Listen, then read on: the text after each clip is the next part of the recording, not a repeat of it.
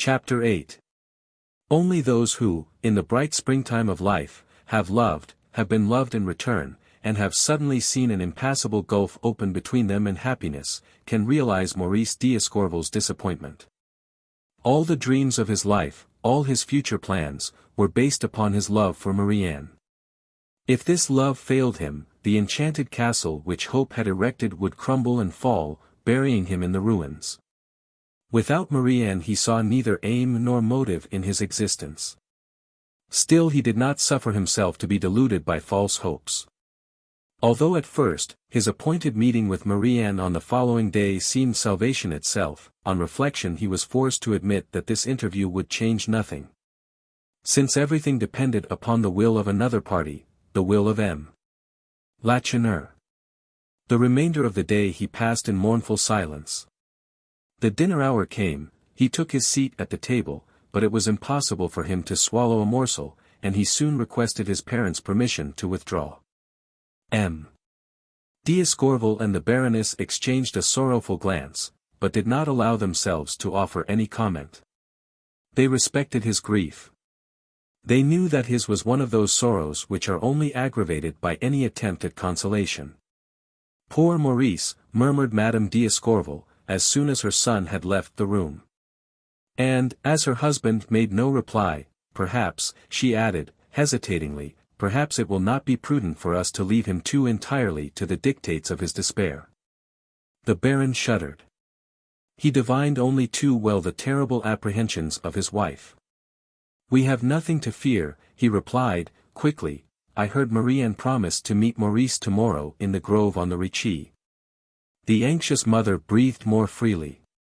Her blood had frozen with horror at the thought that her son might, perhaps, be contemplating suicide, but she was a mother, and her husband's assurances did not satisfy her. She hastily ascended the stairs leading to her son's room, softly opened the door, and looked in. He was so engrossed in his gloomy reverie that he had heard nothing, and did not even suspect the presence of the anxious mother who was watching over him. He was sitting at the window, his elbows resting upon the sill, his head supported by his hands, looking out into the night. There was no moon, but the night was clear, and over beyond the light fog that indicated the course of the Oiselle one could discern the imposing mass of the Château de Sermeuse, with its towers and fanciful turrets. More than once he had sat thus silently gazing at this château, which sheltered what was dearest and most precious in all the world to him. From his windows he could see those of the room occupied by Marie-Anne. And his heart always quickened its throbbing when he saw them illuminated. "She is there," he thought, "in her virgin chamber. She is kneeling to say her prayers. She murmurs my name after that of her father, imploring God's blessing upon us both." But this evening he was not waiting for a light to gleam through the panes of that dear window. Marie-Anne was no longer at Sermeuse, she had been driven away. Where was she now? She, accustomed to all the luxury that wealth could procure, no longer had any home except a poor thatch-covered hovel, whose walls were not even whitewashed, whose only floor was the earth itself, dusty as the public highway in summer, frozen or muddy in winter. She was reduced to the necessity of occupying herself the humble abode she, in her charitable heart, had intended as an asylum for one of her pensioners. What was she doing now? Doubtless she was weeping. At this thought poor Maurice was heartbroken. What was his surprise, a little after midnight, to see the château brilliantly illuminated. The Duke and his son had repaired to the château after the banquet given by the Marquis de Courtornieu was over, and, before going to bed, they made a tour of inspection through this magnificent abode in which their ancestors had lived. They, therefore, might be said to have taken possession of the mansion whose threshold M. de Sermeuse had not crossed for 22 years, and which Martial had never seen. Maurice saw the lights leap from story to story, from casement to casement, until at last even the windows of Marie-Anne's room were illuminated. At this sight the unhappy youth could not restrain a cry of rage. These men, these strangers, dared enter this virgin bower, which he, even in thought, scarcely dared to penetrate. They trampled carelessly over the delicate carpet with their heavy boots. Maurice trembled in thinking of the liberties which they, in their insolent familiarity, might venture upon. He fancied he could see them examining and handling the thousand petty trifles with which young girls love to surround themselves. They opened the presses, perhaps they were reading an unfinished letter lying upon her writing desk. Never until this evening had Marshall supposed he could hate another as he hated these men. At last, in despair, he threw himself upon his bed, and passed the remainder of the night in thinking over what he should say to Marie Anne on the morrow, and in seeking some issue from this inextricable labyrinth. He rose before daybreak, and wandered about the park like a soul in distress, fearing, yet longing, for the hour that would decide his fate. Madame d'Escorval was obliged to exert all her authority to make him take some nourishment. He had quite forgotten that he had passed 24 hours without eating. When 11 o'clock sounded he left the house. The lands of the Ricci are situated on the other side of the Oiselle. Maurice, to reach his destination, was obliged to cross the river at a ferry only a short distance from his home. When he reached the river bank he found 6 or 7 peasants who were waiting to cross. These people did not observe Maurice. They were talking earnestly, and he listened. "It is certainly true," said one of the men. "I heard it from Chanlouineau himself only last evening. He was wild with delight. 'I invite you all to the wedding,' he cried. 'I am betrothed to Monsieur Lacheneur's daughter, the affair is decided.'" This astounding news positively stunned Maurice. He was actually unable to think or to move. Besides, he has been in love with her for a long time. Everyone knows that. One had only to see his eyes when he met her, coals of fire were nothing to them. But while her father was so rich he did not dare to speak. Now that the old man has met with these reverses, he ventures to offer himself, and is accepted. "An unfortunate thing for him," remarked the little old man. "Why so?" "If Monsieur Lacheneur is ruined, as they say." The others laughed heartily. "Ruined, Monsieur Lacheneur," they exclaimed in chorus. "How absurd! He is richer than all of us together. Do you suppose that he has been stupid enough not to have laid anything aside during all these years? He has put this money not in grounds, as he pretends, but somewhere else." "You are saying what is untrue," interrupted Maurice, indignantly. Monsieur Lacheneur left Sairmeuse as poor as he entered it. On recognizing M. d'Escorval's son, the peasants became extremely cautious. He questioned them, but could obtain only vague and unsatisfactory answers. A peasant, when interrogated, will never give a response which he thinks will be displeasing to his questioner. He is afraid of compromising himself. The news he had heard, however, caused Maurice to hasten on still more rapidly after crossing the Oiselle. "Marie and Mary Chanlouineau," he repeated, "it is impossible. It is impossible." Chapter 9. The Ricci, literally translated the waste, where Marie Anne had promised to meet Maurice, owed its name to the rebellious and sterile character of the soil. Nature seemed to have laid her curse upon it. Nothing would grow there. The ground was covered with stones, and the sandy soil defied all attempts to enrich it. A few stunted oaks rose here and there above the thorns and broom plant. But on the lowlands of the Ricci is a flourishing grove. The firs are straight and strong, for the floods of winter have deposited in some of the clefts of the rock sufficient soil to sustain them and the wild clematis and honeysuckle that cling to their branches. On reaching this grove, Maurice consulted his watch. It marked the hour of midday. He had supposed that he was late, but he was more than an hour in advance of the appointed time. He seated himself upon a high rock, from which he could survey the entire Ricci, and waited. The day was magnificent, the air intensely hot. The rays of the August sun fell with scorching violence upon the sandy soil, and withered the few plants which had sprung up since the last rain. The stillness was profound, almost terrible. Not a sound broke the silence, not even the buzzing of an insect, nor a whisper of breeze in the trees. All nature seemed sleeping. And on no side was there anything to remind one of life, motion, or mankind. This repose of nature, which contrasted so vividly with the tumult raging in his own heart, exerted a beneficial effect upon Maurice.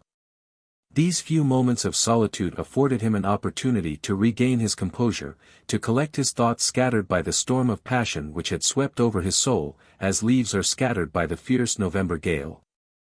With sorrow comes experience, and that cruel knowledge of life which teaches one to guard one's self against one's hopes.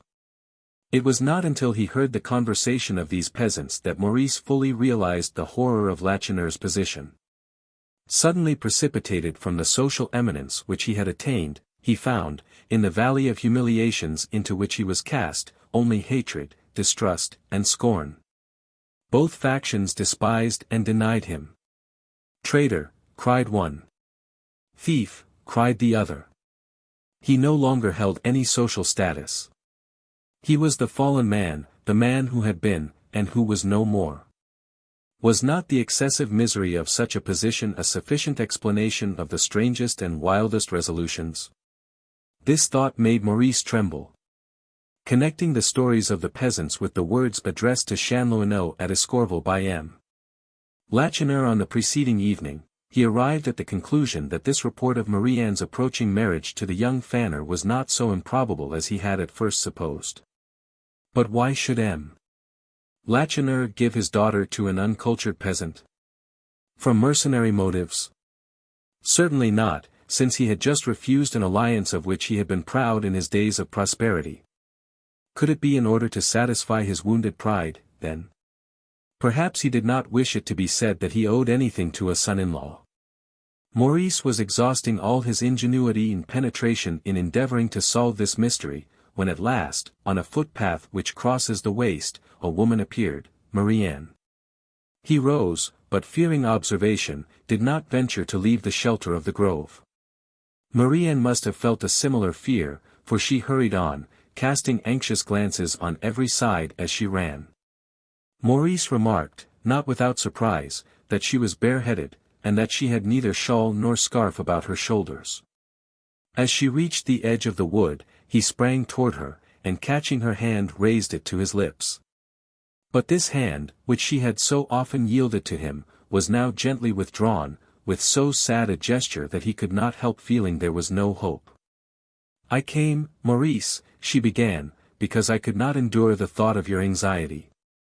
By doing so I have betrayed my father's confidence, he was obliged to leave home. I hastened here. And yet I promised him, only 2 hours ago, that I would never see you again. You hear me, never." She spoke hurriedly, but Maurice was appalled by the firmness of her accent. Had he been less agitated, he would have seen what a terrible effort this semblance of calmness cost the young girl. He would have understood it from her pallor, from the contraction of her lips, from the redness of the eyelids which she had vainly bathed with fresh water, and which betrayed the tears that had fallen during the night. "If I have come," she continued, "it is only to tell you that, for your own sake, as well as for mine, there must not remain in the secret recesses of your heart even the slightest shadow of a hope. All is over, we are separated forever. Only weak natures revolt against a destiny which they cannot alter. Let us accept our fate uncomplainingly. I wish to see you once more, and to say this, have courage, Maurice. Go away, leave Escorval, forget me." "Forget you, Marie Anne!" exclaimed the wretched young man, "forget you." His eyes met hers, and in a husky voice he added, "Will you then forget me? I am a woman, Maurice." But he interrupted her. "Ah! I did not expect this," he said, despondently. "Poor fool that I was. I believed that you would find a way to touch your father's heart." She blushed slightly, hesitated, and said, "I have thrown myself at my father's feet, he repulsed me." Maurice was thunderstruck, but recovering himself. "It was because you did not know how to speak to him," he exclaimed in a passion of fury, "but I shall know, I will present such arguments that he will be forced to yield. What right has he to ruin my happiness with his caprices? I love you, by right of this love, you are mine, mine rather than his. I will make him understand this, you shall see. Where is he? Where can I find him? Already he was starting to go, he knew not where. Marianne caught him by the arm. "Remain," she commanded, "remain. So you have failed to understand me, Maurice. Ah, well. You must know the truth. I am acquainted now with the reasons of my father's refusal, and though his decision should cost me my life, I approve it. Do not go to find my father. If, moved by your prayers, he gave his consent, I should have the courage to refuse mine." Maurice was so beside himself that this reply did not enlighten him. Crazed with anger and despair, and with no remorse for the insult he addressed to this woman whom he loved so deeply, he exclaimed. "Is it for Chanlouineau, then, that you are reserving your consent? He believes so since he goes about everywhere saying that you will soon be his wife." Marianne shuddered as if a knife had entered her very heart, and yet there was more sorrow than anger in the glance she cast upon Maurice.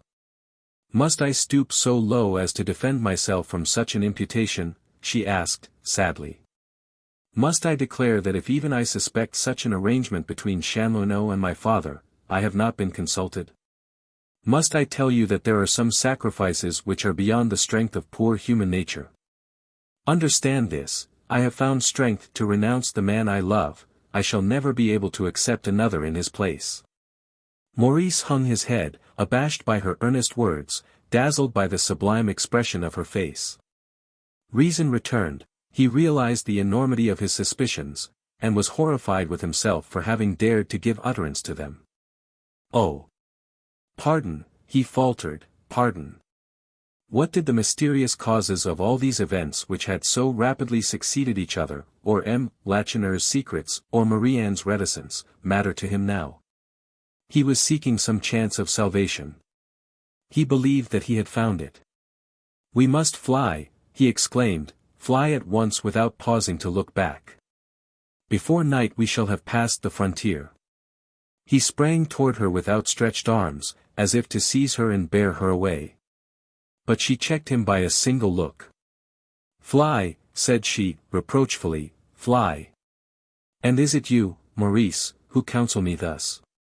What? While misfortune is crushing my poor father to the earth, shall I add despair and shame to his sorrows? His friends have deserted him, shall I, his daughter, also abandon him? Ah! If I did that, I should be the vilest, the most cowardly of creatures. If my father, yesterday, when I believed him the owner of Sairmeuse, had demanded the sacrifice to which I consented last evening, I might, perhaps, have resolved upon the extreme measure you have counselled. In broad daylight I might have left Sairmeuse on the arm of my lover. It is not the world that I fear. But if one might consent to fly from the chateau of a rich and happy father, one cannot consent to desert the poor abode of a despairing and penniless parent. Leave me, Maurice, where honor holds me. It will not be difficult for me, who am the daughter of generations of peasants, to become a peasant. Go. I cannot endure more. Go. And remember that one cannot be utterly wretched if one's conscience is clean, and one's duty fulfilled." Maurice was about to reply, when a crackling of dry branches made him turn his head. Scarcely 10 paces off, Marshal de Sairmeuse was standing motionless, leaning upon his gun. Chapter 10. The Duc de Sairmeuse had slept little and poorly on the night following his return, or his restoration, as he styled it. Inaccessible, as he pretended to be, to the emotions which agitate the common herd, the scenes of the day had greatly excited him. He could not help reviewing them, although he made it the rule of his life never to reflect. While exposed to the scrutiny of the peasants and of his acquaintances at the Château de Courtornieu, he felt that his honor required him to appear cold and indifferent, but as soon as he had retired to the privacy of his own chamber, he gave free vent to his excessive joy. For his joy was intense, almost verging on delirium. Now he was forced to admit to himself the immense service Lacheneur had rendered him in restoring Sairmeuse. This poor man to whom he had displayed the blackest ingratitude, this man, honest to heroism, whom he had treated as an unfaithful servant, had just relieved him of an anxiety which had poisoned his life. Lacheneur had just placed the Duc de Sairmeuse beyond the reach of a not probable, but very possible calamity which he had dreaded for some time. If his secret anxiety had been made known, it would have created much merriment. Nonsense! People would have exclaimed, everyone knows that the Sermus possesses property to the amount of at least 8 or 10 millions, in England. This was true. Only these millions, which had accrued from the estate of the Duchess and of Lord Holland, had not been bequeathed to the Duke. He enjoyed absolute control of this enormous fortune. He disposed of the capital and of the immense revenues to please himself, but it all belonged to his son, to his only son. The Duke possessed nothing, a pitiful income of 1,200 francs, perhaps. But, strictly speaking, not even the means of subsistence. Marshal, certainly, had never said a word which would lead him to suspect that he had any intention of removing his property from his father's control. But he might possibly utter this word. Had he not good reason to believe that sooner or later this fatal word would be uttered?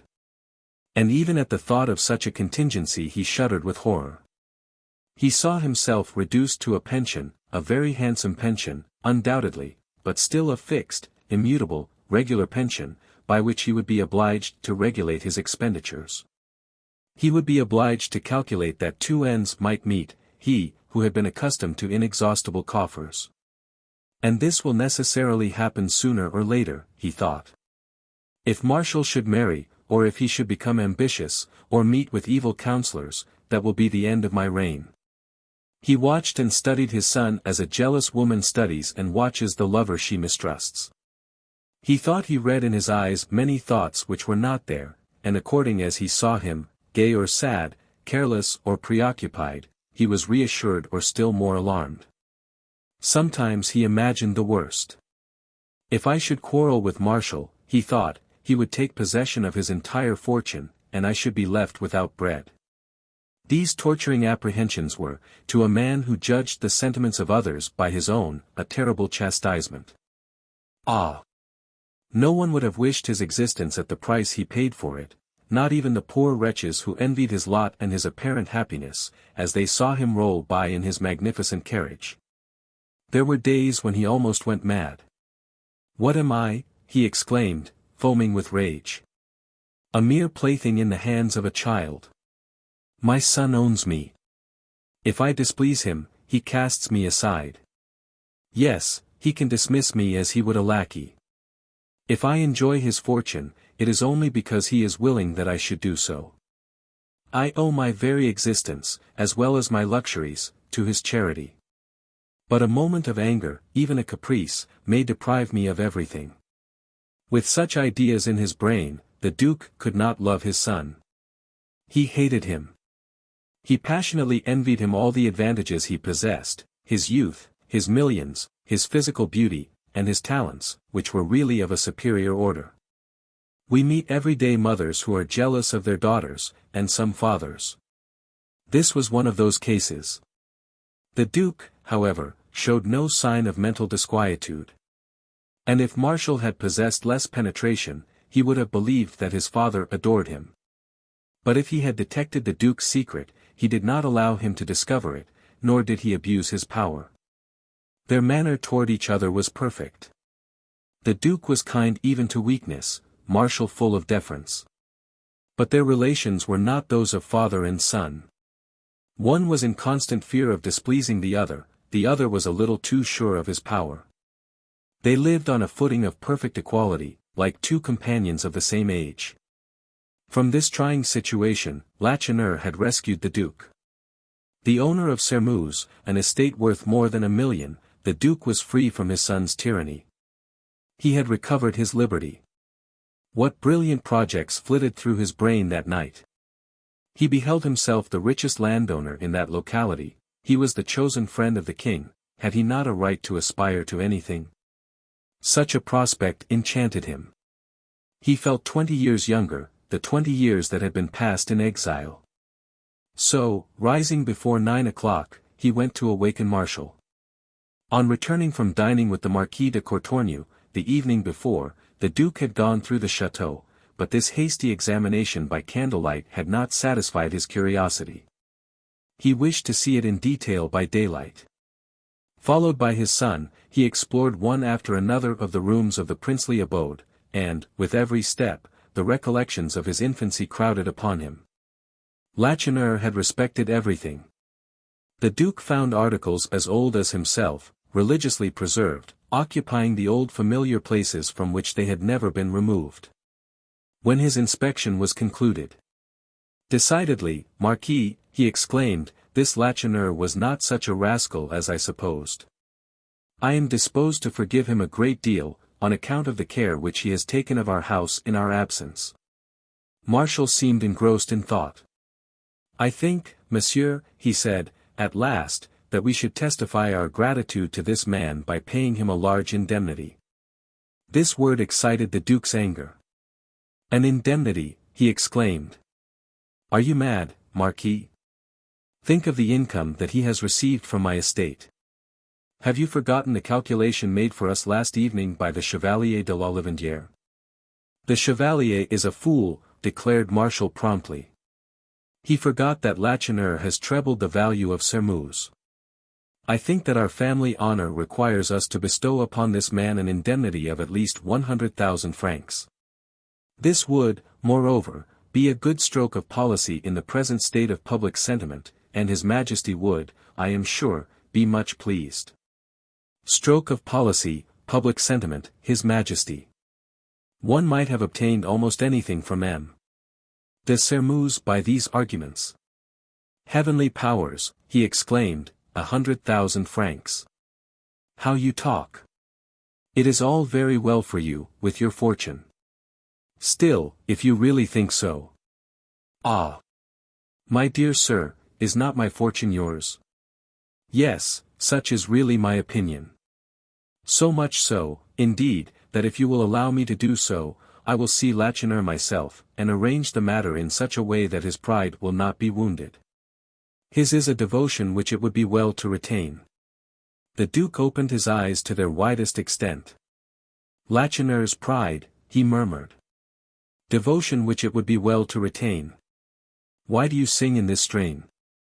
Whence comes this extraordinary interest?"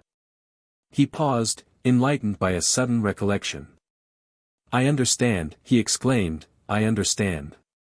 He has a pretty daughter." Martial smiled without replying. "Yes, pretty as a rose," continued the Duke, "but 100,000 francs. Zounds! That is a round sum to pay for such a whim. But, if you insist upon it." Armed with this authorization, Martial, 2 hours later, started on his mission.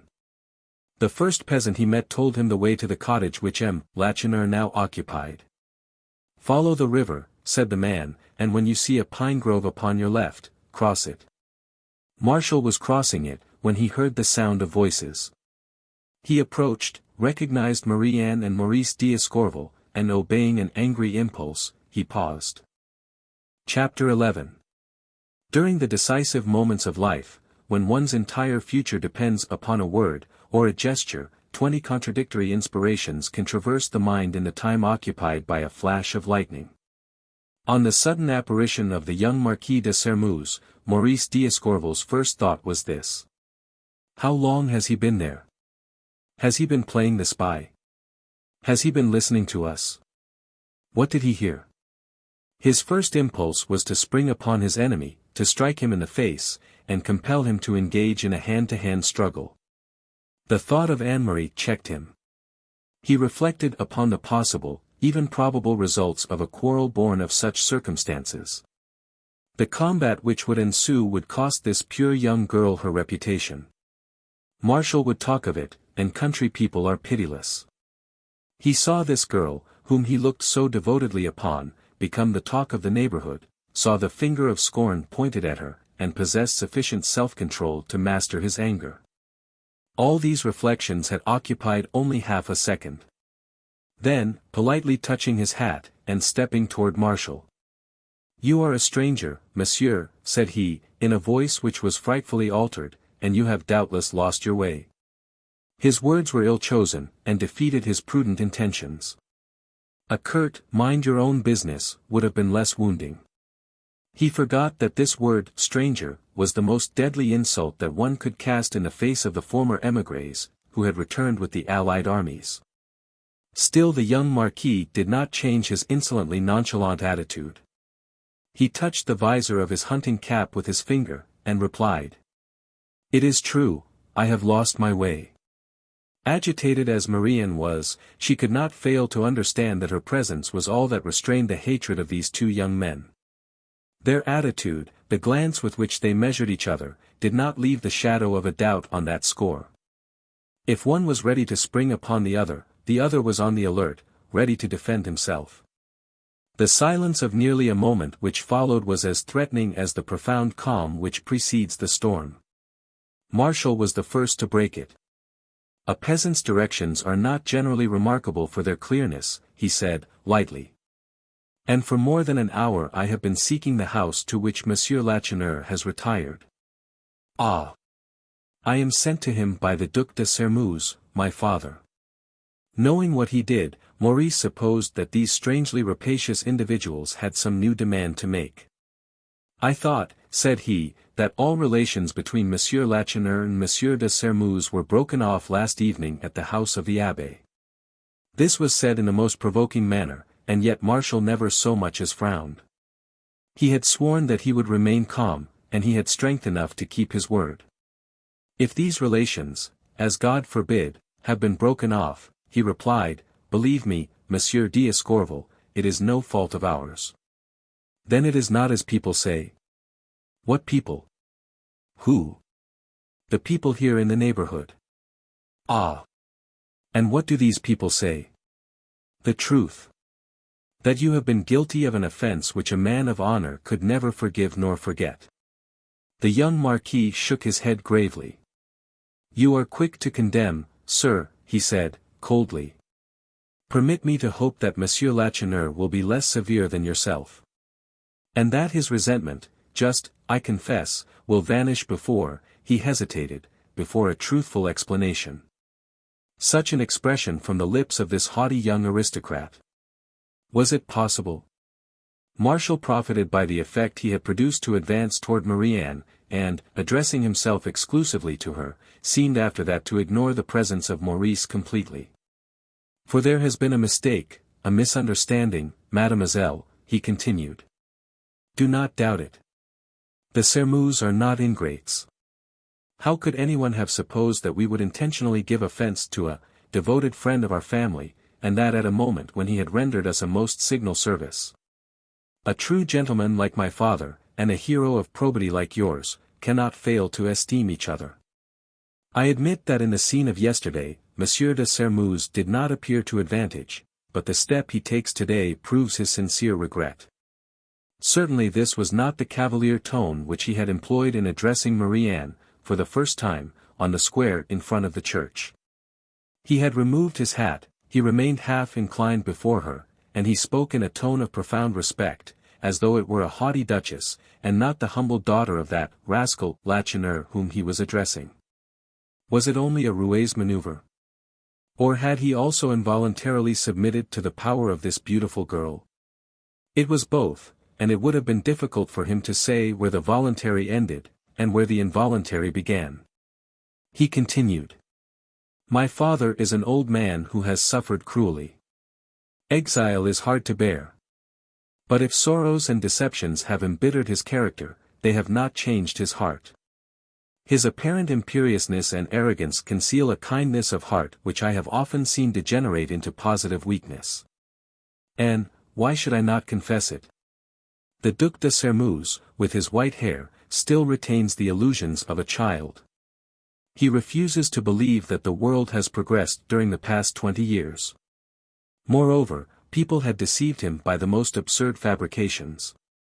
To speak plainly, even while we were in Montagnac, Monsieur Lacheneur's enemies succeeded in prejudicing my father against him. One would have sworn that he was speaking the truth, so persuasive was his voice, so entirely did the expression of his face, his glance, and his gestures accord with his words. And Maurice, who was certain that the young man was lying, impudently lying, was abashed by this scientific prevarication which is so universally practiced in good society, and of which he was entirely ignorant. But what did the Marquis desire here, and why this farce? Need I tell you, mademoiselle, he resumed, all that I suffered last evening in the little drawing-room in the presbytery? No, never in my whole life can I recollect such a cruel moment. I understood, and I did honor to Monsieur Lacheneur's heroism. Hearing of our arrival, he, without hesitation, without delay, hastened to voluntarily surrender a princely fortune, and he was insulted. This excessive injustice horrified me. And if I did not openly protest against it, if I did not show my indignation, it was only because contradiction drives my father to the verge of frenzy. And what good would it have done for me to protest? The filial love and piety which you displayed were far more powerful in their effect than any words of mine would have been.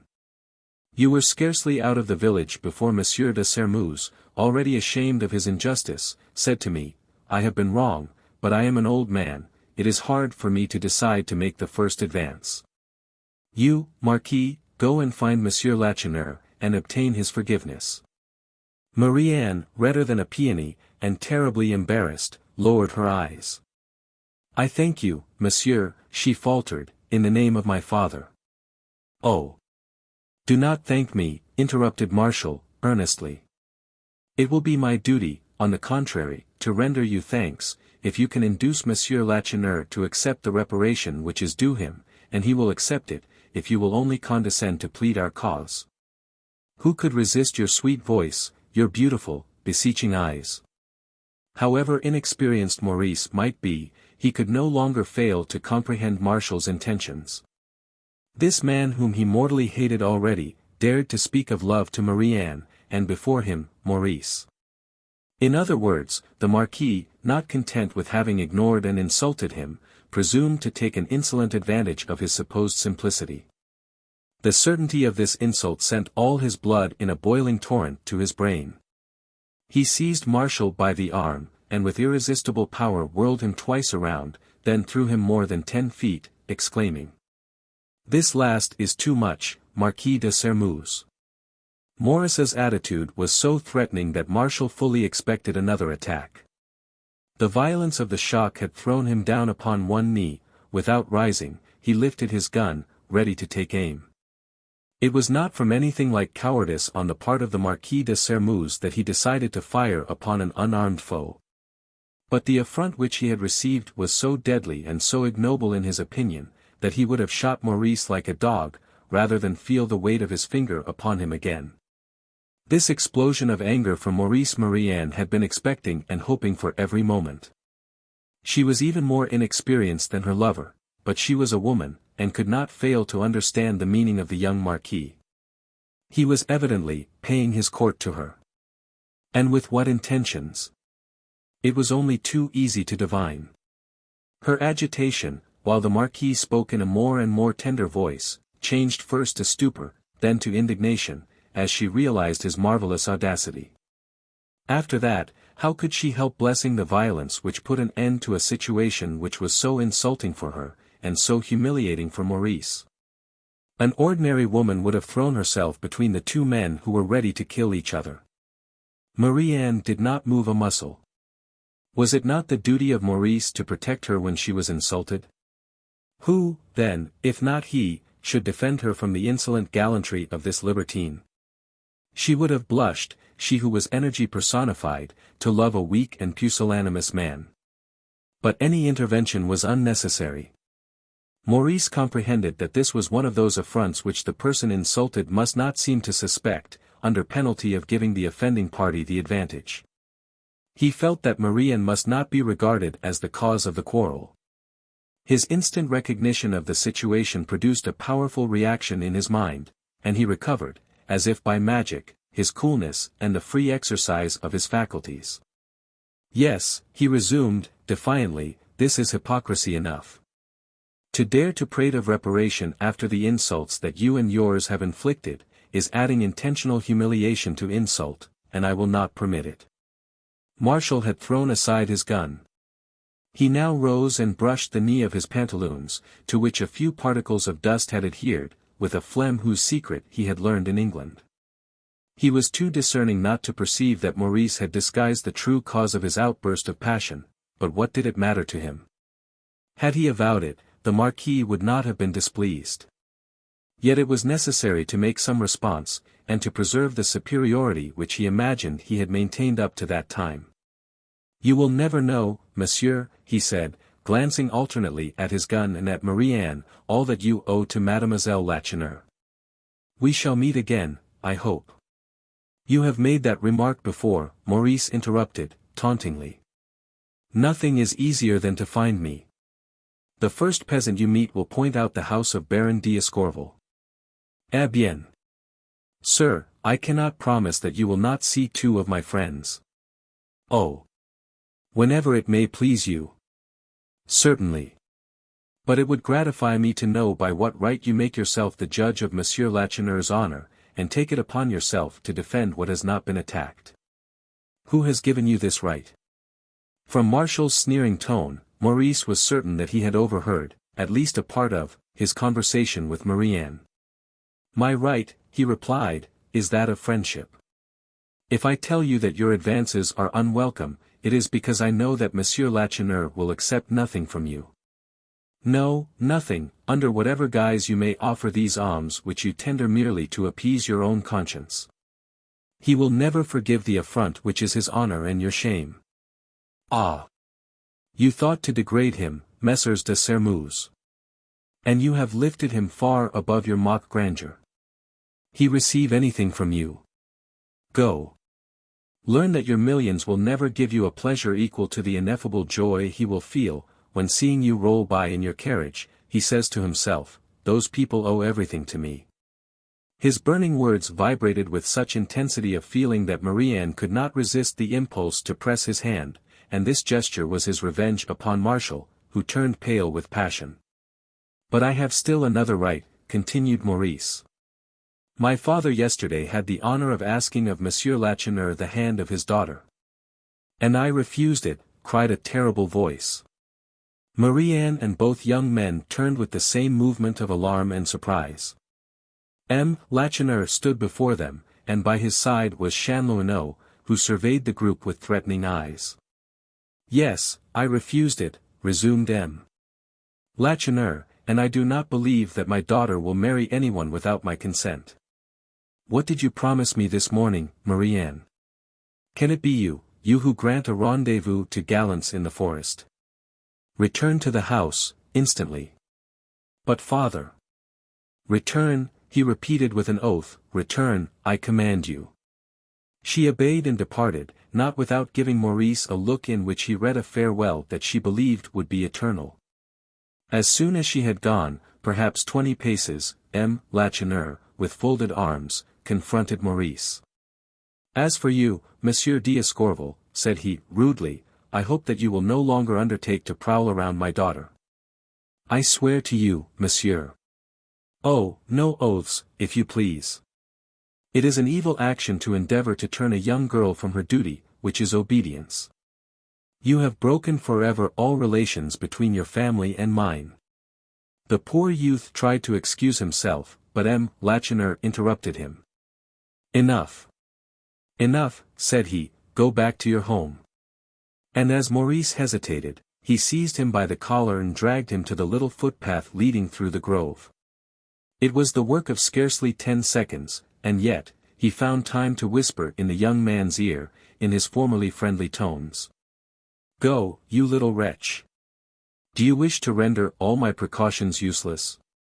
He watched Maurice as he disappeared, bewildered by the scene he had just witnessed, and stupefied by what he had just heard, and it was not until he saw that young d'Escorval was out of hearing that he turned to Martial. "As I have had the honor of meeting you, Monsieur le Marquis," said he, "I deem it my duty to inform you that Chupin and his sons are searching for you everywhere.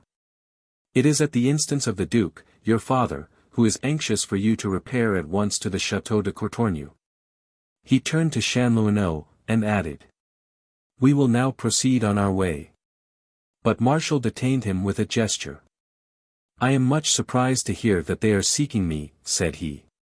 "My father knows very well where he sent me. I was going to your house, monsieur, and at his request." "To my house? To your house, yes, monsieur, to express our sincere regret at the scene which took place at the presbytery last evening. And without waiting for any response, Marshall, with wonderful cleverness and felicity of expression, began to repeat to the father the story which he had just related to the daughter. According to his version, his father and himself were in despair. How could M. Lacheneur suppose them guilty of such black ingratitude? Why had he retired so precipitately? The Duc de Sermeuse held at M. Lacheneur's disposal any amount which it might please him to mention, 60, 100,000 francs, even more. But M. Lacheneur did not appear to be dazzled in the least. And when Marshall had concluded, he replied, respectfully, but coldly, that he would consider the matter. This coldness amazed Chanlouineau. He did not conceal the fact, and the Marquis, after many earnest protestations, at last wended his way homeward. We have misjudged these people, he declared. But M. Lacheneur shrugged his shoulders. And so you are foolish enough to suppose that it was to me that he offered all that money? Zounds! I have ears. Ah, well. My poor boy, you must not believe all they hear, if you have. The truth is, that these large sums were intended to win the favor of my daughter. She has pleased this coxcomb of a marquis, and he wishes to make her his mistress. Chanlouineau stopped short, with eyes flashing, and hands clenched. Good God, he exclaimed, prove that, and I am yours, body and soul, to do anything you desire. Chapter 12. No, never in my whole life have I met a woman who can compare with this Marie-Anne. What grace and what dignity! Ah! Her beauty is divine. So Marshall was thinking while returning to Sermeuse after his proposals to M. Lacheneur. At the risk of losing his way he took the shortest course, which led across the fields and over ditches, which he leaped with the aid of his gun. He found a pleasure, entirely novel and very delightful, in picturing Marie-Anne as he had just seen her, blushing and paling, about to swoon, then lifting her head haughtily in her pride and disdain. Who would have suspected that such indomitable energy and such an impassioned soul was hidden beneath such girlish artlessness and apparent coldness? What an adorable expression illumined her face, what passion shone in those great black eyes when she looked at that little fool D'Escorval. What would not one give to be regarded thus, even for a moment? How could the boy help being crazy about her? He himself loved her, without being, as yet, willing, to confess it. What other name could be given to this passion which had overpowered reason, and to the furious desires which agitated him? Ah! He exclaimed, she shall be mine. Yes, she shall be mine, I will have her. Consequently he began to study the strategic side of the undertaking which this resolution involved with the sagacity of one who had not been without an extended experience in such matters. His debut, he was forced to admit, had been neither fortunate nor adroit. Conveyed compliments and money had both been rejected. If Marie-Anne had heard his covert insinuations with evident horror, M. Lacheneur had received, with even more than coldness, his advances and his offers of actual wealth. Moreover, he remembered Chanlouineau's terrible eyes. How he measured me, that magnificent rustic, he growled. At a sign from Marie-Anne he would have crushed me like an eggshell, without a thought of my ancestors. Ah! Does he also love her? There will be 3 rivals in that case. But the more difficult and even perilous the undertaking seemed, the more his passions were inflamed. My failures can be repaired, he thought. Occasions of meeting shall not be wanting. Will it not be necessary to hold frequent interviews with Monsieur Lacheneur in effecting a formal transfer of Sermeuse? I will win him over to my side. With the daughter my course is plain. Profiting by my unfortunate experience, I will, in the future, be as timid as I have been bold, and she will be hard to please if she is not flattered by this triumph of her beauty. D'Escorval remains to be disposed of. But this was the point upon which Marshall was most exercised. He had, it is true, seen this rival rudely dismissed by M. Lacheneur. And yet the anger of the latter had seemed to him too great to be absolutely real. He suspected a comedy, but for whose benefit? For his, or for Chanlouineau's? And yet, what could possibly be the motive? And yet, he reflected, my hands are tied, and I cannot call this little D'Escorval to account for his insolence. To swallow such an affront in silence is hard. Still, he is brave, there is no denying that. Perhaps I can find some other way to provoke his anger. But even then, what could I do? If I harmed a hair of his head, Marie-Anne would never forgive me. Ah! I would give a handsome sum in exchange for some little device to send him out of the country. Revolving in his mind these plans, whose frightful consequences he could neither calculate nor foresee, Martial was walking up the avenue leading to the chateau, when he heard hurried footsteps behind him. He turned, and seeing two men running after him and motioning him to stop, he paused. It was Chupin, accompanied by one of his sons. This old rascal had been enrolled among the servants charged with preparing Sairmeuse for the reception of the Duke, and he had already discovered the secret of making himself useful to his master, which was by seeming to be indispensable. "Ah, monsieur," he cried, "we have been searching for you everywhere, my son and I." It was Monsieur le Duc. "Very well," said Martial, dryly. "I am returning." But Chupin was not sensitive. And although he had not been very favorably received, he ventured to follow the Marquis at a little distance, but sufficiently near to make himself heard. He also had his schemes. For it was not long before he began a long recital of the calumnies which had been spread about the neighborhood in regard to the Lacheneur affair. Why did he choose this subject in preference to any other? Did he suspect the young Marquis's passion for Marie-Anne? According to this report, Lacheneur, he no longer said "Monsieur," was unquestionably a rascal. The complete surrender of Sairmeuse was only a farce, as he must possess thousands, and hundreds of thousands of francs, since he was about to marry his daughter. If the scoundrel had felt only suspicions, they were changed into certainty by the eagerness with which Martial demanded. "How?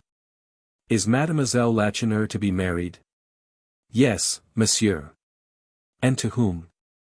"To Chanlouineau, the fellow whom the peasants wished to kill yesterday upon the square, because he was disrespectful to the Duke. He is an avaricious man. And if Marie-Anne does not bring him a good round sum as a dowry, he will never marry her, no matter how beautiful she may be." "Are you sure of what you say?" "It is true. My eldest son heard from Chanlouineau and from Lacheneur that the wedding would take place within a month." And turning to his son, "Is it not true, boy?" "Yes," promptly replied the youth, who had heard nothing of the kind. Martial was silent, ashamed, perhaps, of allowing himself to listen to the gossip, but glad to have been informed of such an important circumstance. If Chupin was not telling a falsehood, and what reason could he have for doing so, it became evident that Lacheneur's conduct concealed some great mystery. Why, without some potent motive, should he have refused to give his daughter to Maurice D'Escorval whom she loved, to bestow her upon a peasant? As he reached Sairmeuse, he was swearing that he would discover this motive. A strange scene awaited him. In the broad open space extending from the front of the chateau to the parterre lay a huge pile of all kinds of clothing, linen, plate, and furniture. One might have supposed that the occupants of the chateau were moving. A half-dozen men were running to and fro, and standing in the center of the rubbish was the Duc de Sairmeuse, giving orders. Martial did not understand the whole meaning of the scene at first. He went to his father, and after saluting him respectfully, inquired, "What is all this?" De Sairmeuse laughed heartily. "What? Can you not guess?" he replied. "It is very simple, however.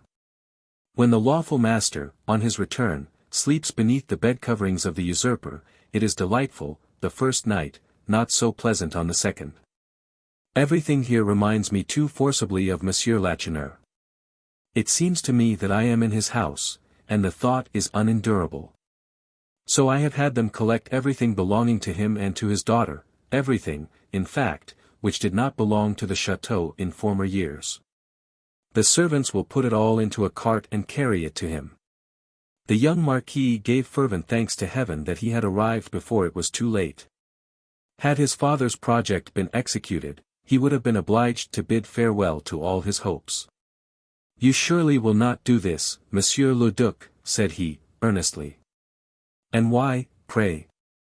Who will prevent me from doing it?" "No one, most assuredly. But you will decide, on reflection, that a man who has not conducted himself too badly has a right to some consideration." The Duke seemed greatly astonished. "Consideration," he exclaimed. "This rascal has a right to some consideration. Well, this is one of the poorest of jokes. What?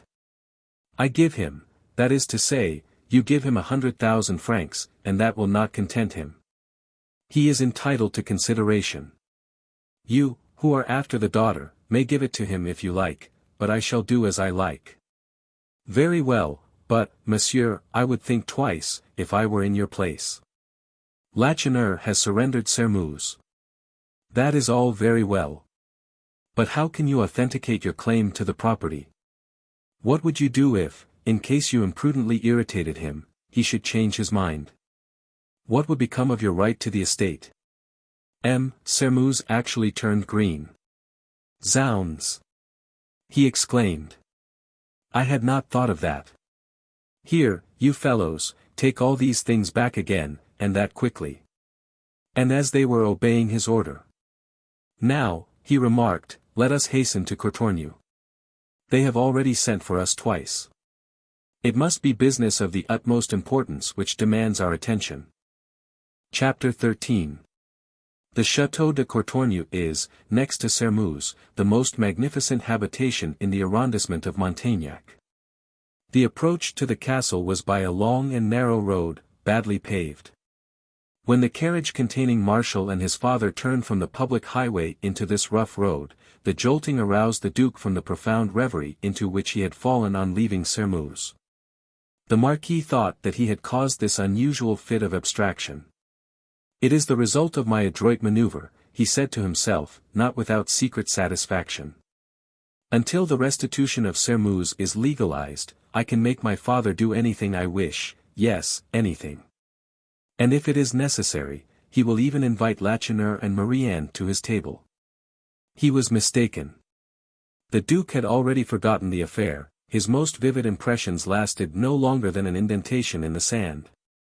He lowered the glass in front of the carriage, and, after ordering the coachman to drive more slowly, "Now," said he to his son, "let us talk a little. Are you really in love with that little Lacheneur?" Marshal could not repress a start. "Oh! In love," said he, lightly, "that would perhaps be saying too much. Let me say that she has taken my fancy, that will be sufficient." The Duke regarded his son with a bantering air. "Really, you delight me," he exclaimed. "I feared that this love affair might derange, at least for the moment, certain plans that I have formed, for I have formed certain plans for you." "The devil! Yes, I have my plans, and I will communicate them to you later in detail. I will content myself today by recommending you to examine Mademoiselle Blanche de Courtornieu." Marshal made no reply. This recommendation was entirely unnecessary.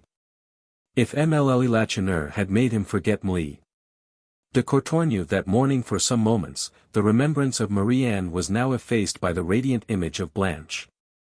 "Before discussing the daughter," resumed the Duke, "let us speak of the father. He is one of my strongest friends. And I know him thoroughly. You have heard men reproach me for what they style my prejudices, have you not? Well, in comparison with the Marquis de Courtornieu, I am only a Jacobin." "Oh! My father! Really, nothing could be more true. If I am behind the age in which I live, he belongs to the reign of Louis XIV. Only, for there is an only, the principles which I openly avow, he keeps locked up in his snuff-box, and trust him for not forgetting to open it at the opportune moment. He has suffered cruelly for his opinions, in the sense of having so often been obliged to conceal them.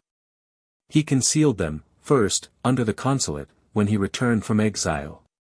He dissimulated them even more courageously under the Empire, for he played the part of a kind of chamberlain to Bonaparte, this dear Marquis. But, chut! Do not remind him of that proof of heroism. He has deplored it bitterly since the Battle of Lutzen.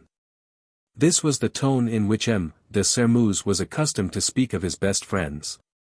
The history of his fortune, he continued, is the history of his marriages. I say marriages, because he has married a number of times, and always advantageously. Yes, in a period of 15 years he has had the misfortune of losing 3 wives, each richer than the other. His daughter is the child of his third and last wife, a Cisse Blossac. She died in 1809. He comforted himself after each bereavement by purchasing a quantity of lands or bonds. So that now he is as rich as you are, Marquis, and his influence is powerful and widespread. I forgot one detail, however. He believes, they tell me, in the growing power of the clergy, and has become very devout. He checked himself. The carriage had stopped before the entrance of the Château de Courtornieu, and the Marquis came forward to receive his guests in person. A nattering distinction, which he seldom lavished upon his visitors. The Marquis was long rather than tall, and very solemn in deportment. The head that surmounted his angular form was remarkably small, a characteristic of his race, and covered with thin, glossy black hair, and lighted by cold, round black eyes. The pride that becomes a gentleman, and the humility that befits a Christian, were continually at war with each other in his countenance. He pressed the hands of M. de Sermuz and Marshal, overwhelming them with compliments uttered in a thin, rather nasal voice, which, issuing from his immense body, was as astonishing as the sound of a flute issuing from the pipes of an orphicleide would be. At last you have come, he said. We were waiting for you before beginning our deliberations upon a very grave, and also very delicate matter. We are thinking of addressing a petition to His Majesty. The nobility, who have suffered so much during the Revolution, have a right to expect ample compensation. Our neighbors, to the number of 16, are now assembled in my cabinet, transformed for the time into a council chamber.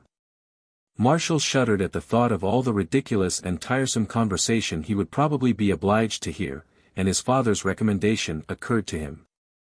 Shall we not have the honor of paying our respects to Mademoiselle de Courtornieu? My daughter must be in the drawing-room with our cousin, replied the Marquis, in an indifferent tone, at least, if she is not in the garden. This might be construed into, go and look for her if you choose. At least Marshal understood it in that way, and when they entered the hall, he allowed his father and the Marquis to go upstairs without him. A servant opened the door of the drawing-room for him, but it was empty. Very well, said he, I know my way to the garden. But he explored it in vain, no one was to be found. He decided to return to the house and march bravely into the presence of the dreaded enemy. He had turned to retrace his steps when, through the foliage of a bower of jasmine, he thought he could distinguish a white dress. He advanced softly, and his heart quickened its throbbing when he saw that he was right. Emilie Blanche de Courtornieu was seated on a bench beside an old lady, and was engaged in reading a letter in a low voice. She must have been greatly preoccupied, since she had not heard Marshal's footsteps approaching. He was only 10 paces from her, so near that he could distinguish the shadow of her long eyelashes. He paused, holding his breath, in a delicious ecstasy. Ah! How beautiful she is, he thought. Beautiful? No. But pretty, yes, as pretty as heart could desire, with her great velvety blue eyes and her pouting lips. She was a blonde, but one of those dazzling and radiant blondes found only in the countries of the sun.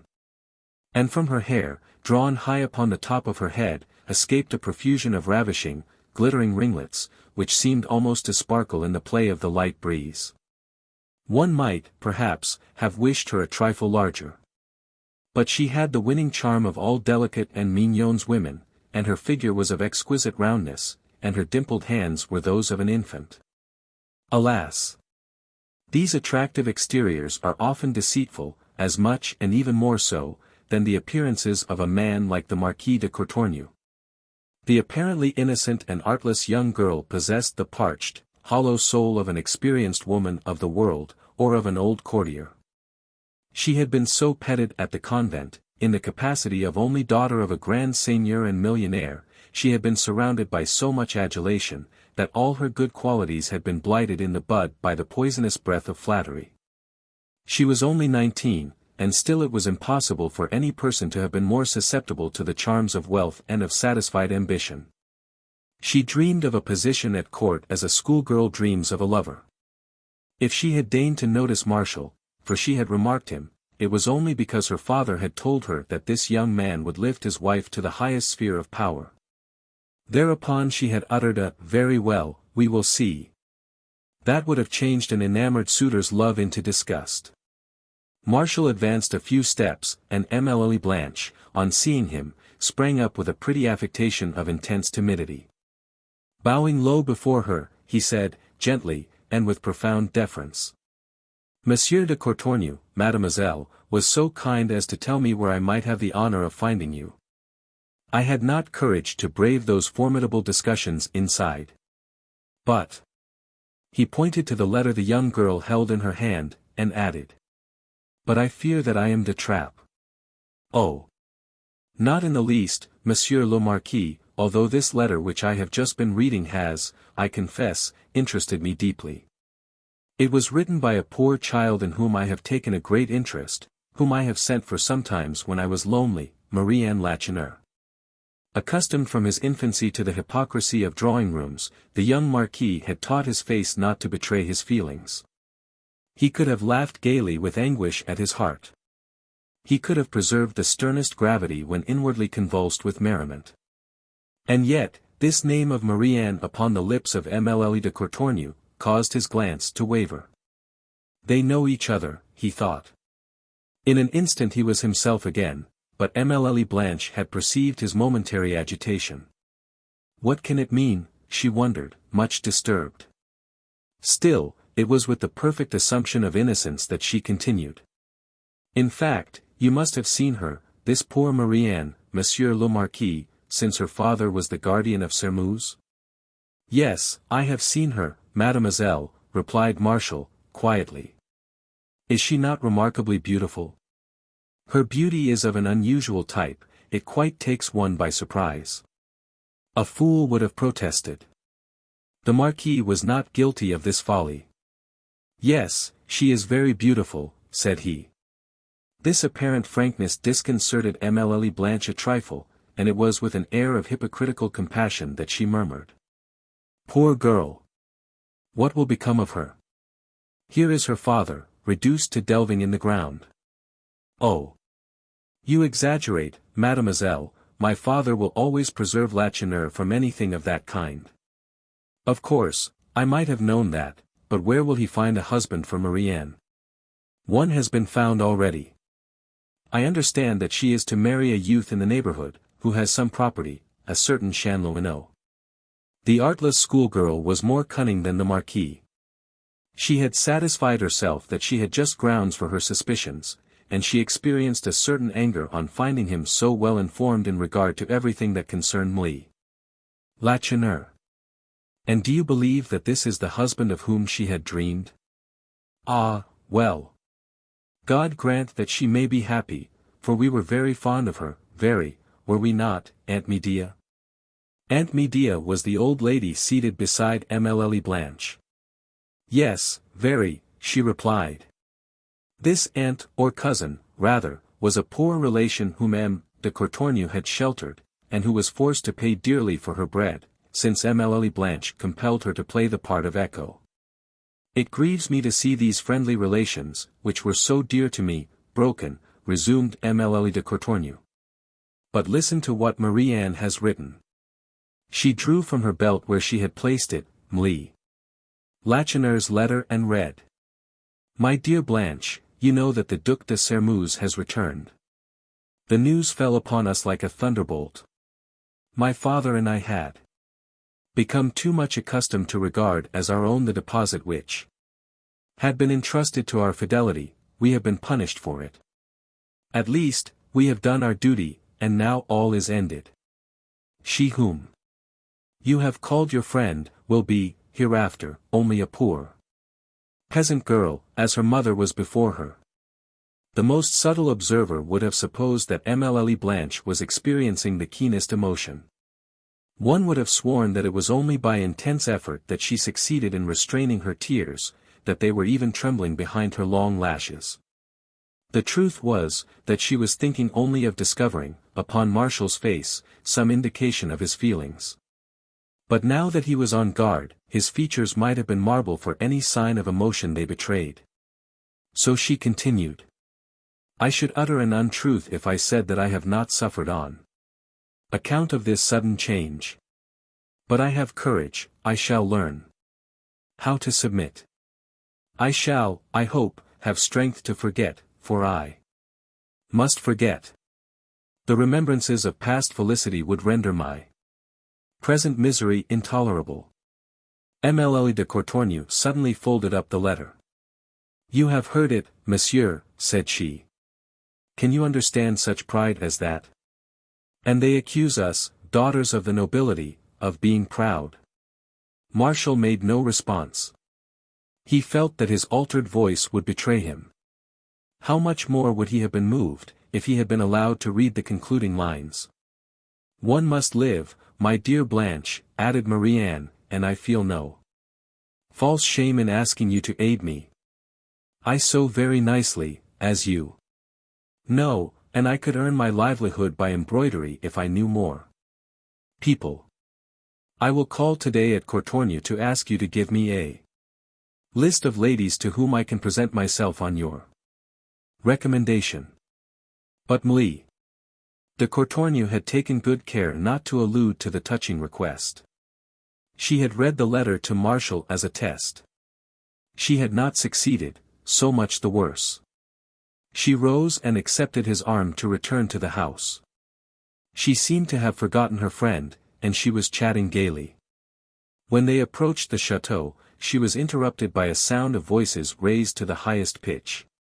It was the address to the king which was agitating the council convened in M. de Courtornieu's cabinet. Mlle Blanche paused. I am trespassing upon your kindness, monsieur. I am boring you with my silly chat when you should undoubtedly be up there. Certainly not, he replied, laughing. What should I do there? The role of men of action does not begin until the orators have concluded. He spoke so energetically, in spite of his jesting tone, that Mlle de Courtornieu was fascinated. She saw before her, she believed, a man who, as her father had said, would rise to the highest position in the political world. Unfortunately, her admiration was disturbed by a ring of the great bell that always announces visitors. She trembled, let go her hold on Martial's arm, and said, very earnestly. Ah, no matter. I wish very much to know what is going on up there. If I ask my father, he will laugh at my curiosity, while you, monsieur, if you are present at the conference, you will tell me all. A wish thus expressed was a command. The Marquis bowed and obeyed. She dismisses me, he said to himself as he ascended the staircase, nothing could be more evident, and that without much ceremony. Why the devil does she wish to get rid of me? Why? Because a single peal of the bell announced a visitor for Mlle Blanche, because she was expecting a visit from her friend, and because she wished at any cost to prevent a meeting between Martial and Marie-Anne. She did not love him, and yet an agony of jealousy was torturing her. Such was her nature. Her presentiments were realized. It was, indeed, Mlle Lacheneur who was awaiting her in the drawing-room. The poor girl was paler than usual. But nothing in her manner betrayed the frightful anguish she had suffered during the past 2 or 3 days. And her voice, in asking from her former friend a list of customers, was as calm and as natural as in other days, when she was asking her to come and spend an afternoon at Sermeuse. So, when the two girls embraced each other, their roles were reversed.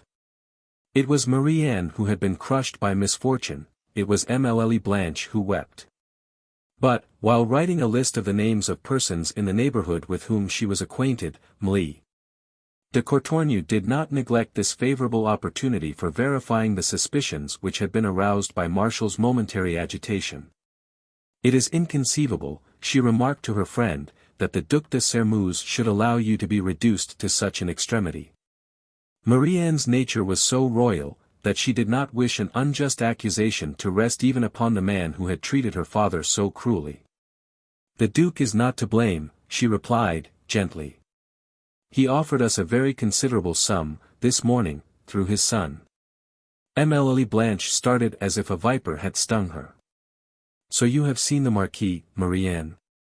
"Yes." "Has he been to your house?" "He was going there, when he met me in the grove on the waste." She blushed as she spoke, she turned crimson at the thought of Martial's impertinent gallantry. This girl who had just emerged from a convent was terribly experienced. But she misunderstood the cause of Marie-Anne's confusion. She could dissimulate, however, and when Marie-Anne went away, Emilie Blanche embraced her with every sign of the most ardent affection. But she was almost suffocated with rage. "What?" she thought, "they have met but once, and yet they are so strongly impressed with each other. Do they love each other already?" Chapter 14. If Martial had faithfully reported to Emilie Blanche all that he heard in the Marquis de Courtornieu's cabinet, he would probably have astonished her a little. He, himself, if he had sincerely confessed his impressions and his reflections, would have been obliged to admit that he was greatly amazed. But this unfortunate man, who, in days to come, would be compelled to reproach himself bitterly for the excess of his fanaticism, refused to confess this truth even to himself. His life was to be spent in defending prejudices which his own reason condemned. Forced by Emilie Blanche's will into the midst of a discussion, he was really disgusted with the ridiculous and intense greediness of M. de Courtornieu's noble guests. Decorations, fortune, honors, power, they desired everything. They were satisfied that their pure devotion deserved the most munificent rewards.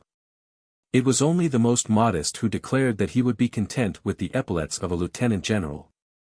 Many were the recriminations, stinging words, and bitter reproaches.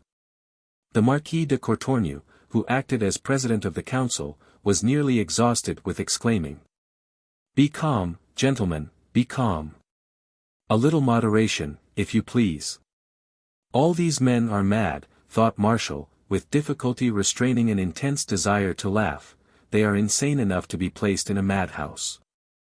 But he was not obliged to render a report of the séance. The deliberations were soon fortunately interrupted by a summons to dinner. Emilie Blanche, when the young Marquis rejoined her, quite forgot to question him about the doings of the council. In fact, what did the hopes and plans of these people matter to her? She cared very little about them or about the people themselves, since they were below her father in rank, and most of them were not as rich. An absorbing thought, a thought of her future, and of her happiness, filled her mind to the exclusion of all other subjects.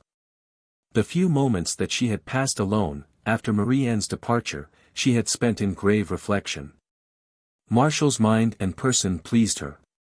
In him were combined all the qualifications which any ambitious woman would desire in a husband, and she decided that he should be her husband. Probably she would not have arrived at this conclusion so quickly, had it not been for the feeling of jealousy aroused in her heart. But from the very moment that she could believe or suspect that another woman was likely to dispute the possession of Martial with her, she desired him.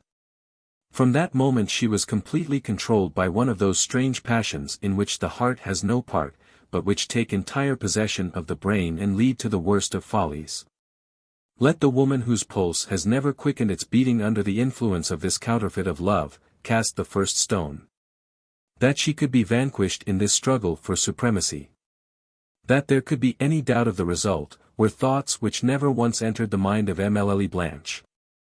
She had been told so often, it had been repeated again and again, that the man whom she would choose must esteem himself fortunate above all others. She had seen her father besieged by so many suitors for her hand. Besides, she thought, smiling proudly, as she surveyed her reflection in the large mirrors, "Am I not as pretty as Marie-Anne?" "Far prettier," murmured the voice of vanity. "And you possess what your rival does not, birth, wit, the genius of coquetry." She did, indeed, possess sufficient cleverness and patience to assume and to sustain the character which seemed most likely to dazzle and to fascinate Marshal. As to maintaining this character after marriage, if it did not please her to do so, that was another matter. The result of all this was that during dinner Mlle Blanche exercised all her powers of fascination upon the young Marquis. She was so evidently desirous of pleasing him that several of the guests remarked it. Some were even shocked by such a breach of conventionality. But Blanche de Courtornieu could do as she chose, she was well aware of that. Was she not the richest heiress for miles and miles around? No slander can tarnish the brilliancy of a fortune of more than 1 million in hard cash. Do you know that those two young people will have a joint income of between 700,000 and 800,000 francs, said one old viscount to his neighbor. Marshal yielded unresistingly to the charm of his position.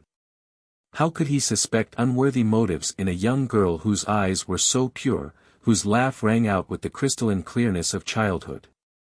Involuntarily he compared her with the grave and thoughtful Marie-Anne, and his imagination floated from one to the other, inflamed by the strangeness of the contrast. He occupied a seat beside Mlle Blanche at table. And they chatted gaily, amusing themselves at the expense of the other guests, who were again conversing upon political matters, and whose enthusiasm waxed warmer and warmer as course succeeded course. Champagne was served with the dessert. And the company drank to the Allies whose victorious bayonets had forced a passage for the king to return to Paris, they drank to the English, to the Prussians, and to the Russians, whose horses were trampling the crops underfoot. The name of D'Escorval heard, above the clink of the glasses, suddenly aroused Marshal from his dream of enchantment. An old gentleman had just risen, and proposed that active measures should be taken to rid the neighborhood of the Baron D'Escorval. The presence of such a man dishonors our country, said he is a frantic Jacobin, and admitted to be dangerous, since Monsieur Fouché has him upon his list of suspected persons, and he is even now under the surveillance of the police.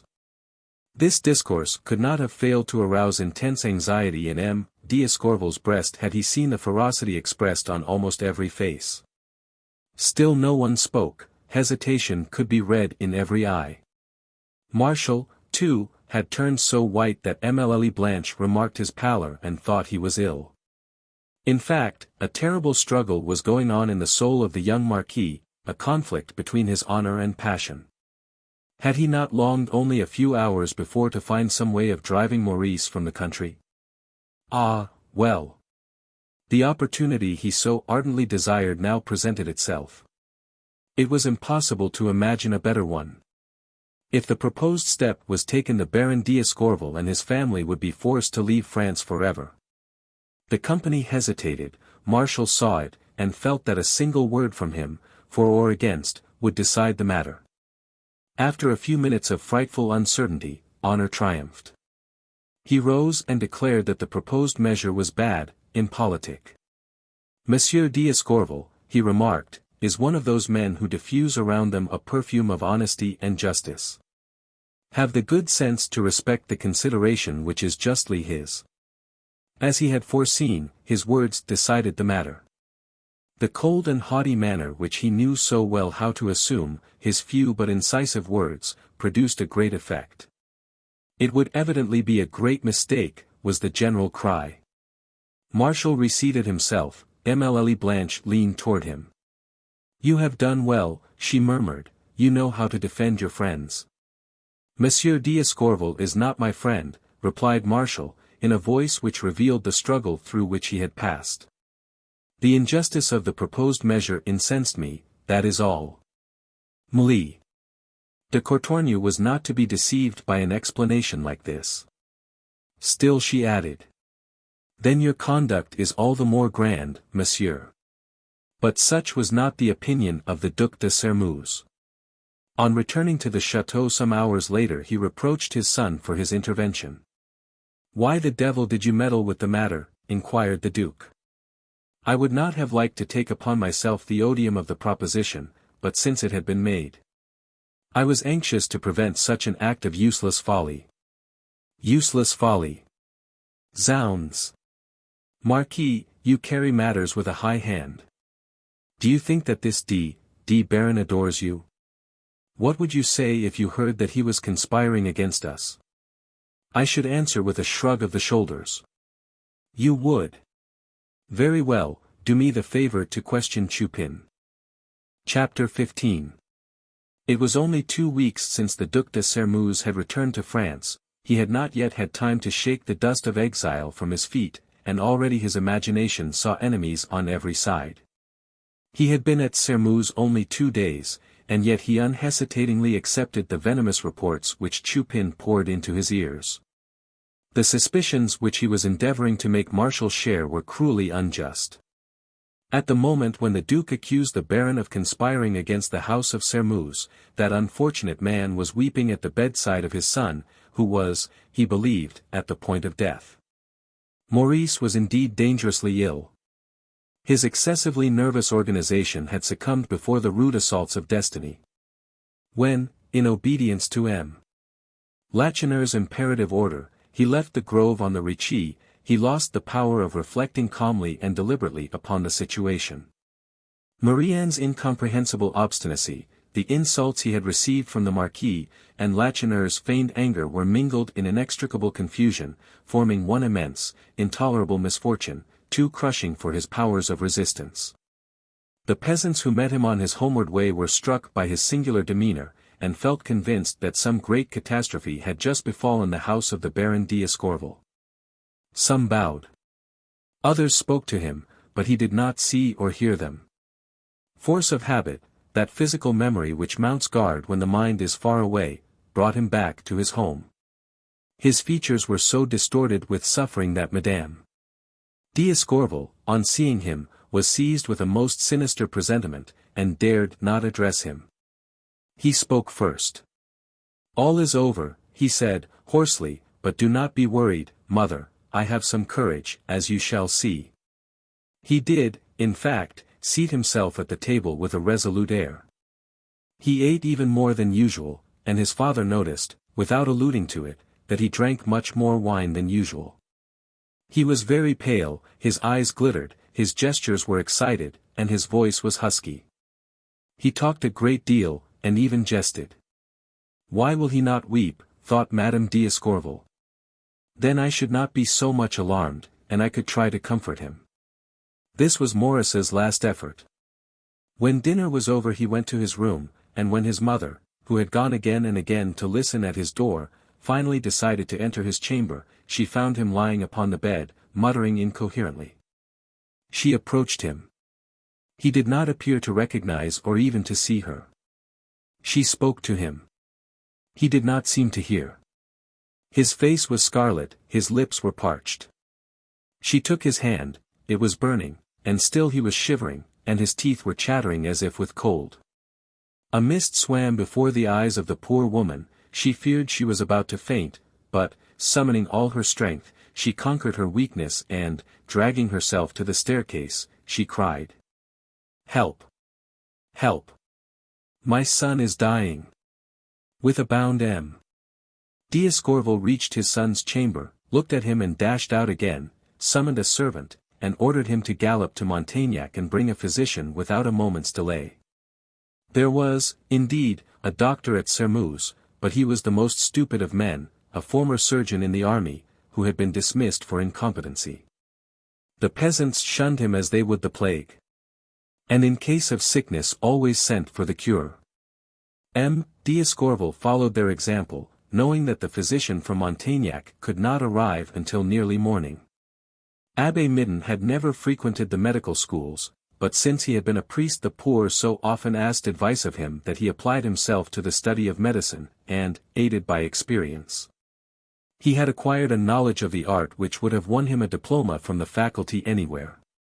At whatever hour of the day or night parishioners came to ask his assistance, he was always ready, his only answer, "Let us go at once." And when the people of the neighborhood met him on the road with his little box of medicine slung over his shoulder, they took off their hats respectfully and stood aside to let him pass. Those who did not respect the priest honored the man. For M. d'Escorval, above all others, Abbé Midden would make haste. The Baron was his friend, and a terrible apprehension seized him when he saw Madame d'Escorval at the gate watching for him. By the way in which she rushed to meet him, he thought she was about to announce some irreparable misfortune. But no, she took his hand, and, without uttering a word, she led him to her son's chamber. The condition of the poor youth was really very critical. The abbé perceived this at a glance, but it was not hopeless. "We will get him out of this," he said, with a smile that reawakened hope. And with the coolness of an old practitioner, he bled him freely, and ordered applications of ice to his head. In a moment all the household were busied in fulfilling the cure's orders. He took advantage of the opportunity to draw the Baron aside in the embrasure of a window. "What has happened?" he asked. "A disappointment in love," M. d'Escorval replied, with a despairing gesture. "Monsieur Lacheneur has refused the hand of his daughter, which I asked in behalf of my son. Maurice was to have seen Marie-Anne today. What passed between them I do not know. The result you see." The Baroness re-entered the room, and the two men said no more. A truly funereal silence pervaded the apartment, broken only by the moans of Maurice. His excitement instead of abating had increased in violence. Delirium peopled his brain with phantoms, and the name of Marie-Anne, Marshal de Sermuz and Chanlouineau dropped so incoherently from his lips that it was impossible to read his thoughts. How long that night seemed to M. d'Escorval and his wife, those only know who have counted each second beside the sick-bed of some loved one. Certainly their confidence in the companion in their vigil was great. But he was not a regular physician like the other, the one whose coming they awaited. Just as the light of the morning made the candles turn pale, they heard the furious gallop of a horse, and soon the doctor from Montaignac entered. He examined Maurice carefully, and, after a short conference with the priest, "I see no immediate danger," he declared. "All that can be done has been done. The malady must be allowed to take its course. I will return." He did return the next day and many days after, for it was not until a week had passed that Maurice was declared out of danger. Then he confided to his father all that had taken place in the grove on the Ricci. The slightest detail of the scene had engraved itself indelibly upon his memory. When the recital was ended, "Are you quite sure," asked his father, "that you correctly understood Marie-Anne's reply? Did she tell you that if her father gave his consent to your marriage, she would refuse hers?" "Those were her very words." "And still she loves you?" "I am sure of it." "You were not mistaken in Monsieur Lacheneur's tone when he said to you, 'Go, you little wretch'? Do you wish to render all my precautions useless?" "No." M. d'Escorval sat for a moment in silence. "This passes comprehension," he murmured at last. And so low that his son could not hear him, he added, "I will see Lacheneur tomorrow, this mystery must be explained." Chapter 16. The cottage where M. Lacheneur had taken refuge was situated on a hill overlooking the water. It was, as he had said, a small and humble dwelling, but it was rather less miserable than the abodes of most of the peasants of the district. It was only 1 story high, but it was divided into 3 rooms, and the roof was covered with thatch. In front was a tiny garden, in which a few fruit trees, some withered cabbages, and a vine which covered the cottage to the roof, managed to find subsistence. This garden was a mere nothing, but even this slight conquest over the sterility of the soil had cost Lacheneur's deceased aunt almost unlimited courage and patience. For more than 20 years the poor woman had never, for a single day, failed to throw upon her garden 3 or 4 basketfuls of richer soil, which she was obliged to bring more than half a league. It had been more than a year since she died. But the little pathway which her patient feet had worn in the performance of this daily task was still distinctly visible. This was the path which M. d'Escorval, faithful to his resolution, took the following day, in the hope of wresting from Marie-Anne's father the secret of his inexplicable conduct. He was so engrossed in his own thoughts that he failed to notice the overpowering heat as he climbed the rough hillside in the full glare of the noonday sun. When he reached the summit, however, he paused to take breath. And while wiping the perspiration from his brow, he turned to look back on the road which he had traversed. It was the first time he had visited the spot, and he was surprised at the extent of the landscape which stretched before him. From this point, which is the most elevated in the surrounding country, one can survey the entire valley of the Oiselle, and discern, in the distance, the redoubtable citadel of Montaignac, built upon an almost inaccessible rock. This last circumstance, which the Baron was afterward doomed to recall in the midst of the most terrible scenes, did not strike him then. Lacheneur's house absorbed all his attention. His imagination pictured vividly the sufferings of this unfortunate man, who, only 2 days before, had relinquished the splendors of the Château de Sermeuse to repair to this wretched abode. He rapped at the door of the cottage. "Come in," said a voice. The Baron lifted the latch and entered. The room was small, with unwhitewashed walls, but with no other floor than the ground, no ceiling save the thatch that formed the roof. A bed, a table and 2 wooden benches constituted the entire furniture. Seated upon a stool, near the tiny window, sat Marie-Anne, busily at work upon a piece of embroidery. She had abandoned her former mode of dress, and her costume was that worn by the peasant girls. When M. d'Escorval entered she rose, and for a moment they remained silently standing, face to face, she apparently calm, he visibly agitated. He was looking at Marie-Anne, and she seemed to him transfigured. She was much paler and considerably thinner, but her beauty had a strange and touching charm, the sublime radiance of heroic resignation and of duty nobly fulfilled. Still, remembering his son, he was astonished to see this tranquillity. "You do not ask me for news of Maurice," he said, reproachfully. "I had news of him this morning, monsieur, as I have had every day. I know that he is improving. And that, since day before yesterday, he has been allowed to take a little nourishment. You have not forgotten him, then?" She trembled. A faint blush suffused throat and forehead, but it was in a calm voice that she replied. "Maurice knows that it would be impossible for me to forget him, even if I wished to do so. And yet you have told him that you approve your father's decision." "I told him so, monsieur, and I shall have the courage to repeat it." "But you have made Maurice wretched, unhappy, child, he has almost died." She raised her head proudly, sought M. d'Escorval's eyes, and when she had found them. "Look at me, monsieur. Do you think that I, too, do not suffer?" M. d'Escorval was abashed for a moment. But recovering himself, he took Marie-Anne's hand, and pressing it affectionately, he said. "So Maurice loves you, you love him, you suffer, he has nearly died, and still you reject him. It must be so, monsieur. You say this, my dear child, you say this, and you undoubtedly believe it. But I, who have sought to discover the necessity of this immense sacrifice, have failed to find it. Explain to me, then, why this must be so, Marie-Anne. Who knows but you are frightened by chimeras, which my experience can scatter with a breath? Have you no confidence in me? Am I not an old friend? It may be that your father, in his despair, has adopted extreme resolutions. Speak, let us combat them together. Lacheneur knows how devotedly I am attached to him. I will speak to him, he will listen to me. I can tell you nothing, monsieur." "What?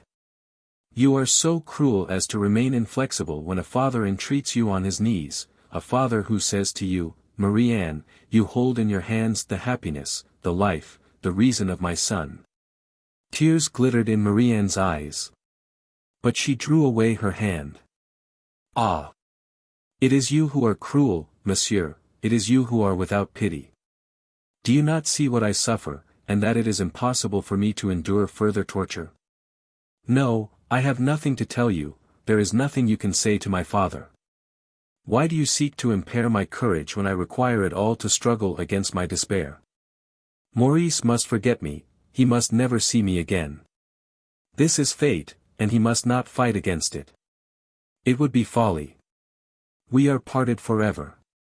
Beseech Maurice to leave the country, and if he refuses, you, who are his father, must command him to do so.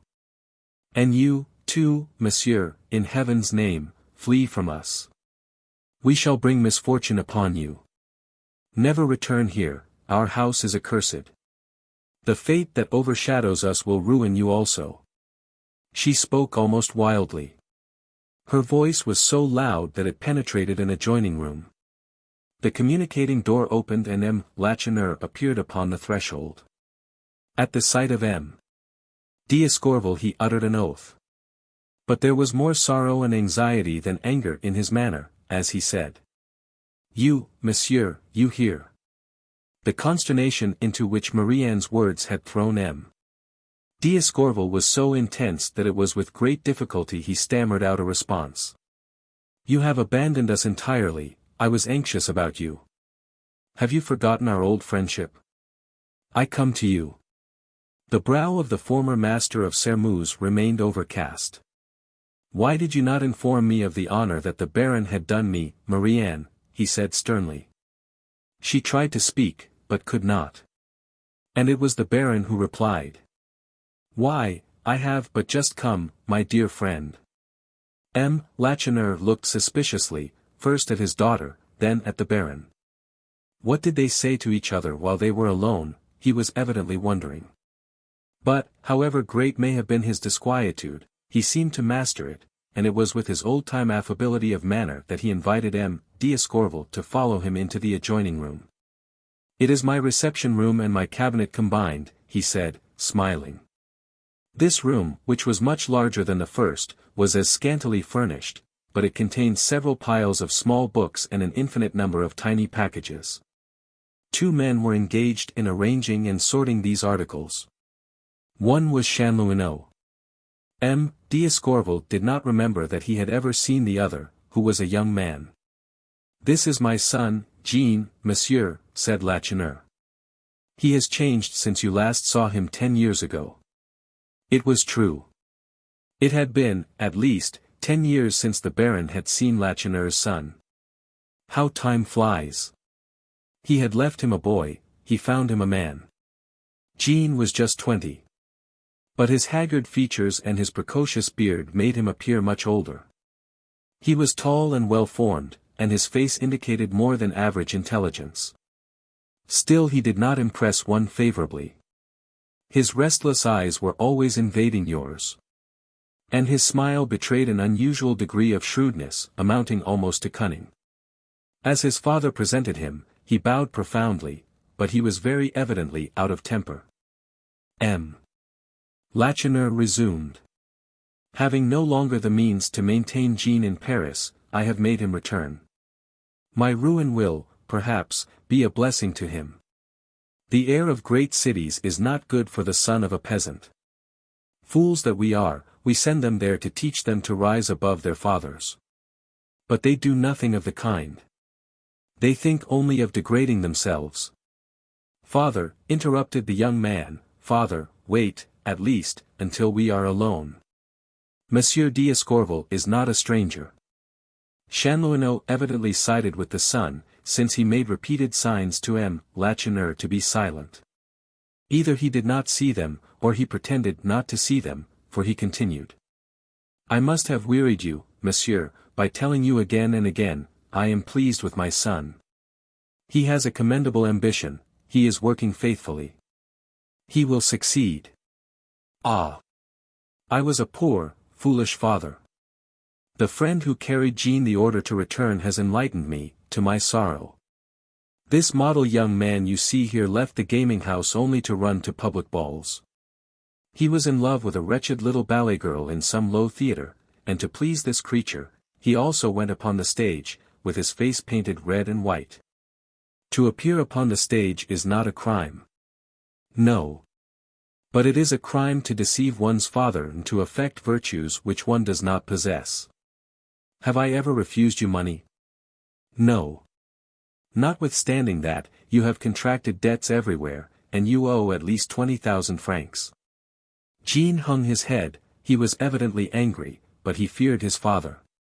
20,000 francs, repeated M. Lacheneur. I had them a fortnight ago, now I have nothing. I can hope to obtain this sum only through the generosity of the Duc de Sairmeuse and his son. These words from Lacheneur's lips astonished the Baron. Lacheneur perceived it, and it was with every appearance of sincerity and good faith that he resumed. Does what I say surprise you? I understand why.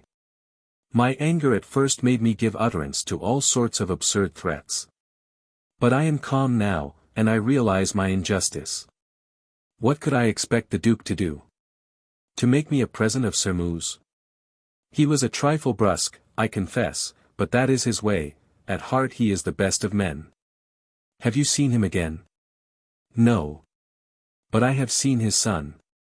I have even been with him to the chateau to designate the articles which I desire to keep. Oh. He refused me nothing. Everything was placed at my disposal, everything. I selected what I wished, furniture, clothing, linen. It is all to be brought here, and I shall be quite a grand seigneur. Why not seek another house? This pleases me, monsieur. Its situation suits me perfectly. In fact, why should not the Sairmeuse have regretted their odious conduct?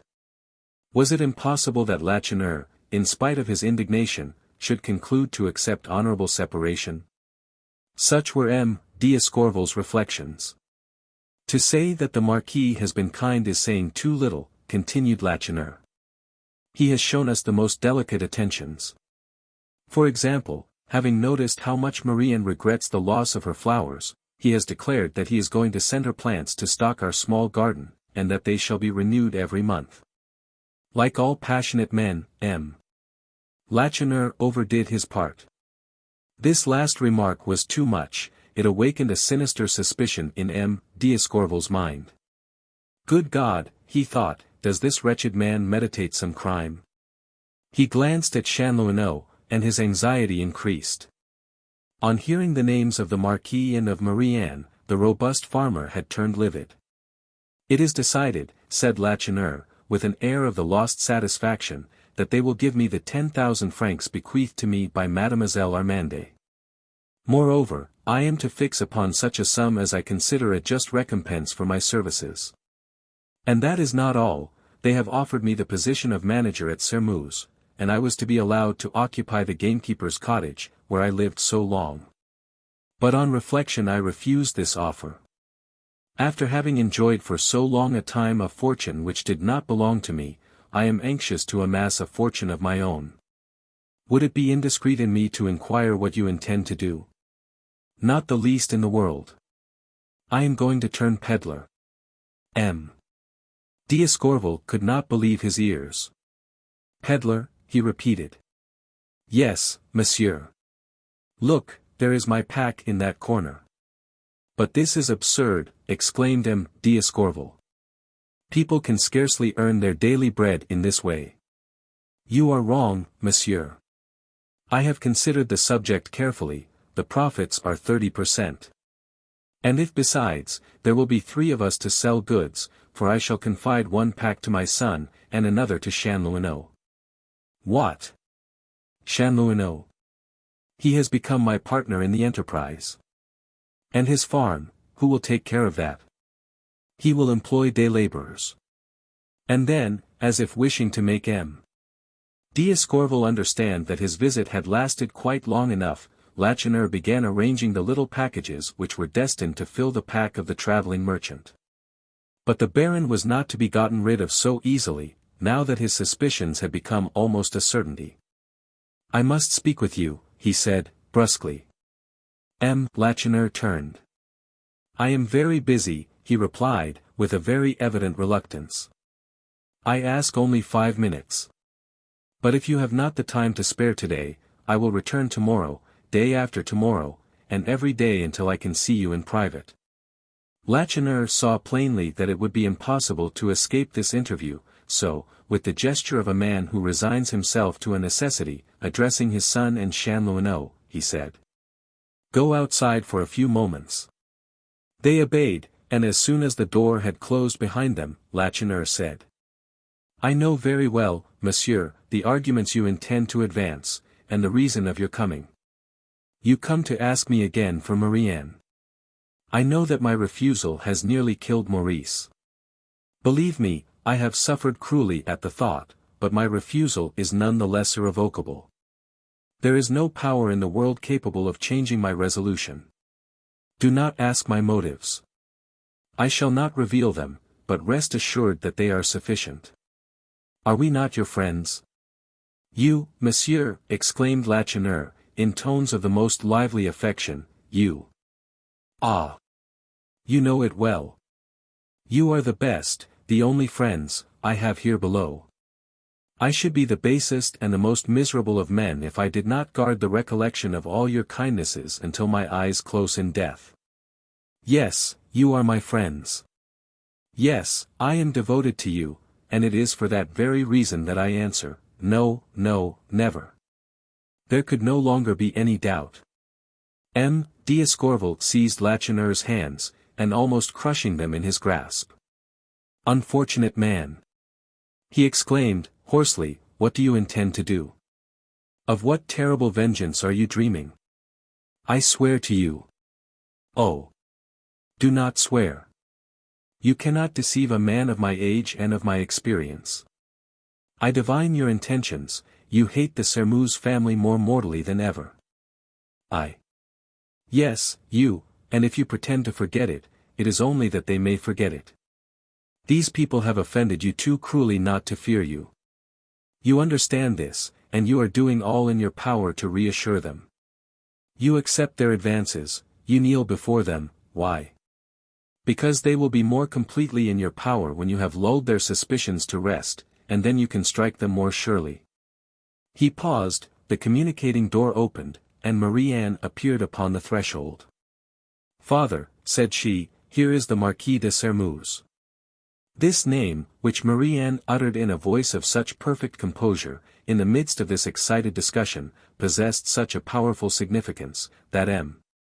d'Escorval stood as if petrified. He dares to come here, he thought. How can it be that he does not fear the walls will fall and crush him? M. Lacheneur cast a withering glance at his daughter. He suspected her of a ruse which would force him to reveal his secret. For a second, the most furious passion contracted his features. But, by a prodigious effort of will, he succeeded in regaining his composure. He sprang to the door, pushed Marie-Anne aside, and leaning out, he said. Deign to excuse me, monsieur, if I take the liberty of asking you to wait a moment, I am just finishing some business, and I will be with you in a moment. Neither agitation nor anger could be detected in his voice, but, rather, a respectful deference, and a feeling of profound gratitude. Having said this, he closed the door and turned to M. d'Escorval. The Baron, still standing with folded arms, had witnessed this scene with the air of a man who distrusts the evidence of his own senses, and yet he understood the meaning of it only too well. So this young man comes here, he said to Lacheneur. Almost every day, not at this hour, usually, but a trifle later. And you receive him? You welcome him? Certainly, monsieur. How can I be insensible to the honor he confers upon me? Moreover, we have subjects of mutual interest to discuss. We are now occupied in legalizing the restitution of Sermuse. I can, also, give him much useful information, and many hints regarding the management of the property. And do you expect to make me, your old friend, believe that a man of your superior intelligence is deceived by the excuses the Marquis makes for these frequent visits? Look me in the eye, and then tell me, if you dare, that you believe these visits are addressed to you. Lacheneur's eye did not waver. To whom else could they be addressed, he inquired. This obstinate serenity disappointed the Baron's expectations. He could not have received a heavier blow. Take care, Lacheneur, he said, sternly. Think of the situation in which you place your daughter, between Chanlouineau, who wishes to make her his wife, and Monsieur de Sermuse, who desires to make her. Who desires to make her his mistress, is that what you mean? Oh, say the word. But what does that matter? I am sure of Marie-Anne. M. d'Escorval shuddered. In other words, said he, in bitter indignation, you make your daughter's honor and reputation your stake in the game you are playing. This was too much. Lacheneur could restrain his furious passion no longer. Well, yes, he exclaimed, with a frightful oath, yes, you have spoken the truth. Marianne must be, and will be, the instrument of my plans.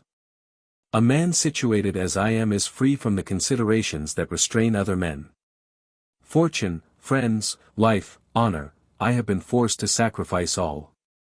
Perish my daughter's virtue, perish my daughter herself, what do they matter, if I can but succeed? He was terrible in his fanaticism, and in his mad excitement he clenched his hands as if he were threatening some invisible enemy. His eyes were wild and bloodshot. The Baron seized him by the coat as if to prevent his escape. You admit it, then, he said. You wish to revenge yourself on the Sermeuse family, and you have made Chanlouineau your accomplice. But Lacheneur, with a sudden movement, freed himself. I admit nothing, he replied. And yet I wish to reassure you. He raised his hand as if to take an oath, and in a solemn voice, he said. Before God, who hears my words, by all that I hold sacred in this world, by the memory of my sainted wife who lies beneath the sod, I swear that I am plotting nothing against the Sermeuse family. That I had no thought of touching a hair of their heads. I use them only because they are absolutely indispensable to me.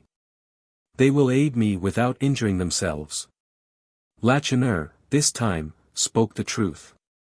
His hearer felt it. Still he pretended to doubt. He thought by retaining his own self-possession, and exciting the anger of this unfortunate man still more, he might, perhaps, discover his real intentions. So it was with an air of suspicion that he said.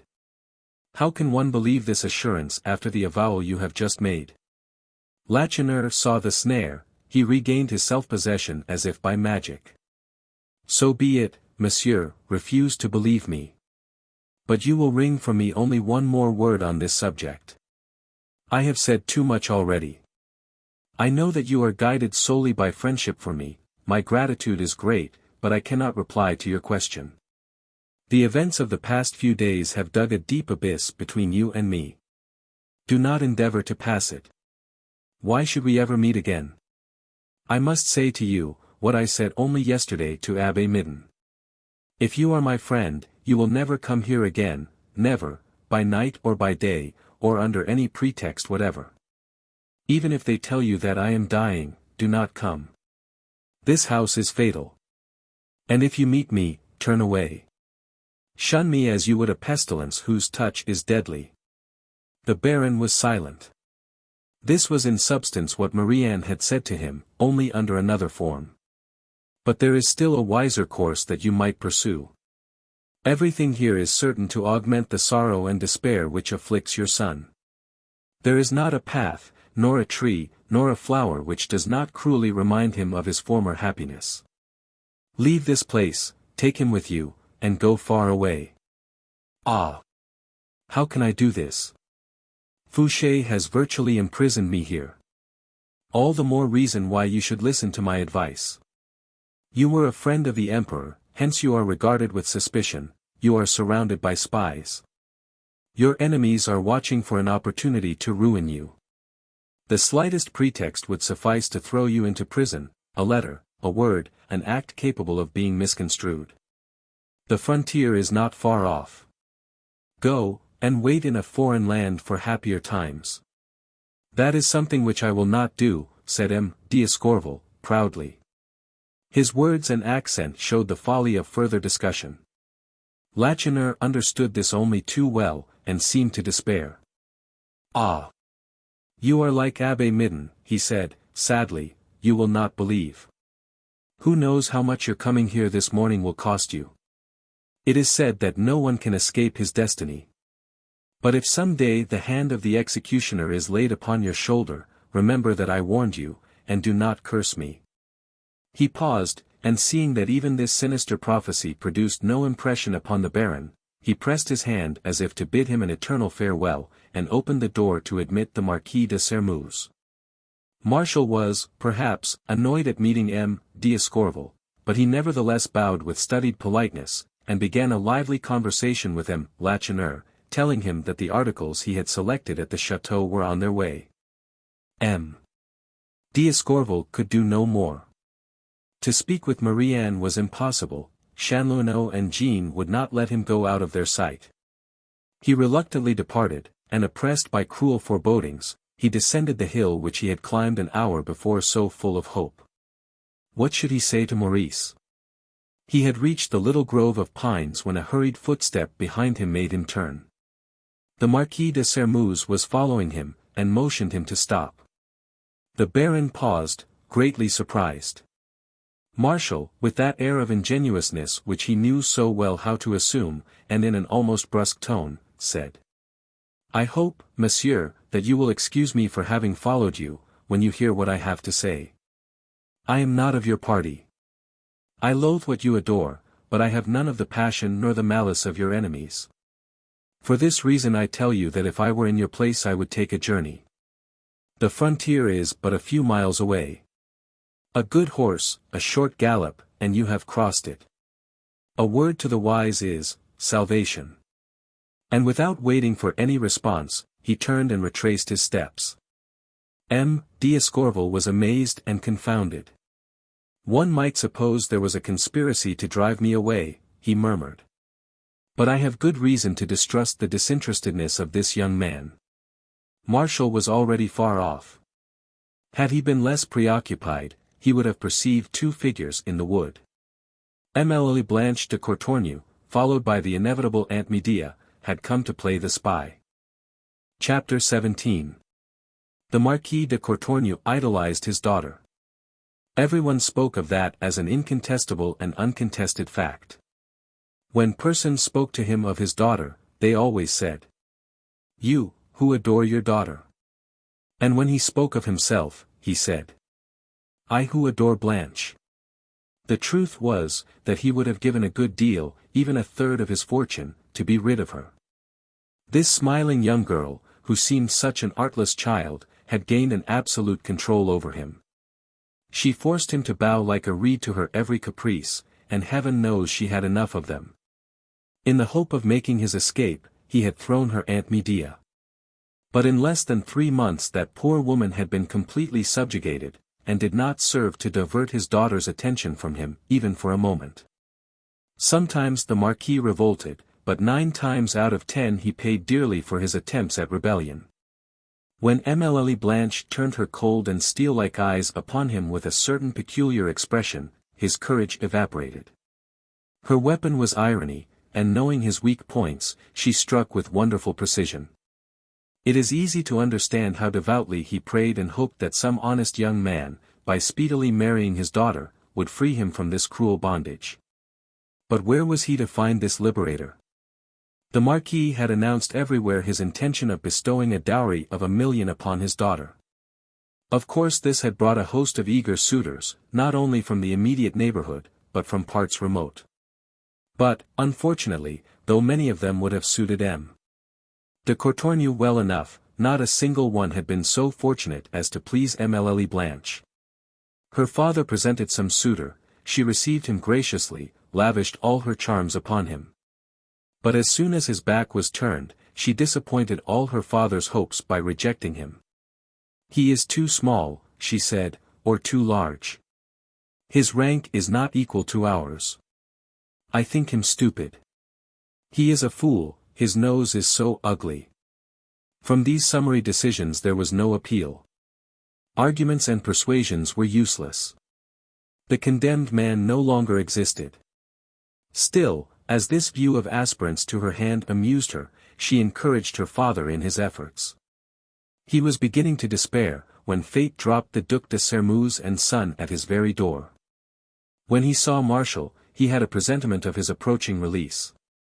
"He will be my son-in-law," he thought. The Marquis believed it best to strike the iron while it was hot.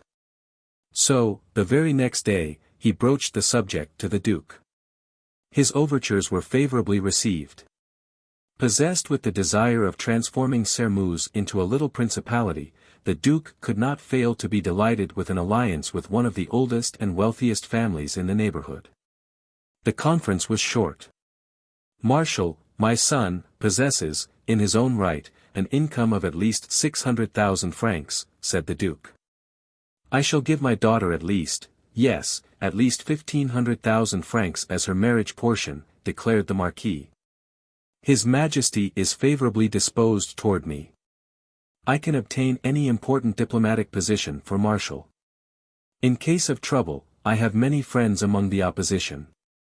The treaty was thus concluded, but M. de Courtornieu took good care not to speak of it to his daughter.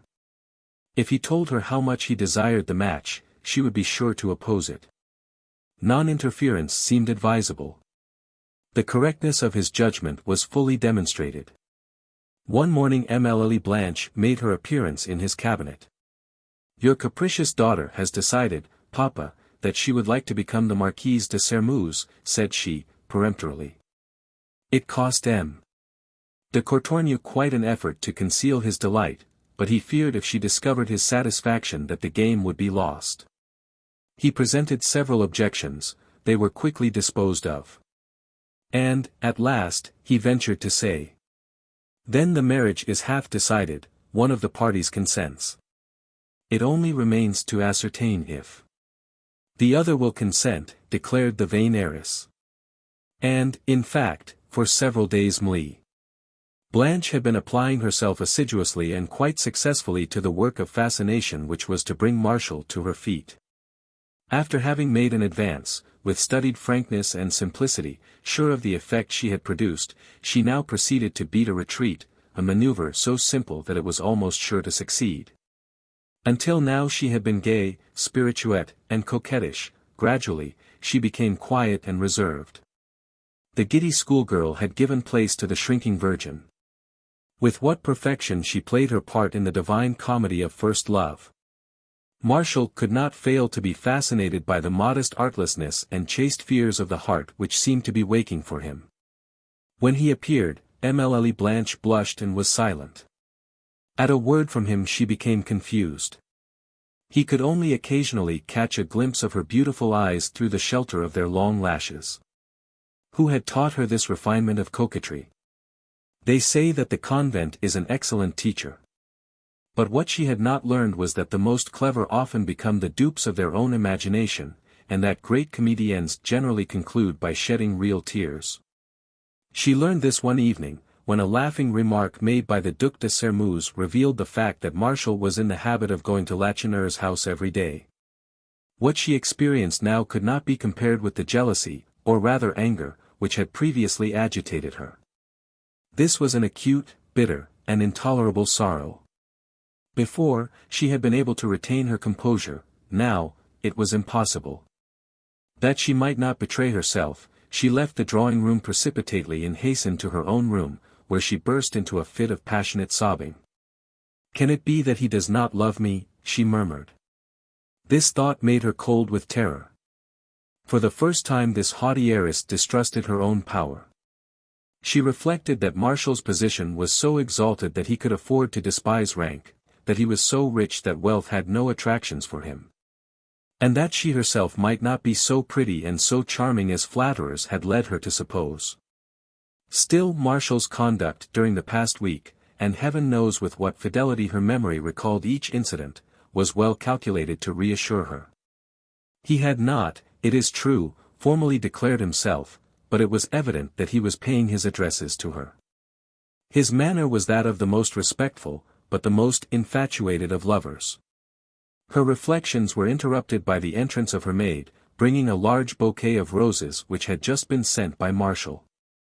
She took the flowers, and while arranging them in a large Japanese vase, she bedewed them with the first real sincere tears she had shed since her entrance into the world. She was so pale and sad, so unlike herself when she appeared the next morning at breakfast, that Aunt Medea was alarmed. Blanche had prepared an excuse, and she uttered it in such sweet tones that the poor lady was as much amazed as if she had witnessed a miracle. M. de Courtornieu was no less astonished. Of what new freak is this doleful face the preface? He wondered. He was still more alarmed when, immediately after breakfast, his daughter asked a moment's conversation with him. She followed him into his study, and as soon as they were alone, without giving her father time to seat himself, Blanche entreated him to tell her all that had passed between the Duc de Sermeuse and himself, and asked if Marshal had been informed of the intended alliance, and what he had replied. Her voice was meek, her eyes tearful. Her manner indicated the most intense anxiety. The Marquis was delighted. "My wilful daughter has been playing with fire," he thought, stroking his chin caressingly, "and upon my word, she has burned herself." "Yesterday, my child," he replied, "the Duc de Sermeuse formally demanded your hand on behalf of his son. Your consent is all that is lacking. So rest easy, my beautiful, lovelorn damsel, you will be a duchess." She hid her face in her hands to conceal her blushes. "You know my decision, father," she faltered, in an almost inaudible voice, "we must make haste." He started back, thinking he had not heard her words aright. "Make haste," he repeated. "Yes, father. I have fears." "What fears, in heaven's name?" "I will tell you when everything is settled," she replied, as she made her escape from the room. She did not doubt the reports which had reached her ears, of Martial's frequent visits to Marie-Anne, but she wished to see for herself. So, as soon as she left her father, she obliged Aunt Medea to dress herself, and without vouchsafing a single word of explanation, took her with her to the Ricci, and stationed herself where she could command a view of M. Lacheneur's house. It chanced to be the very day on which M. d'Escorval came to ask an explanation from his friend. She saw him come, then, after a little, Martial made his appearance. She had not been mistaken, now she could go home satisfied. But no. She resolved to count the seconds which Martial passed with Marie-Anne. M. d'Escorval did not remain long, she saw Martial hasten out after him, and speak to him. She breathed again. His visit had not lasted a half-hour, and doubtless he was going away. Not at all. After a moment's conversation with the Baron, he returned to the house. "What are we doing here?" demanded Aunt Medea. "Let me alone," replied Mlie. "Blanche," angrily, "hold your tongue." She heard the sound of wheels, the tramp of horses' hoofs, blows of the whip, and oaths. The wagons bearing the furniture and clothing belonging to M. Lacheneur were coming. This noise Martial must have heard within the house, for he came out, and after him came M. Lacheneur, Jean, Chanlouineau, and Marie-Anne. Everyone was soon busy in unloading the wagons, and positively, from the movements of the young Marquis de Sermeuse, one would have sworn that he was giving orders. He came and went, hurrying to and fro, talking to everybody, not even disdaining to lend a hand occasionally. He, a nobleman, makes himself at home in that wretched hovel. Emily Blanche said to herself. How horrible! Ah! This dangerous creature will do with him whatever she desires. All this was nothing compared with what was to come. A third wagon appeared, drawn by a single horse, and laden with pots of flowers and shrubs. This sight drew a cry of rage from Emily de Courtornieu which must have carried terror to Aunt Medea's heart. "Flowers," she exclaimed, in a voice hoarse with passion. "He sends flowers to her as he does to me, only he sends me a bouquet, while for her he despoils the gardens of Sermeuse." "What are you saying about flowers?" inquired the impoverished relative. Mlie. Blanche replied that she had not made the slightest allusion to flowers. She was suffocating, and yet she compelled herself to remain there 3 mortal hours, all the time that was required to unload the furniture. The wagons had been gone some time, when Martial again appeared upon the threshold. Marie-Anne had accompanied him to the door, and they were talking together. It seemed impossible for him to make up his mind to depart. He did so, at last, however, but he left slowly and with evident reluctance. Marie-Anne, remaining in the door, gave him a friendly gesture of farewell. "I wish to speak to this creature," exclaimed Emily Blanche. "Come, aunt, at once." Had Marie-Anne, at that moment, been within the reach of Emily de Courtornieu's voice, she would certainly have learned the secret of her former friend's anger and hatred. But fate willed it otherwise. At least 300 yards of rough ground separated the place where Emily Blanche had stationed herself, from the Lacheneur cottage. It required a moment to cross this space, and that was time enough to change all the girl's intentions. She had not traversed a quarter of the distance before she bitterly regretted having shown herself at all. But to retrace her steps now was impossible, for Marie-Anne, who was still standing upon the threshold, had seen her approaching. There remained barely time to regain her self-control, and to compose her features. She profited by it. She had her sweetest smile upon her lips as she greeted Marie-Anne. Still she was embarrassed. She did not know what excuse to give for her visit, and to gain time she pretended to be quite out of breath. "Ah! It is not very easy to reach you, dear Marie-Anne," she said, "at last, you live upon the summit of a veritable mountain." Mli. Lacheneur said not a word. She was greatly surprised, and she did not attempt to conceal the fact. "Aunt Medea pretended to know the road," continued Emily Blanche, "but she led me astray, did you not, Aunt?" As usual, the impecunious relative assented, and her niece resumed. "But at last we are here. I could not, my dearest, resign myself to hearing nothing from you, especially after all your misfortunes. What have you been doing? Did my recommendation procure for you the work you desired?" Marie-Anne could not fail to be deeply touched by this kindly interest on the part of her former friend. So, with perfect frankness, and without any false shame, she confessed that all her efforts had been fruitless. It had even seemed to her that several ladies had taken pleasure in treating her unkindly. But Emily Blanche was not listening. A few steps from her stood the flowers brought from Sermeuse, and their perfume rekindled her anger. "At least," she interrupted, "you have here what will almost make you forget the gardens of Sermeuse. Who sent you these beautiful flowers?" Marie-Anne turned crimson. She did not speak for a moment, but at last she replied, or rather stammered. "It is an attention from the Marquis de Sermeuse." "So she confesses it," thought Mli. De Courtornieu, amazed at what she was pleased to consider an outrageous piece of impudence. But she succeeded in concealing her rage beneath a loud burst of laughter, and it was in a tone of raillery that she said, "Take care, my dear friend. I am going to call you to account. It is from my fiancé that you are accepting flowers." "What? The Marquis de Sermeuse has demanded the hand of your friend?" "Yes, my darling, and my father has given it to him. It is a secret as yet. But I see no danger in confiding in your friendship." She believed that she had inflicted a mortal wound upon Marie-Anne's heart, but though she watched her closely, she failed to detect the slightest trace of emotion upon her face. "What dissimulation," she thought. Then aloud, and with affected gaiety, she resumed. "And the country folks will see 2 weddings at about the same time, since you, also, are going to be married, my dear." "I." "Yes, you little deceiver. Everybody knows that you are engaged to a young man in the neighborhood, named, wait, I know, Chanlouineau." Thus the report that annoyed Marie-Anne so much reached her from every side. "Everybody is for once mistaken," said she, energetically. "I shall never be that young man's wife." "But why?" "They speak well of him, personally, and he is quite rich."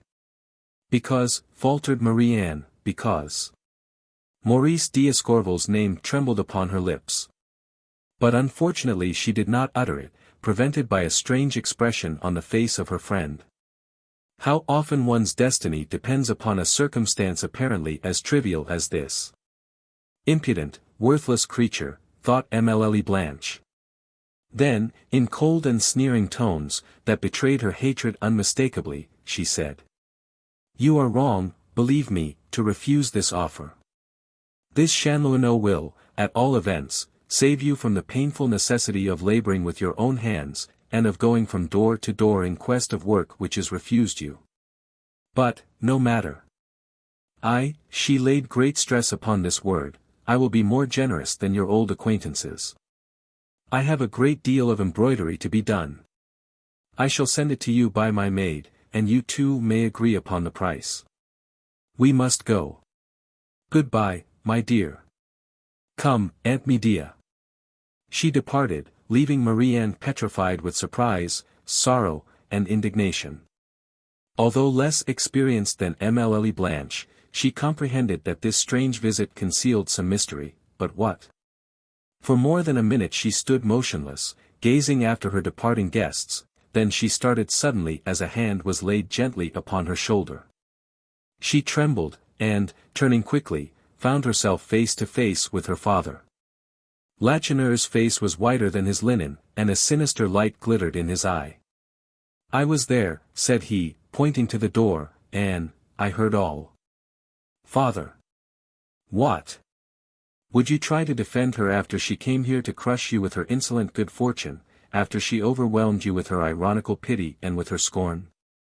I tell you they are all like this, these girls, whose heads have been turned by flattery, and who believe that in their veins flows a different blood from ours. But patience! The day of reckoning is near at hand."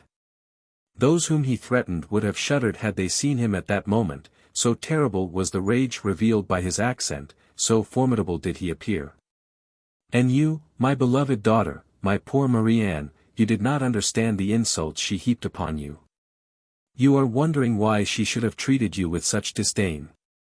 Ah, well. I will tell you, she imagines that the Marquis de Sairmeuse is your lover." Marie-Anne tottered beneath the terrible blow, and a nervous spasm shook her from head to foot. "Can this be possible?" she exclaimed. "Great God! What shame! What humiliation! And why should this astonish you?" said Lacheneur, coldly. "Have you not expected this ever since the day when you, my devoted daughter, consented, for the sake of my plans, to submit to the attentions of this Marquis, whom you loathe as much as I despise? But Maurice will despise me. I can bear anything, yes, everything but that." Lacheneur made no reply. Marie-Anne's despair was heartbreaking. He felt that he could not bear to witness it, that it would shake his resolution, and he re-entered the house. But his penetration was not at fault. While waiting to find a revenge which would be worthy of her, Mlle Blanche armed herself with a weapon of which jealousy and hatred so often avail themselves, calumny. 2 or 3 abominable stories which she concocted, and which she forced Aunt Medea to circulate everywhere, did not produce the desired effect. Marie-Anne's reputation was, of course, ruined by them. But Martial's visits, instead of ceasing, became longer and more frequent. Dissatisfied with his progress, and fearful that he was being duped, he even watched the house. So it happened that, one evening, when he was quite sure that Lacheneur, his son, and Chanlouineau were absent, Martial saw a man leave the house and hasten across the fields. He rushed after him, but the man escaped him. He believed, however, that he recognized Maurice d'Escorval. Chapter 18. After his son's confession, d'Escorval was prudent enough to make no allusion to the hopes he, himself, entertained. "My poor Maurice," he thought, "is heartbroken, but resigned. It is better for him to remain without hope than to be exposed to the danger of another disappointment." But passion is not always blind. What the Baron concealed, Maurice divined. And he clung to this faint hope as tenaciously as a drowning man clings to the plank which is his only hope of salvation. If he asked his parents no questions, it was only because he was convinced that they would not tell him the truth. But he watched all that went on in the house with that subtleness of penetration which fever so often imparts. Not one of his father's movements escaped his vigilant eye and ear. Consequently, he heard him put on his boots, ask for his hat, and select a cane from among those standing in the vestibule. He also heard the outer gate grate upon its hinges. "My father is going out," he said to himself. And weak as he was, he succeeded in dragging himself to the window in time to satisfy himself of the truth of his conjectures. "If my father is going out," he thought, "it can only be to visit Monsieur Lacheneur, then he has not relinquished all hope." An armchair was standing nearby, he sank into it, intending to watch for his father's return. By doing so, he might know his destiny a few moments sooner. 3 long hours passed before the Baron returned. By his father's dejected manner he plainly saw that all hope was lost. He was sure of it.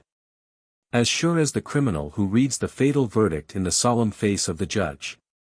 He had need of all his energy to regain his couch. For a moment he felt that he was dying. But he was ashamed of this weakness, which he judged unworthy of him. He determined to know what had passed, to know the details. He rang, and told the servant that he wished to speak to his father. M. d'Escorval promptly made his appearance. "Well?" cried Maurice. M. d'Escorval felt that denial was useless. "Lacheneur is deaf to my remonstrances and to my entreaties," he replied, sadly. "Nothing remains for you but to submit, my son. I shall not tell you that time will assuage the sorrow that now seems insupportable, you would not believe me. But I do say to you, that you are a man, and that you must prove your courage. I say even more, fight against thoughts of Marie-Anne as a traveler on the verge of a precipice fights against the thought of vertigo. Have you seen Marie-Anne, father? Have you spoken to her? I found her even more inflexible than Lacheneur. They reject me, and they receive Chanlouineau, perhaps. Chanlouineau is living there. My God! And Marshal de Sermuse? He is their familiar guest. I saw him there." That each of these responses fell upon Maurice like a thunderbolt was only too evident. But M. d'Escorval had armed himself with the impassible courage of a surgeon who does not relax his hold on his instruments because the patient groans and writhes in agony. M. d'Escorval wished to extinguish the last ray of hope in the heart of his son. "It is evident that Monsieur Lacheneur has lost his reason," exclaimed Maurice. The Baron shook his head despondently. "I thought so myself, at first," he murmured. "But what does he say in justification of his conduct? He must say something." "Nothing, he refuses any explanation." "And you, father, with all your knowledge of human nature, with all your wide experience, have not been able to fathom his intentions?" "I have my suspicions," M. d'Escorval replied, "but only suspicions. It is possible that Lacheneur, listening to the voice of hatred, is dreaming of a terrible revenge. Who knows if he does not think of organizing some conspiracy, of which he is to be the leader? These suppositions would explain everything. Chanlouineau is his aider and abettor, and he pretends to be reconciled to the Marquis de Sermuse in order to get information through him." The blood had returned to the pale cheeks of Maurice. "Such a conspiracy would not explain Monsieur Lacheneur's obstinate rejection of my suit." "Alas! Yes, my poor boy.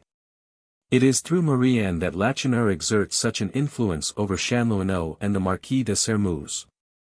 If she became your wife today, they would desert him tomorrow. Then, too, it is precisely because he loves us that he is determined we shall not be mixed up in an enterprise the success of which is extremely doubtful. But these are mere conjectures. Then I see that it is necessary to submit, to be resigned, forget, I cannot," faltered Maurice. He said this because he wished to reassure his father, but he thought exactly the opposite.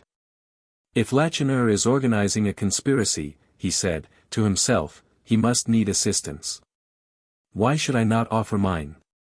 If I aid him in his preparations, if I share his hopes and his dangers, it will be impossible for him to refuse me the hand of his daughter. Whatever he may desire to undertake, I can surely be of greater assistance than Chanlouineau." From that moment Maurice thought only of doing everything possible to hasten his convalescence. This was so rapid, so extraordinarily rapid, as to astonish Abbé Midon, who had taken the place of the physician from Montaignac. "I never would have believed that Maurice could have been thus consoled," said Madame d'Escorval, delighted to see her son's wonderful improvement in health and spirits. But the Baron made no response.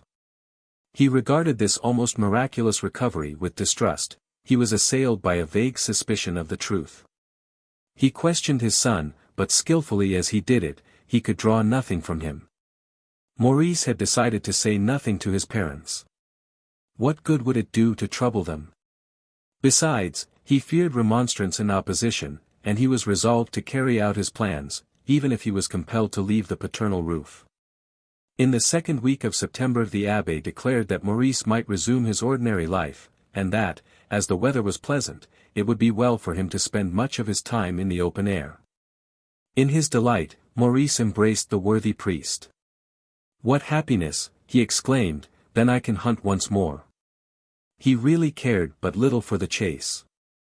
But he deemed it expedient to pretend a great passion for it, since it would furnish him with an excuse for frequent and protracted absences.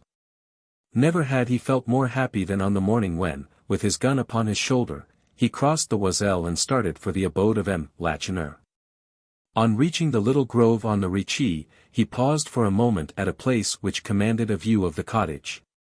While he stood there, he saw Jean Lacheneur and Chanlouineau leave the house, each laden with a peddler's pack. Maurice was therefore sure that M. Lacheneur and Marie-Anne were alone in the house. He hastened to the cottage and entered without stopping to rap. Marie-Anne and her father were kneeling on the hearth, upon which a huge fire was blazing. On hearing the door open, they turned, and at the sight of Maurice, they both sprang up, blushing and confused. "What brings you here?" they exclaimed in the same breath. Under other circumstances, Maurice d'Escorval would have been dismayed by such a hostile greeting, but now he scarcely noticed it. "You have no business to return here against my wishes, and after what I have said to you, Monsieur d'Escorval," said Lacheneur, rudely. Maurice smiled. He was perfectly cool, and not a detail of the scene before him had escaped his notice. If he had felt any doubts before, they were now dissipated. He saw upon the fire a large kettle of melted lead, and several bullet molds stood on the hearth, beside the andirons. "If I venture to present myself at your house, monsieur," said Maurice, gravely and impressively, "it is because I know all. I have discovered your revengeful project. You are looking for men to aid you, are you not? Very well. Look me in the face, in the eyes, and tell me if I am not one of those whom a leader is glad to enroll among his followers." M. Lacheneur was terribly agitated. "I do not know what you mean," he faltered, forgetting his feigned anger. "I have no projects." "Would you assert this upon oath? Why are you casting these bullets? You are clumsy conspirators. You should lock your door, someone else might have entered." And adding example to precept, he turned and pushed the bolt. "This is only an imprudence," he continued, "but to reject a soldier who comes to you voluntarily would be a fault for which your associate would have a right to call you to account. I have no desire, understand me, to force myself into your confidence. No, I give myself to you blindly, body and soul. Whatever your cause may be, I declare it mine. What you wish, I adopt your plans. Your enemies are my enemies. Command, I will obey. I ask only one favor, that of fighting, of triumphing, or of dying by your side." "Oh! Refuse, father," exclaimed Marie-Anne, "refuse. To accept this offer would be a crime." "A crime? And why, if you please?"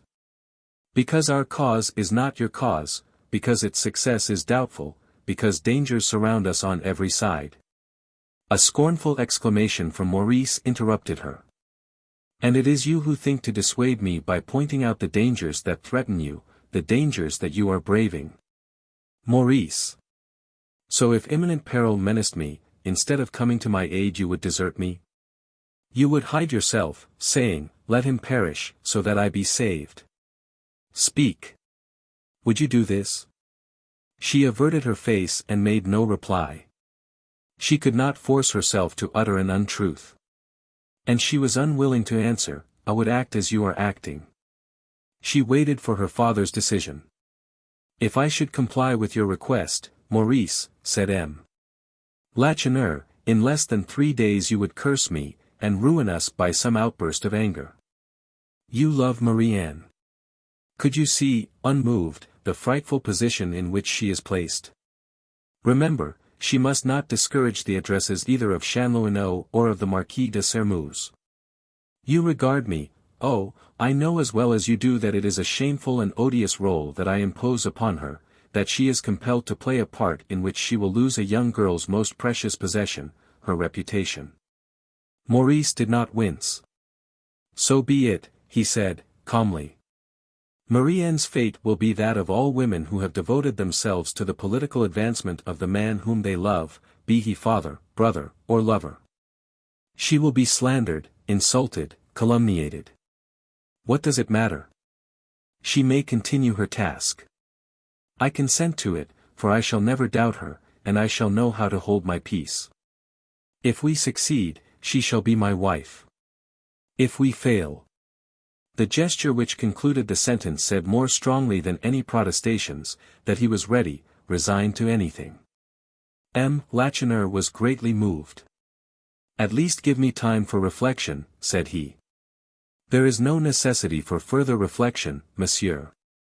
But you are only a child, Maurice, and your father is my friend. What of that? Rash boy.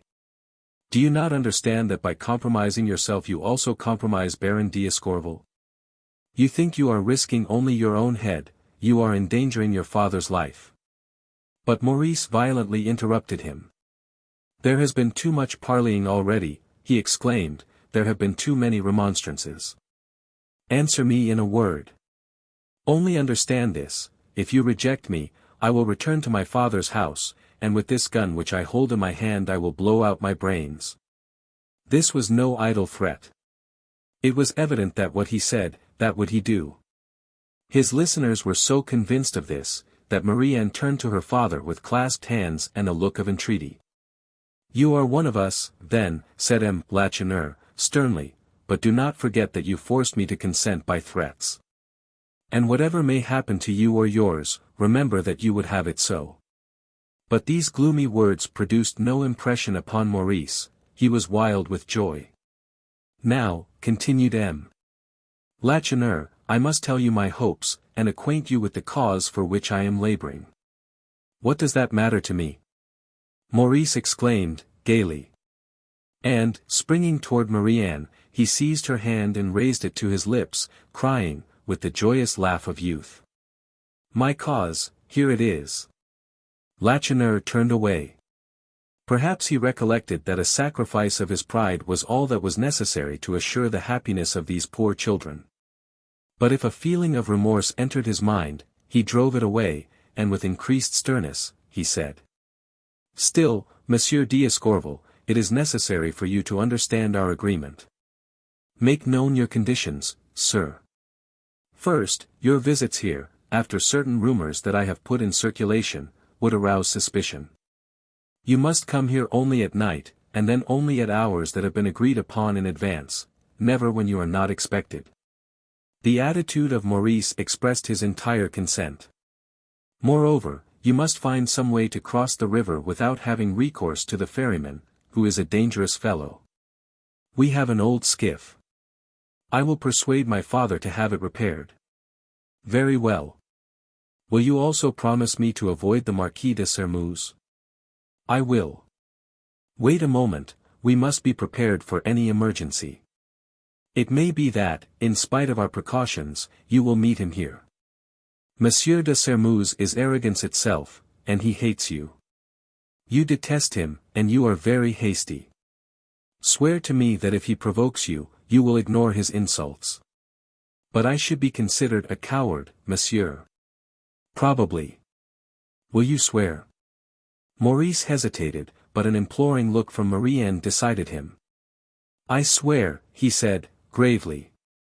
As far as Chanlouineau is concerned, it would be better not to let him know of our agreement, but I will take care of this matter.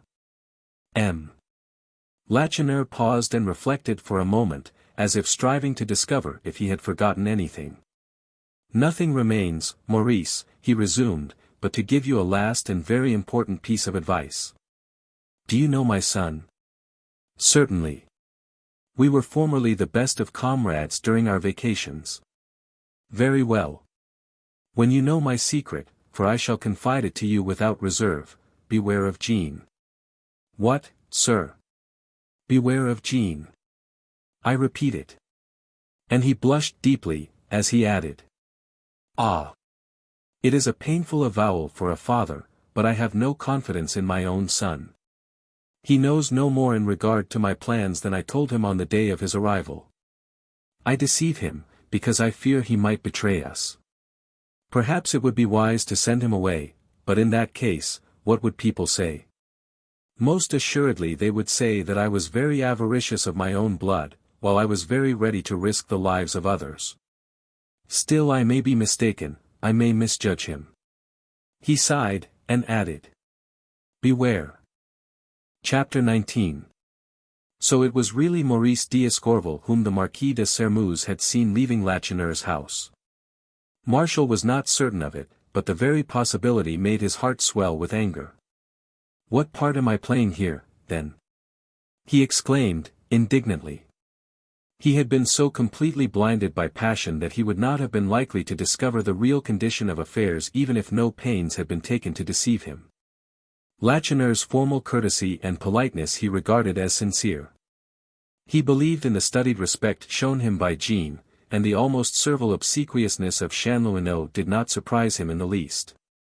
And since Marie-Anne welcomed him politely, he concluded that his suit was progressing favorably. Having himself forgotten, he supposed that everyone else had ceased to remember. Moreover, he was of the opinion that he had acted with great generosity, and that he was entitled to the deep gratitude of the Lacheneur family, for M. Lacheneur had received the legacy bequeathed him by Mlle.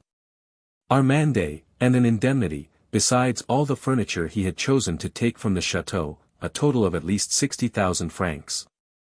He must be hard to please, if he is not satisfied. Growled the duke, enraged at such prodigality, though it did not cost him a penny. Martial had supposed himself the only visitor at the cottage on the Ricci, and when he discovered that such was not the case, he became furious. Am I, then, the dupe of a shameless girl, he thought. He was so incensed, that for more than a week he did not go to Lacheneur's house.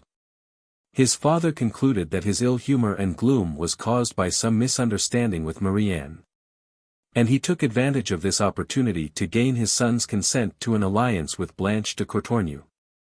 A victim to the most cruel doubts and fears, Martial, goaded to the last extremity, exclaimed. Very well. I will marry Mademoiselle Blanche. The Duke did not allow such a good resolution to grow cold. In less than 48 hours the engagement was made public. The marriage contract was drawn up, and it was announced that the wedding would take place early in the spring. A grand banquet was given at Sairmeuse in honor of the betrothal, a banquet all the more brilliant since there were other victories to be celebrated. The Duc de Sairmeuse had just received, with his brevet of lieutenant general, a commission placing him in command of the military department of Montagnac. The Marquis de Courtornieu had also received an appointment, making him provost marshal of the same district. Blanche had triumphed. After this public betrothal Martial was bound to her. For a fortnight, indeed, he scarcely left her side. In her society there was a charm whose sweetness almost made him forget his love for Marie-Anne. But unfortunately the haughty heiress could not resist the temptation to make a slighting allusion to Marie-Anne, and to the lowliness of the Marquis's former tastes. She found an opportunity to say that she furnished Marie-Anne with work to aid her in earning a living. Martial forced himself to smile, but the indignity which Marie-Anne had received aroused his sympathy and indignation. And the next day he went to Lacheneur's house. In the warmth of the greeting that awaited him there, all his anger vanished, all his suspicions evaporated. Marie-Anne's eyes beamed with joy on seeing him again, he noticed it. Oh! I shall win her yet, he thought. All the household were really delighted at his return, the son of the commander of the military forces at Montagnac, and the prospective son-in-law of the provost marshal. Martial was a most valuable instrument. Through him, we shall have an eye and an ear in the enemy's camp, said Lacheneur. The Marquis de Sairmeuse will be our spy. He was, for he soon resumed his daily visits to the cottage. It was now December, and the roads were terrible. But neither rain, snow, nor mud could keep Martial from the cottage. He made his appearance generally as early as 10 o'clock, seated himself upon a stool in the shadow of a tall fireplace, and he and Marie-Anne talked by the hour. She seemed greatly interested in matters at Montagnac, and he told her all that he knew in regard to affairs there. Sometimes they were alone. Lacheneur, Chanlouineau, and Jean were tramping about the country with their merchandise. Business was prospering so well that Lacheneur had purchased a horse in order to extend his journeys. But Martial's conversation was generally interrupted by visitors. It was really surprising to see how many peasants came to the house to speak to Lacheneur. There was an interminable procession of them. And to each of these peasants Marie-Anne had something to say in private. Then she offered each man refreshments. The house seemed almost like a common drinking saloon. But what can daunt the courage of a lover? Martial endured all this without a murmur. He laughed and jested with the comers and goers. He shook hands with them, sometimes he even drank with them. He gave many other proofs of moral courage. He offered to assist Lacheneur in making up his accounts. And once, it happened about the middle of February, seeing Chanlouineau worrying over the composition of a letter, he actually offered to act as his amanuensis. The D letter is not for me, but for an uncle of mine who is about to marry off his daughter, said Chanlouineau. Martial took a seat at the table, and, at Chanlouineau's dictation, but not without many erasures, indited the following epistle. My dear friend, we are at last agreed, and the marriage has been decided upon. We are now busy with preparations for the wedding, which will take place on. We invite you to give us the pleasure of your company. We count upon you, and be assured that the more friends you bring with you the better we shall be pleased. Had Martial seen the smile upon Chanlouineau's lips when he requested him to leave the date for the wedding a blank, he would certainly have suspected that he had been caught in a snare. But he was in love. Ah! Marquis, remarked his father one day, Chupin tells me you are always at Lacheneur's. When will you recover from your penchant for that little girl? Martial did not reply. He felt that he was at that little girl's mercy. Each glance of hers made his heart throb wildly. By her side he was a willing captive. If she had asked him to make her his wife he would not have said no. But Marie-Anne had not this ambition. All her thoughts, all her wishes were for her father's success. Maurice and Marie-Anne had become Lacheneur's most intrepid auxiliaries. They were looking forward to such a magnificent reward. Such feverish activity as Maurice displayed. All day long he hurried from hamlet to hamlet, and in the evening, as soon as dinner was over, he made his escape from the drawing-room, sprang into his boat, and hastened to the Ricci. D'Escorval could not fail to remark the long and frequent absences of his son. He watched him, and soon became absolutely certain that Lacheneur had, to use the Baron's own expression, seduced him. Greatly alarmed, he decided to go and see his former friend, and fearing another repulse, he begged Abbé Midon to accompany him. It was on the 4th of March, at about 4:30, that D'Escorval and the cure started for the Ricci. They were so anxious and troubled in mind that they scarcely exchanged a dozen words as they wended their way onward. A strange sight met their eyes as they emerged from the grove on the Ricci. Night was falling, but it was still light enough for them to distinguish objects only a short distance from them. Before Lacheneur's house stood a group of about a dozen persons, and Lacheneur was speaking and gesticulating excitedly. What was he saying? Neither the Baron nor the priest could distinguish his words, but when he ceased, the most vociferous acclamations rent the air. Suddenly a match glowed between his fingers. He set fire to a bundle of straw and tossed it upon the thatched roof of his cottage, crying out in a terrible voice. The die is cast. This will prove to you that I shall not draw back. 5 minutes later the house was in flames. In the distance the Baron and his companion saw the windows of the citadel at Montagnac illuminated by a red glare, and upon every hillside glowed the light of other incendiary fires. The country was responding to Lacheneur's signal. Chapter 20. Ah! Ambition is a fine thing. The Duc de Sermuz and the Marquis de Courtornieu were past middle age, their lives had been marked by many storms and vicissitudes. They were the possessors of millions, and the owners of the most sumptuous residences in the province. Under these circumstances one might have supposed that they would desire to end their days in peace and quietness. It would have been easy for them to create a life of happiness by doing good to those around them, and by preparing for their last hours a chorus of benedictions and of regrets. But no. They longed to have a hand in managing the ship of state. They were not content to be simply passengers.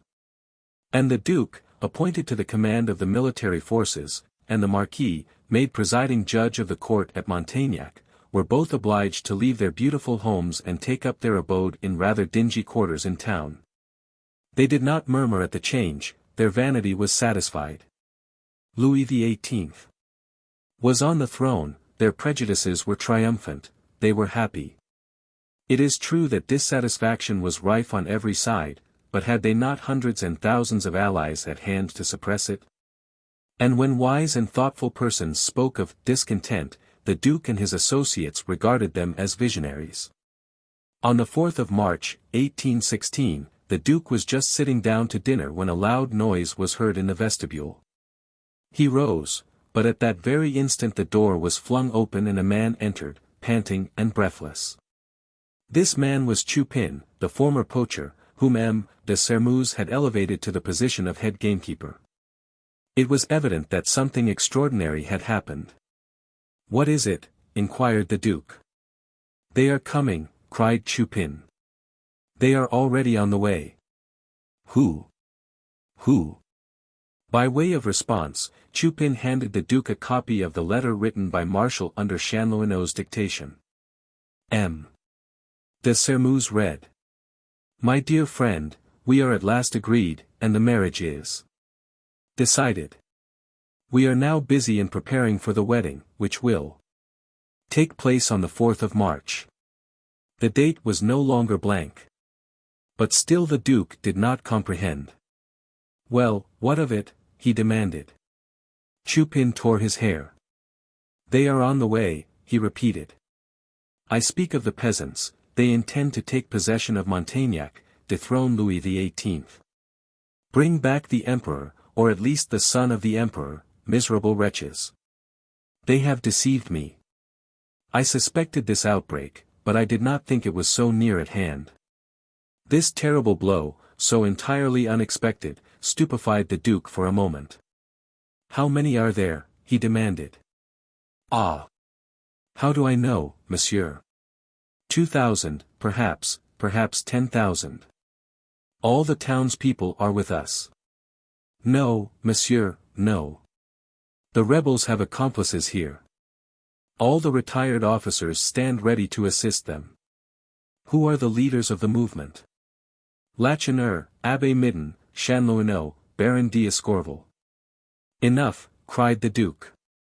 Now that danger was certain, his coolness returned, and his Herculean form, a trifle bowed by the weight of years, rose to its full height. He gave the bell rope a violent pull, a valet appeared. "My uniform," commanded M. de Sermuz. "My pistols. Quick." The servant was about to obey, when the Duke exclaimed. "Wait. Let someone take a horse, and go and tell my son to come here without a moment's delay. Take one of the swiftest horses. The messenger ought to go to Sermuz and return in 2 hours." Chupin endeavored to attract the Duke's attention by pulling the skirt of his coat. M. de Sermuz turned. "What is it?" The old poacher put his finger on his lip, recommending silence, but as soon as the valet had left the room, he said. "It is useless to send for the Marquis." "And why, you fool?" "Because, monsieur, because, excuse me, I." "Zounds! Will you speak, or will you not?" Chupin regretted that he had gone so far. "Because the Marquis—" "Well? He is engaged in it." The Duke overturned the table with a terrible blow of his clenched fist. "You lie, wretch!" he thundered, with the most horrible oaths. He was so formidable in his anger that the old poacher sprang to the door and turned the knob, ready to take flight. May I lose my head if I do not speak the truth, he insisted. Ah! Lacheneur's daughter is a regular sorceress. All the gallants of the neighborhood are in the ranks, Chanlouineau, young d'Escorval, your son. M. de Sermuse was pouring forth a torrent of curses upon Marie-Anne when his valet re-entered the room.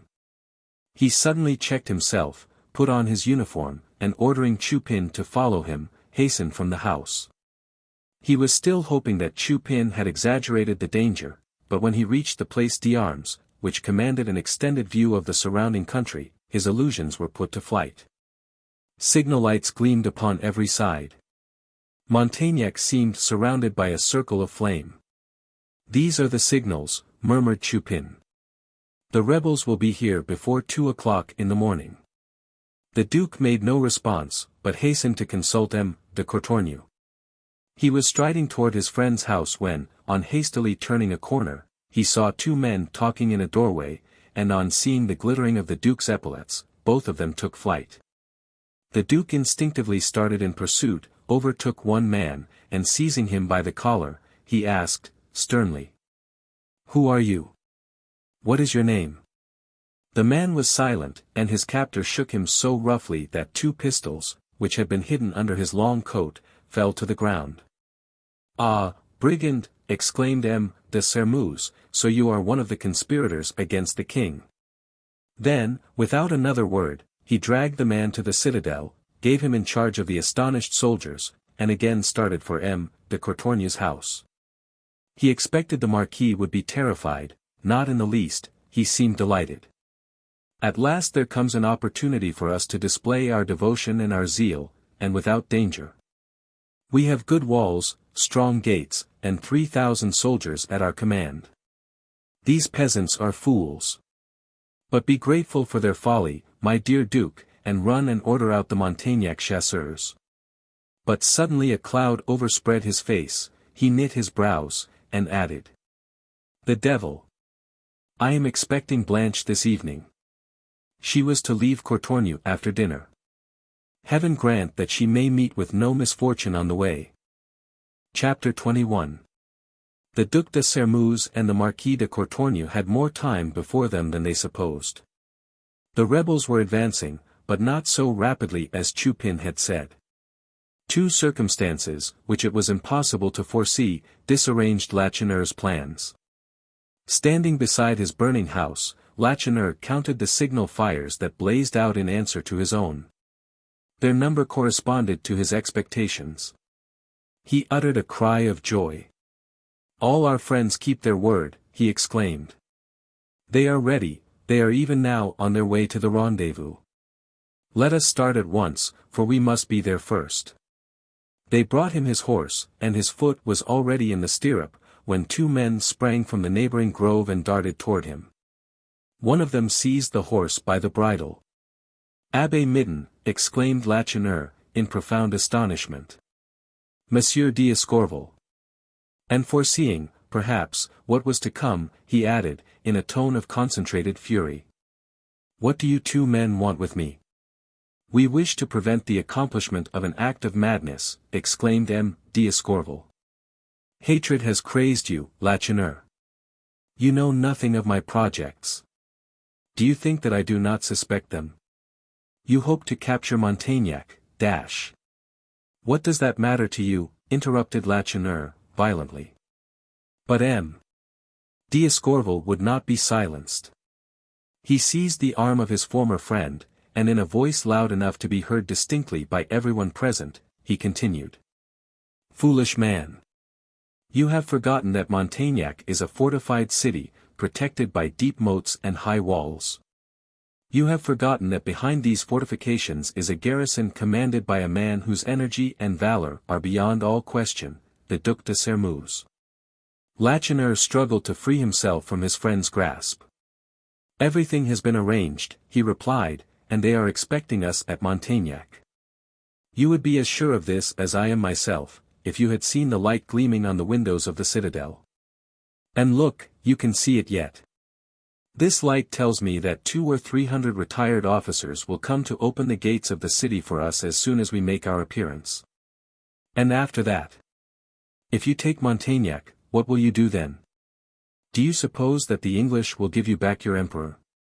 Is not Napoleon II the prisoner of the Austrians? Have you forgotten that the Allied sovereigns have left 150,000 soldiers within a day's march of Paris? Sullen murmurs were heard among Lacheneur's followers. But all this is nothing, continued the Baron. The chief danger lies in the fact that there are as many traitors as dupes in an undertaking of this sort. Whom do you call dupes, monsieur? All those who take their illusions for realities, as you have done, all those who, because they desire anything very much, really believe that it will come to pass. Do you really suppose that neither the Duc de Sermeuse nor the Marquis de Courtornieu has been warned of it? Lacheneur shrugged his shoulders. Who could have warned them? But his tranquillity was feigned. The look which he cast upon Jean proved it. And it was in the coldest possible tone that he added. It is probable that at this very hour the Duke and the Marquis are in the power of our friends. The cure now attempted to join his efforts to those of the Baron. You will not go, Lacheneur, he said. You will not remain deaf to the voice of reason. You are an honest man, think of the frightful responsibility you assume. What? Upon these frail hopes, you dare to peril the lives of hundreds of brave men? I tell you that you will not succeed, you will be betrayed, I am sure you will be betrayed. An expression of horror contracted Lacheneur's features. It was evident to all that he was deeply moved.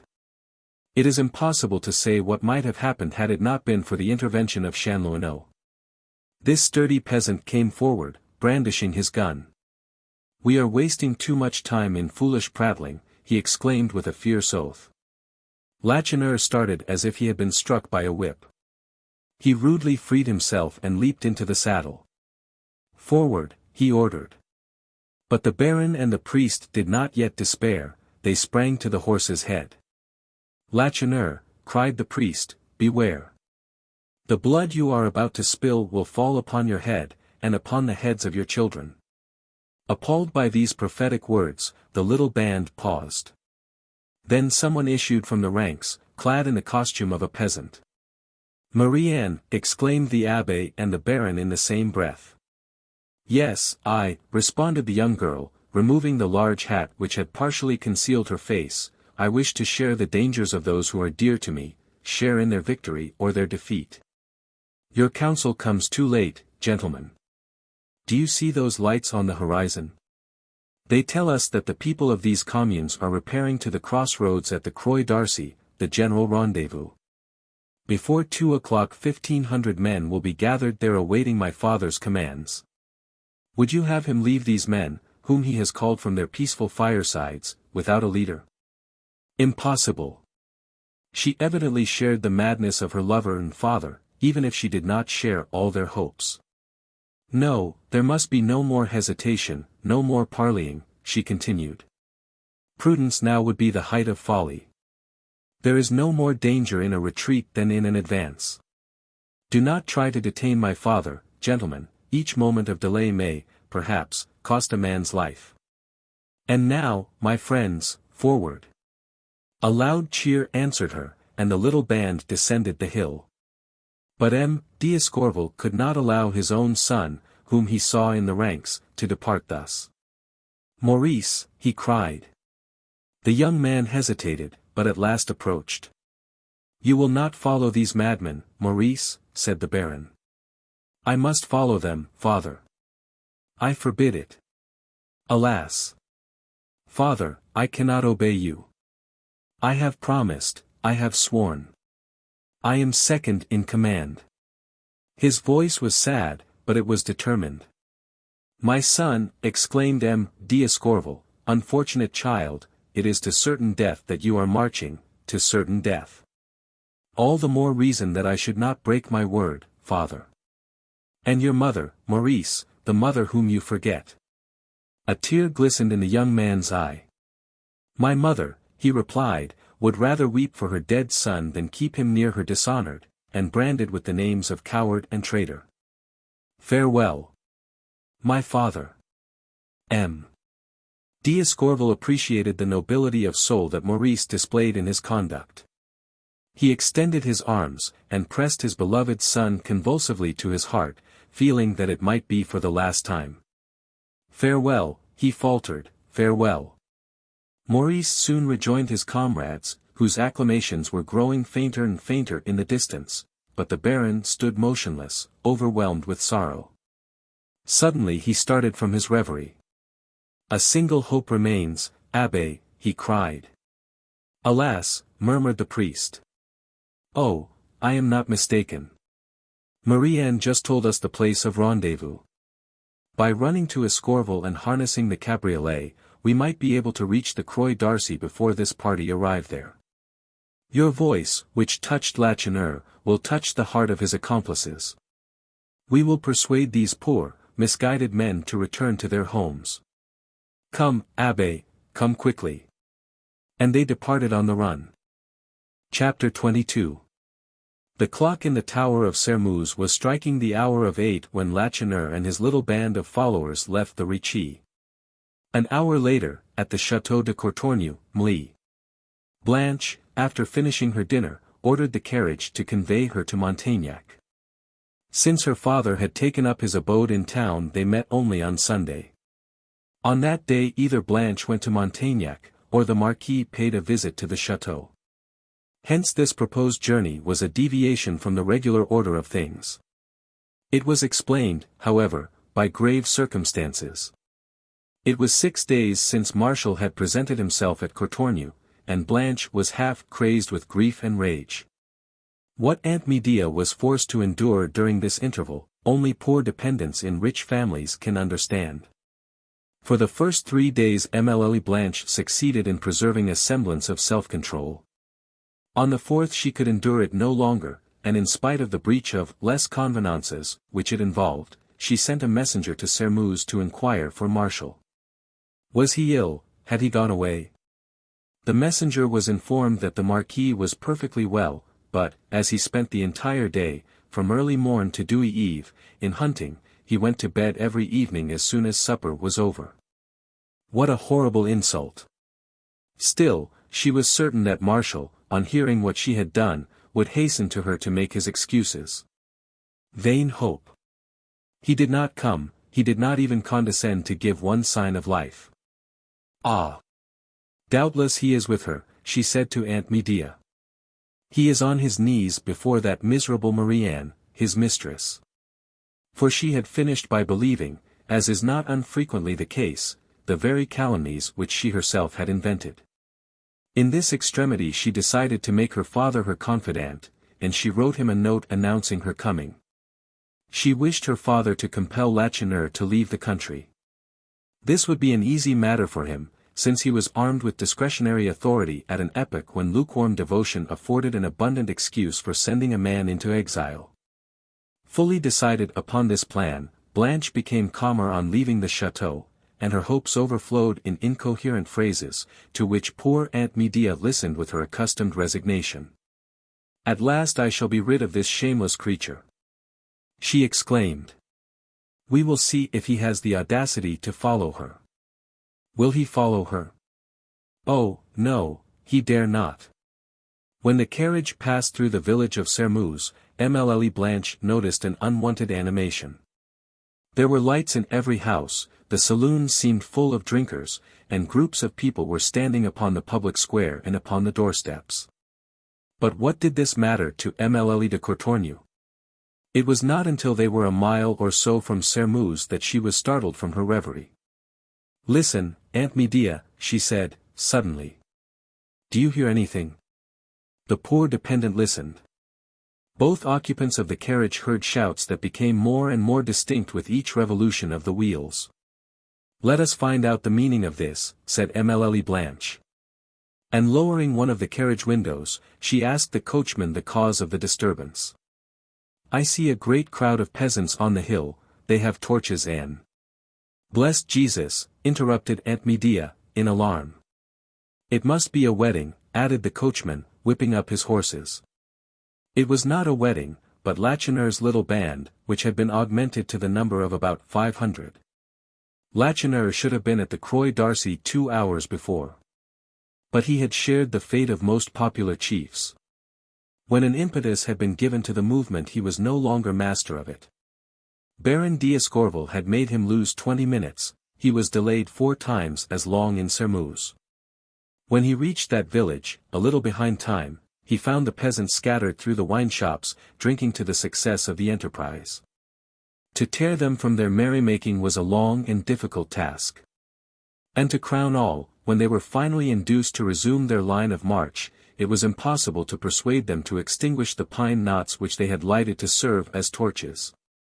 Prayers and threats were alike unavailing. They wished to see their way, they said. Poor deluded creatures. They had not the slightest conception of the difficulties and the perils of the enterprise they had undertaken. They were going to capture a fortified city, defended by a numerous garrison, as if they were bound on a pleasure jaunt. Gay, thoughtless, and animated by the imperturbable confidence of a child, they were marching along, arm in arm, singing patriotic songs. On horseback, in the center of the band, Lacheneur felt his hair turning white with anguish. Would not this delay ruin everything? What would the others, who were waiting at the Croix d'Arcy, think? What were they doing at this very moment? Onward! Onward, he repeated. Maurice, Chanlouineau, Jean, Marie-Anne, and about 20 of the old soldiers of the Empire, understood and shared Lacheneur's despair. They knew the terrible danger they were incurring, and they, too, repeated. Faster! Let us march faster! Vain exhortation! It pleased these people to go slowly. Suddenly the entire band stopped. Some of the peasants, chancing to look back, had seen the lamps of Elie de Courtornieu's carriage gleaming in the darkness. It came rapidly onward, and soon overtook them. The peasants recognized the coachman's livery, and greeted the vehicle with shouts of derision. De Courtornieu, by his avariciousness, had made even more enemies than the Duc de Sermouse. And all the peasants who thought they had more or less reason to complain of his extortions were delighted at this opportunity to frighten him. For, that they were not thinking of vengeance, is conclusively proved by the sequel. Hence great was their disappointment when, on opening the carriage door, they saw within the vehicle only Emelie Blanche and Aunt Medea, who uttered the most piercing shrieks. But Emelie de Courtornieu was a brave woman. "Who are you?" she demanded, haughtily, "and what do you desire?" "You will know tomorrow," replied Chanlouineau. "Until then, you are our prisoner." "I see that you do not know who I am, boy." "Excuse me. I do know who you are, and, for this very reason, I request you to descend from your carriage." "She must leave the carriage, must she not, Monsieur d'Escorval?" "Very well. I declare that I will not leave my carriage, tear me from it if you dare." They would certainly have dared had it not been for Marie-Anne, who checked some peasants as they were springing toward the carriage. "Let Mademoiselle de Courtornieu pass without hindrance," said she. But this permission might produce such serious consequences that Chanlouineau found courage to resist. "That cannot be, Marie-Anne," said he, "she will warn her father. We must keep her as a hostage, her life may save the life of our friends." Emelie Blanche had not recognized her former friend, any more than she had suspected the intentions of this crowd of men. But Marie-Anne's name, uttered with that of d'Escorval, enlightened her at once. She understood it all, and trembled with rage at the thought that she was at the mercy of her rival. She resolved to place herself under no obligation to Marie-Anne Lacheneur. "Very well," said she, "we will descend." Her former friend checked her. "No," said she, "no. This is not the place for a young girl." "For an honest young girl, you should say," replied Blanche, with a sneer. Chanlouineau was standing only a few feet from the speaker with his gun in his hand. If a man had uttered those words he would have been instantly killed. Marie-Anne did not deign to notice them. "Mademoiselle will turn back," she said, calmly. "And as she can reach Montaignac by the other road, 2 men will accompany her as far as Courtornieu." She was obeyed. The carriage turned and rolled away, but not so quickly that Marie-Anne failed to hear Blanche cry. "Beware, Marie! I will make you pay dearly for your insulting patronage." The hours were flying by. This incident had occupied 10 minutes more, 10 centuries, and the last trace of order had disappeared. Lacheneur could have wept with rage. He called Maurice and Chanlouineau. "I place you in command," said he, "do all that you can to hurry these idiots onward. I will ride as fast as I can to the Croix d'Arcy." He started, but he was only a short distance in advance of his followers when he saw two men running toward him at full speed. One was clad in the attire of a well-to-do bourgeois, the other wore the old uniform of captain in the Emperor's Guard. "What has happened?" Lacheneur cried, in alarm. "All is discovered. Great God! Major Carini has been arrested." "By whom? How?" "Ah! There was a fatality about it. Just as we were perfecting our arrangements to capture the Duc de Sermeuse, the Duke surprised us.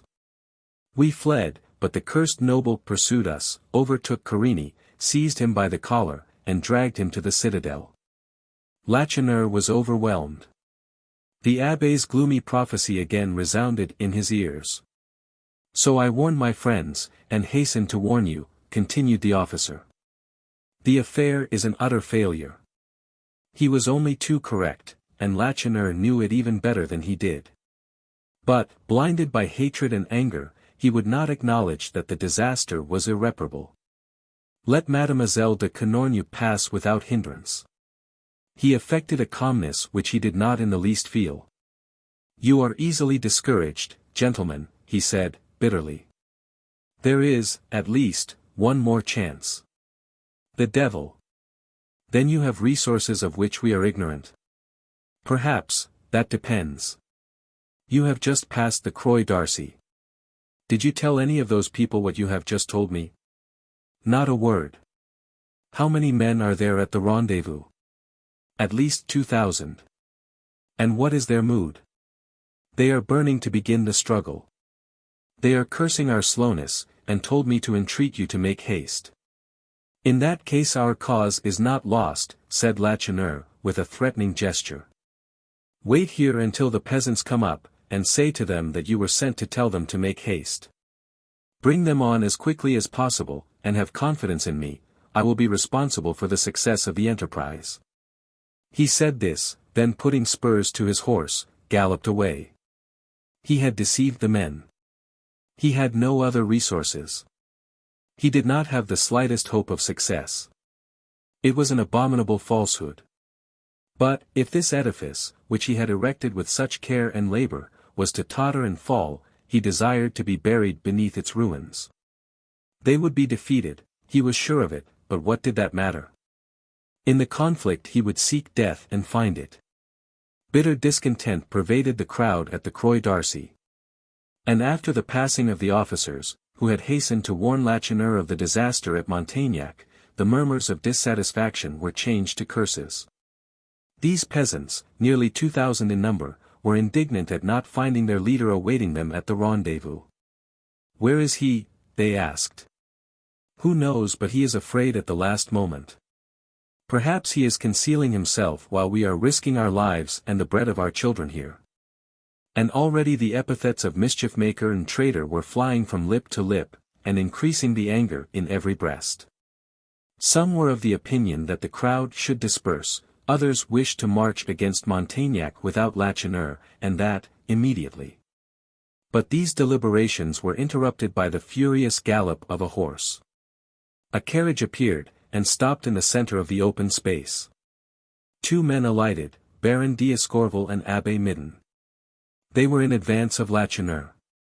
They thought they had arrived in time. Alas! Here, as on the Ricci, all their efforts, all their entreaties, and all their threats were futile. They had come in the hope of arresting the movement, they only precipitated it. "We have gone too far to draw back," exclaimed one of the neighboring farmers, who was the recognized leader in Lacheneur's absence. "If death is before us, it is also behind us. To attack and conquer, that is our only hope of salvation. Forward, then, at once. That is the only way of disconcerting our enemies. He who hesitates is a coward. Forward. A shout of approval from 2,000 throats replied. Forward. They unfurled the tricolor, that much regretted flag that reminded them of so much glory, and so many great misfortunes. The drums began to beat, and with shouts of, "Vive Napoleon II," the whole column took up its line of march. Pale, with clothing in disorder, and voices husky with fatigue and emotion, M. d'Escorval and the Abbé followed the rebels, imploring them to listen to reason. They saw the precipice toward which these misguided creatures were rushing, and they prayed God for an inspiration to check them. In 50 minutes the distance separating the Croix d'Arcy from Montaignac is traversed. Soon they see the gate of the citadel, which was to have been opened for them by their friends within the walls. It is 11 o'clock, and yet this gate stands open. Does not this circumstance prove that their friends are masters of the town, and that they are awaiting them in force? They advance, so certain of success that those who have guns do not even take the trouble to load them. M. d'Escorval and the Abbé alone foresee the catastrophe. The leader of the expedition is near them, they entreat him not to neglect the commonest precautions, they implore him to send some 2 men on in advance to reconnoiter. They, themselves, offer to go, on condition that the peasants will await their return before proceeding farther. But their prayers are unheeded. The peasants pass the outer line of fortifications in safety. The head of the advancing column reaches the drawbridge. The enthusiasm amounts to delirium. Who will be the first to enter is the only thought. Alas! At that very moment a pistol is fired. It is a signal, for instantly, and on every side, resounds a terrible fusillade. 3 or 4 peasants fall, mortally wounded. The rest pause, frozen with terror, thinking only of escape. The indecision is terrible. But the leader encourages his men. There are a few of Napoleon's old soldiers in the ranks. A struggle begins, all the more frightful by reason of the darkness. But it is not the cry of "forward" that suddenly rends the air. The voice of a coward sends up the cry of panic. We are betrayed. Let him save himself who can. This is the end of all order. A wild fear seizes the throng. And these men flee madly, despairingly, scattered as withered leaves are scattered by the power of the tempest. Chapter 23. Chupin's stupefying revelations and the thought that Marshal, the heir of his name and dukedom, should degrade himself so low as to enter into a conspiracy with vulgar peasants, drove the Duc de Sermeuse nearly wild. But the Marquis de Courtornieu's coolness restored the Duke's sang-froid. He ran to the barracks, and in less than half an hour 500 foot soldiers and 300 of the Montaignac chasseurs were under arms. With these forces at his disposal it would have been easy enough to suppress this movement without the least bloodshed. It was only necessary to close the gates of the city. It was not with fowling pieces and clubs that these poor peasants could force an entrance into a fortified town. But such moderation did not suit a man of the Duke's violent temperament, a man who was ever longing for struggle and excitement, a man whose ambition prompted him to display his zeal. He had ordered the gate of the citadel to be left open, and had concealed some of his soldiers behind the parapets of the outer fortifications. He then stationed himself where he could command a view of the approach to the citadel, and deliberately chose his moment for giving the signal to fire. Still, a strange thing happened. Of 400 shots, fired into a dense crowd of 1,500 men, only 3 had hit the mark. More humane than their chief, nearly all the soldiers had fired in the air. But the Duke had not time to investigate this strange occurrence now. He leaped into the saddle, and placing himself at the head of about 500 men, cavalry and infantry, he started in pursuit of the fugitives. The peasants had the advantage of their pursuers by about 20 minutes. Poor simple creatures! They might easily have made their escape. They had only to disperse, to scatter, but, unfortunately, the thought never once occurred to the majority of them. A few ran across the fields and gained their homes in safety. The others, frantic and despairing, overcome by the strange vertigo that seizes the bravest in moments of panic, fled like a flock of frightened sheep. Fear lent them wings, for did they not hear each moment shots fired at the laggards? But there was one man, who, at each of these detonations, received, as it were, his death wound. This man was Lacheneur. He had reached the Croix d'Arcy just as the firing at Montaignac began. He listened and waited. No discharge of musketry replied to the first fusillade. There might have been butchery, but combat, no. Lacheneur understood it all, and he wished that every ball had pierced his own heart. He put spurs to his horse and galloped to the crossroads. The place was deserted. At the entrance of one of the roads stood the cabriolet which had brought M. d'Escorval and the abbé. At last Lacheneur saw the fugitives approaching in the distance. He dashed forward, to meet them, trying by mingled curses and insults to stay their flight. "Cowards," he vociferated, "traitors! You flee, and you are 10 against 1. Where are you going? To your own homes. Fools! You will find the gendarmes there only awaiting your coming to conduct you to the scaffold. Is it not better to die with your weapons in your hands? Come, right about. Follow me. We may still conquer. Reinforcements are at hand, 2,000 men are following me." He promised them 2,000 men. Had he promised them 10,000, 20,000, an army and cannon, it would have made no difference. Not until they reached the wide open space of the crossroads, where they had talked so confidently scarcely an hour before, did the most intelligent of the throng regain their senses, while the others fled in every direction. About 100 of the bravest and most determined of the conspirators gathered around M. Lacheneur. In the little crowd was the abbé, gloomy and despondent. He had been separated from the Baron. What had been his fate? Had he been killed or taken prisoner? Was it possible that he had made his escape? The worthy priest dared not go away. He waited, hoping that his companion might rejoin him, and deemed himself fortunate in finding the carriage still there. He was still waiting when the remnant of the column confided to Maurice and Chanlouineau came up. Of the 500 men that composed it on its departure from Sermeuse, only 15 remained, including the 2 retired officers. Marie-Anne was in the center of this little party. M. Lacheneur and his friends were trying to decide what course it was best for them to pursue. Should each man go his way? Or should they unite, and by an obstinate resistance, give all their comrades time to reach their homes? The voice of Chanlouineau put an end to all hesitation. "I have come to fight," he exclaimed, "and I shall sell my life dearly." "We will make a stand then," cried the others. But Chanlouineau did not follow them to the spot which they had considered best adapted to the prolonged defense. He called Maurice and drew him a little aside. "You, Monsieur d'Escorval," he said, almost roughly, "are going to leave here and at once." I came here, Chanlouineau, as you did, to do my duty." "Your duty, monsieur, is to serve Marie-Anne. Go at once, and take her with you." "I shall remain," said Maurice, firmly. He was going to join his comrades when Chanlouineau stopped him. "You have no right to sacrifice your life here," he said, quietly. "Your life belongs to the woman who has given herself to you." "Wretch! How dare you?" Chanlouineau sadly shook his head. "What is the use of denying it?" said he. "It was so great a temptation that only an angel could have resisted it. It was not your fault, nor was it hers. Lacheneur was a bad father. There was a day when I wished either to kill myself or to kill you, I knew not which. Ah!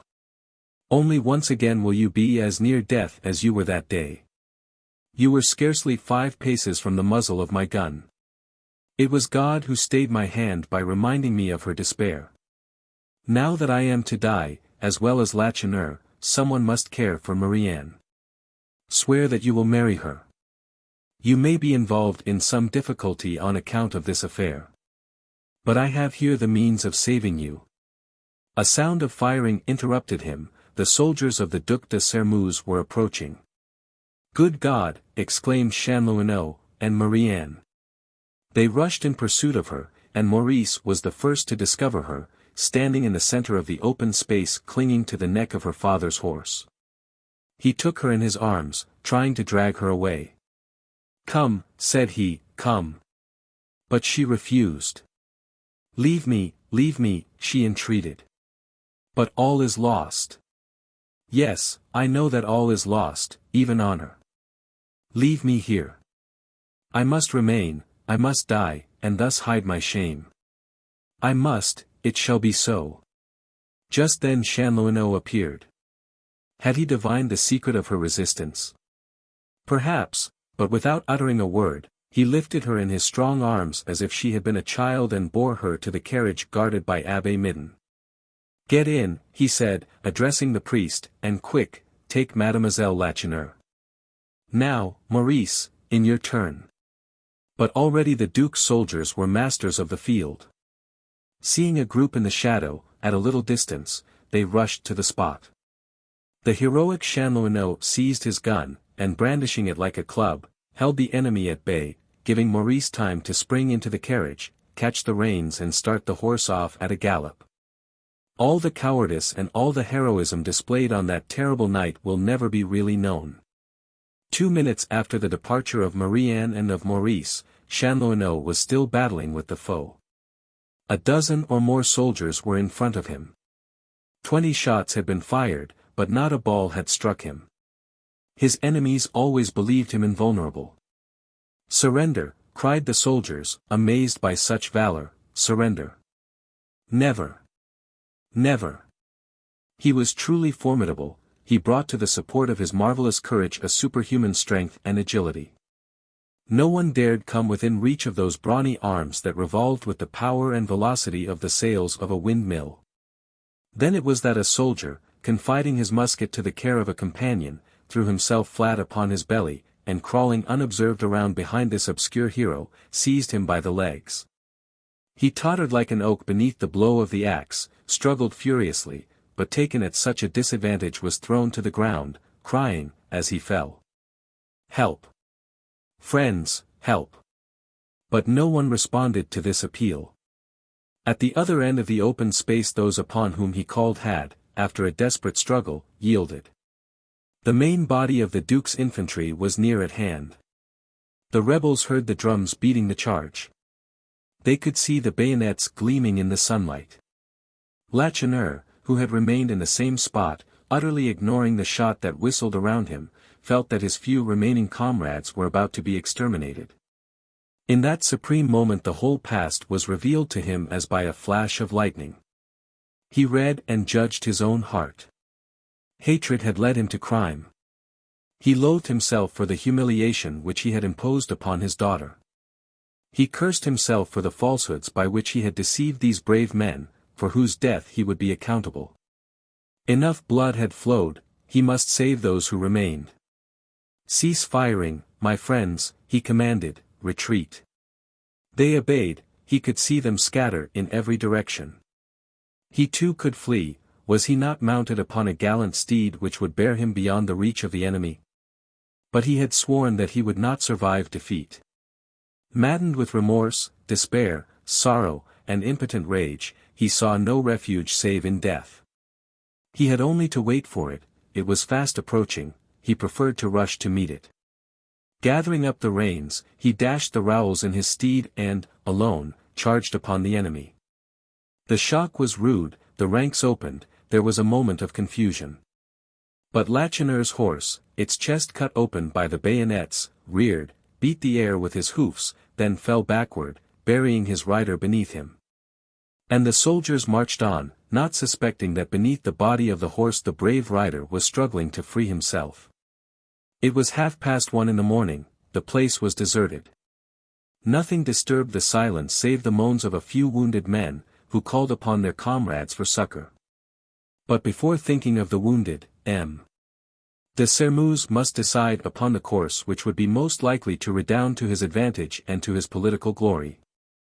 Now that the insurrection had been suppressed, it was necessary to exaggerate its magnitude as much as possible, in order that his reward should be in proportion to the service supposed to have been rendered. Some 15 or 20 rebels had been captured, but that was not a sufficient number to give the victory the éclat which he desired. He must find more culprits to drag before the provost marshal or before a military commission. He, therefore, divided his troops into several detachments, and sent them in every direction with orders to explore the villages, search all isolated houses, and arrest all suspected persons. His task here having been completed, he again recommended the most implacable severity, and started on a brisk trot for Montaignac. He was delighted, certainly he blessed, as had M. de Courtornieu, these honest and artless conspirators. But one fear, which he vainly tried to dismiss, impaired his satisfaction. His son, the Marquis de Sermuz, was he, or was he not, implicated in this conspiracy?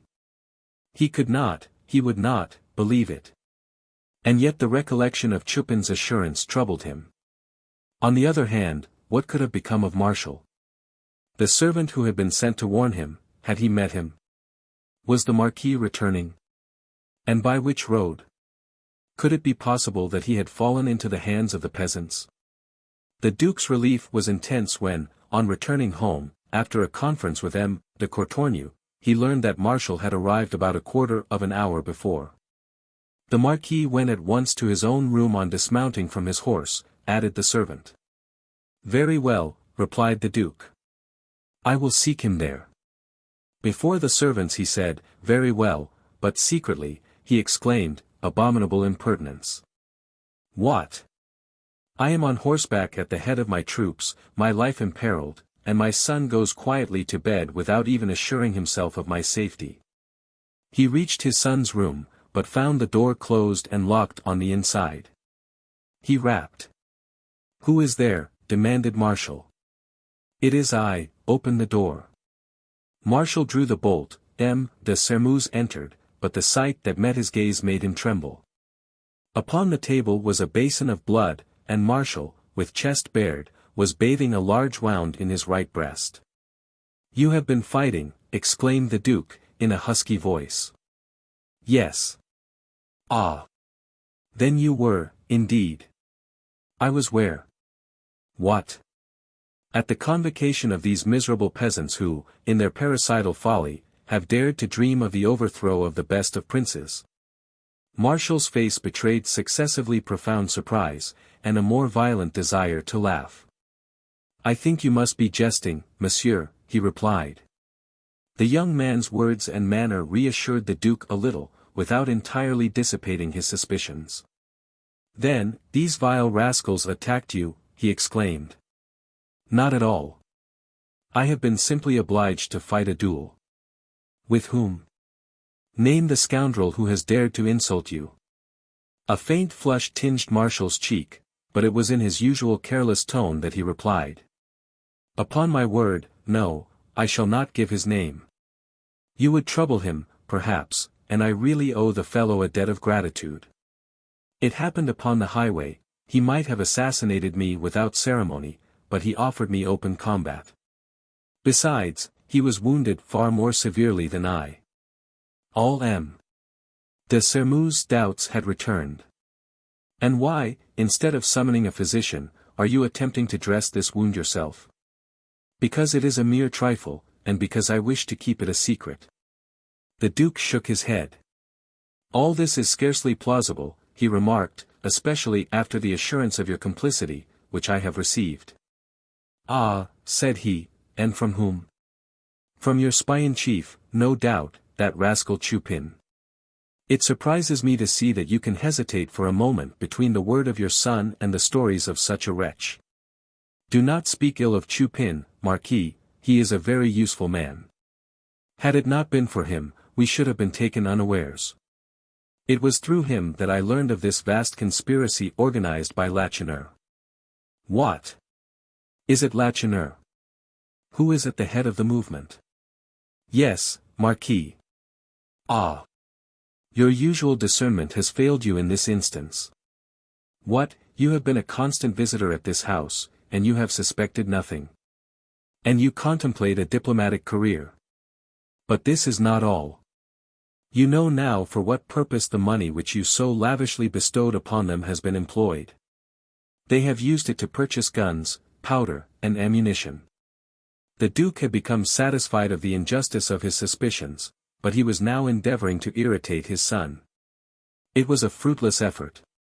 Marshall knew very well that he had been duped, but he did not think of resenting it. If Lacheneur has been captured, he thought, if he should be condemned to death and if I should save him, Marie-Anne would refuse me nothing. Chapter 24. Having penetrated the mystery that enveloped his son's frequent absence, the Baron d'Escorval had concealed his fears and his chagrin from his wife. It was the first time that he had ever had a secret from the faithful and courageous companion of his existence. Without warning her, he went to beg Abbé Midden to follow him to the Ricci, to the house of M. Lacheneur.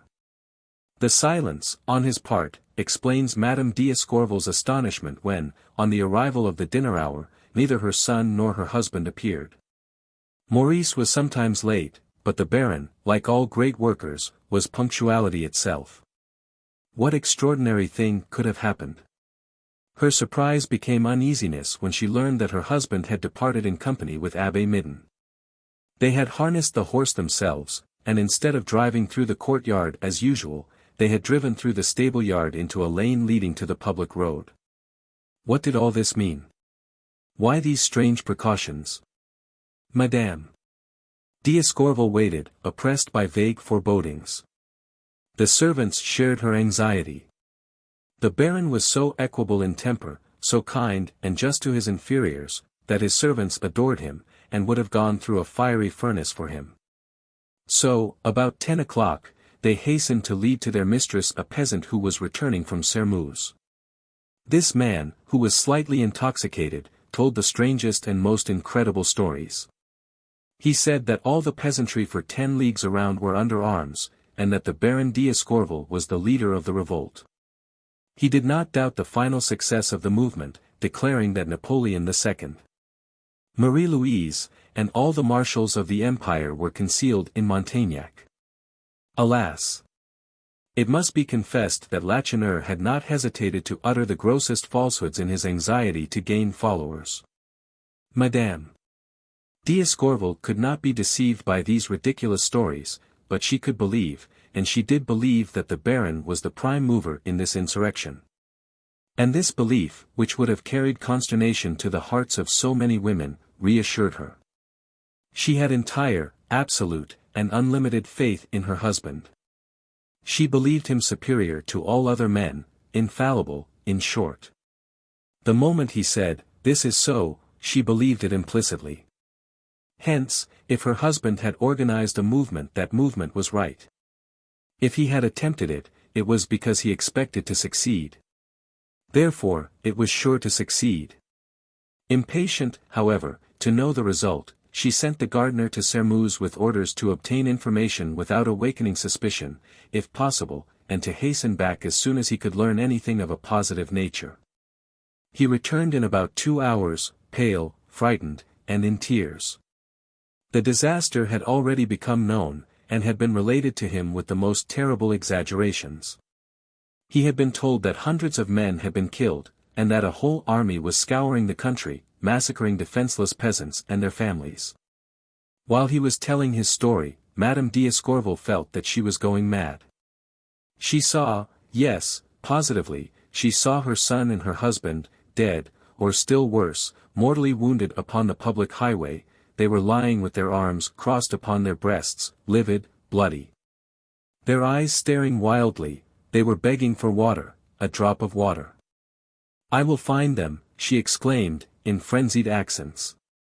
"I will go to the field of battle, I will seek for them among the dead, until I find them. Light some torches, my friends, and come with me, for you will aid me, will you not? You loved them. They were so good. You would not leave their dead bodies unburied. Oh! The wretches! The wretches who have killed them!"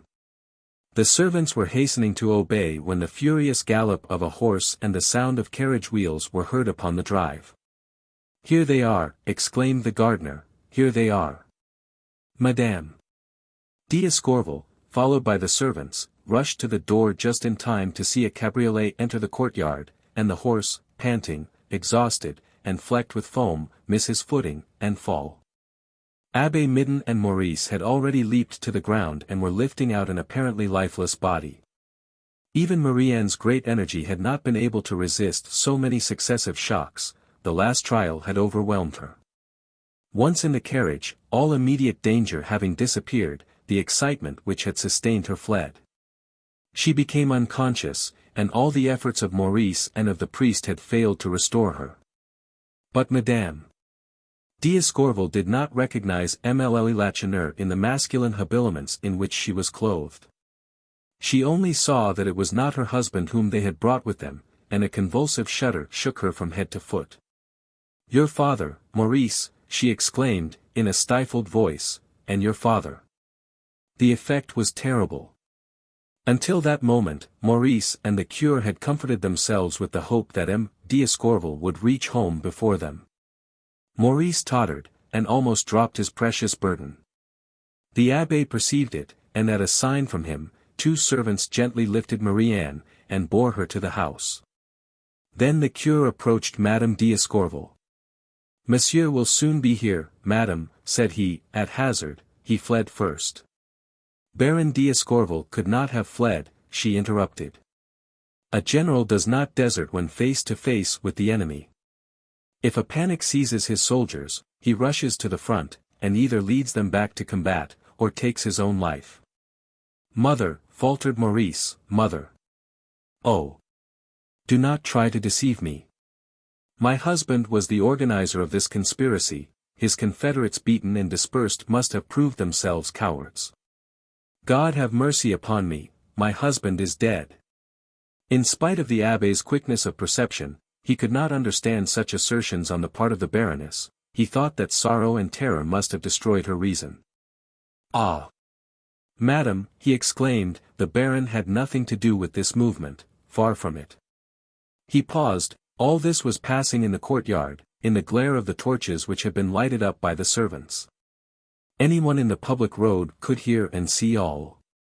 He realized the imprudence of which they were guilty. "Come, madam," said he, leading the Baroness toward the house, "and you, also, Maurice, come." It was with the silent and passive submission of great misery that Madame d'Escorval obeyed the cure. Her body alone moved in mechanical obedience.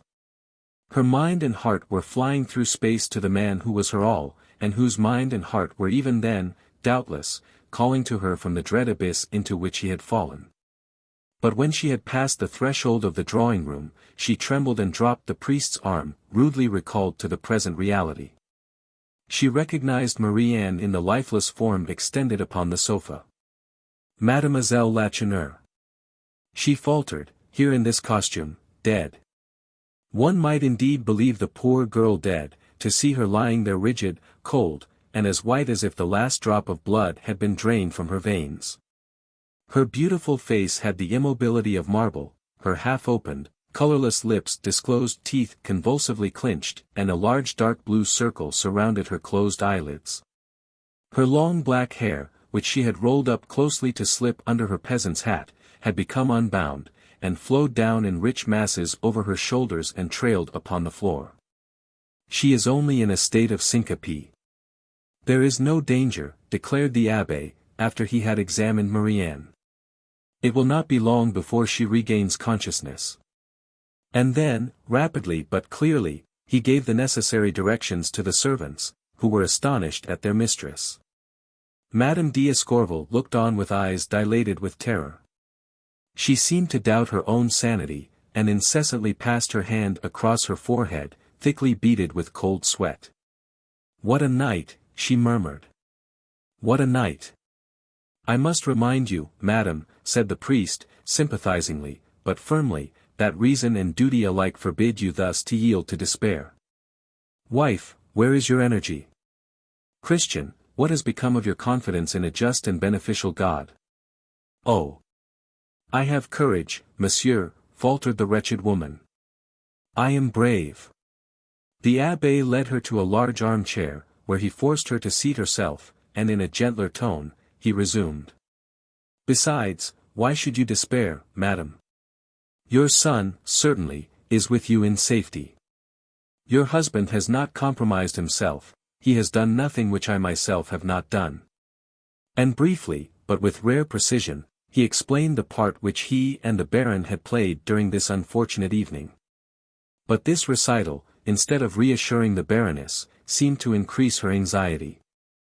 I understand you, she interrupted, and I believe you. But I also know that all the people in the country round about are convinced that my husband commanded the insurrectionists. They believe it, and they will say it. And what of that? If he has been arrested, as you give me to understand, he will be summoned before a court-martial. Was he not the friend of the Emperor? That is a crime, as you very well know. He will be convicted and sentenced to death. No, madam, no. Am I not here? I will appear before the tribunal, and I shall say, here I am. I have seen and I know all. But they will arrest you, alas, monsieur, because you are not a priest according to the hearts of these cruel men. They will throw you in prison, and you will meet him upon the scaffold. Maurice had been listening, pale and trembling. But on hearing these last words, he sank upon his knees, hiding his face in his hands. Ah! I have killed my father! He exclaimed. Unhappy child! What do you say? The priest motioned him to be silent, but he did not see him, and he pursued. My father was ignorant even of the existence of this conspiracy of which Monsieur Lacheneur was the guiding spirit. But I knew it, I wished him to succeed, because on his success depended the happiness of my life. And then, wretch that I was! When I wished to attract to our ranks some timid or wavering accomplice, I used the loved and respected name of D'Escorval. Ah, I was mad! I was mad! Then, with a despairing gesture, he added. And yet, even now, I have not the courage to curse my folly. Oh, mother, mother, if you knew. His sobs interrupted him. Just then a faint moan was heard. Marie-Anne was regaining consciousness. Already she had partially risen from the sofa, and sat regarding this terrible scene with an air of profound wonder, as if she did not understand it in the least. Slowly and gently she put back her hair from her face, and opened and closed her eyes, which seemed dazzled by the light of the candles. She endeavored to speak, to ask some question, but Abbé Midon commanded silence by a gesture. Enlightened by the words of Madame D'Escorval and by the confession of Maurice, the abbé understood at once the extent of the frightful danger that menaced the Baron and his son. How was this danger to be averted? What must be done? He had no time for explanation or reflection, with each moment, a chance of salvation fled. He must decide and act without delay. The abbé was a brave man. He darted to the door, and called the servants who were standing in the hall and on the staircase. When they were gathered around him. Listen to me, intently, said he, in that quick and imperious voice that impresses one with the certainty of approaching peril, and remember that your master's life depends, perhaps, upon your discretion. We can rely upon you, can we not? Every hand was raised as if to call upon God to witness their fidelity. In less than an hour, continued the priest, the soldiers sent in pursuit of the fugitives will be here. Not a word must be uttered in regard to what has passed this evening. Everyone must be led to suppose that I went away with the Baron and returned alone. Not one of you must have seen Mademoiselle Lacheneur. We are going to find a place of concealment for her. Remember, my friends, if there is the slightest suspicion of her presence here, all is lost. If the soldiers question you, endeavor to convince them that Monsieur Maurice has not left the house this evening. He paused, trying to think if he had forgotten any precaution that human prudence could suggest, then added. One word more. To see you standing about at this hour of the night will awaken suspicion at once. But this is what I desire. We will plead in justification, the alarm that you feel at the absence of the Baron, and also the indisposition of Madame, for Madame is going to retire, she will thus escape interrogation. And you, Maurice, run and change your clothes. And, above all, wash your hands, and sprinkle some perfume upon them." All present were so impressed with the imminence of the danger, that they were more than willing to obey the priest's orders. Marie-Anne, as soon as she could be moved, was carried to a tiny room under the roof. Madame d'Escorval retired to her own apartment, and the servants went back to the office. Maurice and the abbé remained alone in the drawing-room, silent and appalled by horrible forebodings. The unusually calm face of the priest betrayed his terrible anxiety.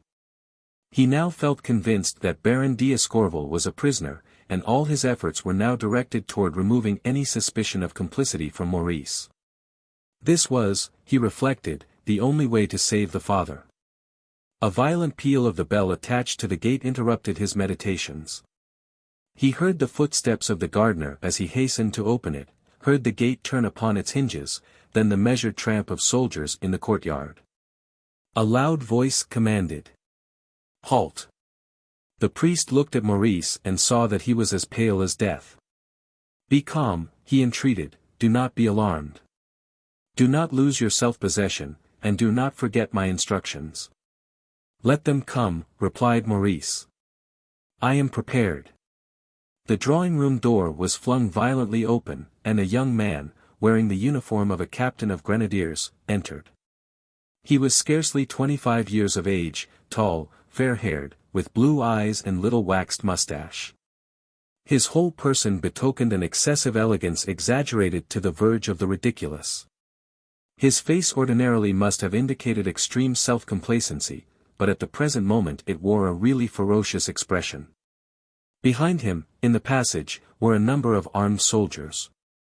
He cast a suspicious glance around the room, then, in a harsh voice, "Who is the master of this house?" he demanded. "The Baron d'Escorval, my father, who is absent," replied Maurice. "Where is he?"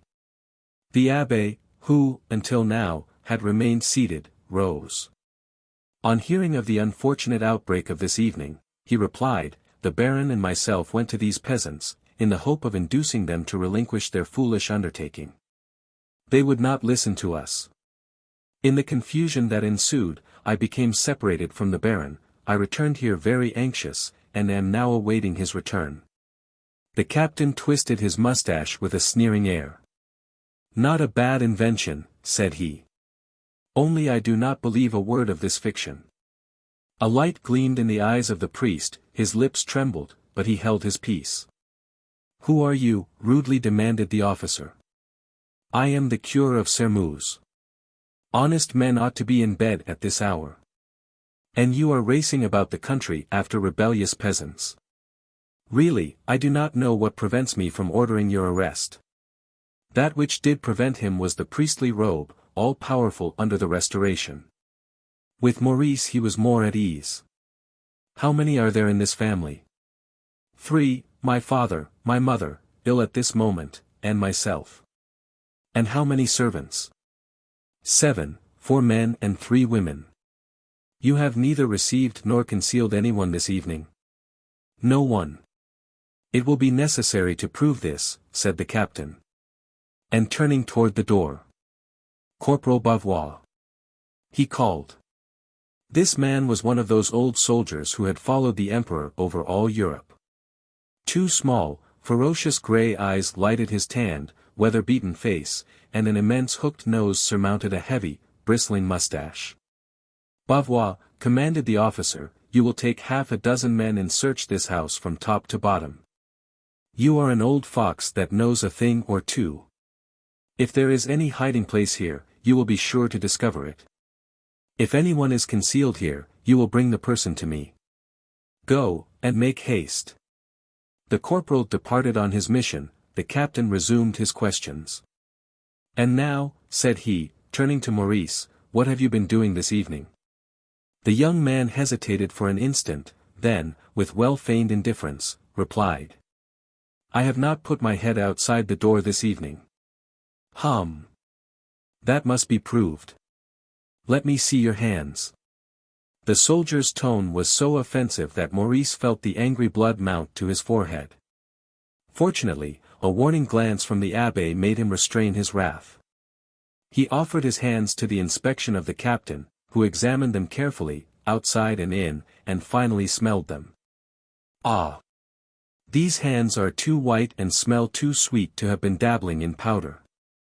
He was evidently surprised that this young man should have had so little courage as to remain in the shelter of the fireside while his father was leading the peasants on to battle. "Another thing," said he, "you must have weapons here." "Yes, hunting rifles." "Where are they?" "In a small room on the ground floor." "Take me there." They conducted him to the room, and on finding that none of the double-barreled guns had been used for some days, he seemed considerably annoyed. He appeared furious when the corporal came and told him that he had searched everywhere, but had found nothing of a suspicious character. "Send for the servants," was his next order. But all the servants faithfully repeated the lesson which the abbé had given them. The captain saw that he was not likely to discover the mystery, although he was well satisfied that one existed. Swearing that they should pay dearly for it, if they were deceiving him, he again called Bavois. "I must continue my search," said he. "You, with 2 men, will remain here, and render a strict account of all that you see and hear. If Monsieur d'Escorval returns, bring him to me at once, do not allow him to escape. Keep your eyes open, and good luck to you." He added a few words in a low voice, then left the room as abruptly as he had entered it. The departing footsteps of the soldiers were soon lost in the stillness of the night, and then the corporal gave vent to his disgust in a frightful oath. "Hein," said he, to his men, "you have heard that cadet. Listen, watch, arrest, report. So he takes us for spies. Ah! If our old leader knew to what base uses his old soldiers were degraded." The 2 men responded by a sullen growl. "As for you," pursued the old trooper, addressing Maurice and the abbé, "I, Bavois, corporal of grenadiers, declare in my name and in that of my 2 men, that you are as free as birds, and that we shall arrest no one. More than that, if we can aid you in any way, we are at your service. The little fool that commanded us this evening thought we were fighting. Look at my gun, I have not fired a shot from it, and my comrades fired only blank cartridges." The man might possibly be sincere, but it was scarcely probable. "We have nothing to conceal," replied the cautious priest. The old corporal gave a knowing wink. "Ah! You distrust me. You are wrong, and I am going to prove it.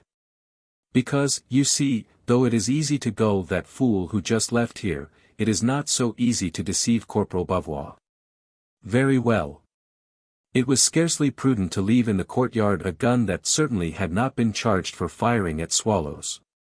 The cure and Maurice exchanged a glance of consternation. Maurice now recollected, for the first time, that when he sprang from the carriage to lift out Marie-Anne, he propped his loaded gun against the wall. It had escaped the notice of the servants. "Secondly," pursued Bavois, "there is someone concealed in the attic. I have excellent ears. Thirdly, I arranged it so that no one should enter the sick lady's room." Maurice needed no further proof. He extended his hand to the corporal, and, in a voice trembling with emotion, he said, "You are a brave man." A few moments later, Maurice, the abbé, and Madame d'Escorval were again assembled in the drawing-room, deliberating upon the measures which must be taken, when Marie-Anne appeared.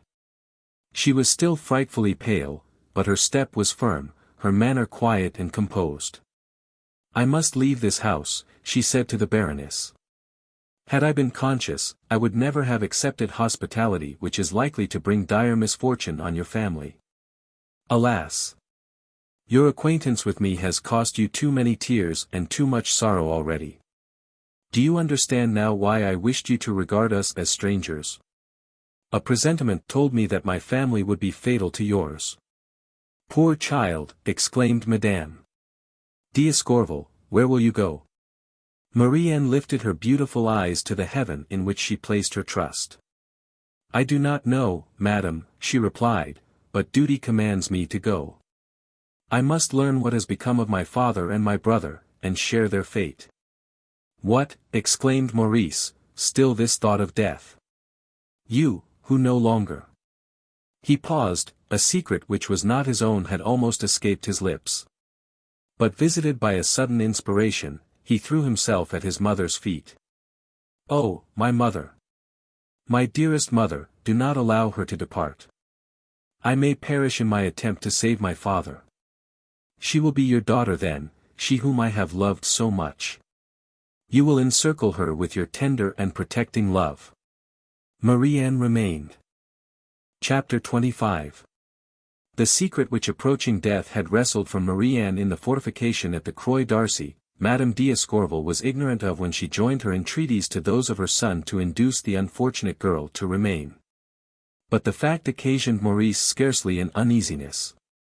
His faith in his mother was complete, absolute. He was sure that she would forgive when she learned the truth. Loving and chaste wives and mothers are always most indulgent to those who have been led astray by the voice of passion. Such noble women can, with impunity, despise and brave the prejudices of hypocrites. These reflections made Maurice feel more tranquil in regard to Marie-Anne's future, and he now thought only of his father. Day was breaking. He declared that he would assume some disguise and go to Montaignac at once. On hearing these words, Madame d'Escorval turned and hid her face in the sofa cushions to stifle her sobs. She was trembling for her husband's life, and now her son must precipitate himself into danger. Perhaps before the sun sank to rest, she would have neither husband nor son. And yet she did not say no. She felt that Maurice was only fulfilling a sacred duty. She would have loved him less had she supposed him capable of cowardly hesitation. She would have dried her tears, if necessary, to bid him go. Moreover, what was not preferable to the agony of suspense which they had been enduring for hours? Maurice had reached the door when the abbé stopped him. "You must go to Montaignac," said he, "but it would be folly to disguise yourself. You would certainly be recognized, and the saying, 'He who conceals himself is guilty,' will assuredly be applied to you. You must go openly, with head erect, and you must even exaggerate the assurance of innocence. Go straight to the Duc de Sermeuse and the Marquis de Courtornieu. I will accompany you, we will go in the carriage." Maurice seemed undecided. "Obey these counsels, my son," said Madame d'Escorval. "The abbé knows much better than we do what is best." "I will obey, mother." The cure had not waited for this assent to go and give an order for harnessing the horses. Madame d'Escorval left the room to write a few lines to a lady friend, whose husband exerted considerable influence in Montaignac. Maurice and Marie-Anne were left alone. It was the first moment of freedom and solitude which they had found since Marie-Anne's confession. They stood for a moment, silent and motionless, then Maurice advanced, and clasping her in his arms, he whispered, "Marie-Anne, my darling, my beloved, I did not know that one could love more fondly than I loved you yesterday. But now, and you wish for death when another precious life depends upon yours." She shook her head sadly. "I was terrified," she faltered. "The future of shame that I saw, that I still, alas, see before me, appalled me. Now I am resigned. I will uncomplainingly endure the punishment for my horrible fault. I will submit to the insults and disgrace that await me." "Insults, to you? Ah! Woe to who dares!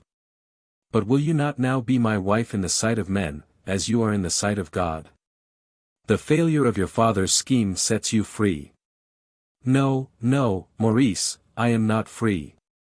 "Ah! It is you who are pitiless. I see only too well that you curse me, that you curse the day when we met for the first time. Confess it. Say it." Marie-Anne lifted her streaming eyes to his. "Ah!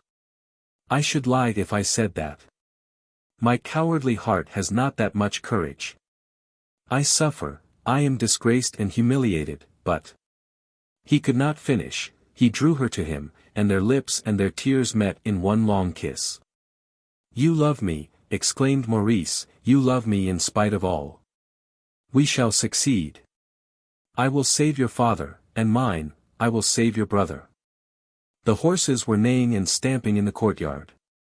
The abbé cried, Come, let us start. Madame d'Escorval entered with a letter, which she handed to Maurice. She clasped in a long and convulsive embrace the son whom she feared she should never see again, then, summoning all her courage, she pushed him away, uttering only the single word. Go. He departed. And when the sound of the carriage wheels had died away in the distance, Madame d'Escorval and Marie-Anne fell upon their knees, imploring the mercy and aid of a just God. They could only pray. The cure and Maurice could act. Abbé Midon's plan, which he explained to young d'Escorval, as the horses dashed along, was as simple as the situation was terrible.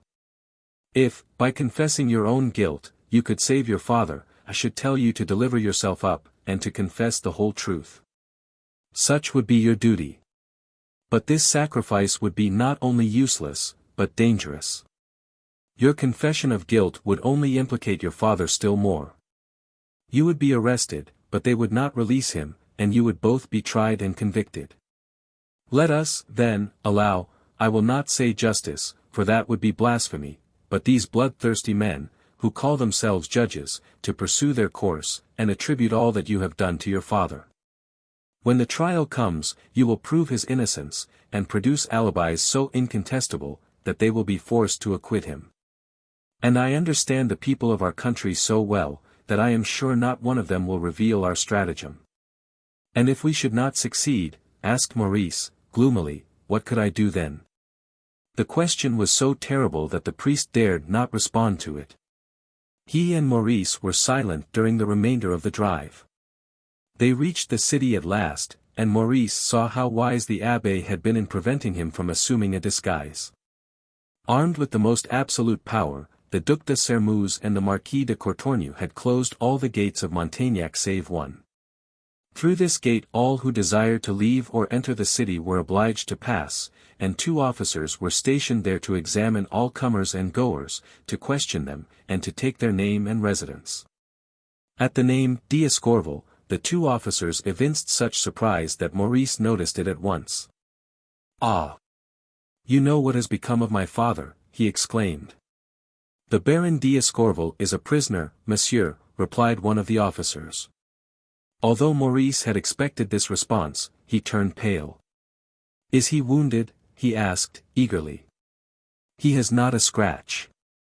But enter, sir, and pass on. From the anxious looks of these officers one might have supposed that they feared they should compromise themselves by conversing with the son of so great a criminal. The carriage rolled beneath the gateway.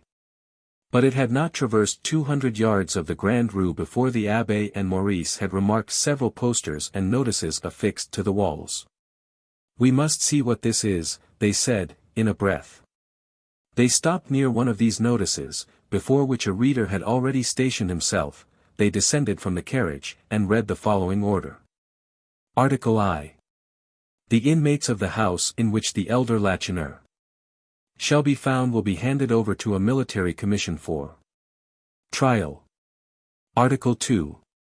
Whoever shall deliver the body of the elder Lacheneur, dead or alive, will receive a reward of 20,000 francs. This was signed Duc de Sermuz.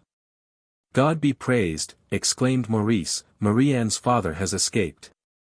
He had a good horse, and in 2 hours. A glance and a nudge of the elbow from the abbé checked him. The abbé drew his attention to the man standing near them. This man was none other than Chupin.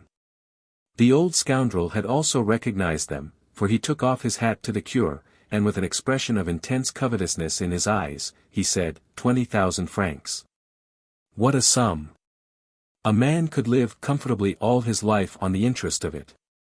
The abbé and Maurice shuddered as they re-entered their carriage. Lacheneur is lost if this man discovers his retreat, murmured the priest. Fortunately, he must have crossed the frontier before this, replied Maurice. 100 to 1 he is beyond reach. And if you should be mistaken? What, if wounded and faint from loss of blood, Lacheneur has had only strength to drag himself to the nearest house and ask the hospitality of its inmates? Oh! Even in that case he is safe, I know our peasants. There is not one who is capable of selling the life of a proscribed man. The noble enthusiasm of youth drew a sad smile from the priest. You forget the dangers to be incurred by those who shelter him. Many a man who would not soil his hands with the price of blood might deliver up a fugitive from fear. They were passing through the principal street, and they were struck with the mournful aspect of the place, the little city which was ordinarily so bustling and gay. Fear and consternation evidently reigned there. The shops were closed. The shutters of the houses had not been opened. A lugubrious silence pervaded the town. One might have supposed that there was general mourning, and that each family had lost one of its members. The manner of the few persons seen upon the thoroughfare was anxious and singular. They hurried on, casting suspicious glances on every side. 2 or 3 who were acquaintances of the Baron d'Escorval averted their heads, on seeing his carriage, to avoid the necessity of bowing. The Abbé and Maurice found an explanation of this evident terror on reaching the hotel to which they had ordered the coachman to take them. They had designated the Hôtel de France, where the Baron always stopped when he visited Montaignac, and whose proprietor was none other than Ladron, that friend of Lacheneur, who had been the first to warn him of the arrival of the Duc de Sermeuse. This worthy man, on hearing what guests had arrived, went to the courtyard to meet them, with his white cap in his hand. On such a day politeness was heroism. Was he connected with the conspiracy? It has always been supposed so. He invited Maurice and the Abbé to take some refreshments in a way that made them understand he was anxious to speak with them, and he conducted them to a retired room where he knew they would be secure from observation. Thanks to one of the Duc de Sermeuse's valets de chambre who frequented the house, the host knew as much as the authorities. He knew even more, since he had also received information from the rebels who had escaped capture. From him the Abbé and Maurice received their first positive information. In the first place, nothing had been heard of Lacheneur, or of his son Jean. Thus far they had escaped the most rigorous pursuit. In the second place, there were, at this moment, 200 prisoners in the citadel, and among them the Baron d'Escorval and Chanlouineau. And lastly, since morning there had been at least 60 arrests in Montaignac. It was generally supposed that these arrests were the work of some traitor, and all the inhabitants were trembling with fear. But Ladron knew the real cause. It had been confided to him under pledge of secrecy by his guest, the Duke's valet de chambre. It is certainly an incredible story, gentlemen, he said, nevertheless, it is true. 2 officers belonging to the Montaignac militia, on returning from their expedition this morning at daybreak, on passing the Croix d'Arcy, found a man, clad in the uniform of the Emperor's bodyguard, lying dead in the fosse. Maurice shuddered. The unfortunate man, he could not doubt, was the brave old soldier who had spoken to Lacheneur. Naturally, pursued Ladron, the 2 officers examined the body of the dead man. Between his lips they found a paper, which they opened and read. It was a list of all the conspirators in the village. The brave man, knowing he was mortally wounded, endeavored to destroy this fatal list. But the agonies of death prevented him from swallowing it. But the Abbé and Maurice had not time to listen to the commentaries with which the hotel proprietor accompanied his recital. They dispatched a messenger to Madame d'Escorval and to Marie-Anne, in order to reassure them, and, without losing a moment, and fully determined to brave all, they went to the house occupied by the Duc de Sermeuse. A crowd had gathered about the door. At least 100 persons were standing there, men with anxious faces, women in tears, soliciting, imploring an audience. They were the friends and relatives of the unfortunate men who had been arrested. 2 footmen, in gorgeous livery and pompous in bearing, had all they could do to keep back the struggling throng. The Abbé, hoping that his priestly dress would win him a hearing, approached and gave his name. But he was repulsed like the others. Monsieur le Duc is busy, and can receive no one, said the servant. Monsieur le Duc is preparing his report for His Majesty. And in support of this assertion, he pointed to the horses, standing saddled in the courtyard, and the couriers who were to bear the dispatches. The priest sadly rejoined his companions. We must wait, said he. Intentionally or not, the servants were deceiving these poor people. The Duke, just then, was not troubling himself about dispatches. A violent altercation was going on between the Marquis de Courtornieu and himself. Each of these noble personages aspired to the leading role, the one which would be most generously rewarded, undoubtedly. It was a conflict of ambitions and of wills. It had begun by the exchange of a few recriminations, and it quickly reached stinging words, bitter allusions, and at last, even threats. The Marquis declared it necessary to inflict the most frightful, he said the most salutary punishment upon the offender. The Duke, on the contrary, was inclined to be indulgent.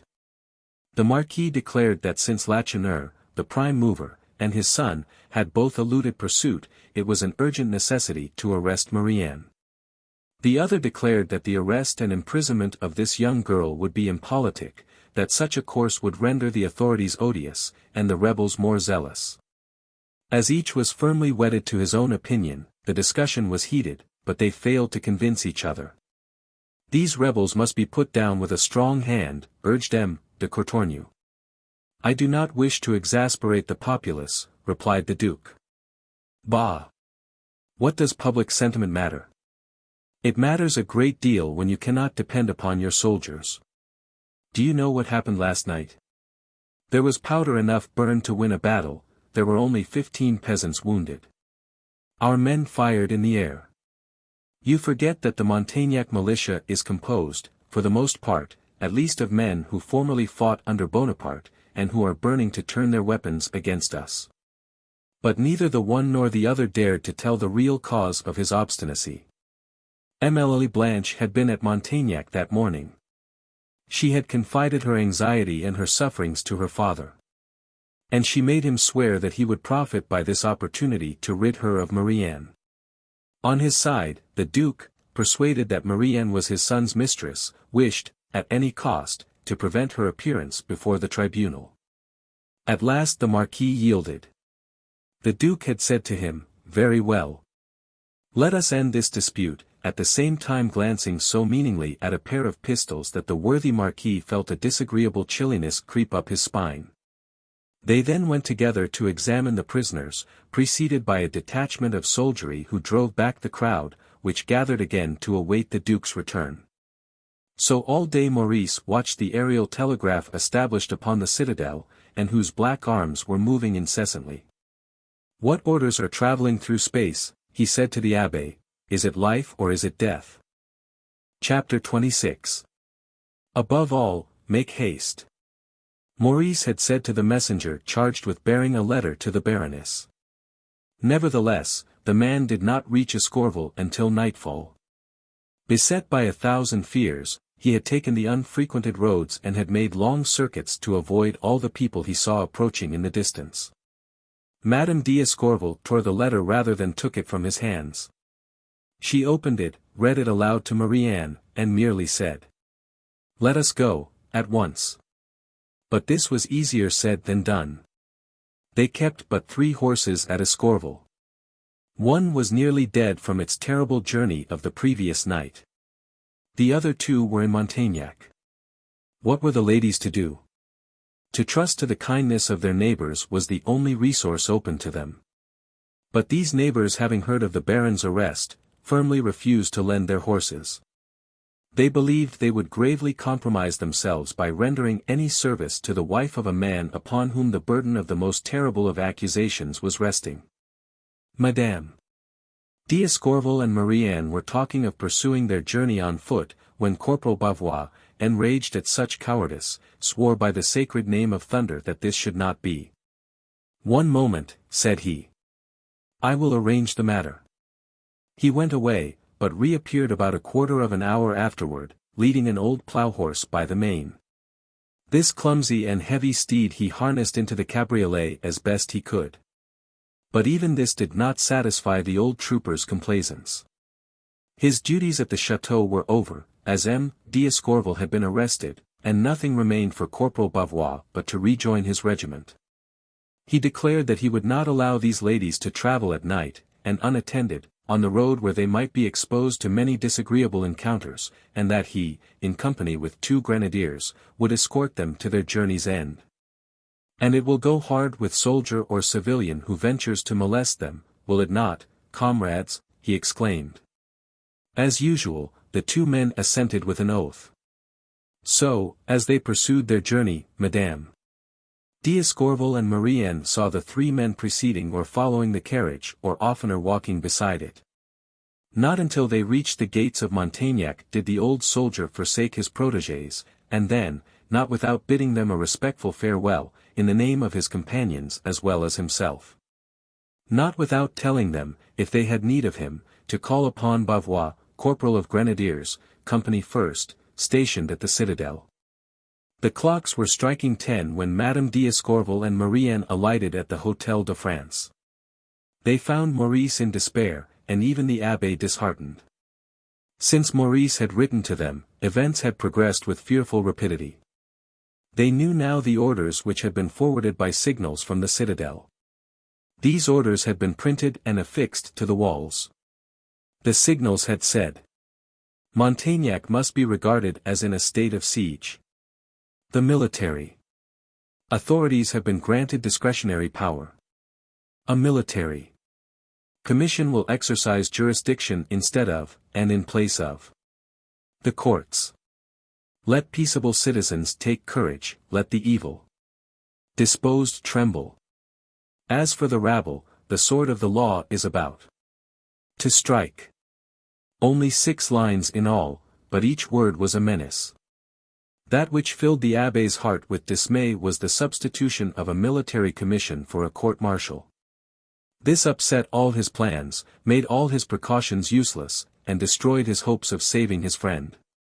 A court-martial was, of course, hasty and often unjust in its decisions. But still, it observed some of the forms of procedure practiced in judicial tribunals. It still preserved something of the solemnity of legal justice, which desires to be enlightened before it condemns. A military commission would infallibly neglect all legal forms, and summarily condemn and punish the accused parties, as in time of war a spy is tried and punished. "What?" exclaimed Maurice, "they dare to condemn without investigating, without listening to testimony, without allowing the accused time to prepare any defense." The abbé was silent. This exceeded his most sinister apprehensions. Now, he believed anything possible. Maurice spoke of an investigation. It had commenced that day, and it was still going on by the light of the jailer's lantern. That is to say, the Duc de Sermeuse and the Marquis de Courtornieu were passing the prisoners in review. They numbered 300, and the Duke and his companion had decided to summon before the commission 30 of the most dangerous conspirators. How were they to select them? By what method could they discover the extent of each prisoner's guilt? It would have been difficult for them to explain.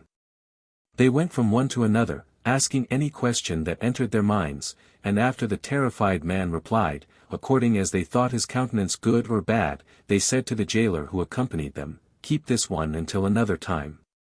Or, "This one for tomorrow." By daylight, they had 30 names upon their list, and the names of the Baron d'Escorval and Chanlouineau led all the rest. Although the unhappy party at the Hôtel de France could not suspect this fact, they suffered an agony of fear and dread through the long night which seemed to them eternal. As soon as day broke, they heard the beating of the reveille at the citadel. The hour when they might commence their efforts anew had come. The abbé announced that he was going alone to the Duke's house, and that he would find a way to force an entrance. He had bathed his red and swollen eyes in fresh water, and was prepared to start on his expedition, when someone rapped cautiously at the door of the chamber. Maurice cried, "Come in," and M. Ladron instantly entered the room. His face announced some dreadful misfortune, and the worthy man was really terrified. He had just learned that the military commission had been organized. In contempt of all human laws and the commonest rules of justice, the presidency of this tribunal of vengeance and of hatred had been bestowed upon the Duc de Sermeuse. And he had accepted it, he who was at the same time to play the part of participant, witness, and judge. The other members of the commission were military men. "And when does the commission enter upon its functions?" inquired the abbé. "Today," replied the host, hesitatingly, "this morning, in an hour, perhaps sooner." The abbé understood what M. Ladrin meant, but dared not say, "The commission is assembling, make haste. Come." He said to Maurice, "I wish to be present when your father is examined." Ah! What would not the Baroness have given to follow the priest and her son? But she could not, she understood this, and submitted. They set out, and as they stepped into the street they saw a soldier a little way from them, who made a friendly gesture. They recognized Corporal Bavois, and paused. But he, passing them with an air of the utmost indifference, and apparently without observing them, hastily dropped these words. "I have seen Chanlouineau. Be of good cheer, he promises to save Monsieur d'Escorval." Chapter 27. In the citadel of Montaignac, within the second line of fortifications, stands an old building known as the chapel. Originally consecrated to worship, the structure had, at the time of which we write, fallen into disuse. It was so damp that it would not even serve as an arsenal for an artillery regiment, for the guns rusted there more quickly than in the open air. A black mold covered the walls to a height of 6 or 7 feet. This was the place selected by the Duc de Sermuz and the Marquis de Courtornieu for the assembling of the military commission. On first entering it, Maurice and the abbé felt a cold chill strike to their very hearts. And an indefinable anxiety paralyzed all their faculties. But the commission had not yet commenced its séance, and they had time to look about them. The arrangements which had been made in transforming this gloomy hall into a tribunal, attested the precipitancy of the judges and their determination to finish their work promptly and mercilessly. The arrangements denoted an absence of all form. And one could divine at once the frightful certainty of the result. 3 large tables taken from the mess room, and covered with horse blankets instead of tapestry, stood upon the platform. Some unpainted wooden chairs awaited the judges. But in the center glittered the president's chair, a superbly carved and gilded fauteuil, sent by the Duc de Sermuz. Several wooden benches had been provided for the prisoners. Ropes stretched from one wall to the other divided the chapel into 2 parts. It was a precaution against the public. A superfluous precaution, alas. The abbé and Maurice had expected to find the crowd too great for the hall, large as it was, and they found the chapel almost unoccupied. There were not 20 persons in the building. Standing back in the shadow of the wall were perhaps a dozen men, pale and gloomy, a sullen fire smoldering in their eyes, their teeth tightly clenched. They were army officers retired on half-pay. 3 men, attired in black, were conversing in low tones near the door. In a corner stood several countrywomen with their aprons over their faces. They were weeping bitterly, and their sobs alone broke the silence. They were the mothers, wives, or daughters of the accused men. 9 o'clock sounded. The rolling of the drum made the panes of the only window tremble. A loud voice outside shouted, "Present arms." The military commission entered, followed by the Marquis de Courtornieu and several civil functionaries.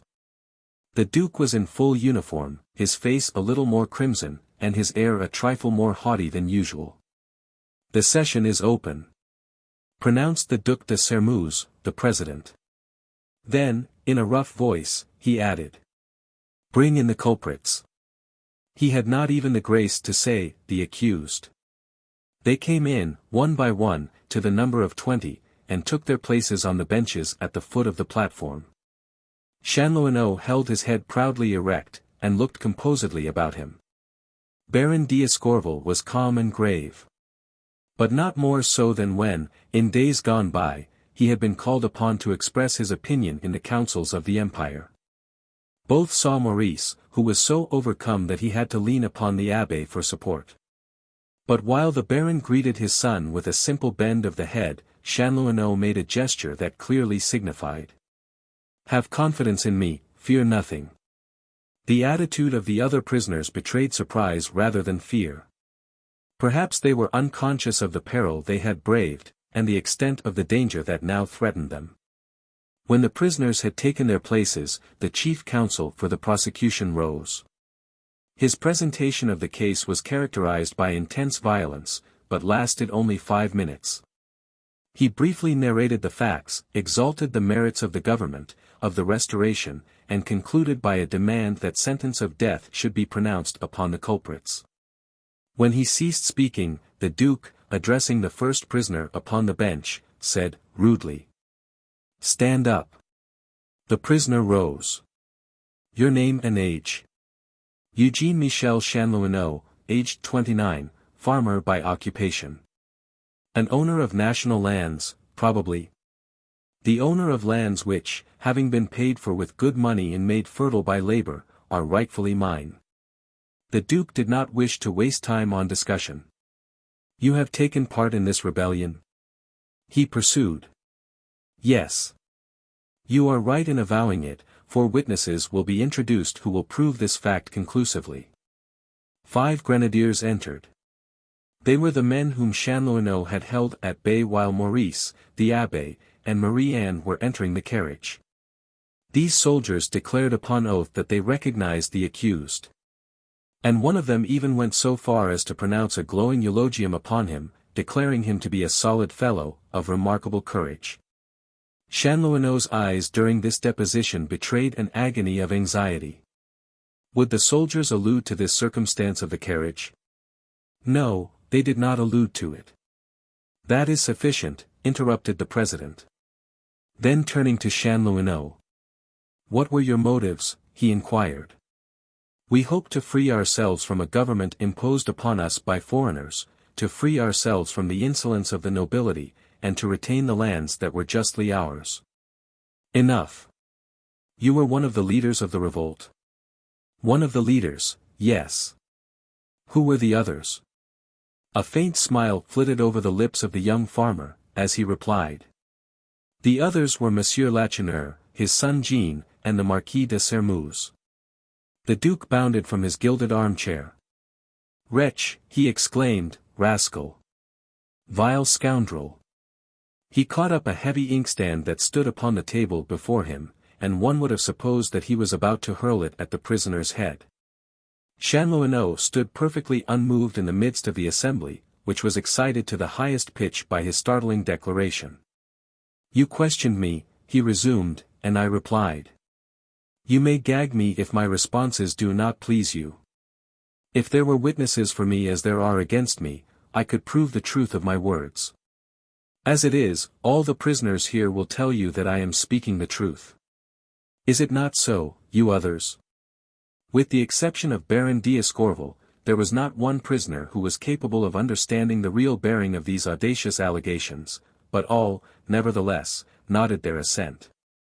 "The Marquis de Sermeuse was so truly our leader," exclaimed the daring peasant, "that he was wounded by a saber thrust while fighting by my side."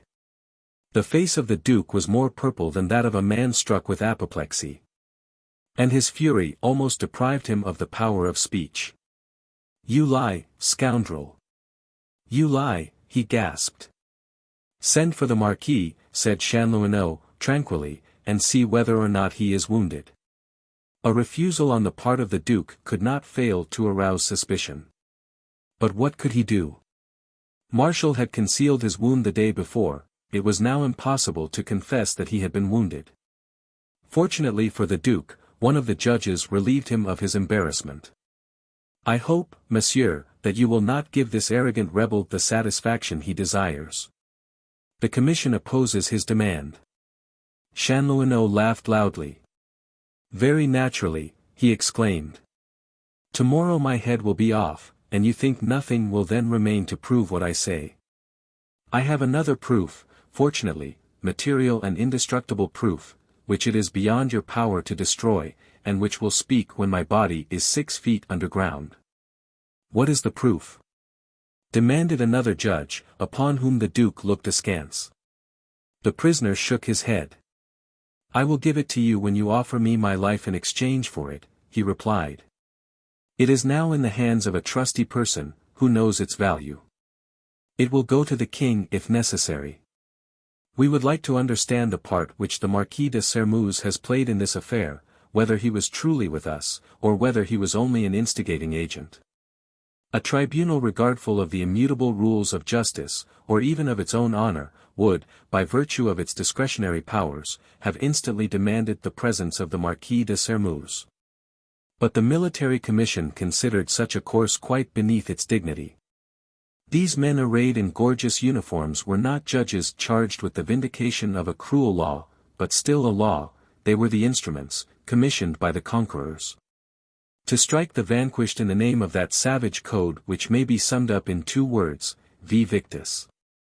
The president, the noble Duc de Sermuz, would not have consented to summon Marshal on any consideration.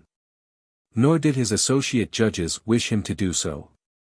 Had Chanlouineau foreseen this? Probably. Yet, why had he ventured so hazardous a blow? The tribunal, after a short deliberation, decided that it would not admit this testimony which had so excited the audience, and stupefied Maurice and Abbé Midon. The examination was continued, therefore, with increased bitterness. Instead of designating imaginary leaders, resumed the Duke, you would do well to name the real instigator of this revolt, not Lacheneur, but an individual seated upon the other end of the bench. The elder D'Escorval. Monsieur le Baron D'Escorval was entirely ignorant of the conspiracy. I swear it by all that I hold most sacred. Hold your tongue, interrupted the counsel for the prosecution. Instead of wearying the patience of the commission by such ridiculous stories, try to merit its indulgence. Chanlouineau's glance and gesture expressed such disdain that the man who interrupted him was abashed. I wish no indulgence, he said. I have played, I have lost, here is my head. But if you were not more cruel than wild beasts you would take pity on the poor wretches who surround me. I see at least 10 among them who were not our accomplices, and who certainly did not take up arms. Even the others did not know what they were doing. No, they did not. Having spoken, he resumed his seat, proud, indifferent, and apparently oblivious to the murmur which ran through the audience, the soldiers of the guard and even to the platform, at the sound of his vibrant voice. The despair of the poor peasant women had been reawakened, and their sobs and moans filled the immense hall. The retired officers had grown even more pale and gloomy, and tears streamed down the wrinkled cheeks of several. That one is a man, they were thinking. The abbé leaned over and whispered in the ear of Maurice. Evidently Chanlouineau has some plan. He intends to save your father. How, I cannot understand. The judges were conversing in low tones with considerable animation. A difficulty had presented itself. The prisoners, ignorant of the charges which would be brought against them, and not expecting instant trial, had not thought of procuring a defender. And this circumstance, bitter mockery, frightened this iniquitous tribunal, which did not fear to trample beneath its feet the most sacred rules of justice. The judges had decided. Their verdict was, as it were, rendered in advance, and yet they wished to hear a voice raised in defense of those who were already doomed. It chanced that 3 lawyers, retained by the friends of several of the prisoners, were in the hall. They were the 3 men that Maurice, on his entrance, had noticed conversing near the door of the chapel. The Duke was informed of this fact. He turned to them, and motioned them to approach. Then, pointing to Chanlouineau, "Will you undertake this culprit's defense?" he demanded. For a moment the lawyers made no response. This monstrous séance had aroused a storm of indignation and disgust within their breasts, and they looked questioningly at each other. "We are all disposed to undertake the prisoner's defense," at last replied the eldest of the 3. "But we see him for the first time, we are ignorant of his grounds of defense. We must ask a delay, it is indispensable, in order to confer with him." "The court can grant you no delay," interrupted M. de Sermuz.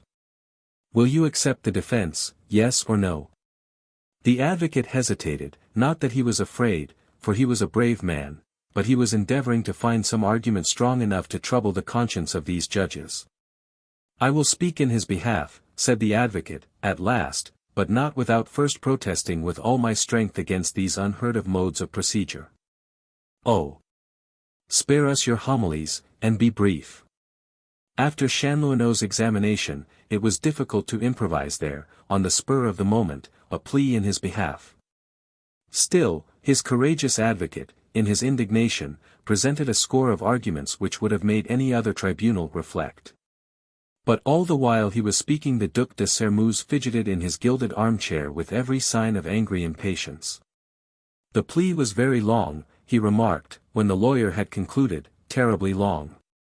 We shall never get through with this business if each prisoner takes up as much time. He turned to his colleagues as if to consult them, but suddenly changing his mind he proposed to the prosecuting counsel that he should unite all the cases, try all the culprits in a body, with the exception of the elder D'Escorval. This will shorten our task, for, in case we adopt this course, there will be but 2 judgments to be pronounced, he said. This will not, of course, prevent each individual from defending himself. The lawyers protested against this. A judgment in a lump, like that suggested by the Duke, would destroy all hope of saving a single one of these unfortunate men from the guillotine. How can we defend them, the lawyers pleaded, when we know nothing of the situation of each of the prisoners? We do not even know their names. We shall be obliged to designate them by the cut of their coats and by the color of their hair. They implored the tribunal to grant them a week for preparation, 4 days, even 24 hours. Futile efforts. The president's proposition was adopted. Consequently, each prisoner was called to the desk according to the place which he occupied upon the benches. Each man gave his name, his age, his abode, and his profession, and received an order to return to his place. 6 or 7 prisoners were actually granted time to say that they were absolutely ignorant of the conspiracy, and that they had been arrested while conversing quietly upon the public highway. They begged to be allowed to furnish proof of the truth of their assertions. They invoked the testimony of the soldiers who had arrested them. M. D'Escorval, whose case had been separated from the others, was not summoned to the desk. He would be interrogated last. Now the counsel for the defense will be heard, said the Duke, but make haste, lose no time. It is already 12 o'clock. Then began a shameful, revolting, and unheard of scene. The Duke interrupted the lawyers every other moment, bidding them be silent, questioning them, or jeering at them. It seems incredible, said he, that anyone can think of defending such wretches. Or again. Silence. You should blush with shame for having constituted yourself the defender of such rascals. But the lawyers persevered even while they realized the utter uselessness of their efforts. But what could they do under such circumstances? The defense of these 29 prisoners lasted only 1 hour and a half. Before the last word was fairly uttered, the Duc de Sairmeuse gave a sigh of relief, and in a tone which betrayed his delight, said, "Prisoner Escorval, stand up." Thus called upon, the Baron rose, calm and dignified. Terrible as his sufferings must have been, there was no trace of it upon his noble face. He had even repressed the smile of disdain which the Duke's paltry affection in not giving him the title which belonged to him, brought to his lips. But Chanlouineau sprang up at the same time, trembling with indignation, his face all aglow with anger. "Remain seated," ordered the Duke, "or you shall be removed from the courtroom." Chanlouineau, nevertheless, declared that he would speak. That he had some remarks to add to the plea made by the defending counsel. Upon a sign from the Duke, 2 gendarmes approached and placed their hands upon his shoulders. He allowed them to force him back into his seat, though he could easily have crushed them with one pressure of his brawny arm. An observer would have supposed that he was furious. Secretly, he was delighted. The aim he had had in view was now attained. In the glance he cast upon the abbé, the latter could read. "Whatever happens, watch over Maurice, restrain him. Do not allow him to defeat my plans by any outbreak." This caution was not unnecessary. Maurice was terribly agitated, he could not see, he felt that he was suffocating, that he was losing his reason. "Where is the self-control you promised me?" murmured the priest. But no one observed the young man's condition. The attention was rapt, breathless. So profound was the silence that the measured tread of the sentinels without could be distinctly heard. Each person present felt that the decisive moment for which the tribunal had reserved all its attention and efforts had come. To convict and condemn the poor peasants, of whom no one would think twice, was a mere trifle. But to bring low an illustrious man who had been the counselor and faithful friend of the emperor. What glory, and what an opportunity for the ambitious! The instinct of the audience spoke the truth. If the tribunal had acted informally in the case of the obscure conspirators, it had carefully prepared its suit against the baron. Thanks to the activity of the Marquis de Courtornieu, the prosecution had found 7 charges against the baron, the least grave of which was punishable by death. "Which of you," demanded M. de Sermuz, "will consent to defend this great culprit?" "I," exclaimed 3 advocates, in a breath. "Take care," said the duke, with a malicious smile, "the task is not light." Not light. It would have been better to say dangerous. It would have been better to say that the defender risked his career, his peace, and his liberty, very probably, his life. "Our profession has its exigencies," nobly replied the oldest of the advocates. And the 3 courageously took their places beside the baron, thus avenging the honor of their robe which had just been miserably sullied, in a city where, among more than 100,000 souls, 2 pure and innocent victims of a furious reaction had not, oh, shame, been able to find a defender. "Prisoner," resumed M. de Sermuz, "state your name and profession." "Louis Guillaume, Baron d'Escorval, Commander of the Order of the Legion of Honor, formerly Councillor of State under the Empire." "So you avow these shameful services? You confess?" "Pardon, monsieur, I am proud of having had the honor of serving my country, and of being useful to her in proportion to my ability." With a furious gesture the duke interrupted him. "That is excellent," he exclaimed. "These gentlemen, the commissioners, will appreciate that. It was, undoubtedly, in the hope of regaining your former position that you entered into a conspiracy against a magnanimous prince with these vile wretches." "These peasants are not vile wretches, but misguided men, monsieur. Moreover, you know, yes, you know as well as I do myself, that I have had no hand in this conspiracy. You were arrested in the ranks of the conspirators with weapons in your hands. I was unarmed, monsieur, as you are well aware. And if I was among the peasantry, it was only because I hoped to induce them to relinquish their senseless enterprise." "You lie." The baron paled beneath the insult, but he made no reply. There was, however, one man in the assemblage who could no longer endure this horrible and abominable injustice, and this man was Abbé Midon, who, only a moment before, had advised Maurice to be calm. He brusquely quitted his place, and advanced to the foot of the platform. "The Baron d'Escorval speaks the truth," he cried, in a ringing voice, "the 300 prisoners in the citadel will swear to it. These prisoners here would say the same if they stood upon the guillotine. And I, who accompanied him, who walked beside him, I, a priest, swear before the God who will judge all men, Monsieur de Sermuz, I swear that all which it was in human power to do to arrest this movement we have done." The duke listened with an ironical smile. "They did not deceive me, then, when they told me that this army of rebels had a chaplain. Ah! Monsieur, you should sink to the earth with shame. You, a priest, mingle with such scoundrels as these, with these enemies of our good king and of our holy religion. Do not deny this. Your haggard features, your swollen eyes, your disordered attire soiled with dust and mud betray your guilt. Must I, a soldier, remind you of what is due your sacred calling? Hold your peace, monsieur, and depart." The counsel for the prisoner sprang up. "We demand," they cried, "that this witness be heard. He must be heard. Military commissions are not above the laws that regulate ordinary tribunals. If I do not speak the truth," resumed the abbé, "I am a perjured witness, worse yet, an accomplice. It is your duty, in that case, to have me arrested." The duke's face expressed a hypocritical compassion. "No, monsieur le curé," said he, "I shall not arrest you. I would avert the scandal which you are trying to cause. We will show your priestly garb the respect the wearer does not deserve. Again, and for the last time, retire, or I shall be obliged to employ force. What would further resistance avail? Nothing. The abbé, with a face whiter than the plastered walls, and eyes filled with tears, came back to his place beside Maurice.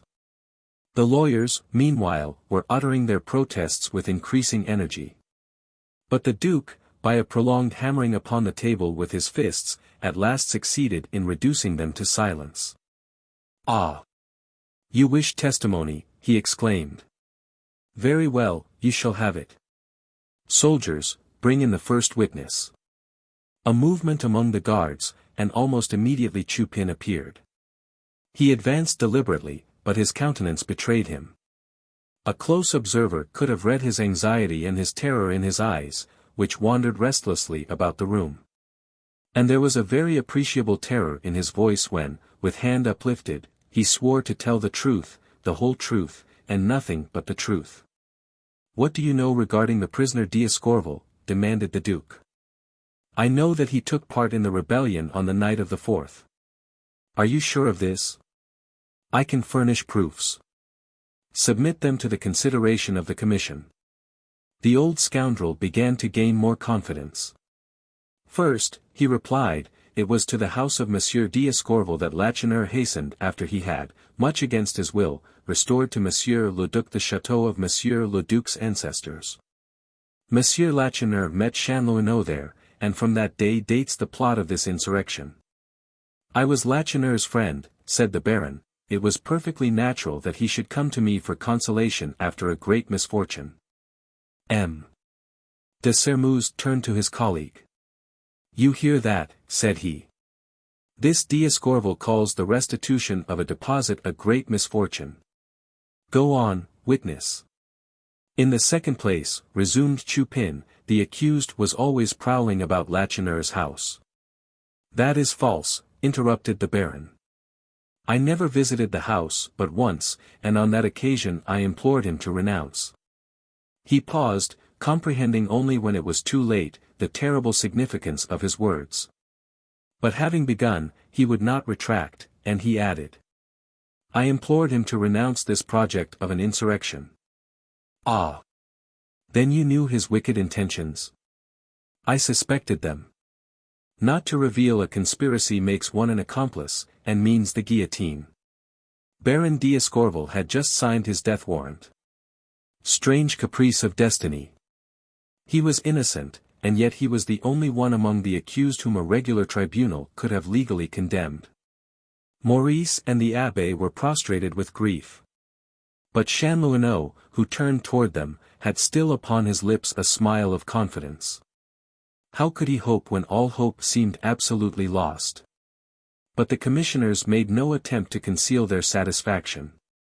M. de Sermuz, especially, evinced an indecent joy. "Ah, well. Messrs," he said to the lawyers, in a sneering tone. The counsel for the defense poorly dissimulated their discouragement. But they nevertheless endeavored to question the validity of such a declaration on the part of their client. He had said that he suspected the conspiracy, not that he knew it. It was quite a different thing. "Say at once that you wish still more overwhelming evidence," interrupted the Duke. "Very well. You shall have it. Continue your deposition, witness." "The accused," continued Chupin, "was present at all the conferences held at Lacheneur's house. The proof of this is as clear as daylight.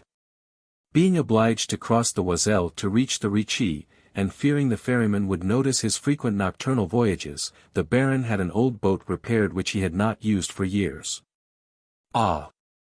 That is a remarkable circumstance, prisoner. Do you recollect having your boat repaired?" "Yes, but not for the purpose which this man mentions." "For what purpose, then?" The Baron made no response. Was it not in compliance with the request of Maurice that the boat had been put in order? "And finally," continued Chupin, "when Lacheneur set fire to his house to give the signal for the insurrection, the prisoner was with him." "That," exclaimed the Duke, "is conclusive evidence." I was, indeed, at the Ricci, interrupted the Baron, but it was, as I have already told you, with the firm determination of preventing this outbreak. M. de Sairmeuse gave utterance to a little disdainful laugh. Ah, gentlemen, he said, addressing the commissioners, can you not see that the prisoner's courage does not equal his depravity? But I will confound him. What did you do, prisoner, when the insurgents left the Ricci? I returned to my home with all possible haste, took a horse and repaired to the Croix d'Arcy. Then you knew that this was the spot appointed for the general rendezvous? Lacheneur had just informed me. If I believed your story, I should tell you that it was your duty to have hastened to Montaignac and informed the authorities. But what you say is untrue. You did not leave Lacheneur, you accompanied him. No, monsieur, no. And what if I could prove this fact beyond all question? Impossible, monsieur, since such was not the case. By the malicious satisfaction that lighted M. de Sairmeuse's face, the abbé knew that this wicked judge had some terrible weapon in his hands, and that Baron d'Escorval was about to be overwhelmed by one of those fatal coincidences which explain, although they do not justify, judicial errors.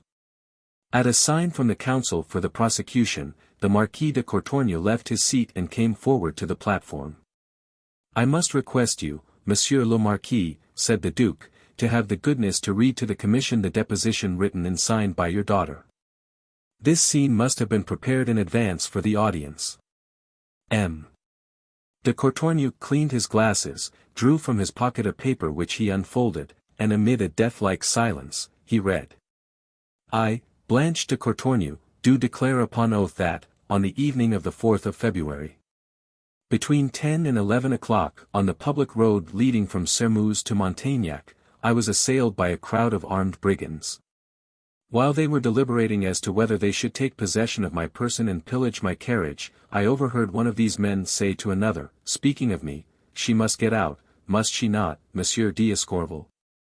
I believe that the brigand who uttered these words was a peasant named Chanlouineau, but I dare not assert it on oath. A terrible cry, followed by inarticulate moans, interrupted the Marquis. The suffering which Maurice endured was too great for his strength and his reason. He was about to spring forward and cry. It was I who addressed those words to Chanlouineau. I alone am guilty, my father is innocent. But fortunately the abbé had the presence of mind to hold him back, and place his hand over the poor youth's lips. But the priest would not have been able to restrain Maurice without the aid of the retired army officers, who were standing beside him. Divining all, perhaps, they surrounded Maurice, took him up, and carried him from the room by main force, in spite of his violent resistance. All this occupied scarcely 10 seconds. What is the cause of this disturbance? Inquired the Duke, looking angrily over the audience. No one uttered a word. At the least noise the hall shall be cleared, added M. de Sairmeuse. And you, prisoner, what have you to say in self-justification, after this crushing accusation by Mademoiselle de Courtornieu? Nothing, murmured the Baron. So you confess your guilt.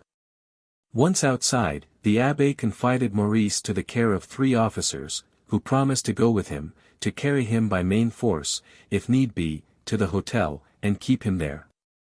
Relieved on this score, the priest re-entered the hall just in time to see the Baron seat himself without making any response, thus indicating that he had relinquished all intention of defending his life. Really, what could he say? How could he defend himself without betraying his son? Until now there had not been one person who did not believe in the Baron's entire innocence. Could it be that he was guilty? His silence must be accepted as a confession of guilt. At least, some present believed so. Baron d'Escorval appeared to be guilty. Was that not a sufficiently great victory for the Duc de Sairmeuse? He turned to the lawyers, and with an air of weariness and disdain he said, "Now speak, since it is absolutely necessary, but no long phrases. We should have finished here an hour ago." The oldest lawyer rose, trembling with indignation, ready to dare anything for the sake of giving free utterance to his thought, but the Baron checked him. "Do not try to defend me," he said, calmly, it would be labor wasted. I have only a word to say to my judges. Let them remember what the noble and generous Marshal Moncey wrote to the king, the scaffold does not make friends. This recollection was not of a nature to soften the hearts of the judges. The marshal, for that saying, had been deprived of his office, and condemned to 3 months' imprisonment. As the advocates made no further attempt to argue the case, the commission retired to deliberate. This gave M. D'Escorval an opportunity to speak with his defenders. He shook them warmly by the hand, and thanked them for their devotion and for their courage. The good man wept. Then the baron, turning to the oldest among them, quickly and in a low voice said, I have a last favor to ask of you. When the sentence of death shall have been pronounced upon me, go at once to my son. You will say to him that his dying father commands him to live, he will understand you. Tell him it is my last wish, that he live for his mother. He said no more, the judges were returning. Of the 30 prisoners, 9 were declared not guilty, and released. The remaining 21, and M. D'Escorval and Chanlouineau were among the number, were condemned to death. But the smile had not once forsaken Chanlouineau's lips. Chapter 28. The abbé had been right in feeling he could trust the officers to whose care he had confided Maurice. Finding their entreaties would not induce him to leave the citadel, they seized him and literally carried him away. He made the most desperate efforts to escape, each step was a struggle. Leave me, he exclaimed, let me go where duty calls me. You only dishonor me in pretending to save me. His agony was terrible. He had thrown himself headlong into this absurd undertaking, and now the responsibility of his acts had fallen upon his father. He, the culprit, would live, and his innocent father would perish on the guillotine. It was to this his love for Marie-Anne had led him, that radiant love which in other days had smiled so joyously. But our capacity for suffering has its limits. When they had carried him to the room in the hotel where his mother and Marie-Anne were waiting in agonized surprise, that irresistible torpor which follows suffering too intense for human endurance, crept over him. Nothing is decided yet, the officers answered in response to Madame D'Escorval's questions. The cure will hasten here as soon as the verdict is rendered. Then, as they had promised not to lose sight of Maurice, they seated themselves in gloomy silence. The house was silent. One might have supposed the hotel deserted. At last, a little before 4 o'clock, the abbé came in, followed by the lawyer to whom the baron had confided his last wishes. My husband, exclaimed Madame D'Escorval, springing wildly from her chair. The priest bowed his head, she understood. Death, she faltered. They have condemned him. And overcome by the terrible blow, she sank back, inert, with hanging arms. But the weakness did not last long, she again sprang up, her eyes brilliant with heroic resolve. We must save him, she exclaimed. We must wrest him from the scaffold. Up, Maurice. Up, Marie-Anne. No more weak lamentations, we must to work. You, also, gentlemen, will aid me. I can count upon your assistance, Monsieur le Curé. What are we going to do? I do not know. But something must be done. The death of this just man would be too great a crime. God will not permit it. She suddenly paused, with clasped hands, and eyes uplifted to heaven, as if seeking divine inspiration. And the king, she resumed, will the king consent to such a crime? No. A king can refuse mercy, but he cannot refuse justice. I will go to him. I will tell him all. Why did not this thought come to me sooner? We must start for Paris without losing an instant. Maurice, you will accompany me. One of you gentlemen will go at once and order post-horses. Thinking they would obey her, she hastened into the next room to make preparations for her journey.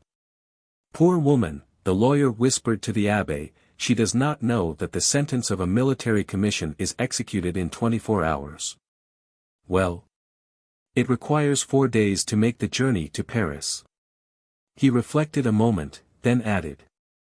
But, after all, to let her go would be an act of mercy. Did not Ney, on the morning of his execution, implore the king to order the removal of his wife who was sobbing and moaning in his cell? The abbé shook his head. No, said he, Madame d'Escorval will never forgive us if we prevent her from receiving her husband's last farewell. She, at that very moment, re-entered the room, and the priest was trying to gather courage to tell her the cruel truth, when someone knocked violently at the door. One of the officers went to open it, and Bavois, the corporal of grenadiers, entered, his right hand lifted to his cap, as if he were in the presence of his superior officer. Is Mademoiselle Lacheneur here? He demanded. Marie-Anne came forward. I am she, monsieur, she replied. What do you desire of me? I am ordered, mademoiselle, to conduct you to the citadel. Ah, exclaimed Maurice, in a ferocious tone, so they imprison women also. The worthy corporal struck himself a heavy blow upon the forehead. I am an old stupid, he exclaimed, and express myself badly. I meant to say that I came to seek mademoiselle at the request of one of the condemned, a man named Chanlouineau, who desires to speak with her. Impossible, my good man, said one of the officers. They would not allow this lady to visit one of the condemned without special permission. Well, she has this permission, said the old soldier. Assuring himself, with a glance, that he had nothing to fear from anyone present, he added, in lower tones. This Chanlouineau told me that the cure would understand his reasons. Had the brave peasant really found some means of salvation? The abbé almost began to believe it. You must go with this worthy man, Marie-Anne, said he. The poor girl shuddered at the thought of seeing Chanlouineau again, but the idea of refusing never once occurred to her. Let us go, she said, quietly. But the corporal did not stir from his place, and winking, according to his habit when he desired to attract the attention of his hearers. In one moment, he said. This Chanlouineau, who seems to be a shrewd fellow, told me to tell you that all was going well. May I be hung if I can see how. Still such is his opinion. He also told me to tell you not to stir from this place, and not to attempt anything until mademoiselle returns, which will be in less than an hour. He swears to you that he will keep his promise. He only asks you to pledge your word that you will obey him. We will take no action until an hour has passed, said the abbé. I promise that. That is all. Salute company. And now, mademoiselle, on the double quick, march. The poor devil over there must be on coals of fire. That a condemned prisoner should be allowed to receive a visit from the daughter of the leader of the rebellion, of that Lacheneur who had succeeded in making his escape, was indeed surprising. But Chanlouineau had been ingenious enough to discover a means of procuring this special permission. With this aim in view, when sentence of death was passed upon him, he pretended to be overcome with terror, and to weep piteously. The soldiers could scarcely believe their eyes when they saw this robust young fellow, who had been so insolent and defiant a few hours before, so overcome that they were obliged to carry him to his cell. There, his lamentations were redoubled. And he begged the guard to go to the Duc de Sermeuse, or the Marquis de Courtornieu, and tell them he had revelations of the greatest importance to make. That potent word, revelations, made M. de Courtornieu hasten to the prisoner's cell. He found Chanlouineau on his knees, his features distorted by what was apparently an agony of fear. The man dragged himself toward him, took his hands and kissed them, imploring mercy and forgiveness, swearing that to preserve his life he was ready to do anything, yes, anything, even to deliver up M. Lacheneur. To capture Lacheneur. Such a prospect had powerful attractions for the Marquis de Courtornieu. Do you know, then, where this brigand is concealed? He inquired. Chanlouineau admitted that he did not know, but declared that Marie-Anne, Lacheneur's daughter, knew her father's hiding place. She had, he declared, perfect confidence in him. And if they would only send for her, and allow him 10 minutes' private conversation with her, he was sure he could obtain the secret of her father's place of concealment. So the bargain was quickly concluded. The prisoner's life was promised, him in exchange for the life of Lacheneur. A soldier, who chanced to be Corporal Bavois, was sent to summon Marianne. And Chanlouineau waited in terrible anxiety. No one had told him what had taken place at Escorval, but he divined it by the aid of that strange prescience which so often illuminates the mind when death is near at hand. He was almost certain that Madame d'Escorval was in Montagnac. He was equally certain that Marianne was with her, and if she were, he knew that she would come. And he waited, counting the seconds by the throbbings of his heart. He waited, understanding the cause of every sound without, distinguishing with the marvelous acuteness of senses excited to the highest pitch by passion, sounds which would have been inaudible to another person. At last, at the end of the corridor, he heard the rustling of a dress against the wall. "It is she," he murmured. Footsteps approached, the heavy bolts were drawn back, the door opened, and Marianne entered, accompanied by Corporal Bavois. "Monsieur de Courtornieu promised me that we should be left alone," exclaimed Chanlouineau. "Therefore, I go at once," replied the old soldier. "But I have orders to return for mademoiselle in half an hour." When the door closed behind the worthy corporal, Chanlouineau took Marianne's hand and drew her to the tiny grafted window. "Thank you for coming," said he, "thank you. I can see you and speak to you once more. Now that my hours are numbered, I may reveal the secret of my soul and of my life.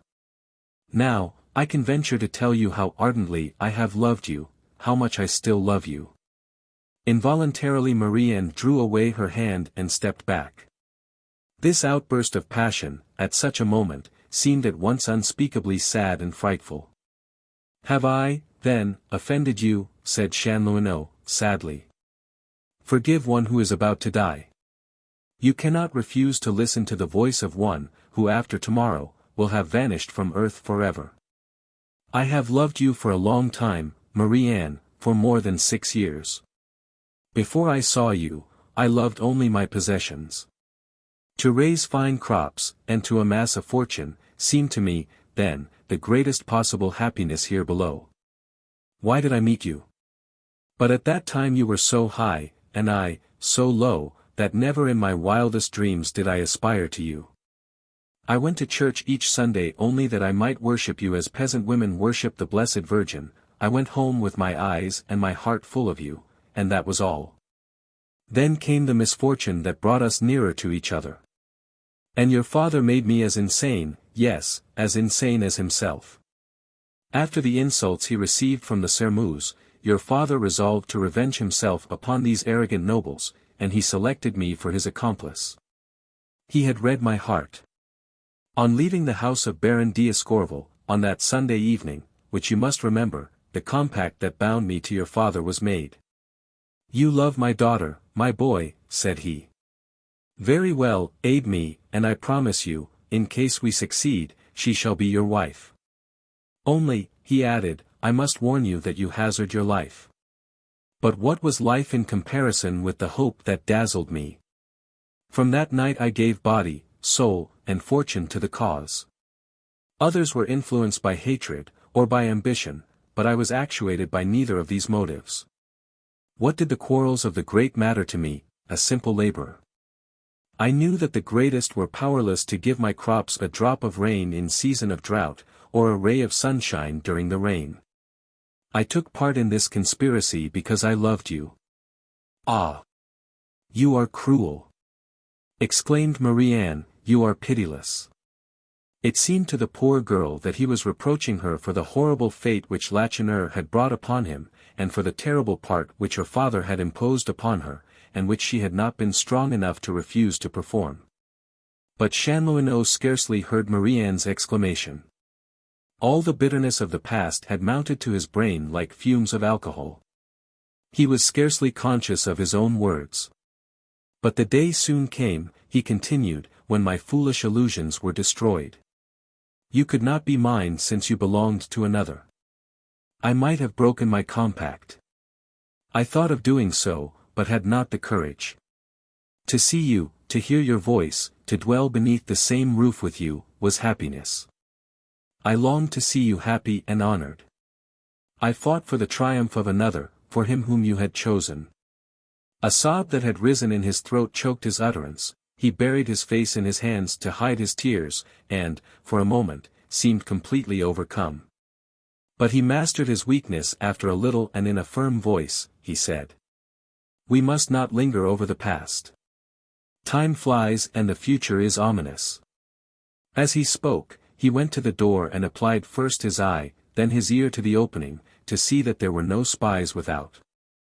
No one was in the corridor, he could not hear a sound.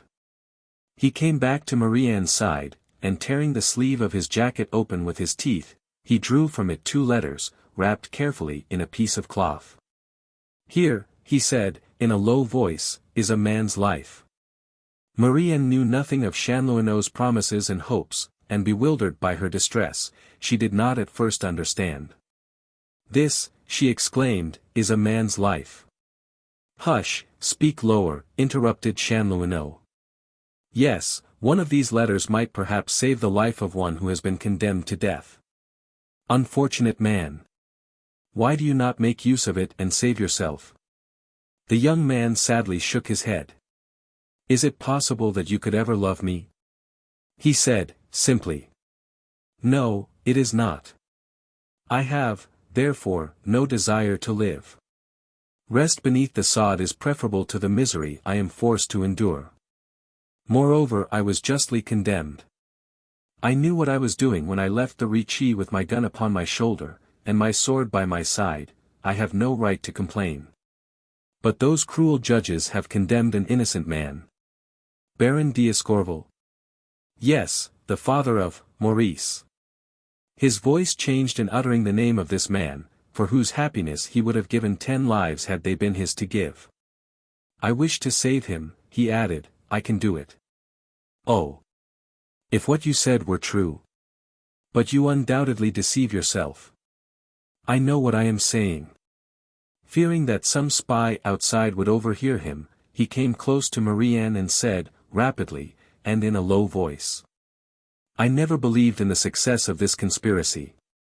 When I sought for a weapon of defense in case of failure, the Marquis de Sermeuse furnished it.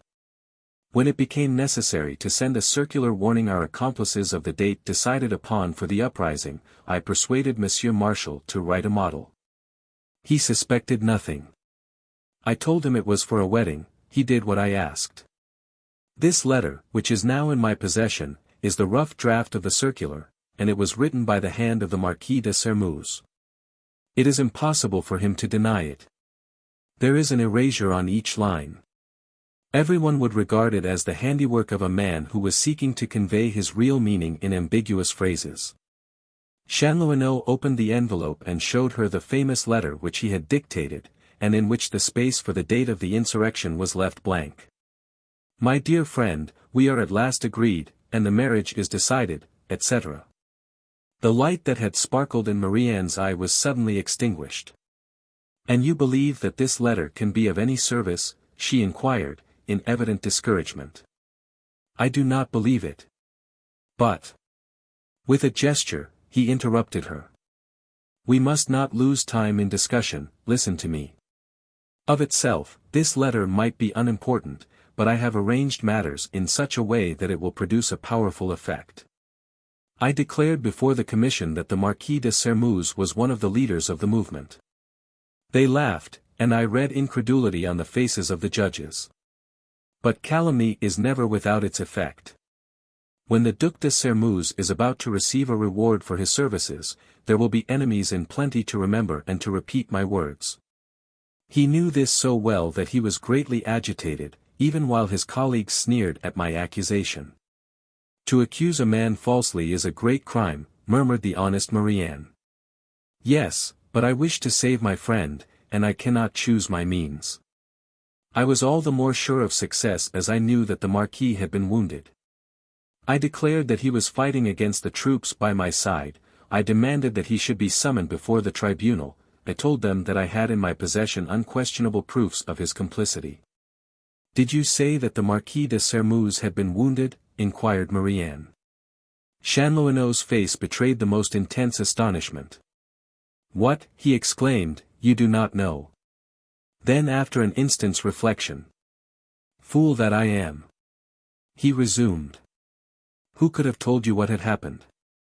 You remember that when we were traveling over the Sermeuse road on our way to the Croix d'Arcy, and after your father had left us to ride on in advance, Maurice placed himself at the head of one division, and you walked beside him, while your brother Jean and myself stayed behind to urge on the laggards.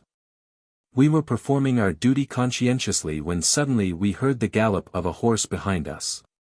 We must know who is coming, Jean said to me. We paused. The horse soon reached us, we caught the bridle and held him.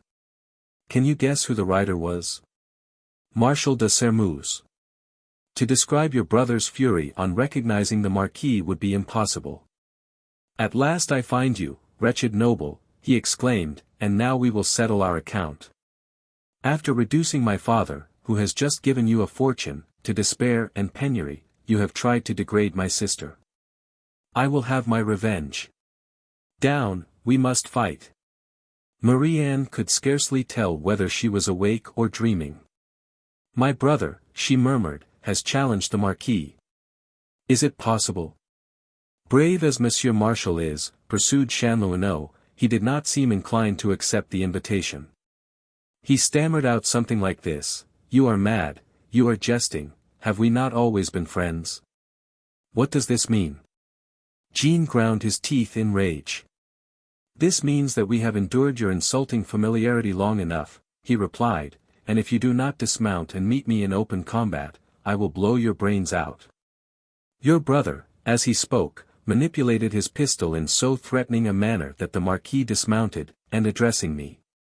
"You see, Chanlouineau," he said, "I must fight a duel or submit to assassination. If Jean kills me there is no more to be said, but if I kill him, what is to be done?" I told him he would be free to depart on condition he would give me his word not to return to Montaignac before 2 o'clock. "Then I accept the challenge," said he, "give me a weapon." I gave him my sword, your brother drew his, and they took their places in the middle of the highway. The young farmer paused to take breath, then said, more slowly, "Marie-Anne, your father and I have misjudged your brother. Poor Jean's appearance is terribly against him. His face indicates a treacherous, cowardly nature, his smile is cunning, and his eyes always shun yours. We have distrusted him, but we should ask his pardon. A man who fights as I saw him fight, is deserving of confidence. For this combat in the public road, and in the darkness of the night, was terrible. They attacked each other silently but furiously. At last Jean fell. Ah! My brother is dead, exclaimed Marie-Anne. No, responded Chanlouineau. At least we have reason to hope not, and I know he has not lacked any attention. This duel had another witness, a man named Poignot, whom you must remember, he was one of your father's tenants. He took Jean, promising me that he would conceal him and care for him. As for the Marquis, he showed me that he too was wounded, and then he remounted his horse, saying, "What could I do? He would have it so." Marie-Anne understood now. "Give me the letter," she said to Chanlouineau, "I will go to the Duke. I will find some way to reach him, and then God will tell me what course to pursue." The noble peasant handed the girl the tiny scrap of paper which might have been his own salvation. "On no account," said he, "must you allow the Duke to suppose that you have upon your person the proof with which you threaten him. Who knows of what he might be capable under such circumstances? He will say, at first, that he can do nothing, that he sees no way to save the Baron. You will tell him that he must find a means, if he does not wish this letter sent to Paris, to one of his enemies." He paused, he heard the grating of the bolt. Corporal Bavois reappeared. "The half-hour expired 10 minutes ago," he said, sadly. "I have my orders." "Coming," said Chanlouineau, "all is ended." And handing Marie-Anne the second letter. "This is for you," he added. "You will read it when I am no more. Pray, pray, do not weep thus. Be brave. You will soon be the wife of Maurice. And when you are happy, think sometimes of the poor peasant who loved you so much." Marie-Anne could not utter a word, but she lifted her face to his. "Ah! I dared not ask it, he exclaimed. And for the first time he clasped her in his arms and pressed his lips to her pallid cheek. Now adieu, he said once more.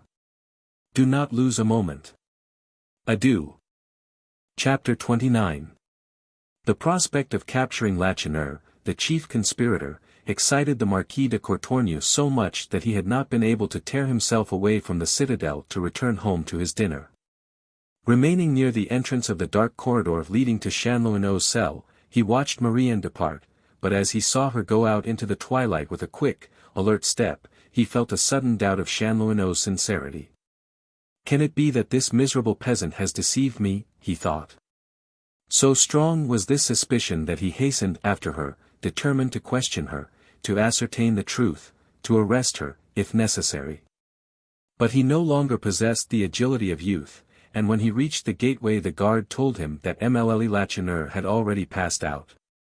He rushed out after her, looked about on every side, but could see no trace of her. He re-entered the citadel, furious with himself for his own credulity. Still, I can visit Chanlouineau, thought he, and tomorrow will be time enough to summon this creature and question her. This creature was even then hastening up the long, ill-paved street that led to the Hôtel de France.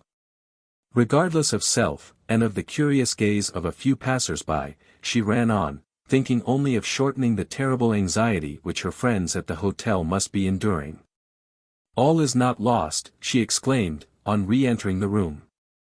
My God, thou hast heard my prayers, murmured the Baroness. Then, suddenly seized by a horrible dread, she added. Do not attempt to deceive me. Are you not trying to delude me with false hopes? That would be cruel. I am not deceiving you, madame. Chanlouineau has given me a weapon, which, I hope and believe, places the Duc de Sermeuse in our power. He is omnipotent in Montagnac, the only man who could oppose him, Monsieur de Courtornieu, is his friend. I believe that Monsieur d'Escorval can be saved. Speak, cried Maurice, what must we do? Pray and wait, Maurice. I must act alone in this matter, but be assured that I, the cause of all your misfortune, will leave nothing undone which is possible for mortal to do. Absorbed in the task which she had imposed upon herself, Marie-Anne had failed to remark a stranger who had arrived during her absence, an old white-haired peasant. The abbé called her attention to him. Here is a courageous friend, said he, who since morning, has been searching for you everywhere, in order to give you news of your father. Marie-Anne was so overcome that she could scarcely falter her gratitude. Oh, you need not thank me, answered the brave peasant. I said to myself, the poor girl must be terribly anxious. I ought to relieve her of her misery. So I came to tell you that Monsieur Lacheneur is safe and well, except for a wound in the leg, which causes him considerable suffering, but which will be healed in 2 or 3 weeks. My son-in-law, who was hunting yesterday in the mountains, met him near the frontier in company with 2 of his friends. By this time he must be in Piedmont, beyond the reach of the gendarmes. Let us hope now, said the abbé, that we shall soon hear what has become of Jean. I know, already, monsieur, responded Marie-Anne, my brother has been badly wounded, and he is now under the protection of kind friends. She bowed her head, almost crushed beneath her burden of sorrow, but soon rallying, she exclaimed. What am I doing? What right have I to think of my friends, when upon my promptness and upon my courage depends the life of an innocent man compromised by them?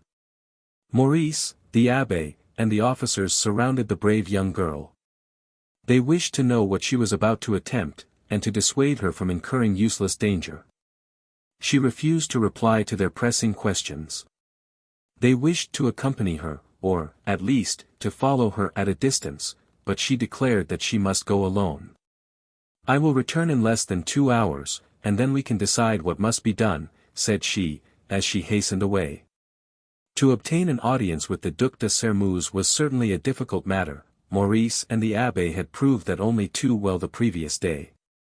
Besieged by weeping and heartbroken families, he shut himself up securely, fearing, perhaps, that he might be moved by their entreaties. Marie-Anne knew this, but it did not alarm her. Chanlouineau had given her a word, the same which he had used.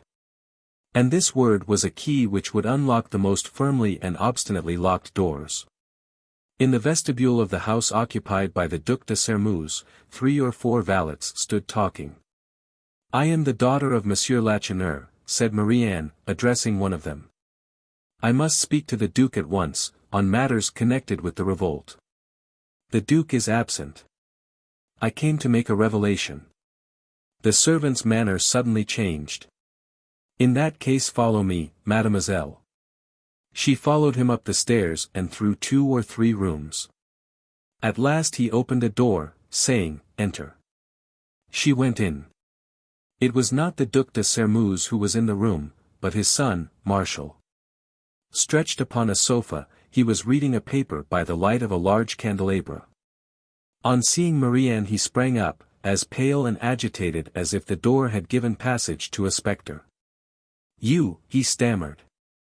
But he quickly mastered his emotion, and in a second his quick mind revolved all the possibilities that might have produced this visit. "Lacheneur has been arrested," he exclaimed, "and you, wishing to save him from the fate which the military commission will pronounce upon him, have thought of me. Thank you, dearest Marie-Anne, thank you for your confidence. I will not abuse it. Let your heart be reassured. We will save your father, I promise you, I swear it. How, I do not yet know. But what does that matter? It is enough that he shall be saved. I will have it so." His voice betrayed the intense passion and joy that was surging in his heart. "My father has not been arrested," said Marie-Anne, coldly. "Then," said Marshal, with some hesitation, "then it is Jean who is a prisoner. My brother is in safety. If he survives his wounds he will escape all attempts at capture." From white the Marquis de Sairmeuse had turned as red as fire. By Marie-Anne's manner he saw that she knew of the duel. He made no attempt to deny it, but he tried to excuse himself. "It was Jean who challenged me," said he, "I tried to avoid it. I only defended my own life in fair combat, and with equal weapons." Marie-Anne interrupted him. "I reproach you for nothing, Monsieur le Marquis," she said, quietly. "Ah! Marie-Anne, I am more severe than you. Jean was right to challenge me. I deserved his anger. He knew the baseness of which I had been guilty, but you were ignorant of it. Oh! Marie-Anne, if I wronged you and thought it was because I did not know you. Now I know that you, above all others, are pure and chaste." He tried to take her hands, she repulsed him with horror, and broke into a fit of passionate sobbing. Of all the blows she had received this last was most terrible and overwhelming. What humiliation and shame! Now, indeed, was her cup of sorrow filled to overflowing. "Chaste and pure," he had said. Oh, bitter mockery! But Marshal misunderstood the meaning of the poor girl's gesture. "Oh! I comprehend your indignation," he resumed, with growing eagerness. "But if I have injured you even in thought, I now offer you reparation. I have been a fool, a miserable fool, for I love you, I love, and can love you only. I am the Marquis de Sairmeuse. I am the possessor of millions. I entreat you, I implore you to be my wife." Marie-Anne listened in utter bewilderment. Vertigo seized her, even reason seemed to totter upon its throne.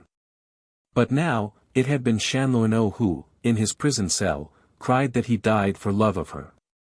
Now, it was Marshal who avowed his willingness to sacrifice his ambition and his future for her sake. And the poor peasant condemned to death, and the son of the all-powerful Duc de Sairmeuse, had avowed their passion in almost the very same words. Marshal paused, awaiting some response, a word, a gesture. But Marie-Anne remained mute, motionless, frozen. "You are silent," he cried, with increased vehemence. "Do you question my sincerity? No, it is impossible. Then why this silence? Do you fear my father's opposition? You need not. I know how to gain his consent. Besides, what does his approbation matter to us? Have we any need of him? Am I not my own master? Am I not rich, immensely rich? I should be a miserable fool, a coward, if I hesitated between his stupid prejudices and the happiness of my life. He was evidently obliging himself to weigh all the possible objections, in order to answer them and overrule them. Is it on account of your family that you hesitate? He continued. Your father and brother are pursued, and France is closed against them. Very well, we will leave France, and they shall come and live near you. Jean will no longer dislike me when you are my wife. We will all live in England or in Italy. Now I am grateful for the fortune that will enable me to make life a continual enchantment for you. I love you, and in the happiness and tender love which shall be yours in the future, I will compel you to forget all the bitterness of the past. Marie-Anne knew the Marquis de Sairmeuse well enough to understand the intensity of the love revealed by these astounding propositions. And for that very reason she hesitated to tell him that he had won this triumph over his pride in vain. She was anxiously wondering to what extremity his wounded vanity would carry him, and if a refusal would not transform him into a bitter enemy. "Why do you not answer?" asked Martial, with evident anxiety. She felt that she must reply, that she must speak, say something, but she could not unclose her lips. "I am only a poor girl, Monsieur le Marquis," she murmured, at last. "If I accepted your offer, you would regret it continually." "Never. But you are no longer free. You have already plighted your troth. Mademoiselle Blanche de Courtornieu is your promised wife. Ah! Say one word, only one, and this engagement, which I detest, is broken." She was silent. It was evident that her mind was fully made up, and that she refused his offer. "Do you hate me, then?" asked Martial, sadly.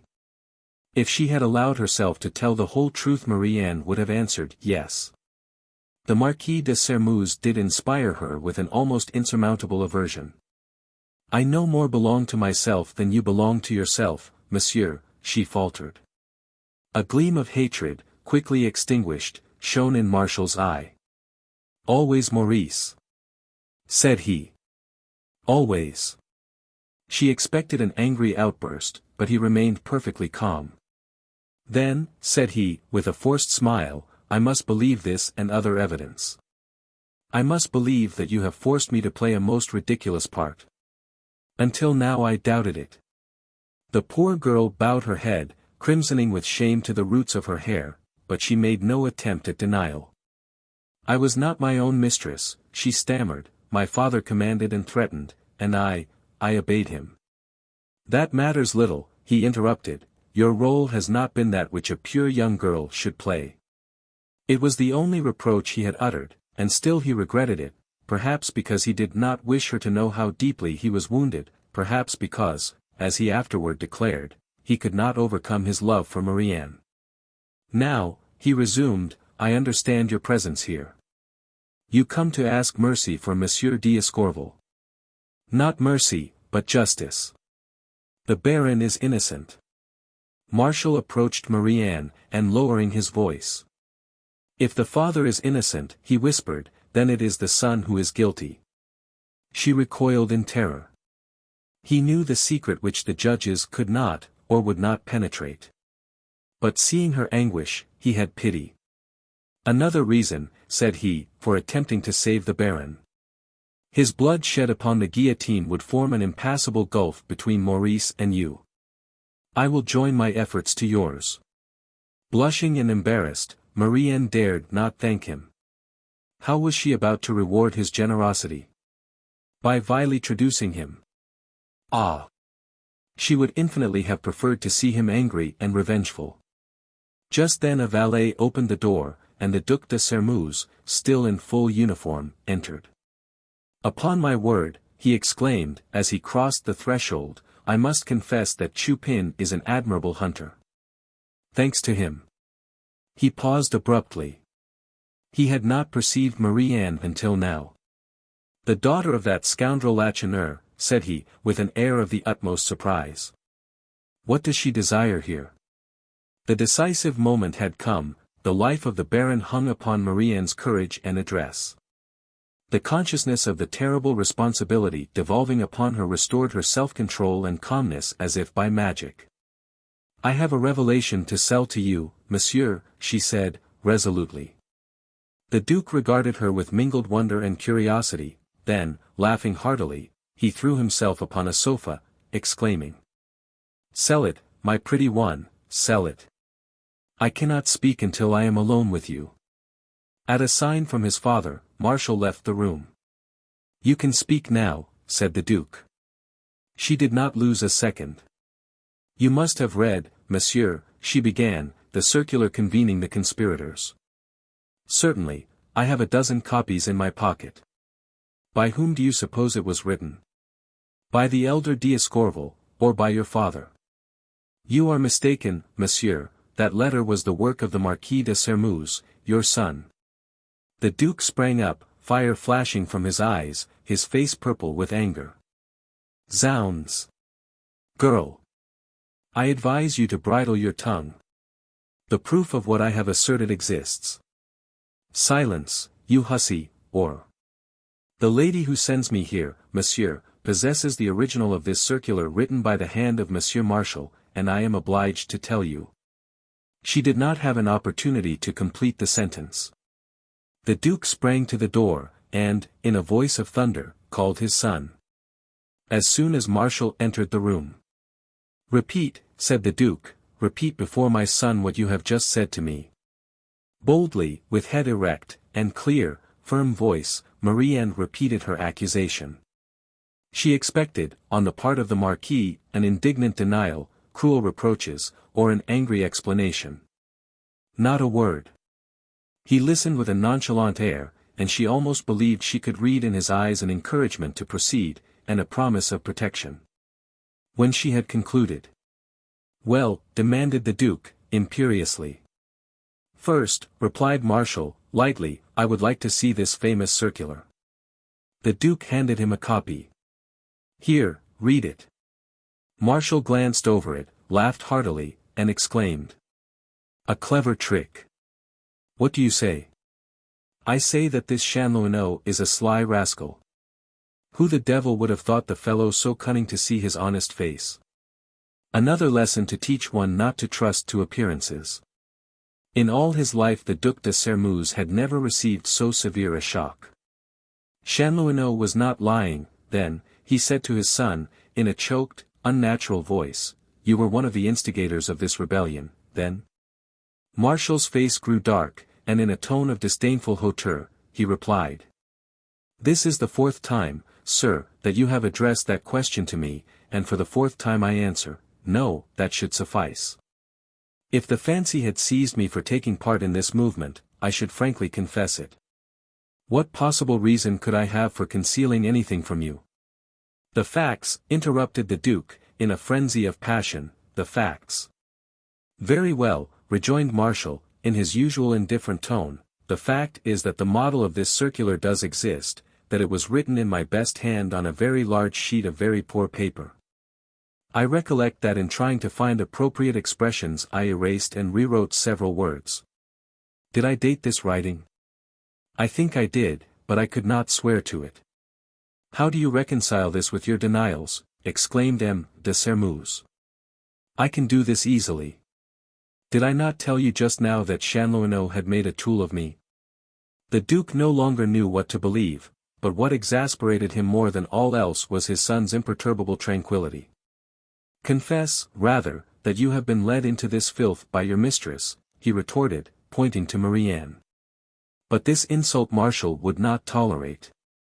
"Mademoiselle Lacheneur is not my mistress," he replied, in a tone so imperious that it was a menace. "It is true, however, that it rests only with her to decide whether she will be the Marquise de Sairmeuse tomorrow. Let us abandon these recriminations, they do not further the progress of our business." The faint glimmer of reason which still lighted M. de Sairmeuse's mind, checked the still more insulting reply that rose to his lips. Trembling with suppressed rage, he made the circuit of the room several times, and finally paused before Marie-Anne, who remained in the same place, as motionless as a statue. "Come, my good girl," said he, "give me the writing." "It is not in my possession," sir. Where is it? In the hands of a person who will give it to you only under certain conditions. Who is this person? I am not at liberty to tell you. There was both admiration and jealousy in the look that Marshall fixed upon Marianne. He was amazed by her coolness and presence of mind. Ah! How powerful must be the passion that imparted such a ringing clearness to her voice, such brilliancy to her eyes, such precision to her responses. And if I should not accept the conditions which are imposed, what then? Asked M. de Sairmeuse. In that case the writing will be utilized. What do you mean by that? I mean, sir, that early tomorrow morning a trusty messenger will start for Paris, charged with the task of submitting this document to the eyes of certain persons who are not exactly friends of yours. He will show it to Monsieur Lane, for example, or to the Duc de Richelieu, and he will, of course, explain to them its significance and its value. Will this writing prove the complicity of the Marquis de Sairmeuse? Yes, or no? Have you, or have you not, dared to try and to condemn to death the unfortunate men who were only the tools of your son? Ah, wretch! Hussy! Viper, interrupted the Duke. He was beside himself. A foam gathered upon his lips, his eyes seemed starting from their sockets, he was no longer conscious of what he was saying. This, he exclaimed, with wild gestures, is enough to appall me. Yes, I have bitter enemies, envious rivals who would give their right hand for this execrable letter. Ah! If they obtain it they will demand an investigation, and then farewell to the rewards due to my services. It will be shouted from the housetops that Chanlouineau, in the presence of the tribunal, declared you, Marquis, his leader and his accomplice. You will be obliged to submit to the scrutiny of physicians, who, seeing a freshly healed wound, will require you to tell where you received it, and why you concealed it.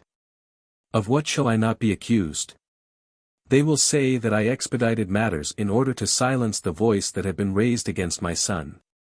Perhaps they will even say that I secretly favored the insurrection. I shall be vilified in the journals. And who has thus ruined the fortunes of our house, that promised so brilliantly?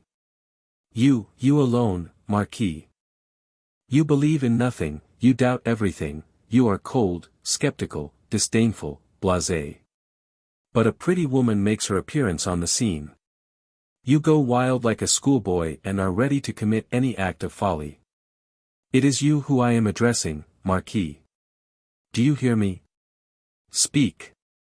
What have you to say? Marshall had listened to this tirade with unconcealed scorn, and without even attempting to interrupt it. Now he responded, slowly. I think, sir, if Mademoiselle Lacheneur had any doubts of the value of the document she possesses, she has them no longer. This response fell upon the Duke's wrath like a bucket of ice water. He instantly comprehended his folly, and frightened by his own words, he stood stupefied with astonishment. Without deigning to add another word, the Marquis turned to Marianne. Will you be so kind as to explain what is required of my father in exchange for this letter? The life and liberty of Monsieur d'Escorval. The Duke started as if he had received an electric shock. Ah, he exclaimed. I knew they would ask something that was impossible. He sank back in his armchair. A profound despair succeeded his frenzy. He buried his face in his hands, evidently seeking some expedient. Why did you not come to me before judgment was pronounced? He murmured. Then I could have done anything. Now, my hands are bound. The commission has spoken. The judgment must be executed. He rose, and in the tone of a man who is resigned to anything, he said. Decidedly. I should risk more in attempting to save the Baron. In his anxiety he gave M. d'Escorval his title, 1,000 times more than I have to fear from my enemies. So, mademoiselle, he no longer said, my good girl, you can utilize your document. The Duke was about leaving the room, but Marshall detained him by a gesture. Think again before you decide. Our situation is not without a precedent. A few months ago the Count de Lavalette was condemned to death. The king wished to pardon him, but his ministers and friends opposed it. Though the king was master, what did he do? He seemed to be deaf to all the supplications made in the prisoner's behalf. The scaffold was erected, and yet Lavalette was saved.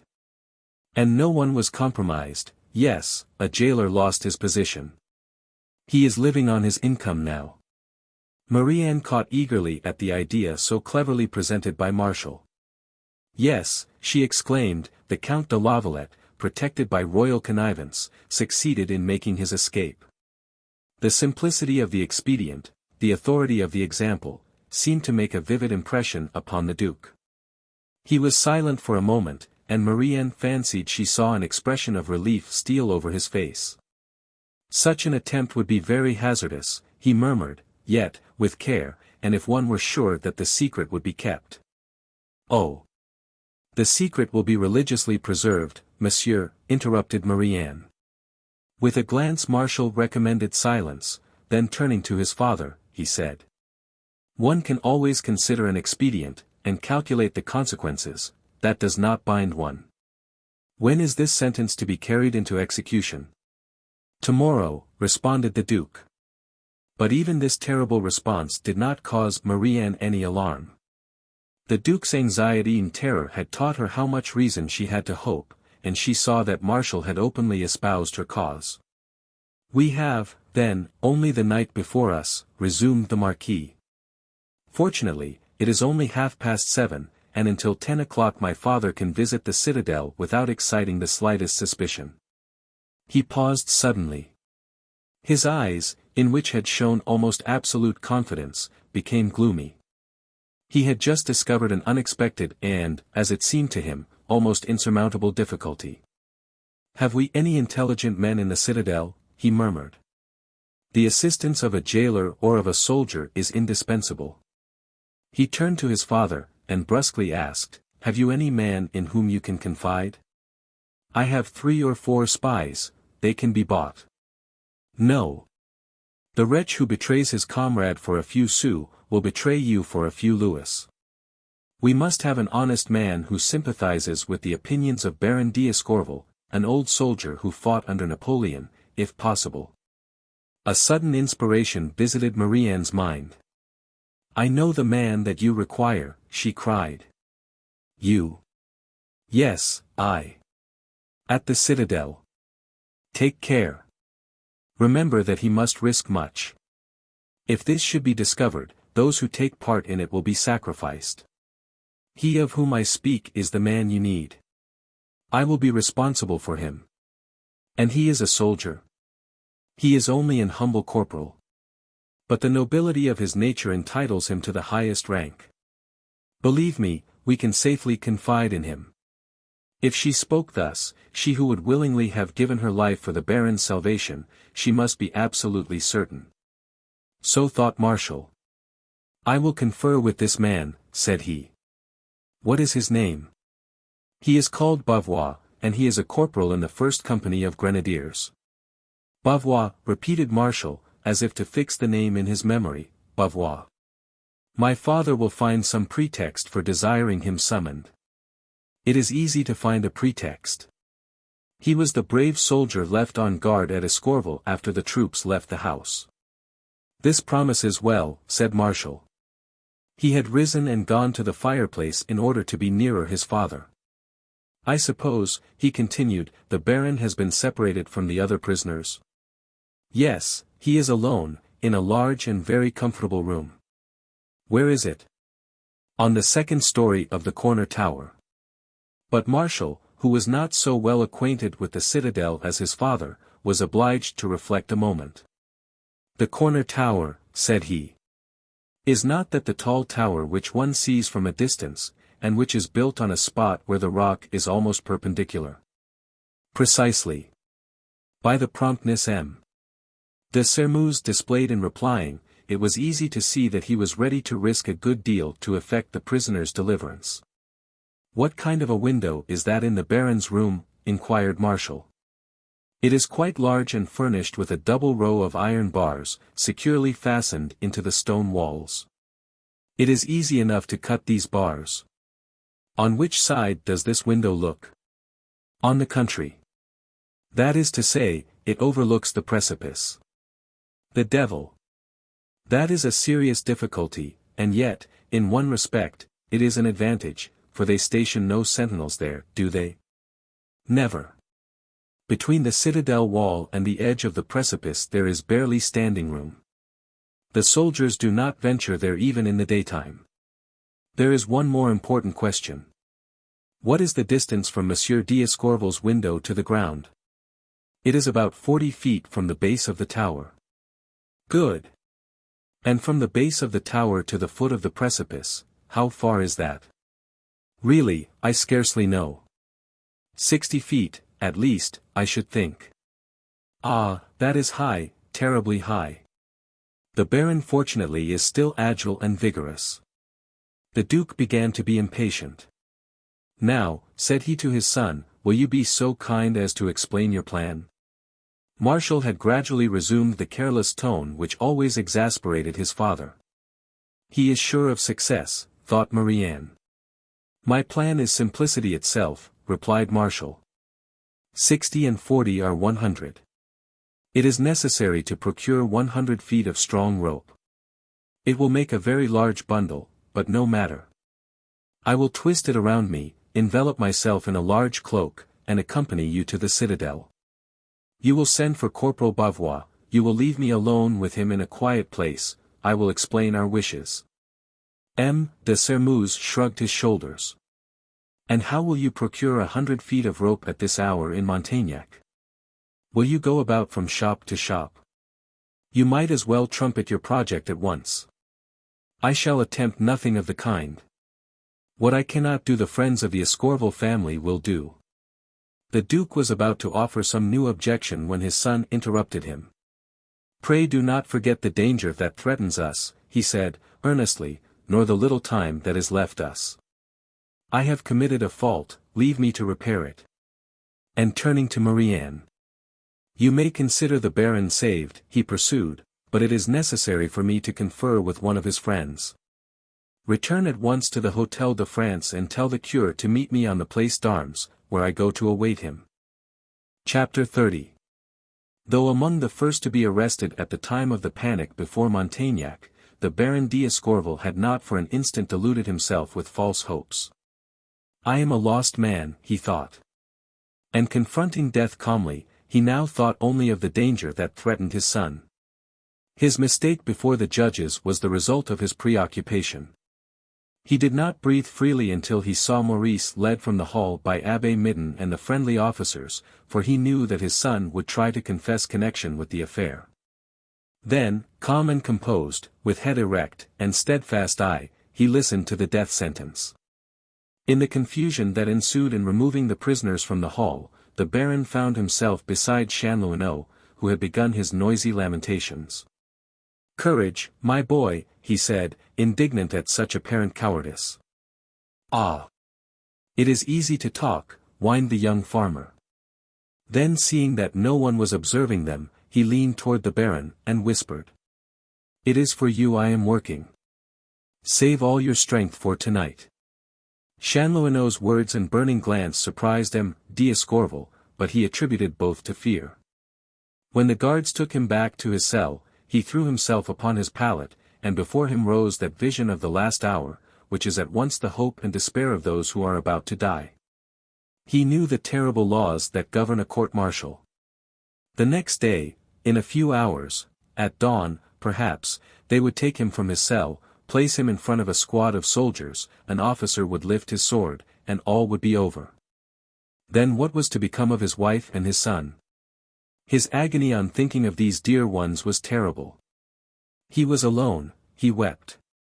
But suddenly he started up, ashamed of his weakness. He must not allow these thoughts to unnerve him. He was determined to meet death unflinchingly. Resolved to shake off the profound melancholy that was creeping over him, he walked about his cell, forcing his mind to occupy itself with material objects. The room which had been allotted to him was very large.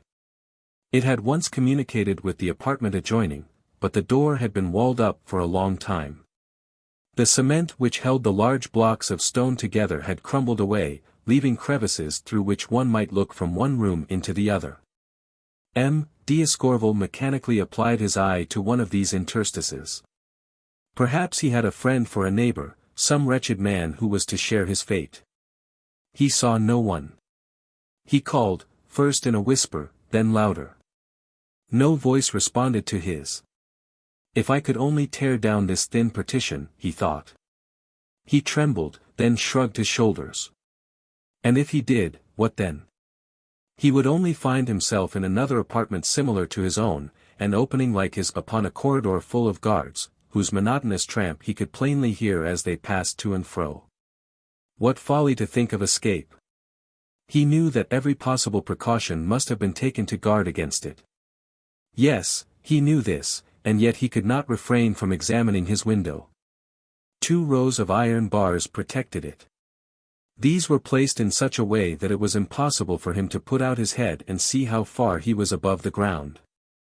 The height, however, must be considerable, judging from the extent of the view. The sun was setting. And through the violet haze the Baron could discern an undulating line of hills, whose culminating point must be the land of the Ricci. The dark masses of foliage that he saw on the right were probably the forests of Sermeuse. On the left, he divined rather than saw, nestling between the hills, the valley of the Oiselle and Escorval. Escorval, that lovely retreat where he had known such happiness, where he had hoped to die the calm and serene death of the just. And remembering his past felicity, and thinking of his vanished dreams, his eyes once more filled with tears. But he quickly dried them on hearing the door of his cell open. 2 soldiers appeared.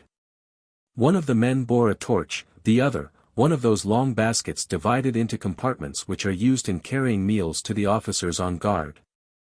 These men were evidently deeply moved, and yet, obeying a sentiment of instinctive delicacy, they affected a sort of gaiety.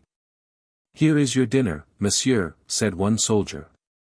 "It ought to be very good, for it comes from the cuisine of the commander of the citadel." M. D'Escorval smiled sadly. Some attentions on the part of one's jailer have a sinister significance. Still, when he seated himself before the little table which they prepared for him, he found that he was really hungry. He ate with a relish, and chatted quite cheerfully with the soldiers. "Always hope for the best, sir," said one of these worthy fellows. "Who knows? Stranger things have happened." When the Baron finished his repast, he asked for pen, ink, and paper. They brought what he desired. He found himself again alone. But his conversation with the soldiers had been of service to him. His weakness had passed, his sang-froid had returned, he would now reflect. He was surprised that he had heard nothing from Madame D'Escorval and from Maurice. Could it be that they had been refused access to the prison? No, they could not be. He could not imagine that there existed men sufficiently cruel to prevent a doomed man from pressing to his heart, in a last embrace, his wife and his son. Yet, how was it that neither the Baroness nor Maurice had made an attempt to see him? Something must have prevented them from doing so. What could it be? He imagined the worst misfortunes. He saw his wife writhing in agony, perhaps dead. He pictured Maurice, wild with grief, upon his knees at the bedside of his mother. But they might come yet. He consulted his watch. It marked the hour of 7. But he waited in vain. No one came. He took up his pen, and was about to write, when he heard a bustle in the corridor outside.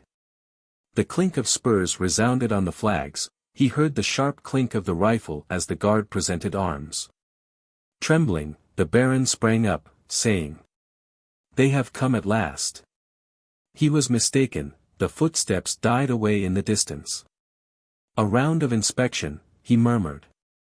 But at the same moment, 2 objects thrown through the tiny opening in the door of his cell fell on the floor in the middle of the room. M. D'Escorval caught them up. Someone had thrown him 2 files.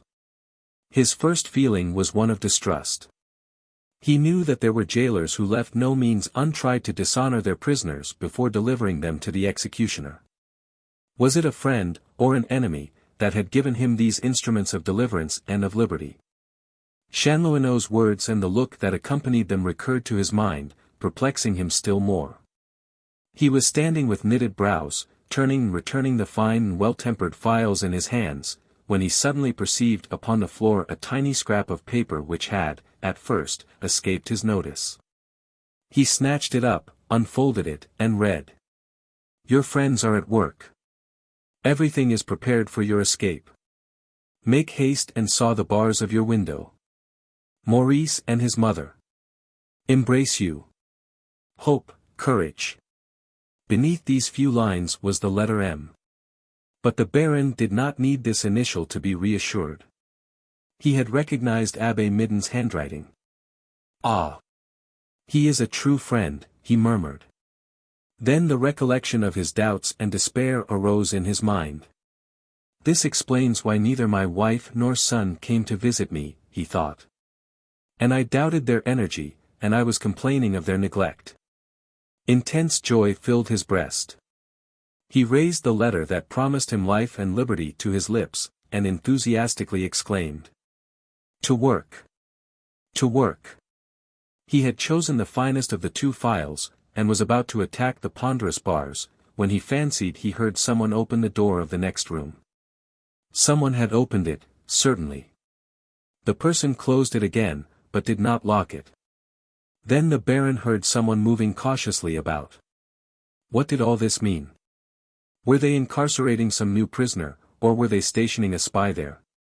Listening breathlessly, the Baron heard a singular sound, whose cause it was absolutely impossible to explain.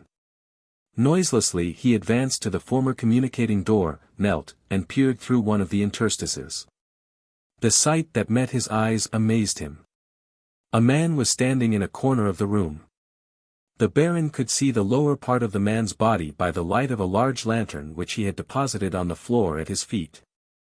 He was turning around and around very quickly, by this movement unwinding a long rope which had been twined around his body as thread is wound about a bobbin. M. d'Escorval rubbed his eyes as if to assure himself that he was not dreaming. Evidently this rope was intended for him. It was to be attached to the broken bars. But how had this man succeeded in gaining admission to this room? Who could it be that enjoyed such liberty in the prison? He was not a soldier, or, at least, he did not wear a uniform. Unfortunately, the highest crevice was in such a place that the visual ray did not strike the upper part of the man's body. And, despite the Baron's efforts, he was unable to see the face of this friend, he judged him to be such, whose boldness verged on folly. Unable to resist his intense curiosity, M. d'Escorval was on the point of rapping on the wall to question him, when the door of the room occupied by this man, whom the Baron already called his savior, was impetuously thrown open. Another man entered, whose face was also outside the Baron's range of vision, and the newcomer, in a tone of astonishment, exclaimed, "Good heavens! What are you doing?" The Baron drew back in despair. All is discovered, he thought. The man whom M. d'Escorval believed to be his friend did not pause in his labor of unwinding the rope, and it was in the most tranquil voice that he responded. "As you see, I am freeing myself from this burden of rope, which I find extremely uncomfortable. There are at least 60 yards of it, I should think, and what a bundle it makes. I feared they would discover it under my cloak." "And what are you going to do with all this rope?" inquired the newcomer. "I am going to hand it to Baron d'Escorval, to whom I have already given a file. He must make his escape tonight." So improbable was this scene that the Baron could not believe his own ears. "I cannot be awake, I must be dreaming," he thought. The newcomer uttered a terrible oath, and, in an almost threatening tone, he said, "We will see about that. If you have gone mad, I, thank God, still possess my reason.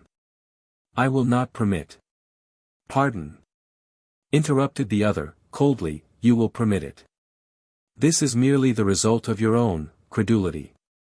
When Chanlouineau asked you to allow him to receive a visit from Mademoiselle Lacheneur, that was the time you should have said, 'I will not permit it.' Do you know what the fellow desired? Simply to give Mademoiselle Lacheneur a letter of mine, so compromising in its natures that if it ever reaches the hands of a certain person of my acquaintance, my father and I will be obliged to reside in London in future. Then farewell to the projects for an alliance between our two families." The newcomer heaved a mighty sigh, accompanied by a half-angry, half-sorrowful exclamation. But the other, without giving him any opportunity to reply, resumed. "You, yourself, Marquis, would doubtless be compromised. Were you not a chamberlain during the reign of Bonaparte? Ah, Marquis! How could a man of your experience, a man so subtle, and penetrating, and acute, allow himself to be duped by a low, ignorant peasant?" Now M. d'Escorval understood.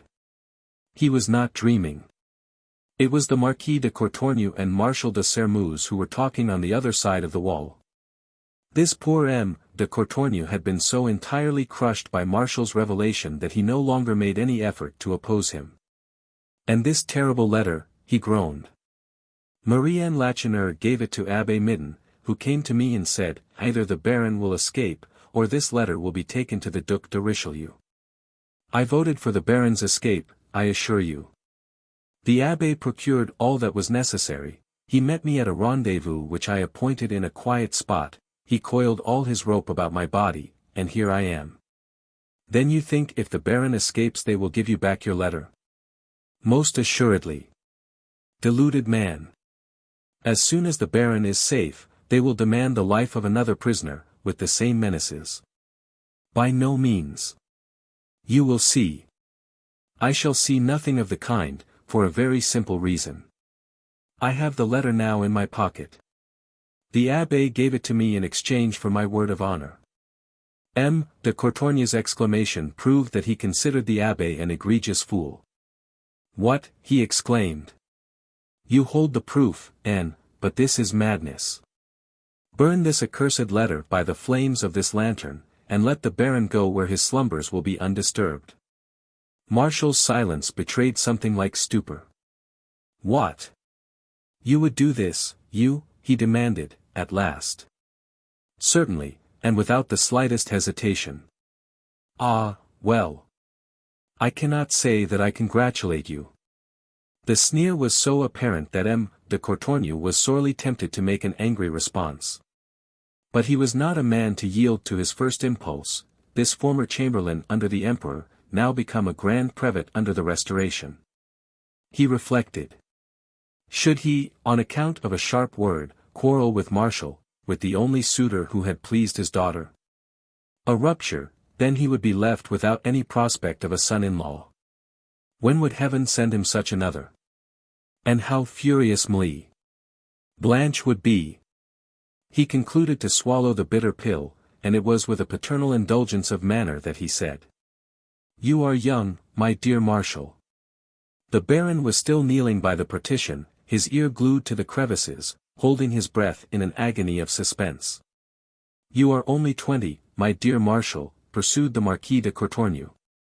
"You possess the ardent enthusiasm and generosity of youth. Complete your undertaking, I shall interpose no obstacle, but remember that all may be discovered, and then—" "Have no fears, sir," interrupted the young Marquis.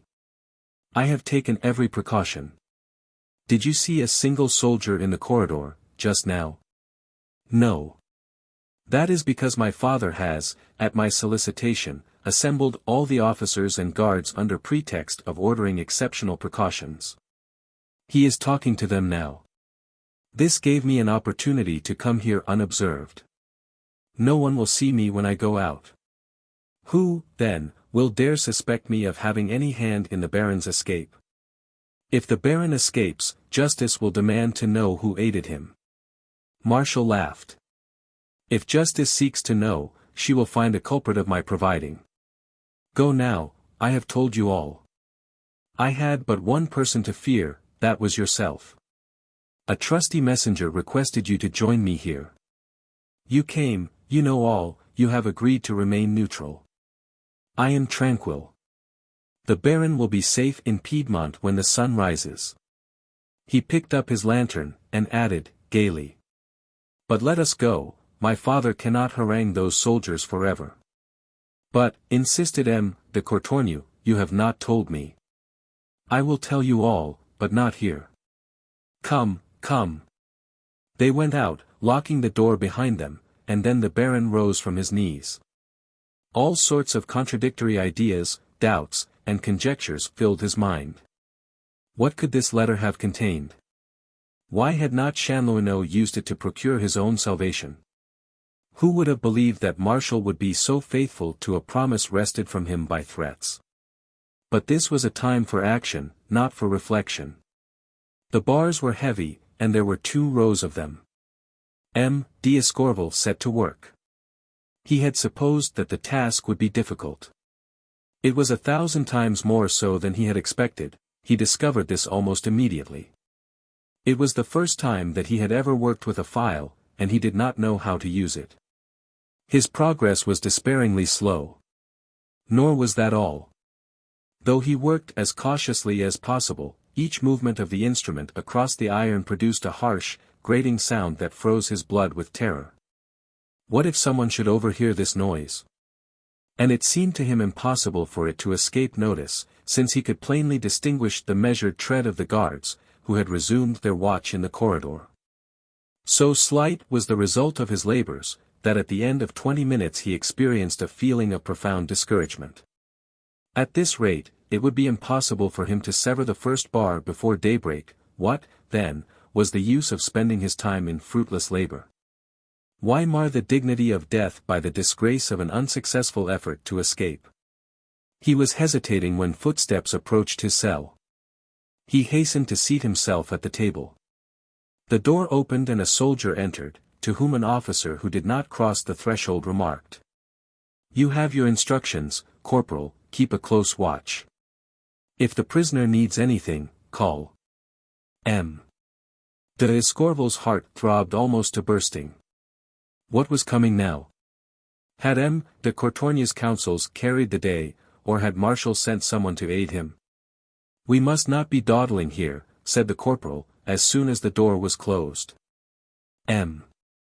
d'Escorval bounded from his chair. This man was a friend. Here was aid in life. "I am Bavois," continued the corporal. "Someone said to me just now, a friend of the Emperor is in danger. Are you willing to lend him a helping hand?" I replied, "Present, and here I am." This certainly was a brave soul. The Baron extended his hand, and in a voice trembling with emotion. "Thanks," said he. "Thanks to you who, without knowing me, expose yourself to the greatest danger for my sake." Bavois shrugged his shoulders disdainfully. "Positively, my old hide is no more precious than yours. If we do not succeed, they will chop off our heads with the same axe. But we shall succeed. Now, let us cease talking and proceed to business." As he spoke he drew from beneath his long overcoat a strong iron crowbar and a small vial of brandy, and deposited them upon the bed. He then took the candle and passed it back and forth before the window 5 or 6 times. "What are you doing?" inquired the Baron, in suspense. "I am signaling to your friends that everything is progressing favorably. They are down there waiting for us, and see, now they are answering." The Baron looked, and 3 times they saw a little flash of flame like that produced by the burning of a pinch of gunpowder. "Now," said the corporal, "we are all right. Let us see what progress you have made with the bars." "I have scarcely begun," murmured M. d'Escorval. The corporal inspected the work. "You may indeed say that you have made no progress," said he, "but, never mind, I have been a locksmith, and I know how to handle a file." Having drawn the cork from the vial of brandy which he had brought, he fastened the stopper to the end of one of the files, and swathed the handle of the instrument with a piece of damp linen. "That is what they call putting a stop on the instrument," he remarked, by way of explanation. Then he made an energetic attack on the bars. It at once became evident that he had not exaggerated his knowledge of the subject, nor the efficacy of his precautions for deadening the sound. The harsh grating that had so alarmed the Baron was no longer heard, and Bavois, finding he had nothing more to dread from the keenest ears, now made preparations to shelter himself from observation. To cover the opening in the door would arouse suspicion at once, so the corporal adopted another expedient. Moving the little table to another part of the room, he placed the light upon it, in such a position that the window remained entirely in shadow. Then he ordered the Baron to sit down, and handing him a paper, said, "Now read aloud, without stopping for an instant, until you see me cease work." By this method they might reasonably hope to deceive the guards outside in the corridor. Some of them, indeed, did come to the door and look in, then went away to say to their companions, "We have just taken a look at the prisoner. He is very pale, and his eyes are glittering feverishly. He is reading aloud to divert his mind. Corporal Bavois is looking out of the window. It must be dull music for him." The Baron's voice would also be of advantage in overpowering any suspicious sound, should there be one. And while Bavois worked, M. d'Escorval read. He had completed the perusal of the entire paper, and was about to begin it again, when the old soldier, leaving the window, motioned him to stop. "Half the task is completed," he said, in a whisper. "The lower bars are cut." "Ah! How can I ever repay you for your devotion?" murmured the Baron. "Hush! Not a word," interrupted Bavois. "If I escape with you, I can never return here, and I shall not know where to go, for the regiment, you see, is my only family. Ah, well. If you will give me a home with you, I shall be content." Whereupon he swallowed a big draught of brandy, and set to work with renewed ardor. The corporal had cut one of the second row of bars, when he was interrupted by M. d'Escorval, who, without discontinuing his reading, had approached and pulled Bavois's long coat to attract his attention. He turned quickly. "What is it?" "I heard a singular noise." "Where?" "In the adjoining room where the ropes are." Honest Bavois muttered a terrible oath. "Do they intend to betray us? I risked my life, and they promised me fair play." He placed his ear against an opening in the partition, and listened for a long time. "Nothing, not the slightest sound." "It must have been some rat that you heard," he said, at last. "Resume your reading." And he began his work again. This was the only interruption, and a little before 4 o'clock everything was ready. The bars were cut, and the ropes, which had been drawn through an opening in the wall, were coiled under the window. The decisive moment had come. Bavois took the counterpane from the bed, fastened it over the opening in the door, and filled up the keyhole. "Now," said he, in the same measured tone which he would have used in instructing his recruits, "attention, sir, and obey the word of command." Then he calmly explained that the escape would consist of two distinct operations. The first in gaining the narrow platform at the base of the tower, the second, in descending to the foot of the precipitous rock. The abbé, who understood this, had brought marshalled 2 ropes. The one to be used in the descent of the precipice being considerably longer than the other. "I will fasten the shortest rope under your arms, monsieur, and I will let you down to the base of the tower. When you have reached it, I will pass you the longer rope and the crowbar. Do not miss them. If we find ourselves without them, on that narrow ledge of rock, we shall either be compelled to deliver ourselves up, or throw ourselves down the precipice. I shall not be long in joining you. Are you ready?" M.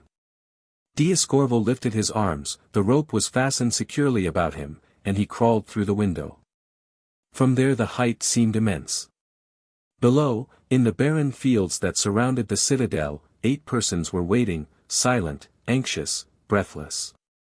They were Madame d'Escorval and Maurice, Marie-Anne, Abbé Midden, and the 4 retired army officers. There was no moon. But the night was very clear, and they could see the tower quite plainly. Soon after 4 o'clock sounded they saw a dark object glide slowly down the side of the tower. It was the Baron. After a little, another form followed very rapidly. It was Bavois. Half of the perilous journey was accomplished. From below, they could see the 2 figures moving about on the narrow platform. The corporal and the Baron were exerting all their strength to fix the crowbar securely in a crevice of the rock.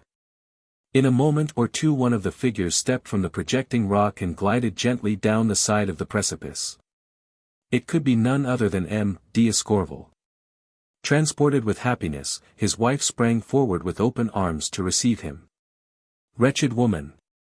A terrific cry rent the still night air. M. D'Escorval was falling from a height of 50 feet. He was hurled down to the foot of the rocky precipice. The rope had parted. Had it broken naturally? Maurice, who examined the end of it, exclaimed with horrible imprecations of hatred and vengeance that they had been betrayed, that their enemy had arranged to deliver only a dead body into their hands, that the rope, in short, had been foully tampered with, cut. Chapter 31. Chupin had not taken time to sleep, nor scarcely time to drink, since that unfortunate morning when the Duc de Sermeuse ordered affixed to the walls of Montaignac that decree in which he promised 20,000 francs to the person who should deliver up Lacheneur, dead or alive. 20,000 francs, Chupin muttered gloomily, 20 sacks with 100 pistoles in each. Ah! If I could discover Lacheneur, even if he were dead and buried 100 feet underground, I should gain the reward. The appellation of traitor, which he would receive, the shame and condemnation that would fall upon him and his, did not make him hesitate for a moment. He saw but one thing, the reward, the blood money. Unfortunately, he had nothing whatever to guide him in his researches, no clue, however vague. All that was known in Montaignac was that M. Lacheneur's horse was killed at the Croix d'Arcy. But no one knew whether Lacheneur himself had been wounded, or whether he had escaped from the fray uninjured. Had he reached the frontier? Or had he found an asylum in the house of one of his friends? Chupin was thus hungering for the price of blood, when, on the day of the trial, as he was returning from the citadel, after making his deposition, he entered a drinking saloon. While there he heard the name of Lacheneur uttered in low tones near him. Two peasants were emptying a bottle of wine, and one of them, an old man, was telling the other that he had come to Montaignac to give Emelie Lacheneur news of her father. He said that his son-in-law had met the chief conspirator in the mountains which separate the arrondissement of Montaignac from Savoy. He even mentioned the exact place of meeting, which was near St. Paven-de-Gatz, a tiny village of only a few houses. Certainly the worthy man did not think he was committing a dangerous indiscretion. In his opinion, Lacheneur had, ere this, crossed the frontier, and was out of danger. In this he was mistaken. The frontier bordering on Savoy was guarded by soldiers, who had received orders to allow none of the conspirators to pass. The passage of the frontier, then, presented many great difficulties, and even if a man succeeded in effecting it, he might be arrested and imprisoned on the other side, until the formalities of extradition had been complied with. Chupin saw his advantage, and instantly decided on his course. He knew that he had not a moment to lose. He threw a coin down upon the counter, and without waiting for his change, rushed back to the citadel, and asked the sergeant at the gate for pen and paper. The old rascal generally wrote slowly and painfully. Today it took him but a moment to trace these lines. I know Lacheneur's retreat, and beg Monseigneur to order some mounted soldiers to accompany me, in order to capture him. Chupin. This note was given to one of the guards, with a request to take it to the Duc de Sermeuse, who was presiding over the military commission. 5 minutes later, the soldier reappeared with the same note. Upon the margin the Duke had written an order, placing at Chupin's disposal a lieutenant and 8 men chosen from the Montaignac chasseurs, who could be relied upon. And who were not suspected, as were the other troops, of sympathizing with the rebels. Chupin also requested a horse for his own use, and this was accorded him. The Duke had just received this note when, with a triumphant air, he abruptly entered the room where Marie-Anne and his son were negotiating for the release of Baron d'Escorval. It was because he believed in the truth of the rather hazardous assertion made by his spy that he exclaimed, upon the threshold. Upon my word! It must be confessed that this Chupin is an incomparable huntsman. Thanks to him. Then he saw Lacheneur, and suddenly checked himself. Unfortunately, neither Marshall nor Marie-Anne were in a state of mind to notice this remark and its interruption. Had he been questioned, the Duke would probably have allowed the truth to escape him, and M. Lacheneur might have been saved. But Lacheneur was one of those unfortunate beings who seem to be pursued by an evil destiny which they can never escape. Buried beneath his horse, M. Lacheneur had lost consciousness. When he regained his senses, restored by the fresh morning air, the place was silent and deserted. Not far from him, he saw two dead bodies which had not yet been removed. It was a terrible moment, and in the depth of his soul he cursed death, which had refused to heed his entreaties. Had he been armed, doubtless, he would have ended by suicide, the most cruel mental torture which man was ever forced to endure, but he had no weapon. He was obliged to accept the chastisement of life. Perhaps, too, the voice of honor whispered that it was cowardice to strive to escape the responsibility of one's acts by death. At last, he endeavored to draw himself out from beneath the body of his horse. This proved to be no easy matter, as his foot was still in the stirrup, and his limbs were so badly cramped that he could scarcely move them. He finally succeeded in freeing himself, however, and, on examination, discovered that he, who it would seem ought to have been killed 10 times over, had only one hurt, a bayonet wound in the leg, extending from the ankle almost to the knee. Such a wound, of course, caused him not a little suffering, and he was trying to bandage it with his handkerchief, when he heard the sound of approaching footsteps. He had no time for reflection. He sprang into the forest that lies to the left of the Croix d'Arcy. The troops were returning to Montaignac after pursuing the rebels for more than 3 miles. There were about 200 soldiers, and they were bringing back, as prisoners, about 20 peasants. Hidden by a great oak scarcely 15 paces from the road, Lacheneur recognized several of the prisoners in the grey light of dawn. It was only by the merest chance that he escaped discovery. And he fully realized how difficult it would be for him to gain the frontier without falling into the hands of the detachment of soldiery, who were doubtless scouring the country in every direction. Still he did not despair. The mountains lay only 2 leagues away, and he firmly believed that he could successfully elude his pursuers as soon as he gained the shelter of the hills. He began his journey courageously. Alas! He had not realized how exhausted he had become from the excessive labor and excitement of the past few days, and by the loss of blood from his wound, which he could not stanch. He tore up a pole in one of the vineyards to serve as a staff, and dragged himself along, keeping in the shelter of the woods as much as possible, and creeping along beside the hedges and in the ditches when he was obliged to traverse an open space. To the great physical suffering, and the most cruel mental anguish, was now added an agony that momentarily increased, hunger. He had eaten nothing for 30 hours, and he felt terribly weak from lack of nourishment. This torture soon became so intolerable that he was willing to brave anything to appease it. At last he perceived the roofs of a tiny hamlet. He decided to enter it and ask for food. He was on the outskirts of the village, when he heard the rolling of a drum. Instinctively he hid behind a wall. But it was only a town crier beating his drum to call the people together. And soon a voice rose so clear and penetrating that each word it uttered fell distinctly on Lacheneur's ears. It said, "This is to inform you that the authorities of Montaignac promise to give a reward of 20,000 francs, 2,000 pistoles, you understand, to him who will deliver up the man known as Lacheneur, dead or alive.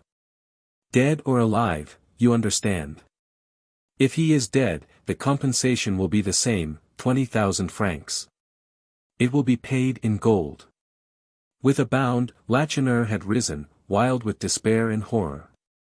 Though he had believed himself utterly exhausted, he found superhuman strength to flee.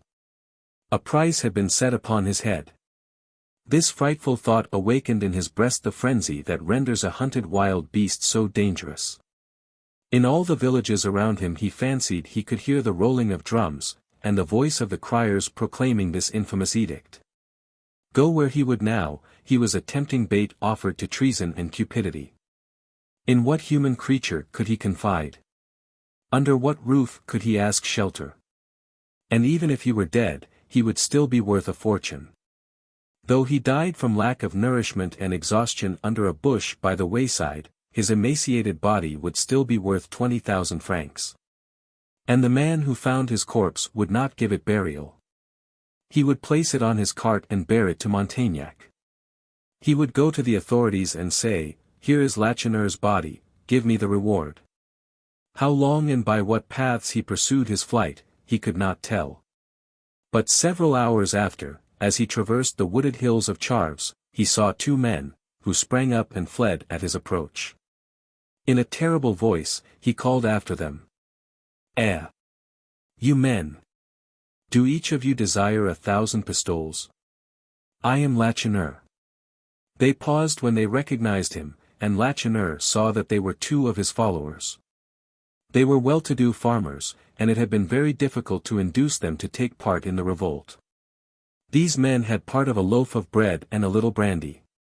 They gave both to the famished man. They sat down beside him on the grass, and while he was eating they related their misfortunes. Their connection with the conspiracy had been discovered. Their houses were full of soldiers, who were hunting for them, but they hoped to reach Italy by the aid of a guide who was waiting for them at an appointed place. Lacheneur extended his hand to them. "Then I am saved," said he. "Weak and wounded as I am, I should perish if I were left alone." But the two farmers did not accept the hand he offered. "We should leave you," said the younger man, gloomily, "for you are the cause of our misfortunes. You deceived us, Monsieur Lacheneur." He dared not protest, so just was the reproach. "Nonsense. Let him come all the same," said the other, with a peculiar glance at his companion. So they walked on, and that same evening, after 9 hours of traveling on the mountains, they crossed the frontier. But this long journey was not made without bitter reproaches, and even more bitter recriminations. Closely questioned by his companions, Lacheneur, exhausted both in mind and body, finally admitted the insincerity of the promises with which he had inflamed the zeal of his followers. He acknowledged that he had spread the report that Marie-Louise and the young King of Rome were concealed in Montaignac, and that this report was a gross falsehood. He confessed that he had given the signal for the revolt without any chance of success, and without means of action, leaving everything to chance. In short, he confessed that nothing was real save his hatred, his implacable hatred of the Sermuse family. A dozen times, at least, during this terrible avowal, the peasants who accompanied him were on the point of hurling him down the precipices upon whose verge they were walking. So it was to gratify his own spite, they thought, quivering with rage, that he sets everybody to fighting and killing one another, that he ruins us, and drives us into exile. We will see. The fugitives went to the nearest house after crossing the frontier. It was a lonely inn, about a league from the little village of Saint-Jean-de-Coche, and was kept by a man named Balstain. They rapped, in spite of the lateness of the hour. It was past midnight. They were admitted, and they ordered supper. But Lacheneur, weak from loss of blood, and exhausted by his long tramp, declared that he would eat no supper. He threw himself upon a bed in an adjoining room, and was soon asleep. This was the first time since their meeting with Lacheneur that his companions had found an opportunity to talk together in private. The same idea had occurred to both of them. They believed that by delivering up Lacheneur to the authorities, they might obtain pardon for themselves. Neither of these men would have consented to receive a single sou of the money promised to the betrayer, but to exchange their life and liberty for the life and liberty of Lacheneur did not seem to them a culpable act, under the circumstances. For did he not deceive us, they said to themselves. They decided, at last, that as soon as they had finished their supper, they would go to Saint-Jean-de-Coche and inform the Piedmontese guards. But they reckoned without their host. They had spoken loud enough to be overheard by Balstain, the innkeeper, who had learned, during the day, of the magnificent reward which had been promised to Lacheneur's captor. When he heard the name of the guest who was sleeping quietly under his roof, a thirst for gold seized him. He whispered a word to his wife, then escaped through the window to run and summon the gendarmes. He had been gone half an hour before the peasants left the house, for to muster up courage for the act they were about to commit they had been obliged to drink heavily. They closed the door so violently on going out that Lacheneur was awakened by the noise. He sprang up, and came out into the adjoining room. The wife of the innkeeper was there alone. "Where are my friends?" he asked, anxiously. "Where is your husband?" Moved by sympathy, the woman tried to falter some excuse, but finding none, she threw herself at his feet, crying, "Fly, monsieur, save yourself, you are betrayed." Lacheneur rushed back into the other room, seeking a weapon with which he could defend himself, an issue through which he could flee. He had thought that they might abandon him, but betray him, no, never. "Who has sold me?" he asked, in a strained, unnatural voice. "Your friends, the two men who supped there at that table." "Impossible, madam, impossible." He did not suspect the designs and hopes of his former comrades. And he could not, he would not believe them capable of ignobly betraying him for gold. "But," pleaded the innkeeper's wife, still on her knees before him, "they have just started for Saint Jean de Coche, where they will denounce you. I heard them say that your life would purchase theirs. They have certainly gone to summon the gendarmes. Is this not enough, or am I obliged to endure the shame of confessing that my own husband, too, has gone to betray you?" Lacheneur understood it all now. And this supreme misfortune, after all the misery he had endured, broke him down completely. Great tears gushed from his eyes, and sinking down into a chair, he murmured, "Let them come, I am ready for them. No, I will not stir from here. My miserable life is not worth such a struggle." But the wife of the traitor rose, and grasping the unfortunate man's clothing, she shook him, she dragged him to the door, she would have carried him had she possessed sufficient strength. "You shall not remain here," said she, with extraordinary vehemence. "Fly, save yourself. You shall not be taken here, it will bring misfortune upon our house." Bewildered by these violent adjurations, and urged on by the instinct of self-preservation, so powerful in every human heart, Lacheneur stepped out upon the threshold. The night was very dark, and a chilling fog intensified the gloom. "See, madam," said the poor fugitive gently, "how can I find my way through these mountains, which I do not know, and where there are no roads, where the footpaths are scarcely discernible?" With a quick movement Balston's wife pushed Lacheneur out, and turning him as one does a blind man to set him on the right track. "Walk straight before you," said she, "always against the wind. God will protect you. Farewell." He turned to ask further directions, but she had re-entered the house and closed the door. Upheld by a feverish excitement, he walked for long hours. He soon lost his way, and wandered on through the mountains, benumbed with cold, stumbling over rocks, sometimes falling. Why he was not precipitated to the depths of some chasm it is difficult to explain. He lost all idea of his whereabouts, and the sun was high in the heavens when he at last met a human being of whom he could inquire his way. It was a little shepherd boy, in pursuit of some stray goats, whom he encountered. But the lad, frightened by the wild and haggard appearance of the stranger, at first refused to approach. The offer of a piece of money induced him to come a little nearer. "You are on the summit of the mountain, monsieur," said he. "And exactly on the boundary line. Here is France, there is Savoy. And what is the nearest village?" "On the Savoyard side, Saint Jean de Coche, on the French side, Saint Pavin." So after all his terrible exertions, Lacheneur was not a league from the inn. Appalled by this discovery, he remained for a moment undecided which course to pursue. What did it matter? Why should the doomed hesitate? Do not all roads lead to the abyss into which they must sink?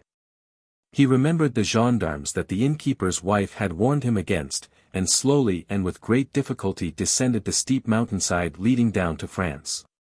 He was near Saint Pavin, when, before an isolated cottage, he saw a pretty peasant woman spinning in the sunshine. He dragged himself toward her, and in weak tones begged her hospitality. On seeing this man, whose face was ghastly pale, and whose clothing was torn and soiled with dust and blood, the woman rose, evidently more surprised than alarmed. She looked at him closely, and saw that his age, his stature, and his features corresponded with the descriptions of Lacheneur, which had been scattered thickly about the frontier. "You are the conspirator they are hunting for, and for whom they promise a reward of 20,000 francs, she said. Lacheneur trembled. "Yes, I am Lacheneur," he replied, after a moment's hesitation, "I am Lacheneur. Betray me, if you will, but in charity's name give me a morsel of bread, and allow me to rest a little." At the words, "betray me," the young woman made a gesture of horror and disgust. "We betray you, sir," said she. "Ah! You do not know the Antoines. Enter our house, and lie down upon the bed while I prepare some refreshments for you. When my husband comes home, we will see what can be done." It was nearly sunset when the master of the house, a robust mountaineer, with a frank face, returned.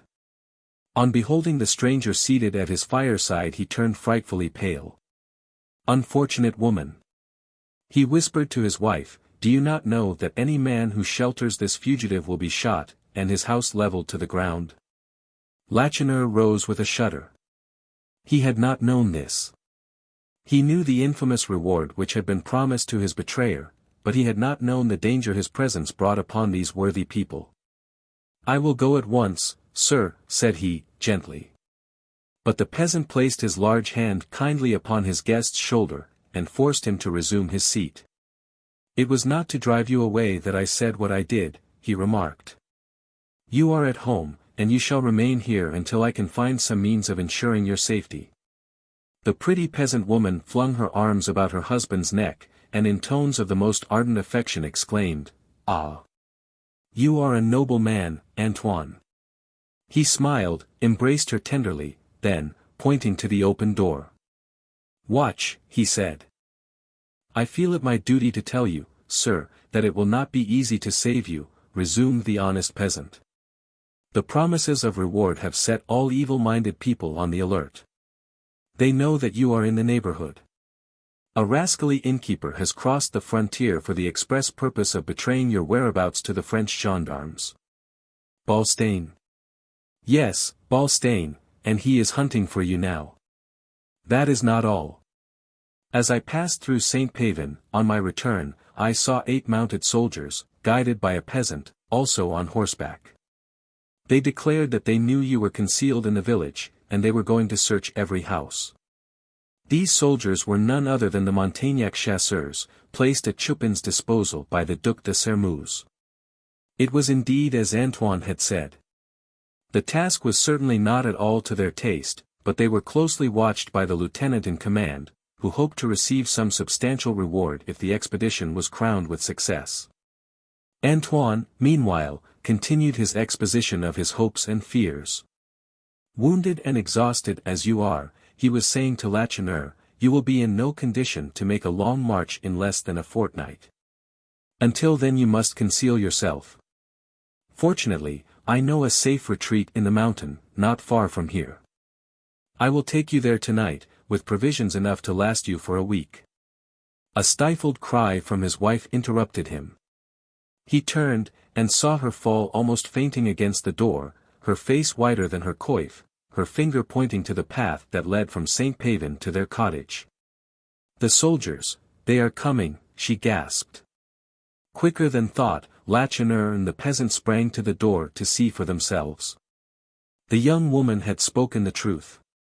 The Montaignac chasseurs were climbing the steep footpath slowly, but surely. Chupin walked in advance, urging them on with voice, gesture and example. An imprudent word from the little shepherd boy, whom Lacheneur had questioned, had decided the fugitive's fate.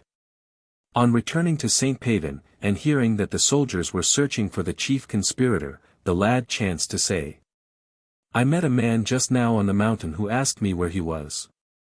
And I saw him go down the footpath leading to Antoine's cottage." And in proof of his words, he proudly displayed the piece of silver which Lacheneur had given him. "One more bold stroke and we have our man," exclaimed Chupin. "Come, comrades. And now the party were not more than 200 feet from the house in which the proscribed man had found an asylum. Antoine and his wife looked at each other with anguish in their eyes. They saw that their visitor was lost. "We must save him. We must save him," cried the woman. "Yes, we must save him," repeated the husband, gloomily. "They shall kill me before I betray a man in my own house. If he would hide in the stable behind the bundles of straw, they would find him. These soldiers are worse than tigers, and the wretch who leads them on must have the keen scent of a bloodhound." He turned quickly to Lacheneur. "Come, sir," said he, "let us leap from the back window and flee to the mountains. They will see us, but no matter. These horsemen are always clumsy runners. If you cannot run, I will carry you. They will probably fire at us, but they will miss us." "And your wife?" asked Lacheneur. The honest mountaineer shuddered. "But," he said, "she will join us." Lacheneur took his friend's hand and pressed it tenderly. "Ah! You are noble people," he exclaimed, "and God will reward you for your kindness to a poor fugitive. But you have done too much already. I should be the basest of men if I consented to uselessly expose you to danger. I can bear this life no longer, I have no wish to escape." He drew the sobbing woman to him and kissed her upon the forehead. "I have a daughter, young and beautiful like yourself, as generous and proud. Poor Marie-Anne. And I have pitilessly sacrificed her to my hatred. I should not complain, come what may, I have deserved it." The sound of approaching footsteps became more and more distinct. Lacheneur straightened himself up, and seemed to be gathering all his energy for the decisive moment. "Remain inside," he said, imperiously, to Antoine and his wife. "I am going out, they must not arrest me in your house." As he spoke, he stepped outside the door, with a firm tread, a dauntless brow, a calm and assured mien. The soldiers were but a few feet from him. "Halt!" he exclaimed, in a strong, ringing voice. "It is Lacheneur you are seeking, is it not?" "I am he. I surrender myself." An unbroken stillness reigned. Not a sound, not a word replied. The spectre of death that hovered above his head imparted such an imposing majesty to his person that the soldiers paused, silent and awed.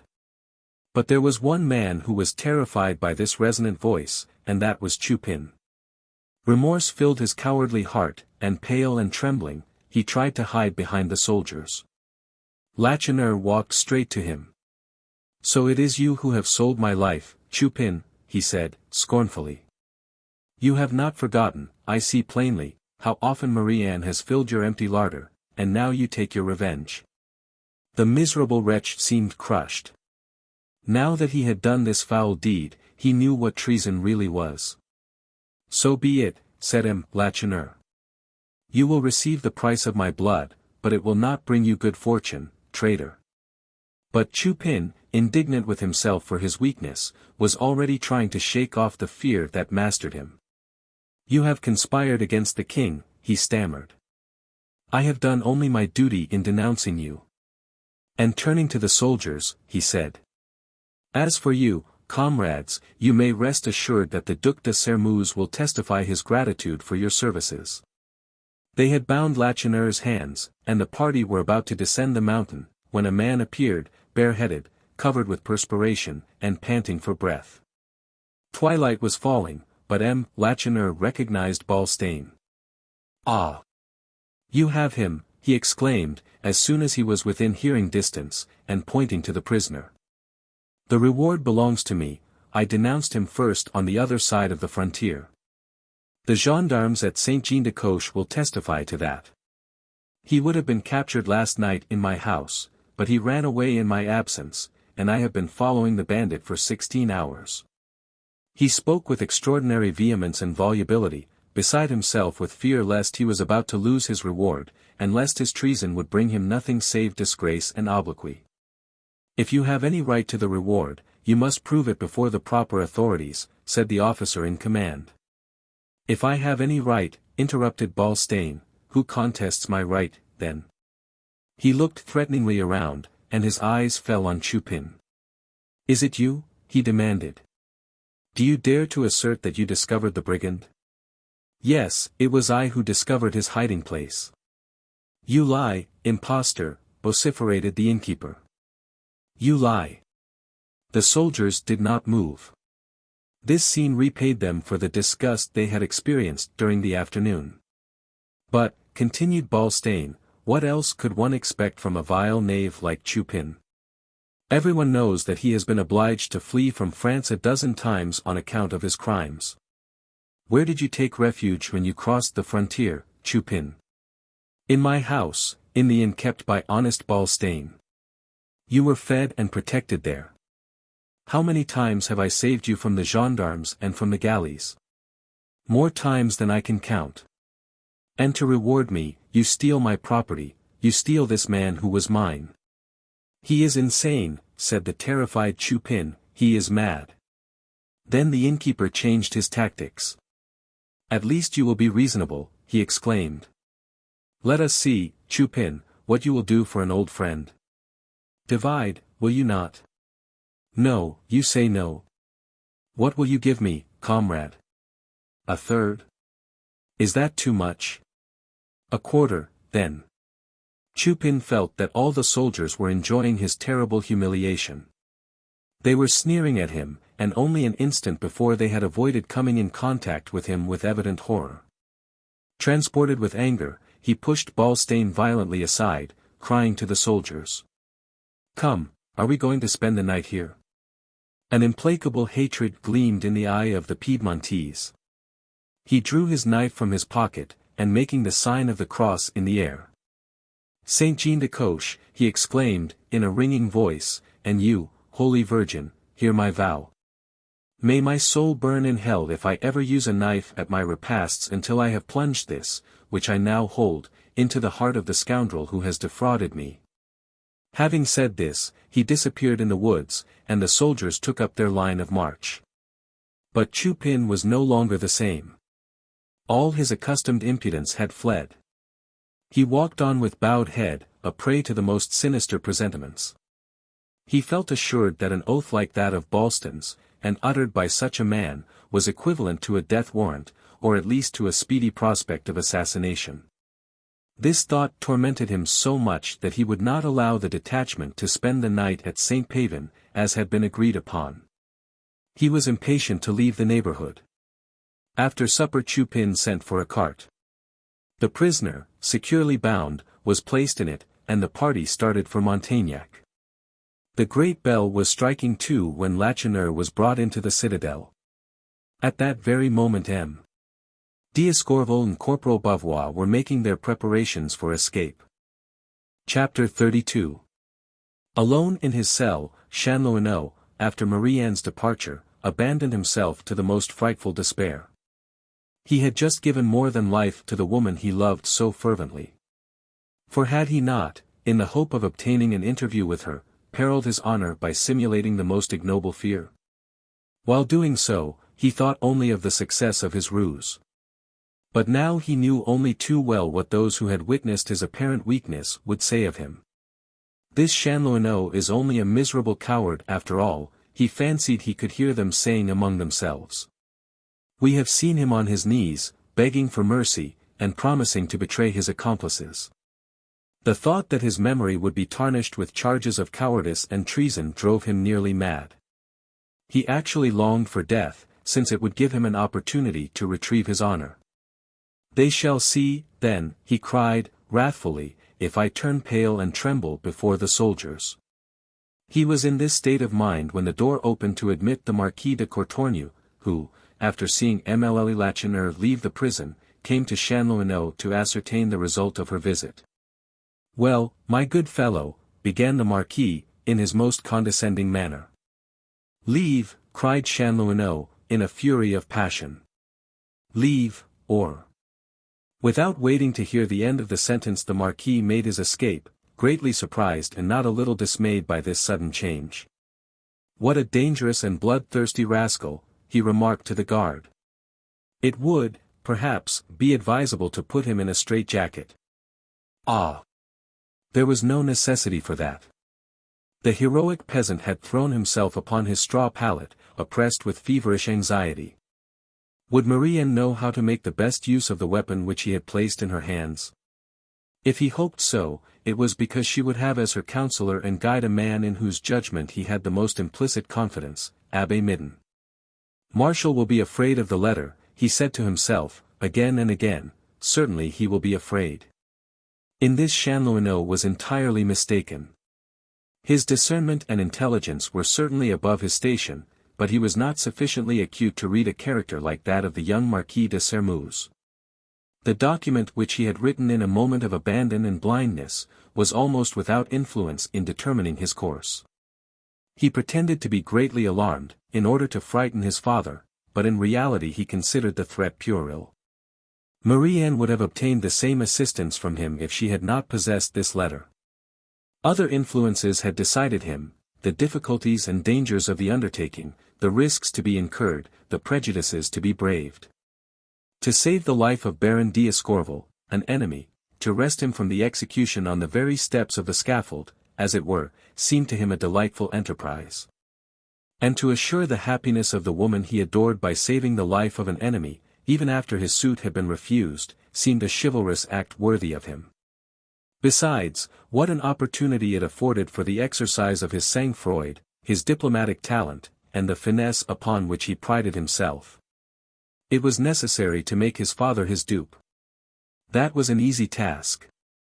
It was necessary to impose upon the credulity of the Marquis de Courtornieu. This was a difficult task, yet he succeeded. But poor Chanlouineau could not conceive of such contradictions, and he was consumed with anxiety. Willingly would he have consented to be put to the torture before receiving his death blow, if he might have been allowed to follow Marie-Anne in her undertakings. What was she doing? How could he ascertain? A dozen times during the evening he called his guards, under every possible pretext, and tried to compel them to talk with him. He knew very well that these men could be no better informed on the subject than he was himself, that he could place no confidence in their reports, but that made no difference. The drums beat for the evening roll call, then for the extinguishment of lights, after that, silence. Standing at the window of his cell, Chanlouineau concentrated all his faculties in a superhuman effort of attention. It seemed to him if the Baron regained his liberty, he would be warned of it by some sign. Those whom he had saved owed him, he thought, this slight token of gratitude. A little after 2 o'clock he heard sounds that made him tremble. There was a great bustle in the corridors, guards running to and fro, and calling each other, a rattling of keys, and the opening and shutting of doors. The passage was suddenly illuminated. He looked out, and by the uncertain light of the lanterns, he thought he saw Lacheneur, as pale as a ghost, pass the cell, led by some soldiers. Lacheneur! Could this be possible? He doubted his own eyesight. He thought it must be a vision born of the fever burning in his brain. Later, he heard a despairing cry. But was it surprising that one should hear such a sound in a prison, where 20 men condemned to death were suffering the agony of that terrible night which precedes the day of execution? At last, the grey light of early dawn came creeping in through the prison bars. Chanlouineau was in despair. The letter was useless, he murmured. Poor generous peasant. His heart would have leaped for joy could he have cast a glance on the courtyard of the citadel. More than an hour had passed after the sounding of the reveille, when 2 countrywomen, who were carrying their butter and eggs to market, presented themselves at the gate of the fortress. They declared that while passing through the fields at the base of the precipitous cliff upon which the citadel was built, they had discovered a rope dangling from the side of the rock. A rope! Then one of the condemned prisoners must have escaped. The guards hastened to Baron d'Escorval's room, it was empty.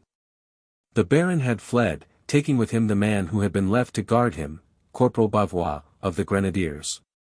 The amazement was as intense as the indignation, but the fright was still greater. There was not a single officer who did not tremble on thinking of his responsibility, not one who did not see his hopes of advancement blighted forever. What should they say to the formidable Duc de Sermuz and to the Marquis de Courtornieu, who, in spite of his calm and polished manners, was almost as much to be feared? It was necessary to warn them, however, and a sergeant was dispatched with the news. Soon they made their appearance, accompanied by Marshal, all frightfully angry. M. de Sermuz especially seemed beside himself. He swore at everybody, accused everybody, threatened everybody. He began by consigning all the keepers and guards to prison. He even talked of demanding the dismissal of all the officers. As for that miserable Bavois, he exclaimed, as for that cowardly deserter, he shall be shot as soon as we capture him, and we will capture him, you may depend upon it. They had hoped to appease the Duke's wrath a little, by informing him of Lacheneur's arrest, but he knew this already, for Chupin had ventured to awake him in the middle of the night to tell him the great news. The Baron's escape afforded the Duke an opportunity to exalt Chupin's merits. The man who has discovered Lacheneur will know how to find this traitor D'Escorval, he remarked. M. de Courtornieu, who was more calm, took measures for the restoration of a great culprit to the hand of justice, as he said. He sent couriers in every direction, ordering them to make close inquiries throughout the neighborhood. His commands were brief, but to the point. They were to watch the frontier, to submit all travelers to a rigorous examination, to search the house, and to sow the description of D'Escorval broadcast through the land. But first of all he ordered the arrest both of Abbé Midon, the curé of Sermuz, and of the son of Baron D'Escorval.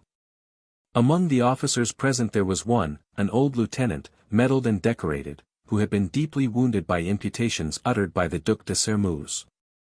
He stepped forward with a gloomy air, and said that these measures were doubtless all very well, but the most pressing and urgent duty was to institute an investigation at once, which, while acquainting them with the method of escape, would probably reveal the accomplices. On hearing the word investigation, neither the Duc de Sermuz nor the Marquis de Courtornieu could repress a slight shudder. They could not ignore the fact that their reputations were at stake, and that the merest trifle might disclose the truth. A precaution neglected, the most insignificant detail, a word, a gesture might ruin their ambitious hopes forever. They trembled to think that this officer might be a man of unusual shrewdness, who had suspected their complicity, and was impatient to verify his presumptions. No, the old lieutenant had not the slightest suspicion. He had spoken on the impulse of the moment, merely to give vent to his displeasure. He was not even keen enough to remark the rapid glance interchanged between the Marquis and the Duke. Marshal noticed this look, however, and with a politeness too studied not to be ridicule, he addressed the lieutenant. Yes, we must institute an investigation, that suggestion is as shrewd as it is opportune, he remarked. The old officer turned away with a muttered oath. That coxcomb is poking fun at me, he thought, and he and his father and that prig deserve. But what is one to do? In spite of his bold remark, Marshal felt that he must not incur the slightest risk. To whom must the charge of this investigation be entrusted? To the Duke and to the Marquis, of course, since they were the only persons who would know just how much to conceal, and just how much to disclose. They began their task immediately, with an empressement which could not fail to silence all doubts, in case any existed in the minds of their subordinates. But who could be suspicious? The success of the plot had been all the more certain from the fact that the Baron's escape seemed likely to injure the interests of the very parties who had favored it. Marshal thought he knew the details of the escape as exactly as the fugitives themselves. He had been the author, even if they had been the actors, of the drama of the preceding night.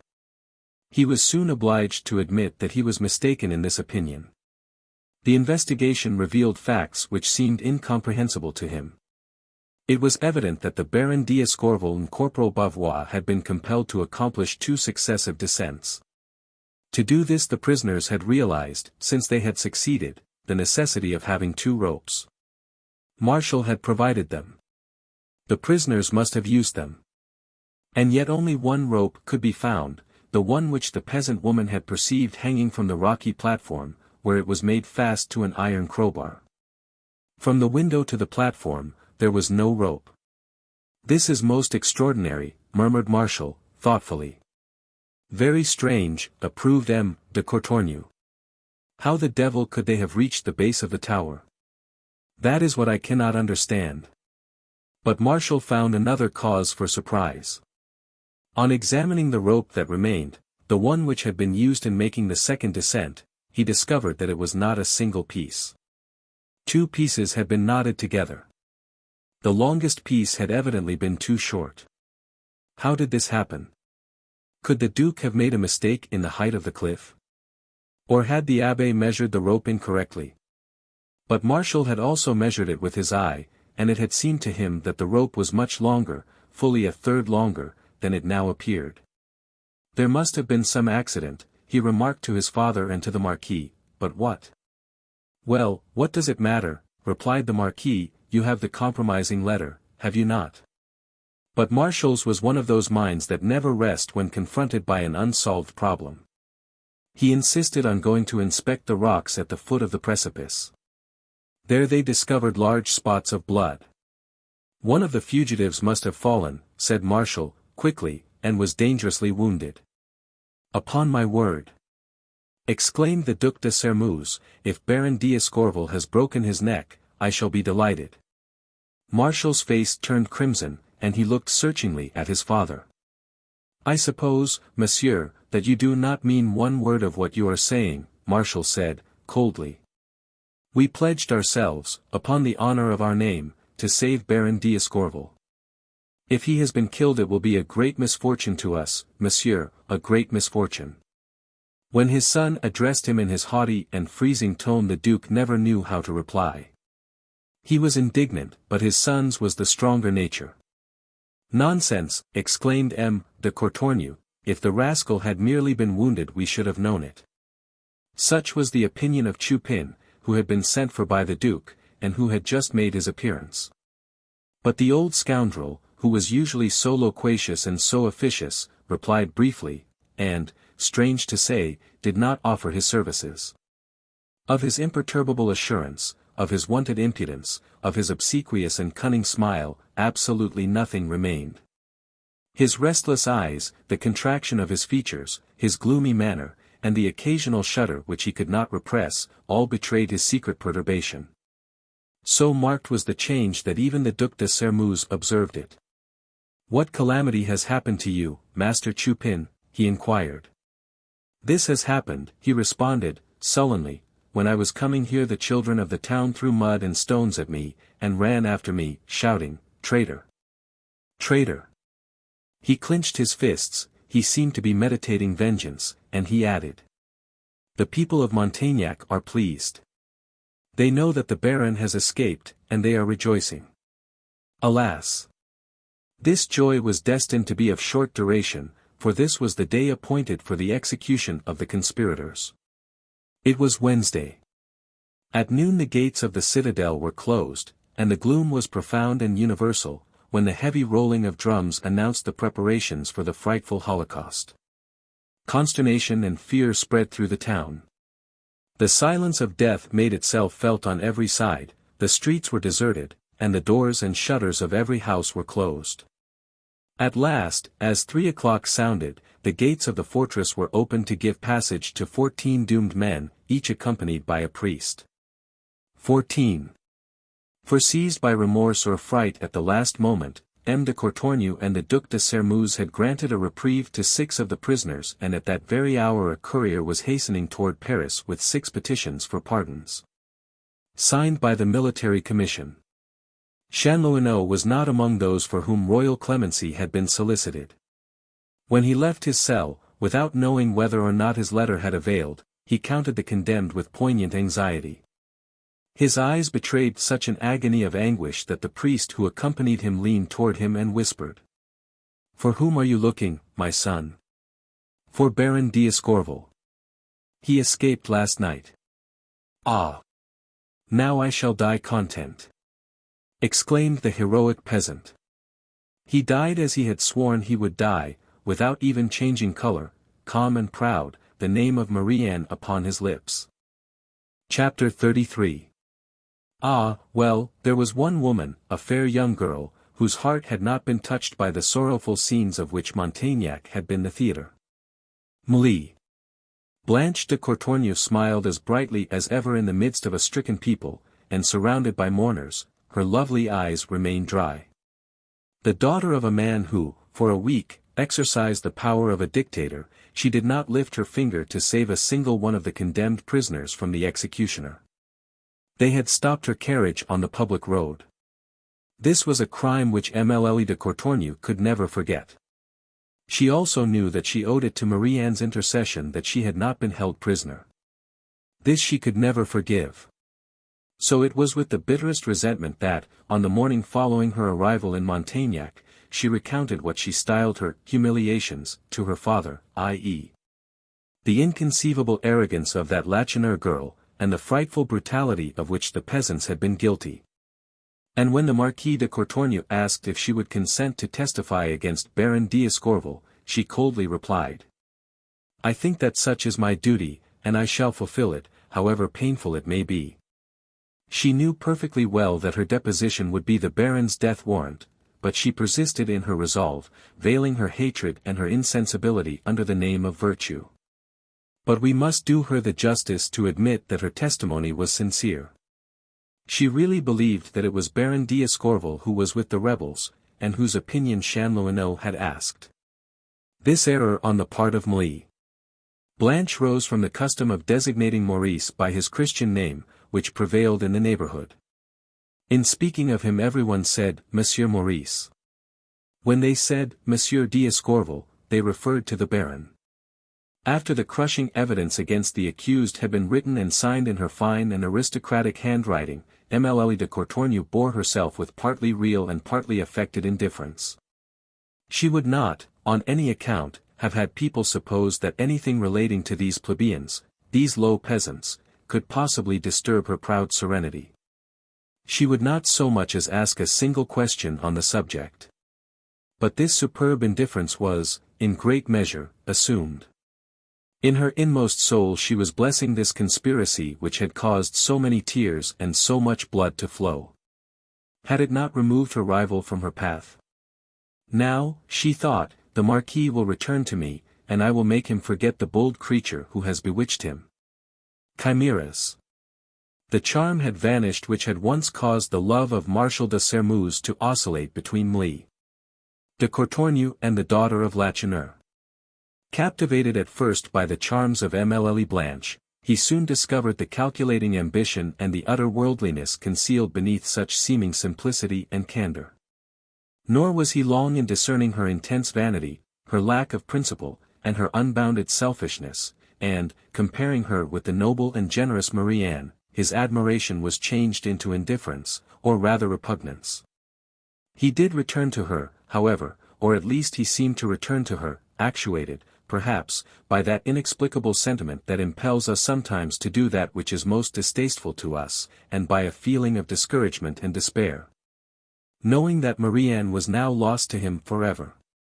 He also said to himself that a pledge had been interchanged between the Duke and the Marquis de Courtornieu, that he, too, had given his word, and that Mlle Blanche was his betrothed. Was it worth while to break this engagement? Would he not be compelled to marry some day? Why not fulfill the pledge that had been made? He was as willing to marry Mlle de Courtornieu as anyone else, since he was sure that the only woman whom he had ever truly loved, the only woman whom he ever could love, was never to be his. Master of himself when near her, and sure that he would ever remain the same, it was easy to play the part of lover with that perfection and that charm which, sad as it is to say it, the real passion seldom or never attains.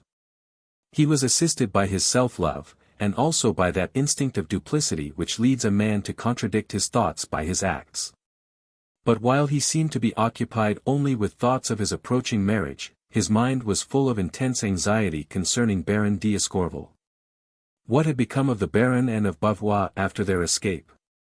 What had become of those who were awaiting them on the rocks, for Marshal knew all their plans, Madame d'Escorval and Marie-Anne, the Abbé and Maurice, and the 4 officers. There were, then, 10 persons in all who had disappeared. And Marshal asked himself again and again, how it could be possible for so many individuals to mysteriously disappear, leaving no trace behind them. It unquestionably denotes a superior ability, thought Martial. I recognized the hand of the priest. It was, indeed, remarkable, since the search ordered by the Duc de Sermuz and the Marquis had been pursued with feverish activity, greatly to the terror of those who had instituted it. Still, what could they do? They had imprudently excited the zeal of their subordinates, and now they were unable to moderate it. But fortunately all efforts to discover the fugitives had proved unavailing. One witness testified, however, that on the morning of the escape, he met, just before daybreak, a party of about a dozen persons, men and women, who seemed to be carrying a dead body. This circumstance, taken in connection with the broken rope and the bloodstains, made Martial tremble. He had also been strongly impressed by another circumstance, which was revealed as the investigation progressed. All the soldiers who were on guard that eventful night were interrogated. One of them testified as follows. I was on guard in the corridor communicating with the prisoner's apartment in the tower, when at about 2:30, after Lacheneur had been placed in his cell, I saw an officer approaching me. I challenged him, he gave me the countersign, and, naturally, I allowed him to pass. He went down the corridor, and entered the room adjoining that in which Monsieur d'Escorval was confined. He remained there about 5 minutes. Did you recognize this officer? Martial eagerly inquired. And the soldier answered, no. He wore a large cloak, the collar of which was turned up so high that it covered his face to the very eyes. Who could this mysterious officer have been? What was he doing in the room where the ropes had been deposited? Martial racked his brain to discover an answer to these questions. The Marquis de Courtornieu himself seemed much disturbed. How could you be ignorant that there were many sympathizers with this movement in the garrison, he said, angrily.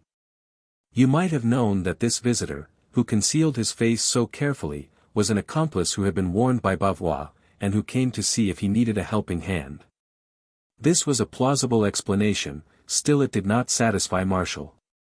It is very strange, he thought, that Monsieur d'Escorval has not even deigned to let me know he is in safety. The service which I have rendered him deserves that acknowledgment, at least. Such was his disquietude that he resolved to apply to Chupin, even though this traitor inspired him with extreme repugnance. But it was no longer easy to obtain the services of the old spy. Since he had received the price of Lacheneur's blood, the 20,000 francs which had so fascinated him, Chupin had deserted the house of the Duc de Sermuz. He had taken up his quarters in a small inn on the outskirts of the town. And he spent his days alone in a large room on the second floor. At night he barricaded the doors, and drank, and until daybreak they could hear him cursing and singing or struggling against imaginary enemies.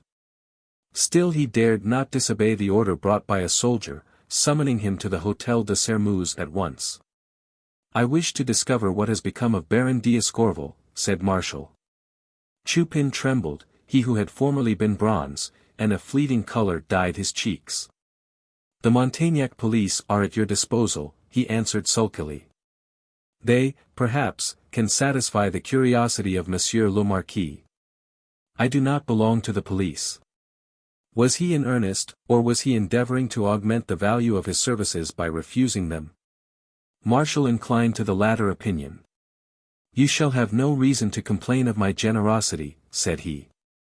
I will pay you well. But on hearing the word pay, which would have made his eyes gleam with delight a week before, Chupin flew into a furious passion. So it was to tempt me again that you summoned me here, he exclaimed. You would do better to leave me quietly at my inn. What do you mean, fool? But Chupin did not even hear this interruption, and, with increasing fury, he continued. They told me that, by betraying Lacheneur, I should be doing my duty in serving the king. I betrayed him, and now I am treated as if I had committed the worst of crimes. Formerly, when I lived by stealing and poaching, they despised me, perhaps, but they did not shun me as they did the pestilence. They called me rascal, robber, and the like, but they would drink with me all the same. Today I have 20,000 francs, and I am treated as if I were a venomous beast. If I approach a man, he draws back. If I enter a room, those who are there leave it. The recollection of the insults he had received made him more and more frantic with rage. Was the act I committed so ignoble and abominable? He pursued. Then why did your father propose it? The shame should fall on him. He should not have tempted a poor man with wealth like that. If, on the contrary, I have done well, let them make laws to protect me. Martial comprehended the necessity of reassuring his troubled mind. Chupin, my boy, said he, I do not ask you to discover Monsieur d'Escorval in order to denounce him, far from it, I only desire you to ascertain if anyone at Saint Pavin, or at Saint Jean de Coche, knows of his having crossed the frontier. On hearing the name Saint Jean de Coche, Chupin's face blanched. Do you wish me to be murdered? He exclaimed, remembering Balstain and his vow. I would have you know that I value my life, now that I am rich. And seized with a sort of panic he fled precipitately. Martial was stupefied with astonishment. One might really suppose that the wretch was sorry for what he had done, he thought. If that was really the case, Chupin was not alone. M. de Courtornieu and the Duc de Sermuz were secretly blaming themselves for the exaggerations in their first reports, and the manner in which they had magnified the proportions of the rebellion. They accused each other of undue haste, of neglect of the proper forms of procedure, and the injustice of the verdict rendered. Each endeavored to make the other responsible for the blood which had been spilled. One tried to cast the public odium upon the other. Meanwhile they were both doing their best to obtain a pardon for the 6 prisoners who had been reprieved. They did not succeed. One night a courier arrived at Montaignac, bearing the following laconic dispatch. The 21 convicted prisoners must be executed. That is to say, the Duc de Richelieu, and the Council of Ministers, headed by M. Decazes, the Minister of Police, had decided that the petitions for clemency must be refused. This dispatch was a terrible blow to the Duc de Sermuz and M. de Courtornieu. They knew, better than anyone else, how little these poor men, whose lives they had tried, too late, to save, deserved death. They knew it would soon be publicly proven that 2 of the 6 men had taken no part whatever in the conspiracy. What was to be done? Martial desired his father to resign his authority, but the Duke had not courage to do it. M. de Courtornieu encouraged him. He admitted that all this was very unfortunate, but declared, since the wine had been drawn, that it was necessary to drink it, and that one could not draw back now without causing a terrible scandal. The next day the dismal rolling of drums was again heard, and the 6 doomed men, 2 of whom were known to be innocent, were led outside the walls of the citadel and shot, on the same spot where, only a week before, 14 of their comrades had fallen. And the prime mover in the conspiracy had not yet been tried. Confined in the cell next to that which Chanlouineau had occupied, Lacheneur had fallen into a state of gloomy despondency, which lasted during his whole term of imprisonment. He was terribly broken, both in body and in mind. Once only did the blood mount to his pallid cheek, and that was on the morning when the Duc de Sermuz entered the cell to interrogate him. It was you who drove me to do what I did, he said. God sees us, and judges us. Unhappy man. His faults had been great, his chastisement was terrible. He had sacrificed his children on the altar of his wounded pride. He had not even the consolation of pressing them to his heart and of asking their forgiveness before he died. Alone in his cell he could not distract his mind from thoughts of his son and of his daughter. But such was the terrible situation in which he had placed himself that he dared not ask what had become of them. Through a compassionate keeper, he learned that nothing had been heard of Jean, and that it was supposed Marie-Anne had gone to some foreign country with the d'Escorval family. When summoned before the court for trial, Lacheneur was calm and dignified in manner. He attempted no defense, but responded with perfect frankness. He took all the blame upon himself, and would not give the name of one of his accomplices. Condemned to be beheaded, he was executed on the following day. In spite of the rain, he desired to walk to the place of execution. When he reached the scaffold, he ascended the steps with a firm tread, and, of his own accord, placed his head upon the block. A few seconds later, the rebellion of the 4th of March counted its 21st victim. And that same evening the people everywhere were talking of the magnificent rewards which were to be bestowed upon the Duc de Sermeuse and the Marquis de Courtornieu. And it was also asserted that the nuptials of the children of these great houses were to take place before the close of the week. Chapter 34. That Marshal de Sermeuse was to marry Mlle Blanche de Courtornieu did not surprise the inhabitants of Montaignac in the least.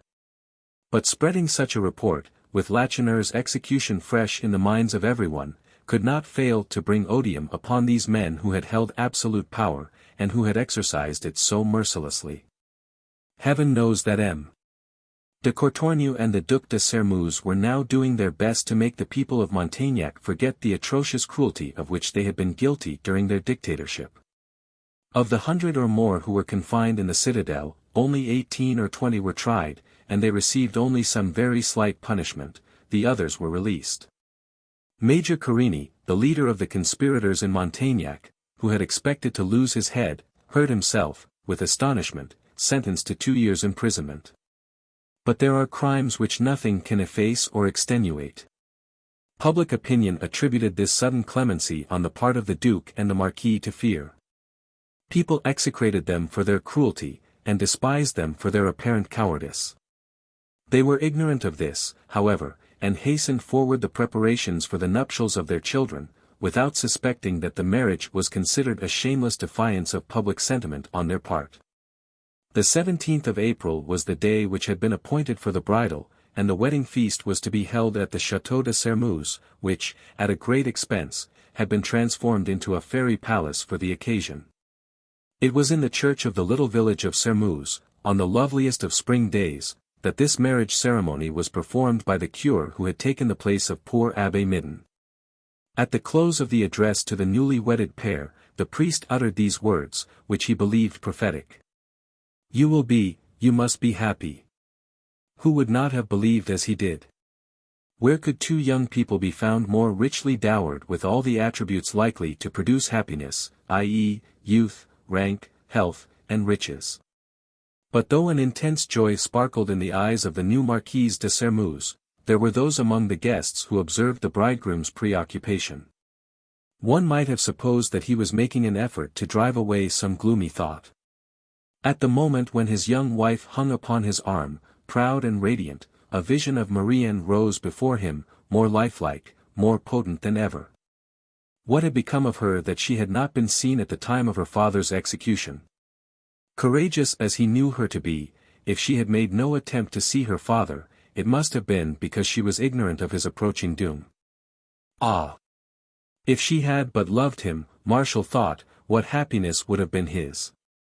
But, now he was bound for life to a woman whom he did not love. At dinner, however, he succeeded in shaking off the sadness that oppressed him, and when the guests rose to repair to the drawing-rooms, he had almost forgotten his dark forebodings. He was rising in his turn, when a servant approached him with a mysterious air. Someone desires to see the Marquis, whispered the valet. Who? A young peasant who will not give his name. On one's wedding day, one must grant an audience to everybody, said Marshall. And gay and smiling he descended the staircase. In the vestibule, lined with rare and fragrant plants, stood a young man. He was very pale, and his eyes glittered with feverish brilliancy. On recognizing him Marshall could not restrain an exclamation of surprise. Jean Lacheneur, he exclaimed, imprudent man. The young man stepped forward. You believed that you were rid of me, he said, bitterly. Instead, I return from afar. You can have your people arrest me if you choose. Marshall's face crimsoned at the insult, but he retained his composure. What do you desire? He asked, coldly. Jean drew from his pocket a folded letter. I am to give you this on behalf of Maurice d'Escorval. With an eager hand, Marshall broke the seal.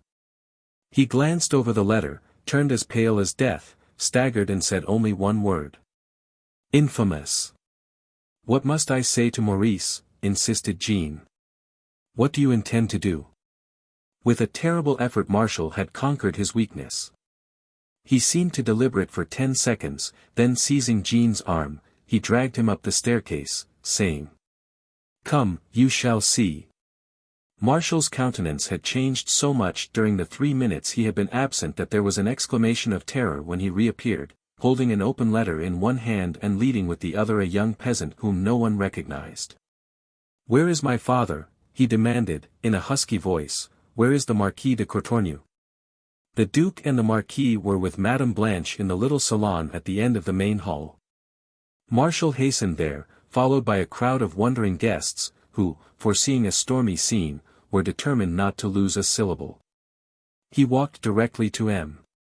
de Courtornieu, who was standing by the fireplace, and handing him the letter. "Read," said he, in a terrible voice. M. de Courtornieu obeyed. He became livid, the paper trembled in his hands. His eyes fell, and he was obliged to lean against the marble mantel for support. "I do not understand," he stammered. "No, I do not understand." The Duke and Madame Blanche both sprang forward. "What is it?" they asked in a breath. "What has happened?" With a rapid movement, Marshall tore the paper from the hands of the Marquis de Courtornieu, and addressing his father. "Listen to this letter," he said, imperiously. 300 people were assembled there. But the silence was so profound that the voice of the young Marquis penetrated to the farthest extremity of the hall as he read. "Monsieur le Marquis, in exchange for a dozen lines that threatened you with ruin, you promised us, upon the honor of your name, the life of Baron d'Escorval. You did, indeed, bring the ropes by which he was to make his escape, but they had been previously cut, and my father was precipitated to the rocks below. You have forfeited your honor, monsieur. You have soiled your name with ineffaceable opprobrium. While so much as a drop of blood remains in my veins, I will leave no means untried to punish you for your cowardice and vile treason. By killing me you would, it is true, escape the chastisement I am reserving for you. Consent to fight with me. Shall I await you tomorrow on the Ricci? At what hour? With what weapons? If you are the vilest of men, you can appoint a rendezvous, and then send your gendarmes to arrest me. That would be an act worthy of you. Maurice d'Escorval." The Duke was in despair. He saw the secret of the Baron's flight made public, his political prospects ruined. "Hush," he said, hurriedly, and in a low voice, "hush, wretched man, you will ruin us." But Marshall seemed not even to hear him. When he had finished his reading, "Now, what do you think?" he demanded, looking the Marquis de Courtornieu full in the face. "I am still unable to comprehend," said the old nobleman, coldly. Marshall lifted his hand. Everyone believed that he was about to strike the man who had been his father-in-law only a few hours. "Very well. I comprehend," he exclaimed. "I know now who that officer was who entered the room in which I had deposited the ropes, and I know what took him there." He crumbled the letter between his hands and threw it in M. de Courtornieu's face, saying, "Here is your reward, coward." Overwhelmed by this denouement, the Marquis sank into an armchair, and Marshall, still holding Jean Lacheneur by the arm, was leaving the room, when his young wife, wild with despair, tried to detain him. "You shall not go," she exclaimed, intensely exasperated. "You shall not." "Where are you going?" "To rejoin the sister of the man, whom I now recognize." Beside himself, Marshall pushed his wife roughly aside. "Wretch!" said he, "how dare you insult the noblest and purest of women?" "Ah, well, yes, I am going to find Marianne. Farewell." And he passed on. Chapter 35. The ledge of rock upon which Baron d'Escorval and Corporal Bavois rested in their descent from the tower was very narrow. In the widest place it did not measure more than 1.5 yards, and its surface was uneven, cut by innumerable fissures and crevices, and sloped suddenly at the edge. To stand there in the daytime, with the wall of the tower behind one, and the precipice at one's feet, would have been considered very imprudent. Of course, the task of lowering a man from this ledge, at dead of night, was perilous in the extreme. Before allowing the Baron to descend, honest Bavois took every possible precaution to save himself from being dragged over the verge of the precipice by the weight he would be obliged to sustain. He placed his crowbar firmly in a crevice of the rock, then bracing his feet against the bar, he seated himself firmly, throwing his shoulders well back. And it was only when he was sure of his position that he said to the Baron, "I am here and firmly fixed, comrade. Now let yourself down." The sudden parting of the rope hurled the brave corporal rudely against the tower wall, then he was thrown forward by the rebound. His unalterable sang-froid was all that saved him. For more than a minute he hung suspended over the abyss into which the Baron had just fallen, and his hands clutched at the empty air. A hasty movement, and he would have fallen. But he possessed a marvelous power of will, which prevented him from attempting any violent effort. Prudently, but with determined energy, he screwed his feet and his knees into the crevices of the rock, feeling with his hands for some point of support, and gradually sinking to one side. He finally succeeded in dragging himself from the verge of the precipice. It was time, for a cramp seized him with such violence that he was obliged to sit down and rest for a moment. That the Baron had been killed by his fall, Bavois did not doubt for an instant. But this catastrophe did not produce much effect upon the old soldier, who had seen so many comrades fall by his side on the field of battle. What did amaze him was the breaking of the rope, a rope so large that one would have supposed it capable of sustaining the weight of 10 men like the Baron. As he could not, by reason of the darkness, see the ruptured place, Bavois felt it with his finger, and, to his inexpressible astonishment, he found it smooth.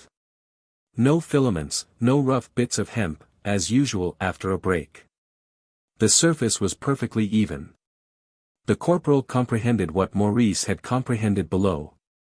"The scoundrels have cut the rope," he exclaimed, with a frightful oath. And a recollection of what had happened 3 or 4 hours previous arose in his mind. This, he thought, explains the noise which the poor Baron heard in the next room. And I said to him, "Nonsense. It is a rat."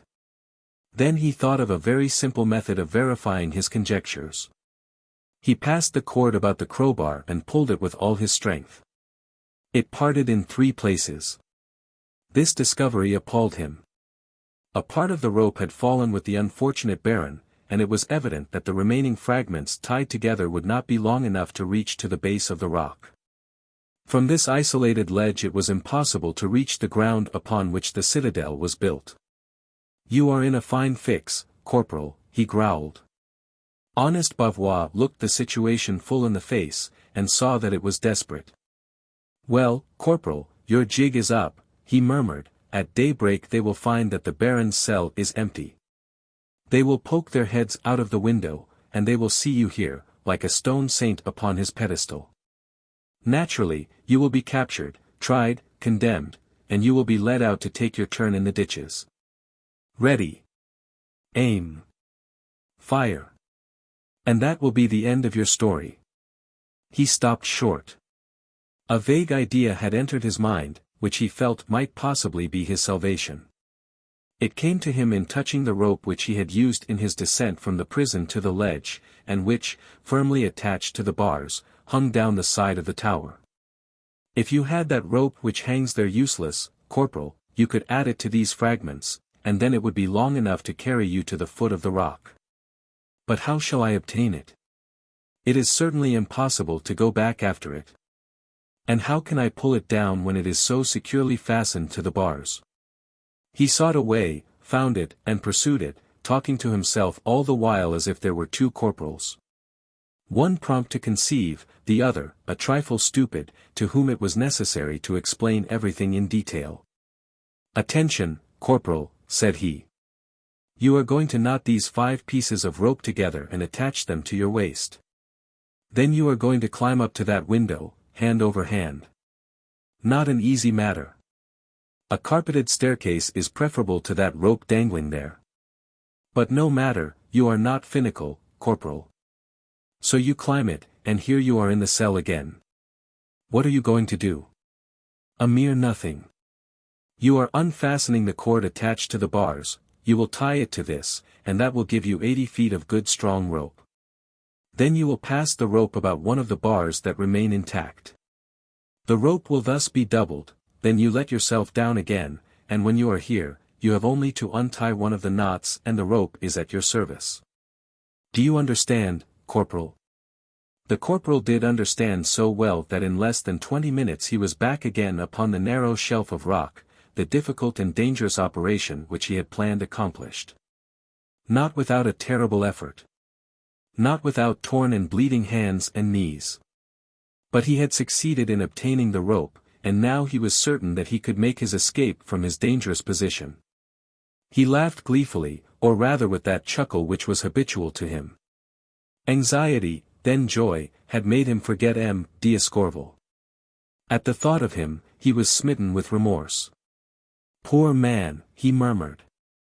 I shall succeed in saving my miserable life, for which no one cares, but I was unable to save him. Undoubtedly, by this time his friends have carried him away. As he uttered these words he was leaning over the abyss. He doubted the evidence of his own senses when he saw a faint light moving here and there in the depths below. What had happened? For something very extraordinary must have happened to induce intelligent men like the Baron's friends to display this light, which, if observed from the citadel, would betray their presence and ruin them. But Corporal Bavois's moments were too precious to be wasted in idle conjectures. Better go down on the double quick, he said aloud, as if to spur on his courage. Come, my friend, spit on your hands and be off. As he spoke the old soldier threw himself flat on his belly and crawled slowly backward to the verge of the precipice. The spirit was strong, but the flesh shuddered. To march upon a battery had always been a mere pastime to the worthy corporal. But to face an unknown peril, to suspend one's life upon a cord, was a different matter. Great drops of perspiration, caused by the horror of his situation, stood out upon his brow when he felt that half his body had passed the edge of the precipice, and that the slightest movement would now launch him into space. He made this movement, murmuring, "If there is a God who watches over honest people, let him open his eyes this instant." The God of the just was watching. Bavois arrived at the end of his dangerous journey with torn and bleeding hands, but safe. He fell like a mass of rock, and the rudeness of the shock drew from him a groan resembling the roar of an infuriated beast. For more than a minute he lay there upon the ground stunned and dizzy. When he rose 2 men seized him roughly. "Ah, no foolishness," he said quickly. "It is I, Bavois." This did not cause them to relax their hold. "How does it happen," demanded one, in a threatening tone, "that Baron d'Escorval falls and you succeed in making the descent in safety a few moments later?" The old soldier was too shrewd not to understand the whole import of this insulting question. The sorrow and indignation aroused within him gave him strength to free himself from the hands of his captors. "Mille tonnerres," he exclaimed. "So I pass for a traitor, do I? No, it is impossible, listen to me." Then rapidly, but with surprising clearness, he related all the details of his escape, his despair, his perilous situation, and the almost insurmountable obstacles which he had overcome. To hear was to believe. The men, they were, of course, the retired army officers who had been waiting for the Baron, offered the honest corporal their hands, sincerely sorry that they had wounded the feelings of a man who was so worthy of their respect and gratitude. "You will forgive us, Corporal," they said, sadly. "Misery renders men suspicious and unjust, and we are very unhappy." "No offense," he growled. "If I had trusted poor Monsieur d'Escorval, he would be alive now." "The Baron still breathes," said one of the officers. This was such astounding news that Bavois was utterly confounded for a moment. "Ah! I will give my right hand, if necessary, to save him," he exclaimed, at last. "If it is possible to save him, he will be saved, my friend. That worthy priest whom you see there, is an excellent physician. He is examining Monsieur d'Escorval's wounds now. It was by his order that we procured and lighted this candle, which may bring our enemies upon us at any moment, but this is not a time for hesitation. Bavois looked with all his eyes, but from where he was standing he could discover only a confused group of moving figures. "I would like to see the poor man," he said, sadly. "Come nearer, my good fellow, fear nothing."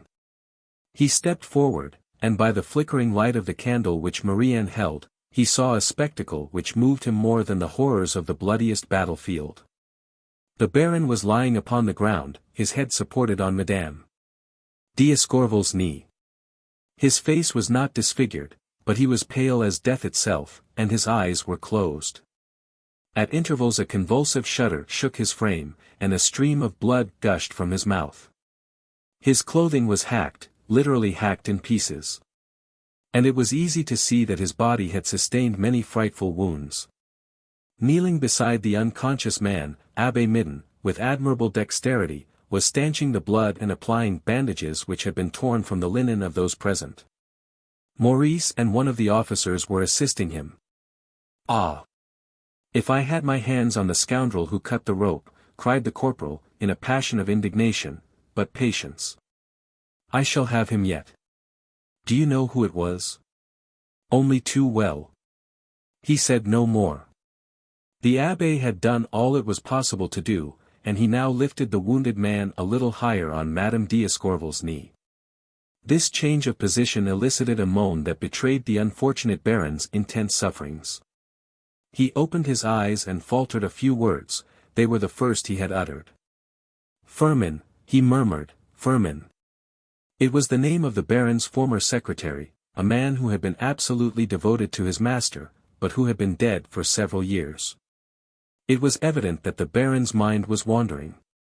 Still he had some vague idea of his terrible situation, for in a stifled, almost inaudible voice, he added, "Oh! How I suffer! Firmin, I will not fall into the hands of the Marquis de Courtornieu alive. You shall kill me rather, do you hear me? I command it." This was all, then his eyes closed again, and his head fell back a dead weight. One would have supposed that he had yielded up his last sigh. Such was the opinion of the officers. And it was with poignant anxiety they drew the abbé a little aside. "Is it all over?" they asked. "Is there any hope?" The priest sadly shook his head, and pointing to heaven. "My hope is in God," he said, reverently.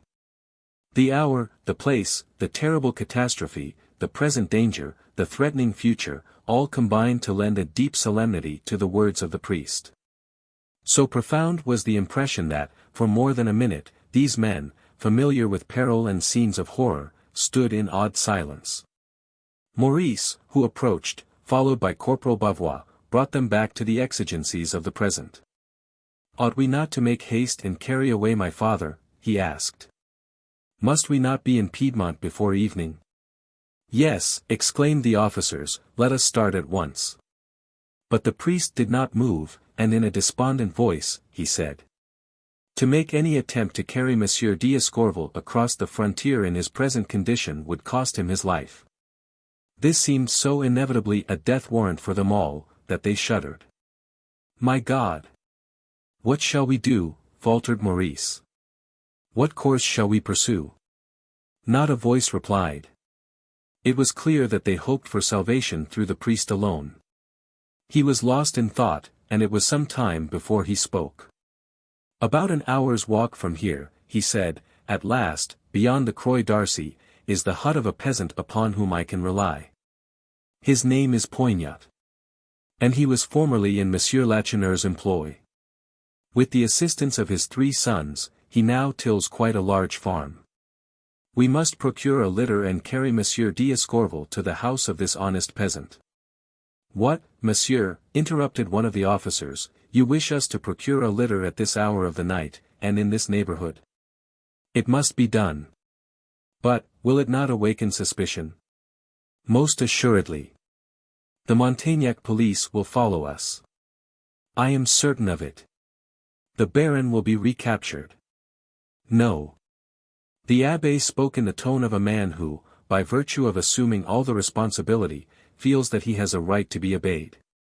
When the Baron has been conveyed to Poignot's house, he continued, one of you gentlemen will take the wounded man's place upon the litter, the others will carry him, and the party will remain together until it has reached Piedmontese territory. Then you will separate and pretend to conceal yourselves, but do it in such a way that you are seen everywhere. All present comprehended the priest's simple plan. They were to throw the emissaries sent by the Duc de Sermeuse and the Marquis de Courtornieu off the track, and at the very moment it was apparently proven that the Baron was in the mountains, he would be safe in Poignot's house. One word more, added the priest. It will be necessary to make the cortège which accompanies the pretended Baron resemble as much as possible the little party that would be likely to attend Monsieur d'Escorval. Mademoiselle Lacheneur will accompany you, Maurice also. People know that I would not leave the Baron, who is my friend, my priestly robe would attract attention, one of you must assume it. God will forgive this deception on account of its worthy motive. It was now necessary to procure the litter, and the officers were trying to decide where they should go to obtain it, when Corporal Bavois interrupted them. Give yourselves no uneasiness, he remarked, I know an inn not far from here where I can procure one. He departed on the run, and 5 minutes later reappeared with a small litter, a thin mattress, and a coverlid. He had thought of everything. The wounded man was lifted carefully and placed upon the mattress. A long and difficult operation which, in spite of extreme caution, drew many terrible groans from the Baron. When all was ready, each officer took an end of the litter, and the little procession, headed by the abbé, started on its way. They were obliged to proceed slowly on account of the suffering which the least jolting inflicted upon the Baron. Still they made some progress, and by daybreak they were about halfway to Poignot's house. It was then that they met some peasants going to their daily toil. Both men and women paused to look at them, and when the little cortège had passed they still stood gazing curiously after these people who were apparently carrying a dead body. The priest did not seem to trouble himself in regard to these encounters, at least, he made no attempt to avoid them. But he did seem anxious and cautious when, after a 3 hours' march, they came in sight of Poignot's cottage. Fortunately there was a little grove not far from the house. The abbé made the party enter it, recommending the strictest prudence, while he went on in advance to confer with this man, upon whose decision the safety of the whole party depended. As the priest approached the house, a small, thin man, with grey hair and a sunburned face emerged from the stable. It was Father Poignot. What? Is this you, Monsieur le Curé? He exclaimed, delightedly. Heavens! How pleased my wife will be. We have a great favor to ask of you. And then, without giving the abbé an opportunity to open his lips, he began to tell him his perplexities. The night of the revolt he had given shelter to a poor man who had received an ugly sword thrust. Neither his wife nor himself knew how to dress the wound, and he dared not call in a physician. And this wounded man, he added, is Jean Lacheneur, the son of my former employer. A terrible anxiety seized the priest's heart. Would this man, who had already given an asylum to one wounded conspirator, consent to receive another? The abbé's voice trembled as he made known his petition. The farmer turned very pale and shook his head gravely, while the priest was speaking. When the abbé had finished. Do you know, sir, he asked, coldly, that I incur a great risk by converting my house into a hospital for these rebels? The abbé dared not answer. They told me, Father Poignot continued, that I was a coward, because I would not take part in the revolt. Such was not my opinion. Now I choose to shelter these wounded men, I shelter them. In my opinion, it requires quite as much courage as it does to go and fight. Ah! You are a brave man, cried the abbé. I know that very well. Bring Monsieur d'Escorval. There is no one here but my wife and boys, no one will betray him. A half-hour later the Baron was lying in a small loft, where Jean Lacheneur was already installed. From the window, Abbé Midon and Madame d'Escorval watched the little cortège, organized for the purpose of deceiving the Duc de Sermeuse spies, as it moved rapidly away. Corporal Bavois, with his head bound up with blood-stained linen, had taken the Baron's place upon the litter. This was one of the troubled epochs in history that try men's souls. There is no chance for hypocrisy, each man stands revealed in his grandeur, or in his pettiness of soul. Certainly much cowardice was displayed during the early days of the Second Restoration, but many deeds of sublime courage and devotion were performed. These officers who befriended Madame d'Escorval and Maurice, who lent their aid to the Abbé, knew the Baron only by name and reputation. It was sufficient for them to know that he was the friend of their former ruler, the man whom they had made their idol, and they rejoiced with all their hearts when they saw M. d'Escorval reposing under Father Poignot's roof in comparative security. After this, their task, which consisted in misleading the government emissaries, seemed to them mere child's play. But all these precautions were unnecessary. Public sentiment had declared itself in an unmistakable manner, and it was evident that Lacheneur's hopes had not been without some foundation. The police discovered nothing, not so much as a single detail of the escape. They did not even hear of the little party that had traveled nearly 3 leagues in the full light of day, bearing a wounded man upon a litter. Among the 2,000 peasants who believed that this wounded man was Baron d'Escorval, there was not one who turned informer or let drop an indiscreet word. But on approaching the frontier, which they knew to be strictly guarded, the fugitives became even more cautious. They waited until nightfall before presenting themselves at a lonely inn, where they hoped to procure a guide to lead them through the defile of the mountains. Frightful news awaited them there. The innkeeper informed them of the bloody massacre at Montaignac. With tears rolling down his cheeks, he related the details of the execution, which he had heard from an eyewitness. Fortunately, or unfortunately, he knew nothing of M. d'Escorval's flight or of M. Lacheneur's arrest. But he was well acquainted with Chanlouineau, and he was inconsolable over the death of that handsome young fellow, the best farmer in the country. The officers, who had left the litter a short distance from the inn, decided that they could confide at least a part of their secret to this man. "We are carrying one of our wounded comrades," they said to him. "Can you guide us across the frontier tonight?" The innkeeper replied that he would do so very willingly, that he would promise to take them safely past the military posts. But that he would not think of going upon the mountain before the moon rose. By midnight the fugitives were en route, by daybreak they set foot on Piedmont territory. They had dismissed their guide some time before. They now proceeded to break the litter in pieces, and handful by handful they cast the wool of the mattress to the wind. "Our task is accomplished," the officer said to Maurice.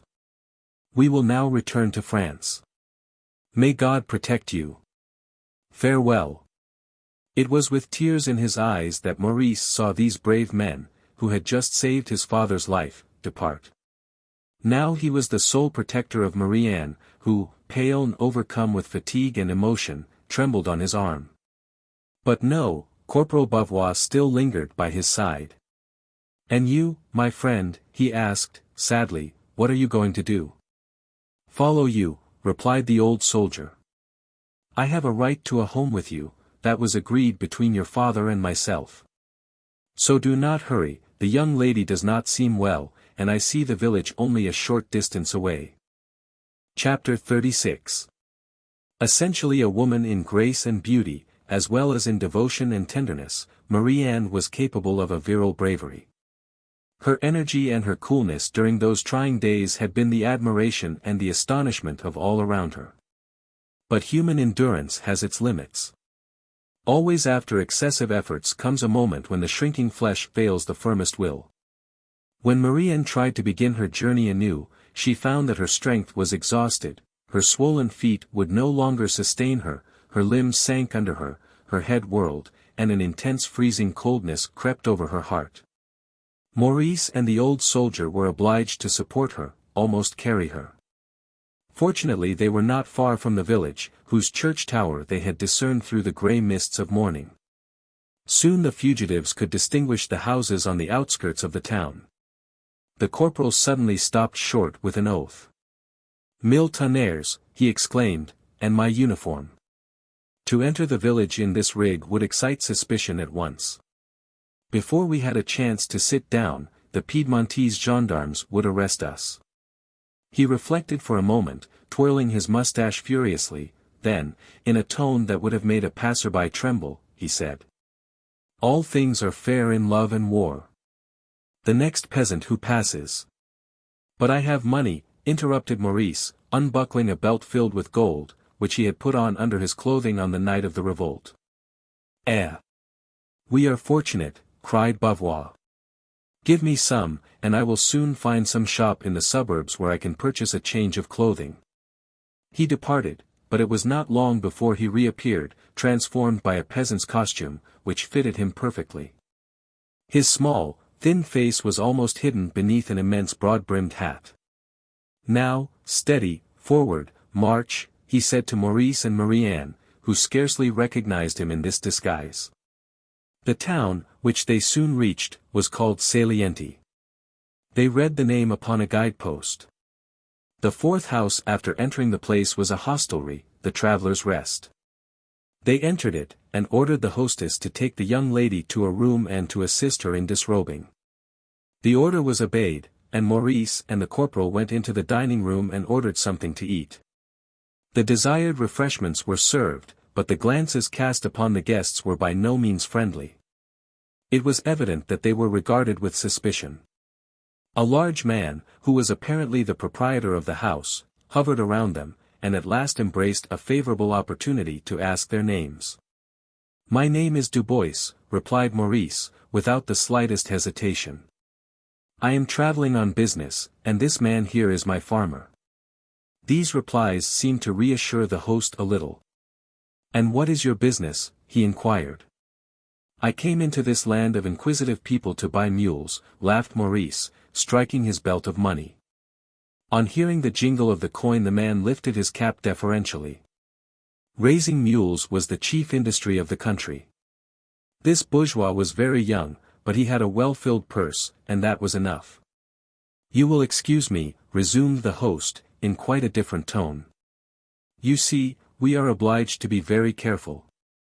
There has been some trouble in Montaignac. The imminence of the peril and the responsibility devolving upon him, gave Maurice an assurance unusual to him. And it was in the most careless, off-hand manner possible that he concocted a quite plausible story to explain his early arrival on foot accompanied by a sick wife. He congratulated himself upon his address, but the old corporal was far from satisfied. We are too near the frontier to bivouac here, he grumbled. As soon as the young lady is on her feet again we must hurry on. He believed, and Maurice hoped, that 24 hours of rest would restore Marie-Anne. They were mistaken. The very springs of life in her existence seemed to have been drained dry. She did not appear to suffer, but she remained in a death-like torpor, from which nothing could arouse her. They spoke to her but she made no response. Did she hear? Did she comprehend? It was extremely doubtful. By rare good fortune the mother of the proprietor proved to be a good, kind-hearted old woman, who would not leave the bedside of Marie-Anne, of Madame Dubois, as she was called at the Traveller's Rest. It was not until the evening of the third day that they heard Marie-Anne utter a word. Poor girl, she sighed, poor, wretched girl. It was of herself that she spoke. By a phenomenon not very unusual after a crisis in which reason has been temporarily obscured, it seemed to her that it was someone else who had been the victim of all the misfortunes. Whose recollections gradually returned to her like the memory of a painful dream. What strange and terrible events had taken place since that August Sabbath, when, on leaving the church with her father, she heard of the arrival of the Duc de Sermeuse. And that was only 8 months ago. What a difference between those days when she lived happy and envied in that beautiful Château de Sermeuse, of which she believed herself the mistress, and at the present time. When she found herself lying in the comfortless room of a miserable country inn, attended by an old woman whom she did not know, and with no other protection than that of an old soldier, a deserter, whose life was in constant danger, and that of her proscribed lover. From this total wreck of her cherished ambitions, of her hopes, of her fortune, of her happiness, and of her future, she had not even saved her honor. But was she alone responsible? Who had imposed upon her the odious role which she had played with Maurice, Martial, and Chanlouineau? As this last name darted through her mind, the scene in the prison cell rose suddenly and vividly before her. Chanlouineau had given her a letter, saying as he did so, "You will read this when I am no more." She might read it now that he had fallen beneath the bullets of the soldiery. But what had become of it? From the moment that he gave it to her until now she had not once thought of it. She raised herself in bed, and in an imperious voice, "My dress," she said to the old nurse, seated beside her, "give me my dress." The woman obeyed. With an eager hand Marie-Anne examined the pocket. She uttered an exclamation of joy on finding the letter there. She opened it, read it slowly twice, then, sinking back on her pillows, she burst into tears. Maurice anxiously approached her. "What is the matter?" he inquired anxiously. She handed him the letter, saying, "Read." Chanlouineau was only a poor peasant. His entire education had been derived from an old country pedagogue, whose school he attended for 3 winters. And who troubled himself much less about the progress of his students than about the size of the books which they carried to and from the school. This letter, which was written upon the commonest kind of paper, was sealed with a huge wafer, as large as a 2-sou piece, which he had purchased from a grocer in Sermeuse. The chirography was labored, heavy and trembling. It betrayed the stiff hand of a man more accustomed to guiding the plough than the pen. The lines zigzagged toward the top or toward the bottom of the page, and faults of orthography were everywhere apparent. But if the writing was that of a vulgar peasant, the thoughts it expressed were worthy of the noblest, the proudest in the land. This was the letter which Chanlouineau had written, probably on the eve of the insurrection. "Marie-Anne, the outbreak is at hand. Whether it succeeds, or whether it fails, I shall die. That was decided on the day when I learned that you could marry none other than Maurice d'Escorval. But the conspiracy will not succeed, and I understand your father well enough to know that he will not survive its defeat. And if Maurice and your brother should both be killed, what would become of you? Oh, my God, would you not be reduced to beggary? The thought has haunted me continually. I have reflected, and this is my last will. I give and bequeath to you all my property, all that I possess. My house, the Borderie, with the gardens and vineyards pertaining thereto, the woodland and the pastures of Bérard. And 5 lots of land at Valrolier. You will find an inventory of this property, and of my other possessions which I devise to you, deposited with the lawyer at Sermeuse. You can accept this bequest without fear, for, having no parents, my control over my property is absolute. If you do not wish to remain in France, this property will sell for at least 40,000 francs. But it would, it seems to me, be better for you to remain in your own country. The house on the Borderie is comfortable and convenient, since I have had it divided into 3 rooms and thoroughly repaired. Upstairs is a room that has been fitted up by the best upholsterer in Montagnac. I intended it for you. Beneath the hearthstone in this room you will find a box containing 320 7 louis d'or and 146 livres. If you refuse this gift, it will be because you scorn me even after I am dead. Accept it, if not for your own sake, for the sake of, I dare not write it, but you will understand my meaning only too well. If Maurice is not killed, and I shall try my best to stand between him and danger, he will marry you. Then you will, perhaps, be obliged to ask his consent in order to accept my gift. I hope that he will not refuse it.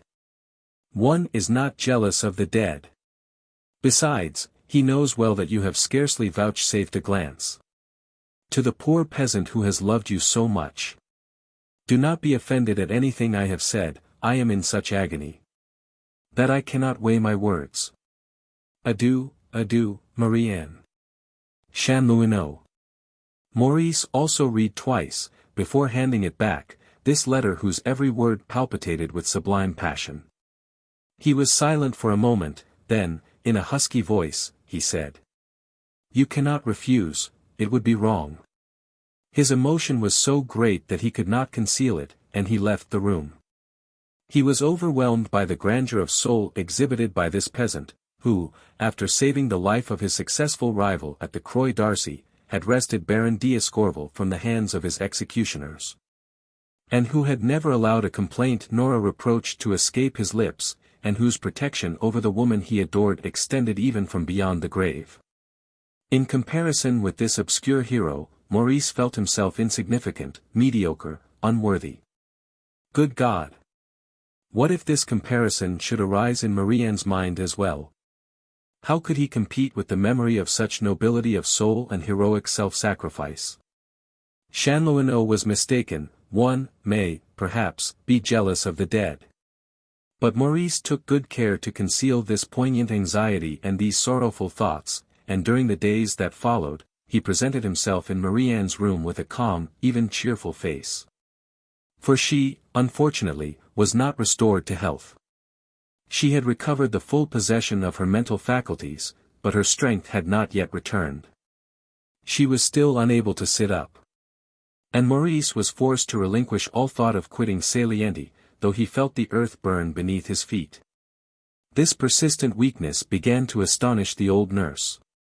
Her faith in herbs, gathered by the light of the moon, was considerably shaken.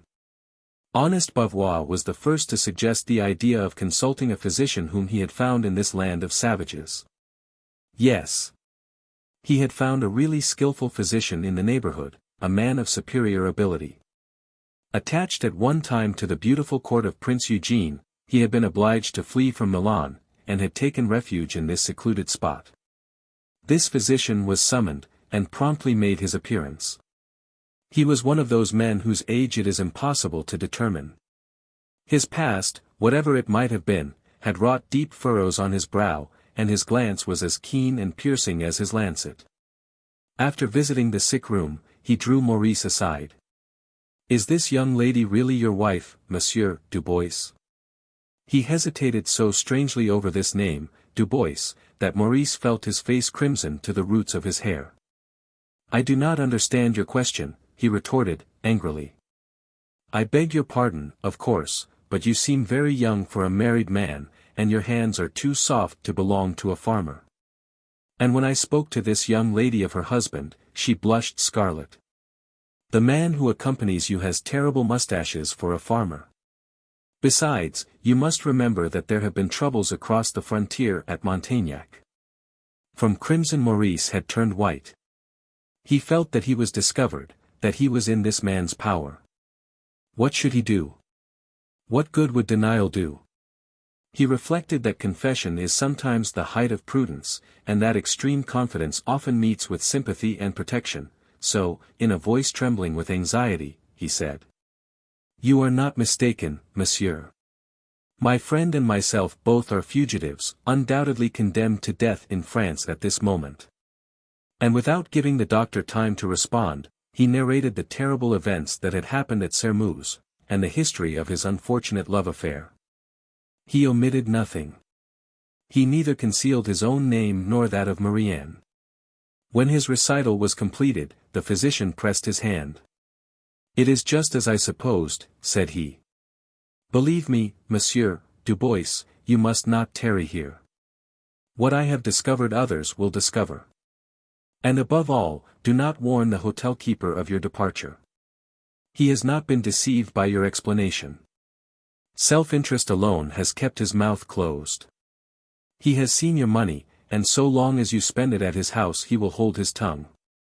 But if he discovers that you are going away, he will probably betray you." "Ah! Sir, but how is it possible for us to leave this place?" "In 2 days the young lady will be on her feet again," interrupted the physician. "And take my advice.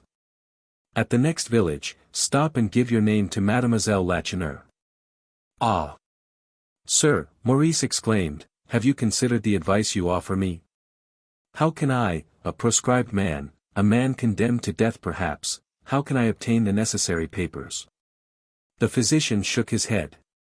Excuse me, you are no longer in France, Monsieur d'Escorval, you are in Piedmont. Another difficulty.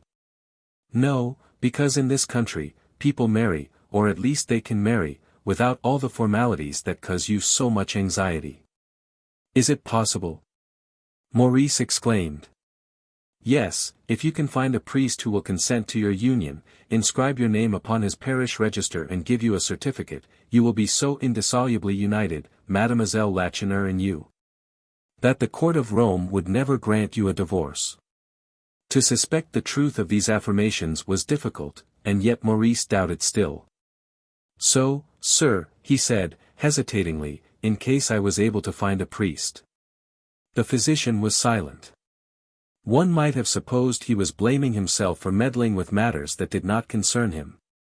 Then, almost brusquely, he said. Listen to me attentively, Monsieur d'Escorval. I am about to take my leave, but before I go, I shall take occasion to recommend a good deal of exercise for the sick lady. I will do this before your host.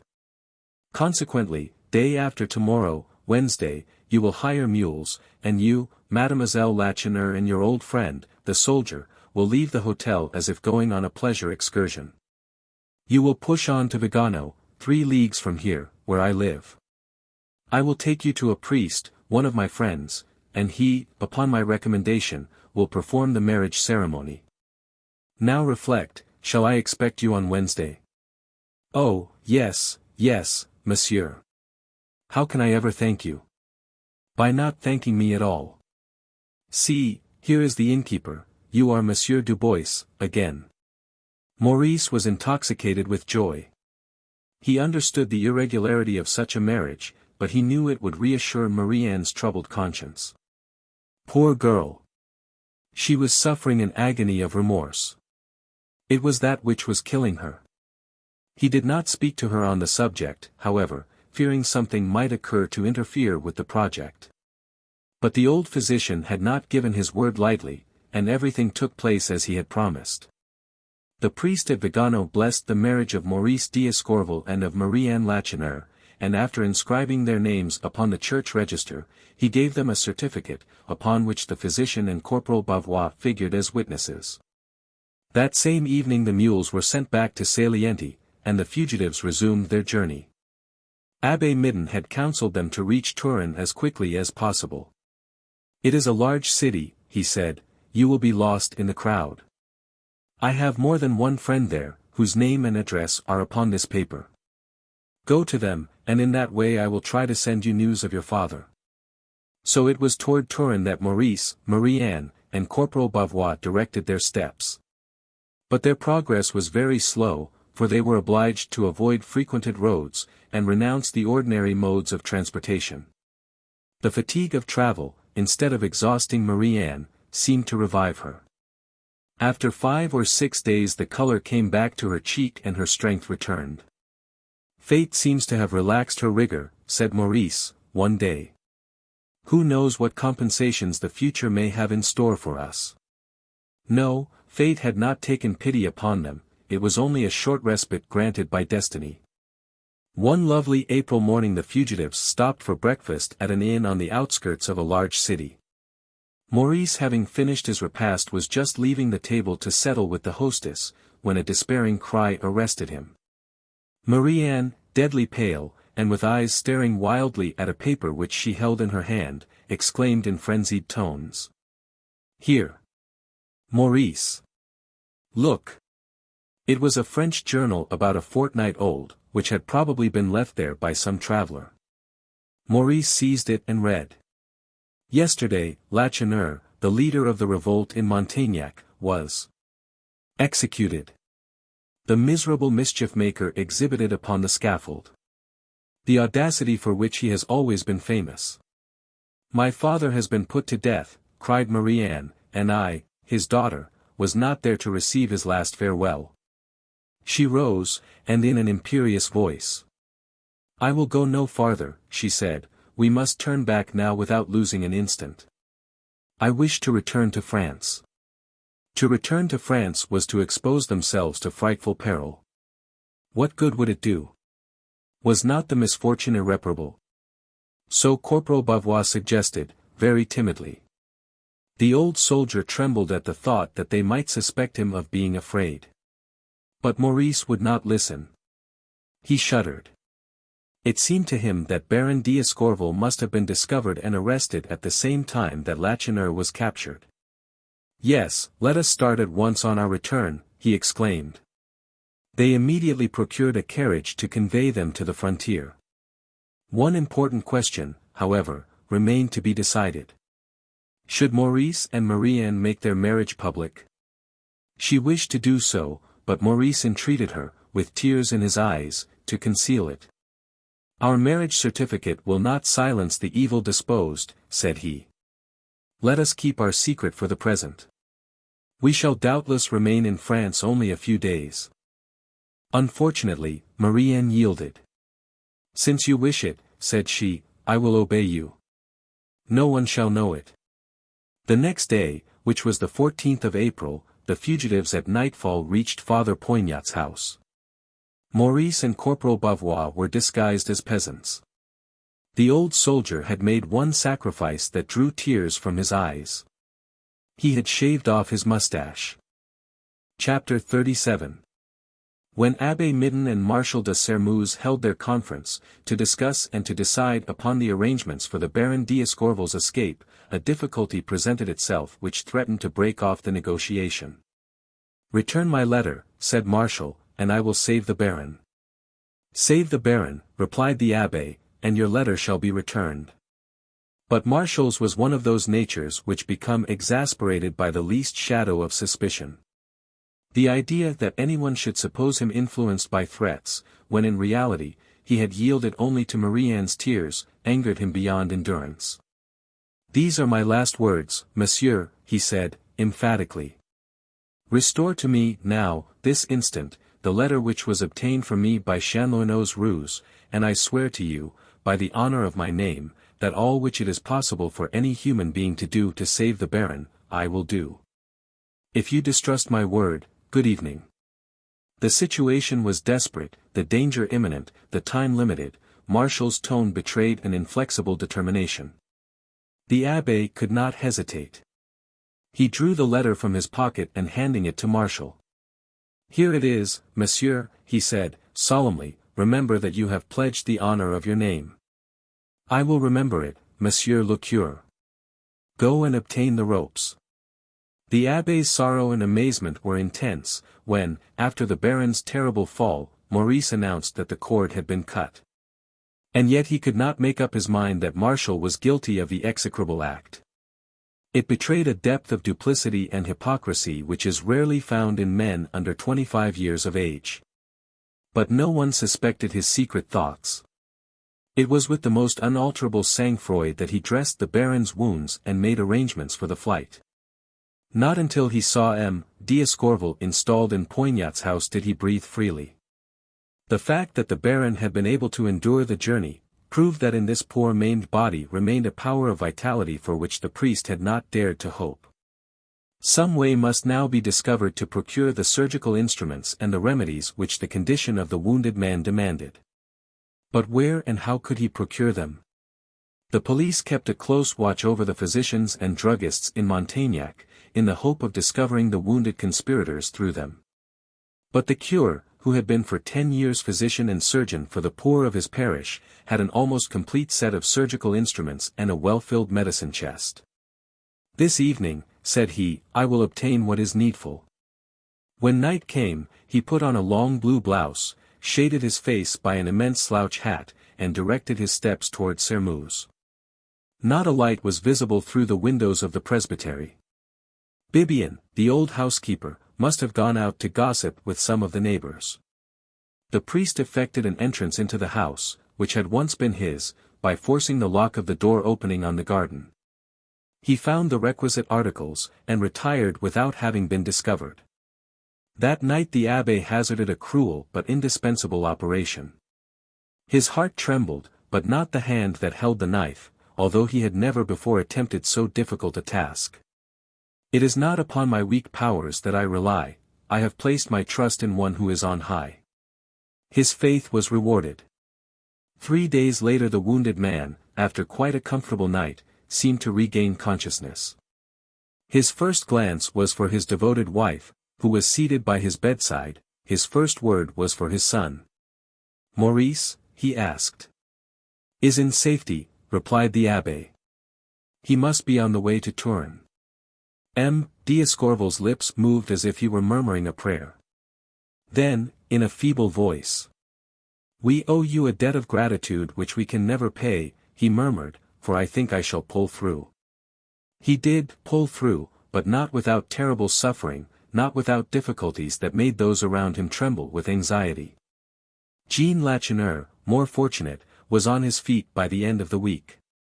40 days had passed, when one evening, it was the 17th of April, while the abbé was reading a newspaper to the baron, the door gently opened and one of the Poignat boys put in his head, then quickly withdrew it.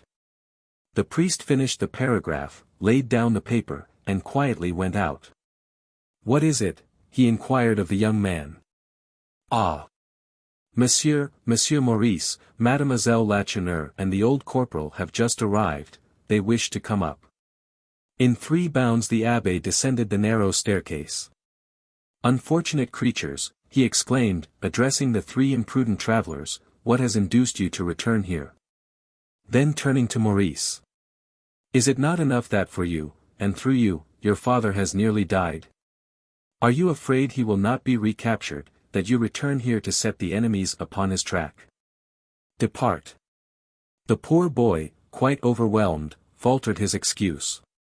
Uncertainty seemed to him worse than death. He had heard of Lacheneur's execution, he had not reflected, he would go at once, he asked only to see his father and to embrace his mother. The priest was inflexible. "The slightest emotion might kill your father," he declared, "and to tell your mother of your return, and of the dangers to which you have foolishly exposed yourself, would cause her untold tortures. Go at once. Cross the frontier again this very night." Jean Lacheneur, who had witnessed this scene, now approached. "It is time for me to depart," said he, "and I entreat you to care for my sister, the place for her is here, not upon the highways." The abbé deliberated for a moment, then he said, brusquely, "So be it, but go at once, your name is not upon the proscribed list. You will not be pursued." Thus, suddenly separated from his wife, Maurice wished to confer with her, to give her some parting advice, but the abbé did not allow him an opportunity. Go at once," he insisted. "Farewell." The good abbé was too hasty. Just when Maurice stood sorely in need of wise counsel, he was thus delivered over to the influence of Jean Lacheneur's furious hatred. As soon as they were outside, "This," exclaimed Jean, "is the work of the Sermus and the Marquis de Courtornieu. I do not even know where they have thrown the body of my murdered parent. You cannot even embrace the father who has been traitorously assassinated by them." He laughed a harsh, discordant, terrible laugh, and continued. "And yet, if we ascended that hill, we could see the Château de Sermus in the distance, brightly illuminated. They are celebrating the marriage of Marshal de Sermus and Blanche de Courtornieu. We are homeless wanderers without friends, and without a shelter for our heads, they are feasting and making merry." Less than this would have sufficed to rekindle the wrath of Maurice. He forgot everything in saying to himself that to disturb this fate by his appearance would be a vengeance worthy of him. "I will go and challenge Marshal now, on the instant, in the presence of the revellers," he exclaimed. But Jean interrupted him. "No, not that. They are cowards, they would arrest you." "Right, I will be the bearer of the letter." Corporal Bavois heard them, but he did not oppose their folly. He thought it all perfectly natural, under the circumstances, and esteemed them the more for their rashness. Forgetful of prudence they entered the first shop, and the challenge was written and confided to Jean Lacheneur. Chapter 38. To disturb the merrymaking at the Château de Sermus, to change the joy of the bridal day into sadness, to cast a gloom over the nuptials of Marshal and Emmeline Blanche de Courtornieu. This, in truth, was all that Jean Lacheneur hoped to do. As for believing that Marshal, triumphant and happy, would accept the challenge of Maurice, a miserable outlaw, he did not believe it. While awaiting Marshal in the vestibule of the chateau, he armed himself against the scorn and sneers which he would probably receive from this haughty nobleman whom he had come to insult. But Marshal's kindly greeting had disconcerted him a little. But he was reassured when he saw the terrible effect produced upon the Marquis by the insulting letter. "We have cut him to the quick," he thought. When Marshal seized him by the arm and led him upstairs, he made no resistance. While they traversed the brightly lighted drawing rooms and passed through the crowd of astonished guests, Jean thought neither of his heavy shoes nor of his peasant dress. Breathless with anxiety, he wondered what was to come. He soon knew. Leaning against the gilded doorpost, he witnessed the terrible scene in the little salon. He saw Marshal de Sairmeuse, frantic with passion, cast into the face of his father-in-law Maurice d'Escorval's letter. One might have supposed that all this did not affect him in the least, he stood so cold and unmoved, with compressed lips and downcast eyes, but appearances were deceitful. His heart throbbed with wild exultation. And if he cast down his eyes, it was only to conceal the joy that sparkled there. He had not hoped for so prompt and so terrible a revenge. Nor was this all. After brutally repulsing Blanche, his newly wedded wife, who attempted to detain him, Marshal again seized Jean Lacheneur's arm. "Now," said he, "follow me." Jean followed him still without a word. They again crossed the grand hall, but instead of going to the vestibule Marshal took a candle that was burning upon a side table, and opened a little door leading to the private staircase. "Where are you taking me?" inquired Jean Lacheneur. Marshal, who had already ascended 2 or 3 steps, turned. "Are you afraid?" he asked. The other shrugged his shoulders, and coldly replied. "If you put it in that way, let us go on." They entered the room which Marshal had occupied since taking possession of the chateau. It was the same room that had once belonged to Jean Lacheneur, and nothing had been changed. He recognized the brightly flowered curtains, the figures on the carpet, and even an old armchair where he had read many a novel in secret. Marshal hastened to a small writing desk, and took from it a paper which he slipped into his pocket. "Now," said he, "let us go. We must avoid another scene. My father and my wife will be seeking me. I will explain when we are outside." They hastily descended the staircase, passed through the gardens, and soon reached the long avenue. Then Jean Lacheneur suddenly paused. "To come so far for a simple yes or no is, I think, unnecessary," said he. "Have you decided? What answer am I to give Maurice d'Escorval?" "Nothing. You will take me to him. I must see him and speak with him in order to justify myself. Let us proceed." But Jean Lacheneur did not move. "What you ask is impossible," he replied. "Why?" "Because Maurice is pursued. If he is captured, he will be tried and undoubtedly condemned to death. He is now in a safe retreat, and I have no right to disclose it." Maurice's safe retreat was, in fact, only a neighboring wood, where in company with the corporal, he was awaiting Jean's return. But Jean could not resist the temptation to make this response, which was far more insulting than if he had simply said, "We fear informers." Strange as it may appear to one who knew Marshal's proud and violent nature, he did not resent the insult. "So you distrust me," he said, sadly. Jean Lacheneur was silent, another insult. "But," insisted Marshal, "after what you have just seen and heard you can no longer suspect me of having cut the ropes which I carried to the Baron." "No. I am convinced that you are innocent of that atrocious act. You saw how I punished the man who dared to compromise the honor of the name of Sairmeuse. And this man is the father of the young girl whom I wedded today. I have seen all this, but I must still reply, impossible." Jean was amazed at the patience, we should rather say, the humble resignation displayed by Marshal de Sairmeuse. Instead of rebelling against this manifest injustice, Marshall drew from his pocket the paper which he had just taken from his desk. And handing it to Jean. "Those who have brought upon me the shame of having my word doubted shall be punished for it," he said grimly. "You do not believe in my sincerity, Jean. Here is a proof, which I expect you to give to Maurice, and which cannot fail to convince even you." "What is this proof?" "The letter written by my hand, in exchange for which my father assisted in the Baron's escape. An inexplicable presentiment prevented me from burning this compromising letter. Today, I rejoice that such was the case. Take it, and use it as you will."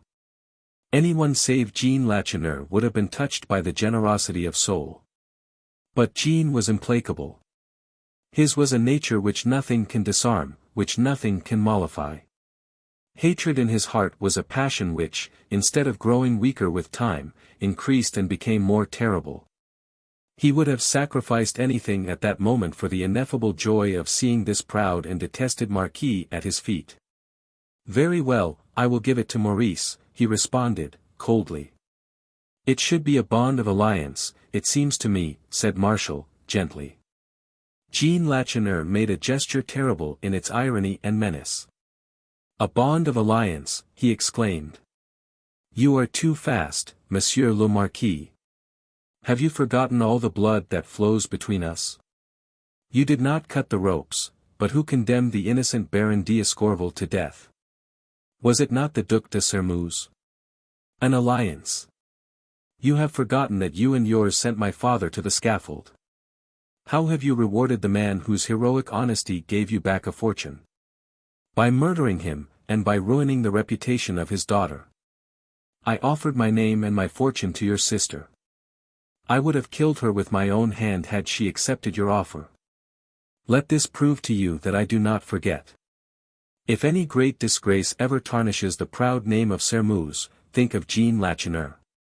My hand will be in it." He was so frantic with passion that he forgot his usual caution. By a violent effort he recovered his self-possession, and in calmer tones he added. "And if you are so desirous of seeing Maurice, be at the Ricci tomorrow at midday. He will be there." Having said this, he turned abruptly aside, sprang over the fence skirting the avenue, and disappeared in the darkness. "Jean," cried Marshall, in almost supplicating tones, "Jean, come back, listen to me." No response. A sort of bewilderment had seized the young Marquis, and he stood motionless and dazed in the middle of the road. A horse and rider on their way to Montaignac, that nearly ran over him, aroused him from his stupor, and the consciousness of his acts, which he had lost while reading the letter from Maurice, came back to him. Now he could judge of his conduct calmly. Was it indeed he, Marshall, the phlegmatic skeptic, the man who boasted of his indifference and his insensibility, who had thus forgotten all self-control? Alas, yes. And when Blanche de Courtornieu, now and henceforth the Marquise de Sermeuse, accused Marie-Anne of being the cause of his frenzy, she had not been entirely wrong. Marshall, who regarded the opinion of the entire world with disdain, was rendered frantic by the thought that Marie-Anne despised him, and considered him a traitor and a coward. It was for her sake, that in his outburst of rage, he resolved upon such a startling justification. And if he besought Jean to lead him to Maurice d'Escorval, it was because he hoped to find Marie-Anne not far off, and to say to her, "Appearances were against me, but I am innocent, and I have proved it by unmasking the real culprit." It was to Marie-Anne that he wished this famous letter to be given, thinking that she, at least, could not fail to be surprised at his generosity. His expectations had been disappointed, and now he realized what a terrible scandal he had created. "It will be the devil to arrange," he explained, "but nonsense. It will be forgotten in a month. The best way will be to face those gossips at once. I will return immediately." He said, "I will return," in the most deliberate manner. But in proportion as he neared the chateau, his courage failed him. The guests must have departed ere this, and Marshall concluded that he would probably find himself alone with his young wife, his father, and the Marquis de Courtornieu.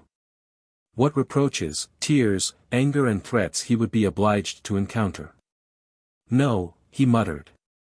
I am not such a fool. Let them have a night to calm themselves. I will not appear until tomorrow. But where should he pass the night? He was in evening dress and bareheaded, he began to feel cold.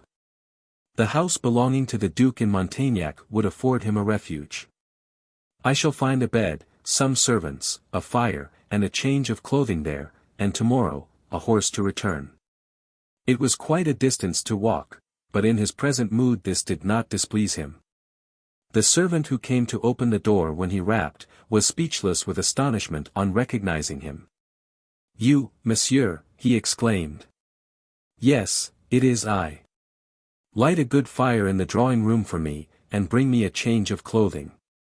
The valet obeyed, and soon Marshall found himself alone, stretched upon a sofa before the cheerful blaze. "It would be a good thing to sleep and forget my troubles," he said to himself.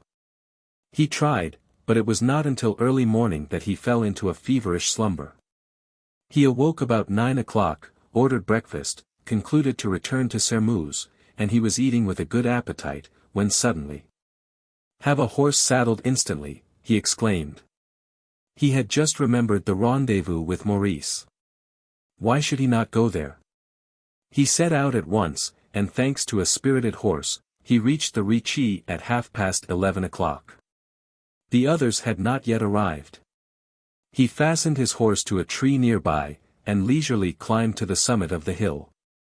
This spot had been the site of Lacheneur's house. The four walls remained standing, blackened by fire.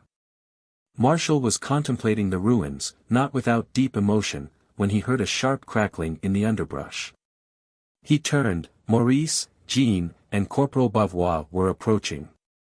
The old soldier carried under his arm a long and narrow package, enveloped in a piece of green serge.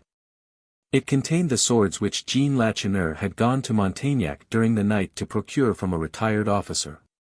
"We are sorry to have kept you waiting," began Maurice, "but you will observe that it is not yet midday.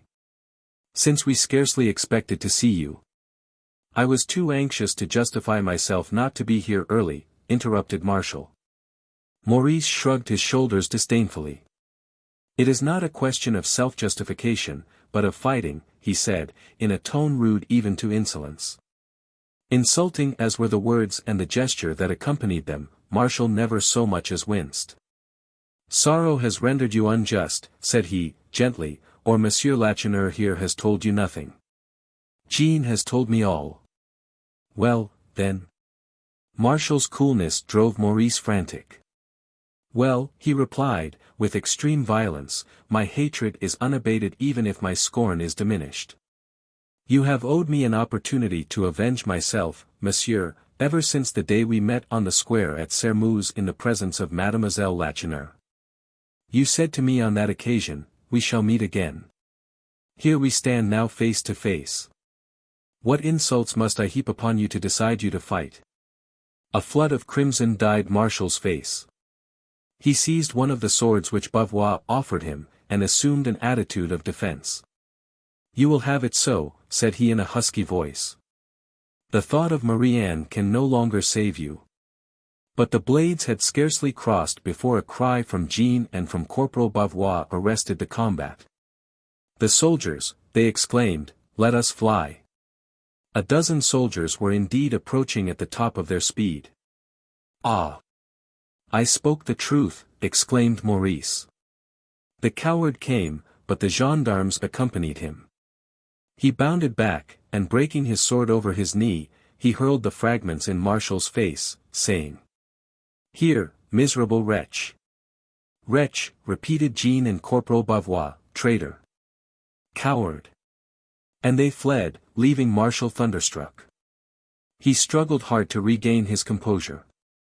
The soldiers were very near. He ran to meet them, and addressing the officer in command, he said, imperiously, "Do you know who I am?" "Yes," replied the sergeant, respectfully, "you are the son of the Duc de Sairmeuse." "Very well.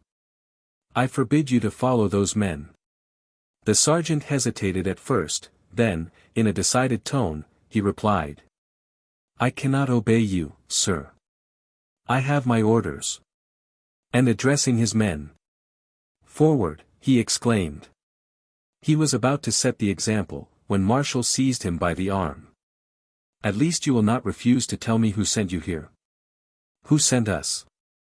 The colonel, of course, in obedience to orders from the Grand Prevot, Monsieur de Courtornieu.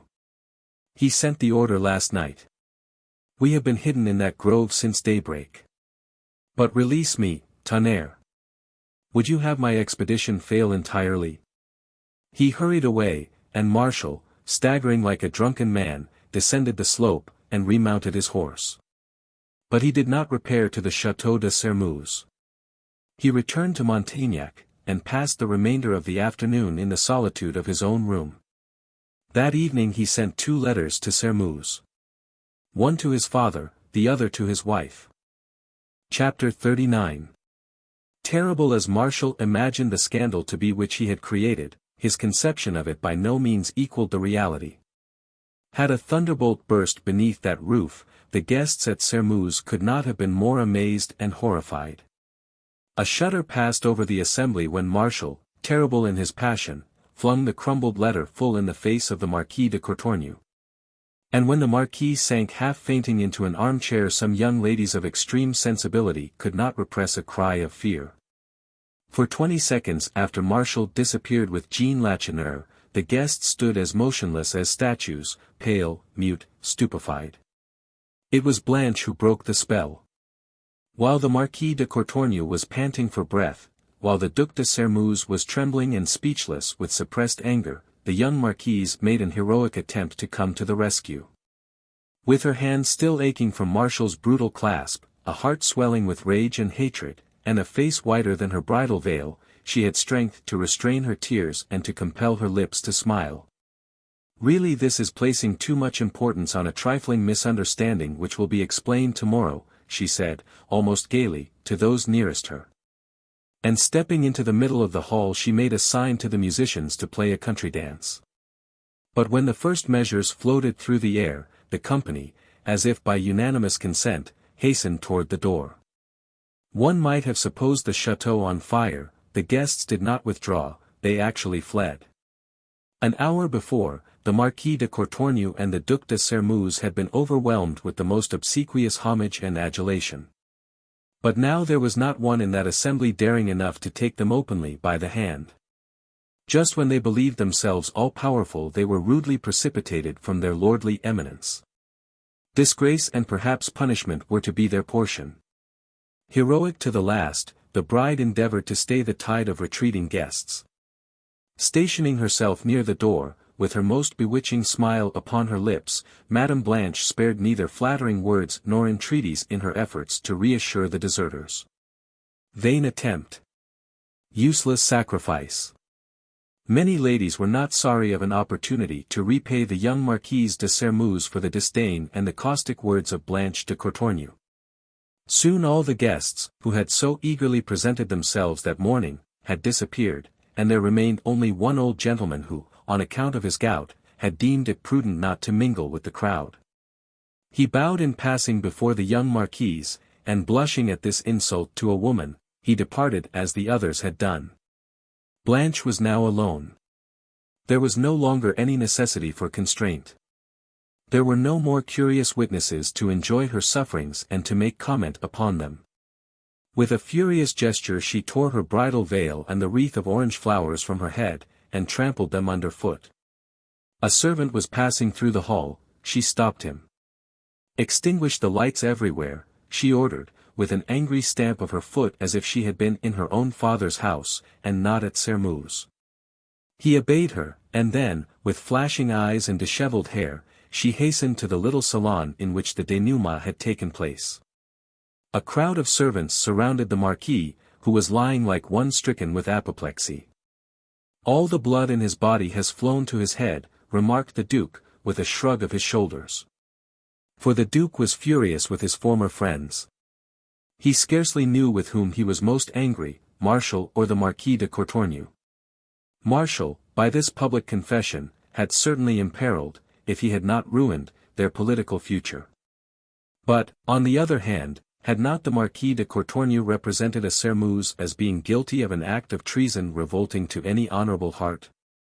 Buried in a large armchair, he sat watching, with contracted brows, the movements of the servants, when his daughter-in-law entered the room. She paused before him, and with arms folded tightly across her breast, she said, angrily, "Why did you remain here while I was left alone to endure such humiliation? Ah! Had I been a man! All our guests have fled, monsieur, all. M. De Sermuz sprang up. Ah, well. What if they have? Let them go to the devil." Of the guests that had just left his house there was not one whom the Duke really regretted, not one whom he regarded as an equal. In giving a marriage feast for his son, he had bidden all the gentry of the neighborhood. They had come, very well. They had fled, bon voyage. If the Duke cared at all for their desertion, it was only because it presaged with terrible eloquence the disgrace that was to come. Still he tried to deceive himself. "They will return, madam, you will see them return, humble and repentant. But where can Marshal be?" The lady's eyes flashed, but she made no reply. "Did he go away with the son of that rascal, Lacheneur?" "I believe so. It will not be long before he returns." "Who can say?" M. De Sermuz struck the marble mantel heavily with his clenched fist. "My God," he exclaimed, "this is an overwhelming misfortune." The young wife believed that he was anxious and angry on her account. But she was mistaken. He was thinking only of his disappointed ambition. Whatever he might pretend, the Duke secretly confessed his son's superiority in his genius for intrigue, and he was now extremely anxious to consult him. "He has wrought this evil. It is for him to repair it. And he is capable of it if he chooses," he murmured. Then, aloud, he resumed. "Marshal must be found, he must be found." With an angry gesture, Blanche interrupted him. "You must seek Marie-Anne if you wish to find, my husband." The Duke was of the same opinion, but he dared not avow it. "Anger leads you astray, Marquise," said he. "I know what I know. Marshal will soon make his appearance, believe me. If he went away, he will soon return.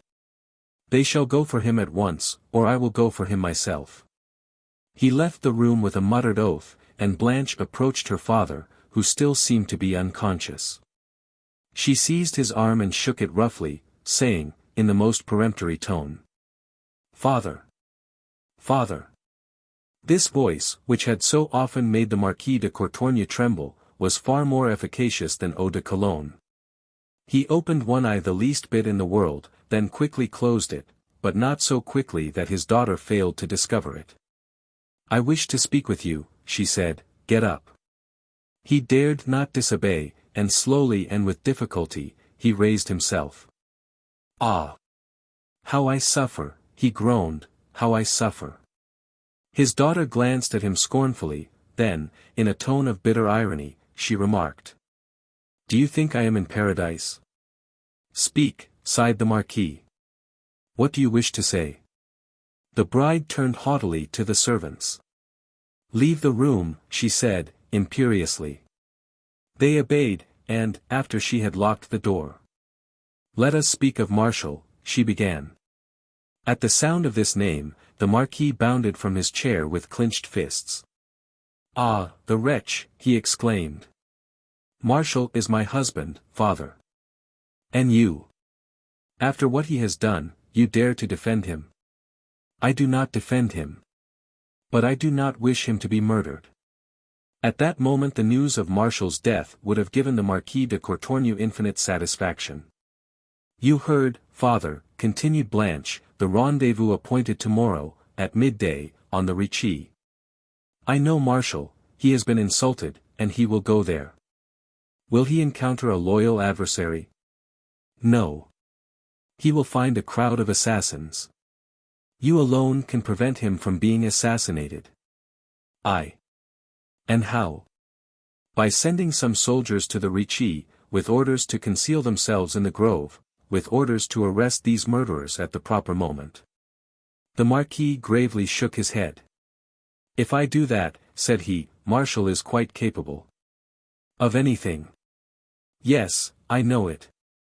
But what does it matter to you, since I am willing to assume the responsibility? M. de Courtornieu vainly tried to penetrate the bride's real motive. The order to Montaignac must be sent at once, she insisted. Had she been less excited she would have discerned the gleam of malice in her father's eye.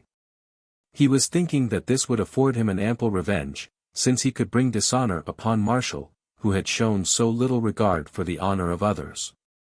Very well, since you will have it so, he said, with feigned reluctance. His daughter made haste to bring him ink and pens, and with trembling hands he prepared a series of minute instructions for the commander at Montaignac. Blanche herself gave the letter to a servant, with directions to depart at once. And it was not until she had seen him set off on a gallop that she went to her own apartments, the apartments in which Martial had gathered together all that was most beautiful and luxurious. But this splendor only aggravated the misery of the deserted wife, for that she was deserted she did not doubt for a moment. She was sure that her husband would not return, she did not expect him. The Duc de Sairmeuse was searching the neighborhood with a party of servants, but she knew that it was labor lost, that they would not encounter Martial. Where could he be? Near Marion most assuredly, and at the thought a wild desire to wreak her vengeance on her rival took possession of her heart. Martial, at Montaignac, had ended by going to sleep. Blanche, when daylight came, exchanged the snowy bridal robes for a black dress, and wandered about the garden like a restless spirit. She spent most of the day shut up in her room, refusing to allow the Duke, or even her father, to enter. In the evening, about 8 o'clock, they received tidings from Martial. A servant brought 2 letters, one, sent by Martial to his father, the other, to his wife. For a moment or more Blanche hesitated to open the one intended for her. It would determine her destiny, she was afraid. She broke the seal and read. Madame la Marquise, between you and me all is ended. Reconciliation is impossible. From this moment you are free. I esteem you enough to hope that you will respect the name of Sairmeuse, from which I cannot relieve you. You will agree with me, I am sure, in thinking a quiet separation preferable to the scandal of a divorce suit. My lawyer will pay you an allowance befitting the wife of a man whose income amounts to 300,000 francs. Martial de Sairmeuse. Blanche staggered beneath this terrible blow. She was indeed deserted, and deserted, as she supposed, for another. Ah, she exclaimed, that creature! That creature! I will kill her. Chapter 40. The 24 hours which Blanche had spent in measuring the extent of her terrible misfortune, the Duke had spent in raving and swearing. He had not even thought of going to bed. After his fruitless search for his son he returned to the chateau, and began a continuous tramp to and fro in the great hall. He was almost sinking from weariness when his son's letter was handed him. It was very brief.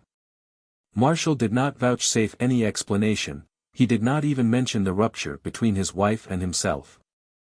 I cannot return to Sairmeuse, he wrote, and yet it is of the utmost importance that I should see you. You will, I trust, approve my determinations when I explain the reasons that have guided me in making them. Come to Montaignac, then, the sooner the better. I am waiting for you. Had he listened to the prompting of his impatience, the Duke would have started at once. But how could he thus abandon the Marquis de Courtornieu, who had accepted his hospitality, and especially Blanche, his son's wife? He must, at least, see them, speak to them, and warn them of his intended departure. He attempted this in vain. Madame Blanche had shut herself up in her own apartments, and remained deaf to all entreaties for admittance. Her father had been put to bed, and the physician who had been summoned to attend him, declared the Marquis to be at death's door. The Duke was therefore obliged to resign himself to the prospect of another night of suspense, which was almost intolerable to a character like his. Tomorrow, after breakfast, I will find some pretext to escape, without telling them I am going to see Martial, he thought. He was spared this trouble. The next morning, at about 9 o'clock, while he was dressing, a servant came to inform him that M. de Courtornieu and his daughter were awaiting him in the drawing-room. Much surprised, he hastened down. When he entered the room, the Marquis, who was seated in an armchair, rose, leaning heavily upon the shoulder of Aunt Medea. Madame Blanche came rapidly forward to meet the Duke, as pale as if every drop of blood had been drawn from her veins. "We are going, Monsieur le Duc," she said, coldly, "and we wish to make our adieus." "What? You are going? Will you not?" The young bride interrupted him by a sad gesture, and drawing Martial's letter from her bosom, she handed it to M. de Sermeuse, saying, "Will you do me the favor to peruse this, monsieur?" The Duke glanced over the short epistle, and his astonishment was so intense that he could not even find an oath. "Incomprehensible," he faltered, "incomprehensible." "Incomprehensible, indeed," repeated the young wife, sadly, but without bitterness. "I was married yesterday, today I am deserted. It would have been generous to have reflected the evening before and not the next day. Tell Martial, however, that I forgive him for having destroyed my life, for having made me the most miserable of creatures. I also forgive him for the supreme insult of speaking to me of his fortune. I trust he may be happy. Adieu, Monsieur le Duc, we shall never meet again. Adieu." She took her father's arm, and they were about to retire, when M. de Sermeuse hastily threw himself between them and the door. "You shall not depart thus," he exclaimed. "I will not suffer it. Wait, at least, until I have seen Martial. Perhaps he is not as culpable as you suppose." "Enough," interrupted the Marquis, "enough. This is one of those outrages which can never be repaired. May your conscience forgive you, as I, myself, forgive you. Farewell." This was said so perfectly, with such entire harmony of intonation and gesture, that M. de Sermeuse was bewildered. With an absolutely wonderstruck air he watched the Marquis and his daughter depart, and they had been gone some moments before he recovered himself sufficiently to exclaim, "Old hypocrite! Does he believe me his dupe? His dupe?" M. de Sermeuse was so far from being his dupe, that his next thought was, "What is to follow this farce? He says that he pardons us, that means that he has some crushing blow in store for us." This conviction filled him with disquietude. He really felt unable to cope successfully with the perfidious Marquis. "But Martial is a match for him," he exclaimed. "Yes, I must see Martial at once." So great was his anxiety that he lent a helping hand in harnessing the horses he had ordered, and when the carriage was ready, he announced his determination to drive himself. As he urged the horses furiously on he tried to reflect, but the most contradictory ideas seethed in his brain, and he lost all power to consider the situation calmly. He burst into Martial's room like a tornado. "I think you must certainly have gone mad, Marquis," he exclaimed. "That is the only valid excuse you can offer." But Martial, who had been expecting this visit, had prepared himself for it. "Never, on the contrary, have I felt more calm and composed in mind," he replied. "Allow me to ask you one question. Was it you who sent the soldiers to the rendezvous which Maurice d'Escorval had appointed?" "Marquis." "Very well. Then it was another act of infamy on the part of the Marquis de Courtornieu." The Duke made no reply. In spite of his faults and his vices, this haughty man possessed the characteristic of the old French nobility, fidelity to his word and undoubted valor. He thought it perfectly natural, even necessary, that Martial should fight with Maurice. And he thought it a contemptible act to send armed soldiers to seize an honest and confiding opponent. "This is the second time," pursued Martial, "that this scoundrel has attempted to bring dishonor upon our name. And if I desire to convince people of the truth of this assertion, I must break off all connection with him and his daughter. I have done this. I do not regret it, since I married her only out of deference to your wishes, and because it seemed necessary for me to marry, and because all women, save one who can never be mine, are alike to me." Such utterances were not at all calculated to reassure the Duke. "This sentiment is very noble, no doubt," said he, but it has none the less ruined the political prospects of our house. An almost imperceptible smile curved Marshall's lips. "I believe, on the contrary, that I have saved them," he replied. "It is useless for us to attempt to deceive ourselves. This whole affair of the insurrection has been abominable, and you have good reason to bless the opportunity of freeing yourself from the responsibility of it which this quarrel gives you. With a little address, you can throw all the odium upon the Marquis de Courtornieu, and keep for yourself only the prestige of valuable service rendered." The Duke's face brightened. "Zounds, Marquis," he exclaimed, "that is a good idea. In the future I shall be infinitely less afraid of Courtornieu." Marshall remained thoughtful. "It is not the Marquis de Courtornieu whom I fear," he murmured, "but his daughter, my wife." Chapter 41. One must have lived in the country to know with what inconceivable rapidity news flies from mouth to mouth. Strange as it may seem, the news of the scene at the chateau reached Father Poignat's farmhouse that same evening. It had not been 3 hours since Maurice, Jean Lacheneur and Bavois left the house, promising to recross the frontier that same night. Abbé Midon had decided to say nothing to M. d'Escorval of his son's return, and to conceal Marie-Anne's presence in the house. The Baron's condition was so critical that the merest trifle might turn the scale. About 10 o'clock the Baron fell asleep, and the Abbé and Madame d'Escorval went downstairs to talk with Marie-Anne. As they were sitting there Poignat's eldest son entered in a state of great excitement. After supper he had gone with some of his acquaintances to admire the splendors of the fete, and he now came rushing back to relate the strange events of the evening to his father's guests. "It is inconceivable," murmured the Abbé. He knew but too well, and the others comprehended it likewise, that these strange events rendered their situation more perilous than ever. "I cannot understand how Maurice could commit such an act of folly after what I had just said to him. The Baron's most cruel enemy has been his own son. We must wait until tomorrow before deciding upon anything." The next day they heard of the meeting at the Ricci. A peasant who, from a distance, had witnessed the preliminaries of the duel which had not been fought, was able to give them the fullest details. He had seen the two adversaries take their places, then the soldiers run to the spot, and afterward pursue Maurice, Jean and Bavois. But he was sure that the soldiers had not overtaken them. He had met them 5 hours afterward, harassed and furious, and the officer in charge of the expedition declared their failure to be the fault of the Marquis de Sermuz, who had detained them. That same day Father Poignat informed the Abbé that the Duc de Sermuz and the Marquis de Courtornieu were at variance.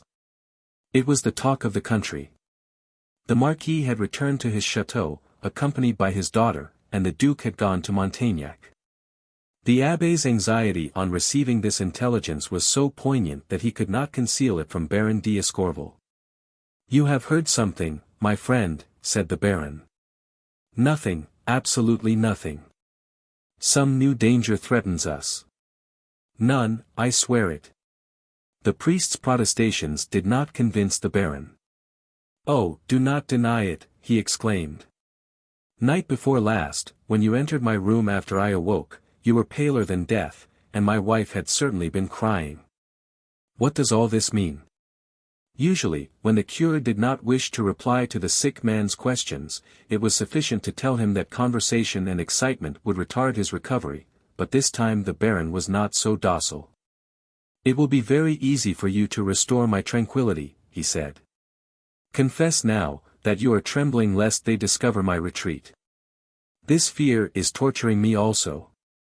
Very well, swear to me that you will not allow them to take me alive, and then my mind will be at rest." "I cannot take such an oath as that," said the cure, turning pale. "And why?" insisted M. d'Escorval. "If I am recaptured, what will happen? They will nurse me, and then, as soon as I can stand upon my feet, they will shoot me down. Would it be a crime to save me from such suffering? You are my best friend, swear to render me this supreme service.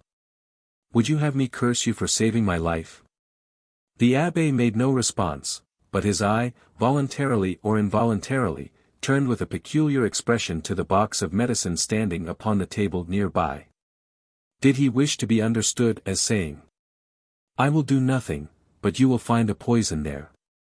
M. D'Escorval understood it in this way, for it was with an accent of gratitude that he murmured, "Thanks." Now that he felt that he was master of his life, he breathed more freely.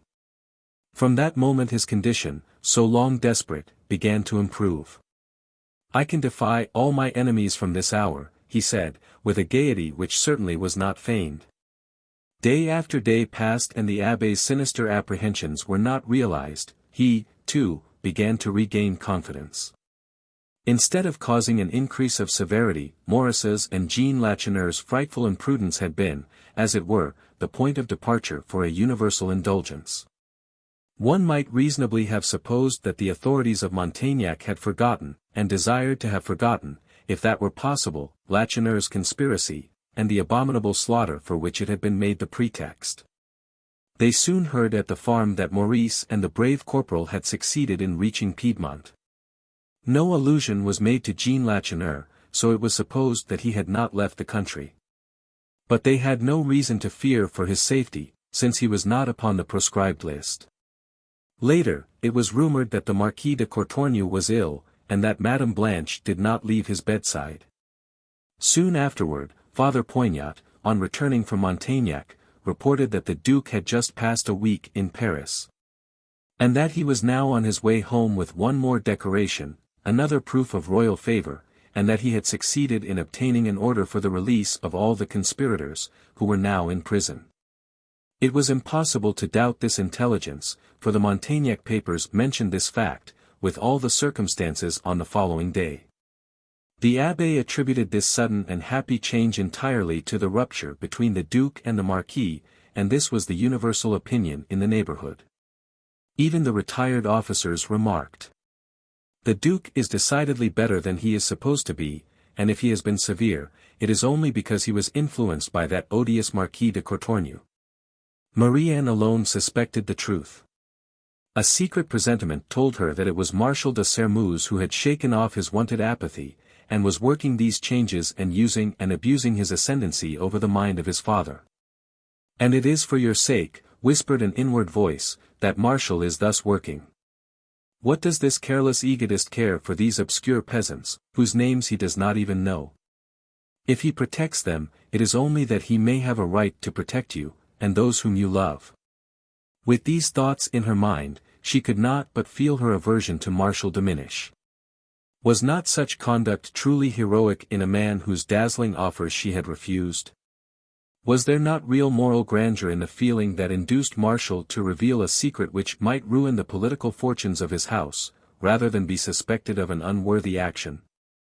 And still the thought of this grande passion which she had inspired in so truly great a man never once made her heart quicken its throbbing. Alas! Nothing was capable of touching her heart now. Nothing seemed to reach her through the gloomy sadness that enveloped her. She was but the ghost of the formerly beautiful and radiant Marie-Anne. Her quick, alert tread had become slow and dragging, often she sat for whole days motionless in her chair, her eyes fixed upon vacancy, her lips contracted as if by a spasm, while great tears rolled silently down her cheeks. Abbé Midden, who was greatly disquieted on her account, often attempted to question her. "You are suffering, my child," he said, kindly. "What is the matter?" "I am not ill, monsieur. Why do you not confide in me? Am I not your friend? What do you fear?" She shook her head sadly and replied, "I have nothing to confide." She said this, and yet she was dying of sorrow and anguish.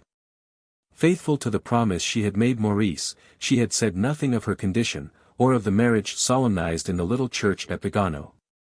And she saw with inexpressible terror, the approach of the moment when she could no longer keep her secret. Her agony was frightful, but what could she do? Fly. But where should she go?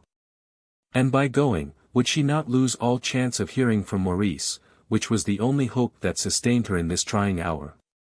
She had almost determined on flight when circumstances, providentially, it seemed to her, came to her aid. Money was needed at the farm. The guests were unable to obtain any without betraying their whereabouts, and Father Poignat's little store was almost exhausted. Abbé Midden was wondering what they were to do, when Marie-Anne told him of the will which Chanlouineau had made in her favor, and of the money concealed beneath the hearthstone in the best chamber. "I might go to the Borderie at night," suggested Marie-Anne, "enter the house, which is unoccupied, obtain the money and bring it here. I have a right to do so, have I not?" But the priest did not approve this step. "You might be seen," said he, "and who knows, perhaps arrested. If you were questioned, what plausible explanation could you give? What shall I do, then? Act openly, you are not compromised. Make your appearance in Sairmeuse tomorrow as if you had just returned from Piedmont, go to the notary, take possession of your property, and install yourself at the Borderie." Marie-Anne shuddered. "Live in Chanlouineau's house," she faltered. "I alone. Heaven will protect you, my dear child. I can see only advantages in your installation at the Borderie.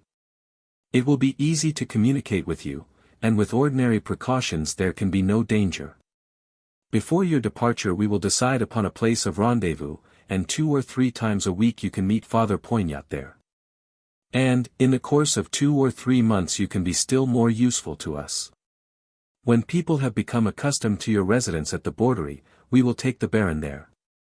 His convalescence will be much more rapid there, than here in this cramped and narrow loft, where we are obliged to conceal him now, and where he is really suffering for light and air." So it was decided that Father Poignat should accompany Marie-Anne to the frontier that very night. There she would take the diligence that ran between Piedmont and Montaignac, passing through the village of Sairmeuse. It was with the greatest care that the abbé dictated to Marie-Anne the story she was to tell of her sojourn in foreign lands. All that she said, and all her answers to questions must tend to prove that Baron d'Escorval was concealed near Turin. The plan was carried out in every particular, and the next day, about 8 o'clock, the people of Sairmeuse were greatly astonished to see Marie-Anne alight from the diligence. "Monsieur Lacheneur's daughter has returned." The words flew from lip to lip with marvelous rapidity, and soon all the inhabitants of the village were gathered at the doors and windows. They saw the poor girl pay the driver, and enter the inn, followed by a boy bearing a small trunk. In the city, curiosity has some shame, it hides itself while it spies into the affairs of its neighbors, but in the country it has no such scruples. When Marie-Anne emerged from the inn, she found a crowd awaiting her with open mouths and staring eyes. And more than 20 people making all sorts of comments, followed her to the door of the notary. He was a man of importance, this notary, and he welcomed Marie-Anne with all the deference due an heiress of an unencumbered property, worth from 40 to 50,000 francs. But jealous of his renown for perspicuity, he gave her clearly to understand that he, being a man of experience, had divined that love alone had dictated Chanlouineau's last will and testament. Marie-Anne's composure and resignation made him really angry. "You forget what brings me here," she said, "you do not tell me what I have to do." The notary, thus interrupted, made no further attempts at consolation. Peste! He thought, she is in a hurry to get possession of her property, the avaricious creature. Then aloud. "The business can be terminated at once, for the justice of the peace is at liberty today, and he can go with us to break the seals this afternoon." So, before evening, all the legal requirements were complied with, and Marie-Anne was formally installed at the Borderie. She was alone in Chanlouineau's house, alone. Night came on and a great terror seized her heart. It seemed to her that the doors were about to open, that this man who had loved her so much would appear before her, and that she would hear his voice as she heard it for the last time in his grim prison cell. She fought against these foolish fears, lit a lamp, and went through this house, now hers, in which everything spoke so forcibly of its former owner. Slowly she examined the different rooms on the lower floor, noting the recent repairs which had been made and the conveniences which had been added. And at last she ascended to that room above which Chanlouineau had made the tabernacle of his passion. Here, everything was magnificent, far more so than his words had led her to suppose. The poor peasant who made his breakfast off a crust and a bit of onion had lavished a small fortune on the decorations of this apartment, designed as a sanctuary for his idol. How he loved me! Murmured Marie-Anne, moved by that emotion, the bare thought of which had awakened the jealousy of Maurice. But she had neither the time nor the right to yield to her feelings. Father Poignot was doubtless, even then, awaiting her at the rendezvous. She lifted the hearthstone, and found the sum of money which Chanlouineau had named. The next morning, when he awoke, the abbé received the money. Now, Marie-Anne could breathe freely, and this peace, after so many trials and agitations, seemed to her almost happiness. Faithful to the abbé's instructions, she lived alone. But, by frequent visits, she accustomed the people of the neighborhood to her presence. Yes, she would have been almost happy, could she have had news of Maurice. What had become of him? Why did he give no sign of life? What would she not have given in exchange for some word of counsel and of love from him? The time was fast approaching when she would require a confidant, and there was no one in whom she could confide. In this hour of extremity, when she really felt that her reason was failing her, she remembered the old physician at Vigano, who had been one of the witnesses to her marriage. He would help me if I called upon him for aid, she thought. She had no time to temporize or to reflect, she wrote to him immediately, giving the letter in charge of a youth in the neighborhood. "The gentleman says you may rely upon him," said the messenger on his return. That very evening Marie-Anne heard someone rap at her door. It was the kind-hearted old man who had come to her relief. He remained at the Borderie nearly a fortnight. When he departed one morning, before daybreak, he took away with him under his large cloak an infant, a boy, whom he had sworn to cherish as his own child. Chapter 42. To quit Sairmeuse without any display of violence had cost Blanche an almost superhuman effort. The wildest anger convulsed her soul at the very moment, when, with an assumption of melancholy dignity, she murmured those words of forgiveness. Ah!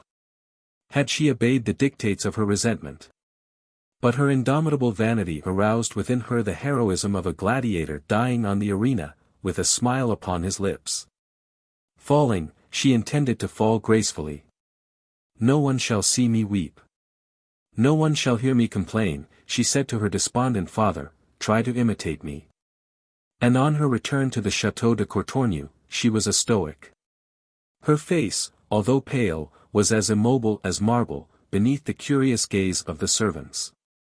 "I am to be called mademoiselle as in the past," she said, imperiously. "Anyone forgetting this order will be dismissed." A maid forgot that very day, and uttered the prohibited word, "Madame." The poor girl was instantly dismissed, in spite of her tears and protestations. All the servants were indignant. "Does she hope to make us forget that she is married and that her husband has deserted her?" they queried. Alas! She wished to forget it herself. She wished to annihilate all recollection of that fatal day whose son had seen her a maiden, a wife, and a widow. For was she not really a widow? Only it was not death which had deprived her of her husband, but an odious rival, an infamous and perfidious creature lost to all sense of shame.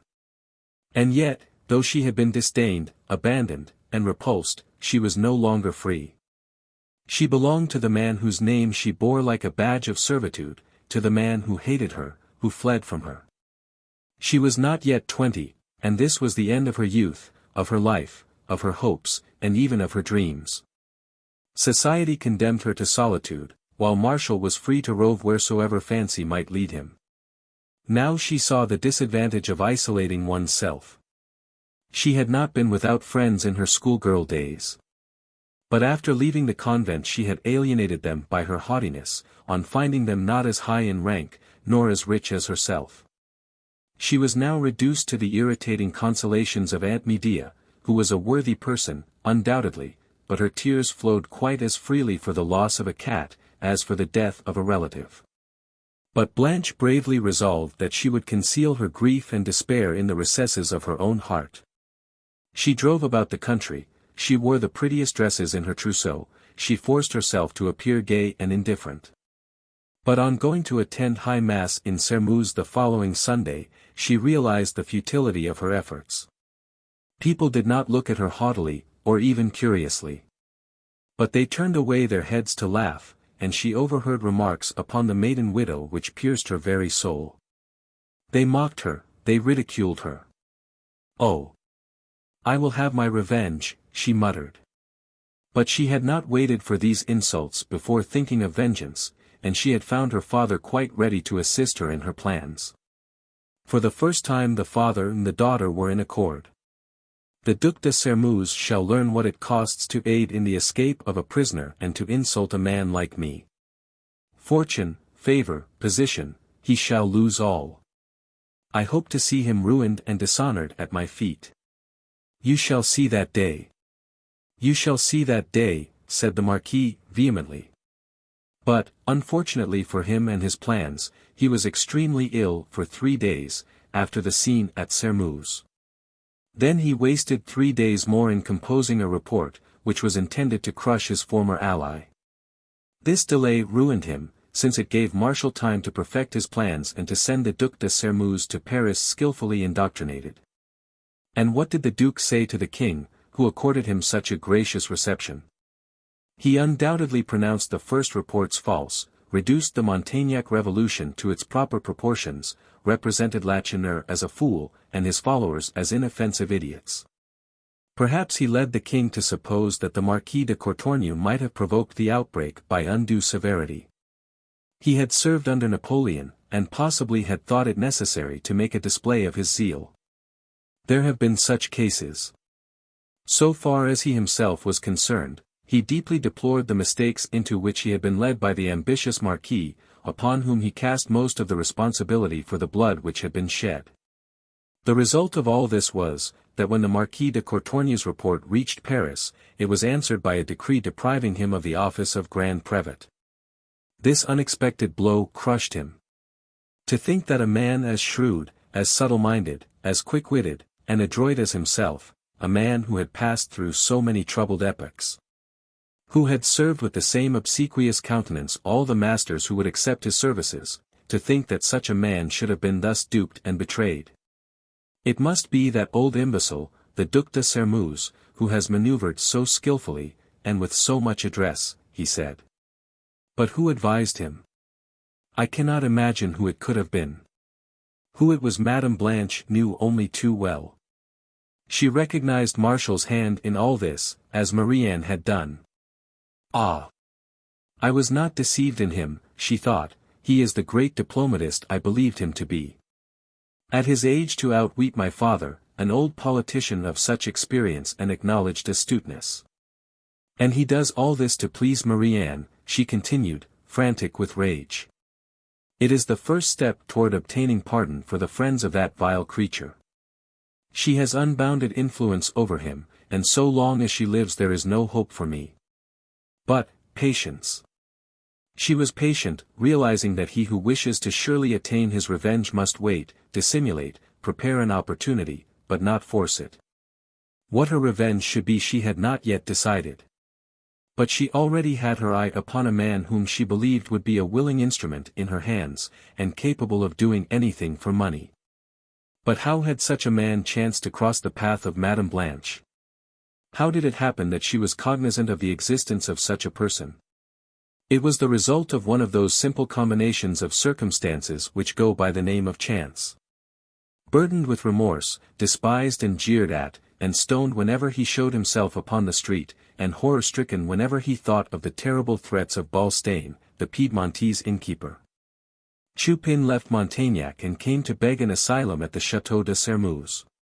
In his ignorance, he thought that the Grand Seigneur who had employed him, and who had profited by his treason, owed him, over and above the promised reward, aid and protection.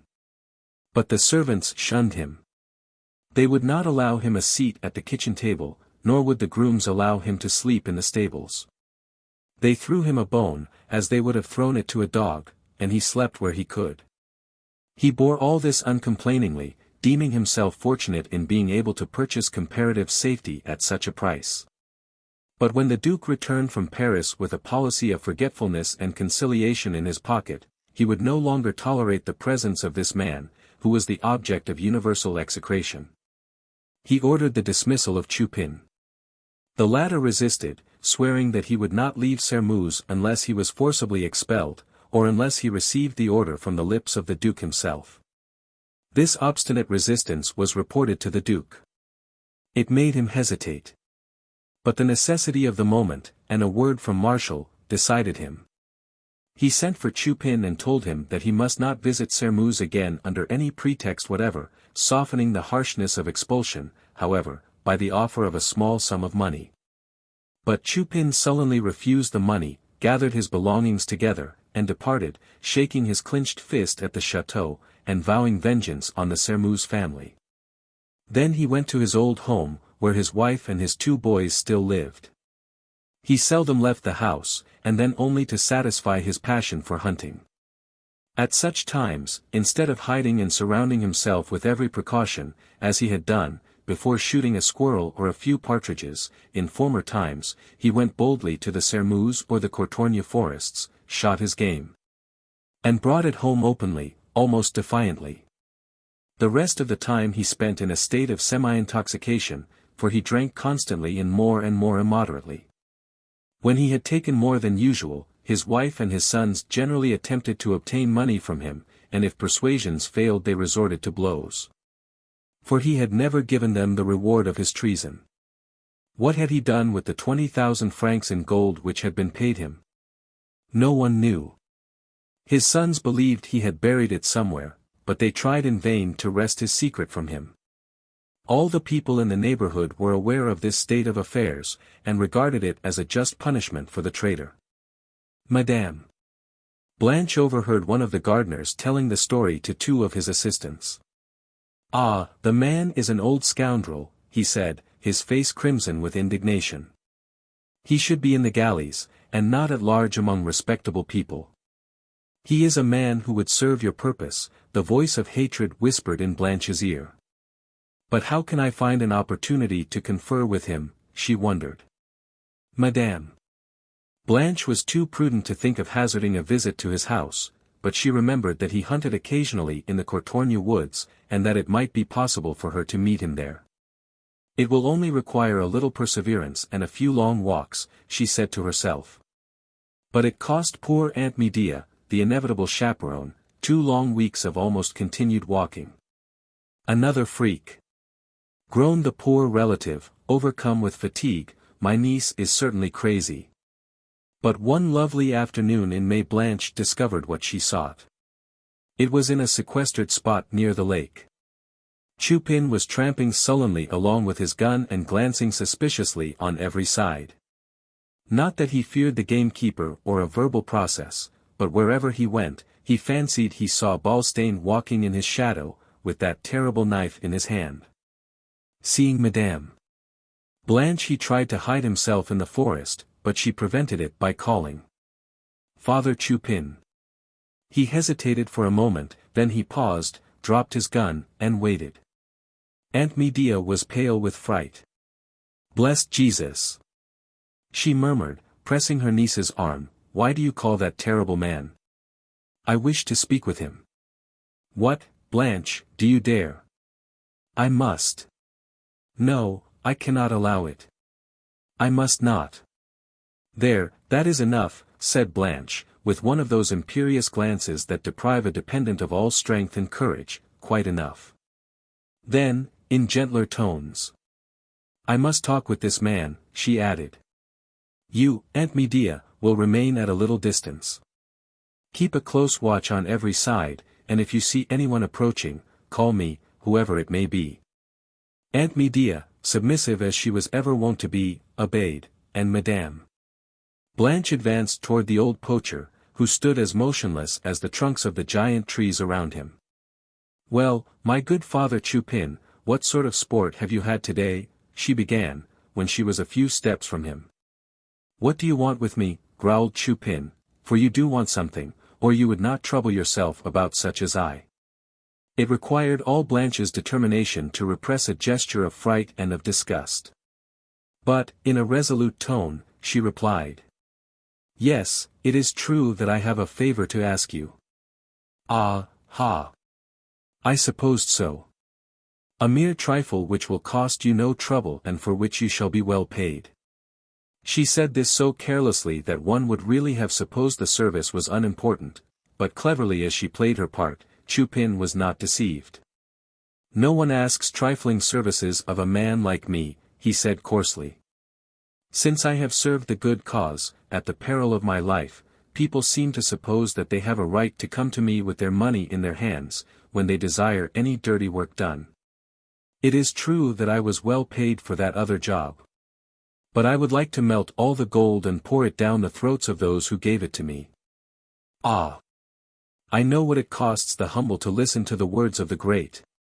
Go your way, and if you have any wickedness in your head, do it yourself." He shouldered his gun and was moving away, when Madame Blanche said, coldly, "It was because I knew your wrongs that I stopped you. I thought you would be glad to serve me, because I hate the Sairmeuse." These words excited the interest of the old poacher, and he paused. "I know very well that you hate the Sairmeuse now, but—" "But what?" "In less than a month you will be reconciled. And you will pay the expenses of the war and of the reconciliation. That old wretch, Chupin. We shall never be reconciled." He growled, after deliberating a while. "And if I should aid you, what compensation will you give me?" "I will give you whatever you desire, money, land, a house." "Many thanks. I desire something quite different." "What?" "Name your conditions." Chupin reflected a moment, then he replied. "This is what I desire. I have enemies, I do not even feel safe in my own house. My sons abuse me when I have been drinking, my wife is quite capable of poisoning my wine, I tremble for my life and for my money. I cannot endure this existence much longer. Promise me an asylum in the Château de Courtornieu, and I am yours. In your house I shall be safe. But let it be understood, I will not be ill-treated by the servants as I was at Sairmeuse. It shall be as you desire. Swear it by your hope of heaven." "I swear." There was such an evident sincerity in her accent that Chupin was reassured. He leaned toward her, and said, in a low voice, "Now tell me your business." His small grey eyes glittered with a demoniac light, his thin lips were tightly drawn over his sharp teeth, he was evidently expecting some proposition to murder, and he was ready.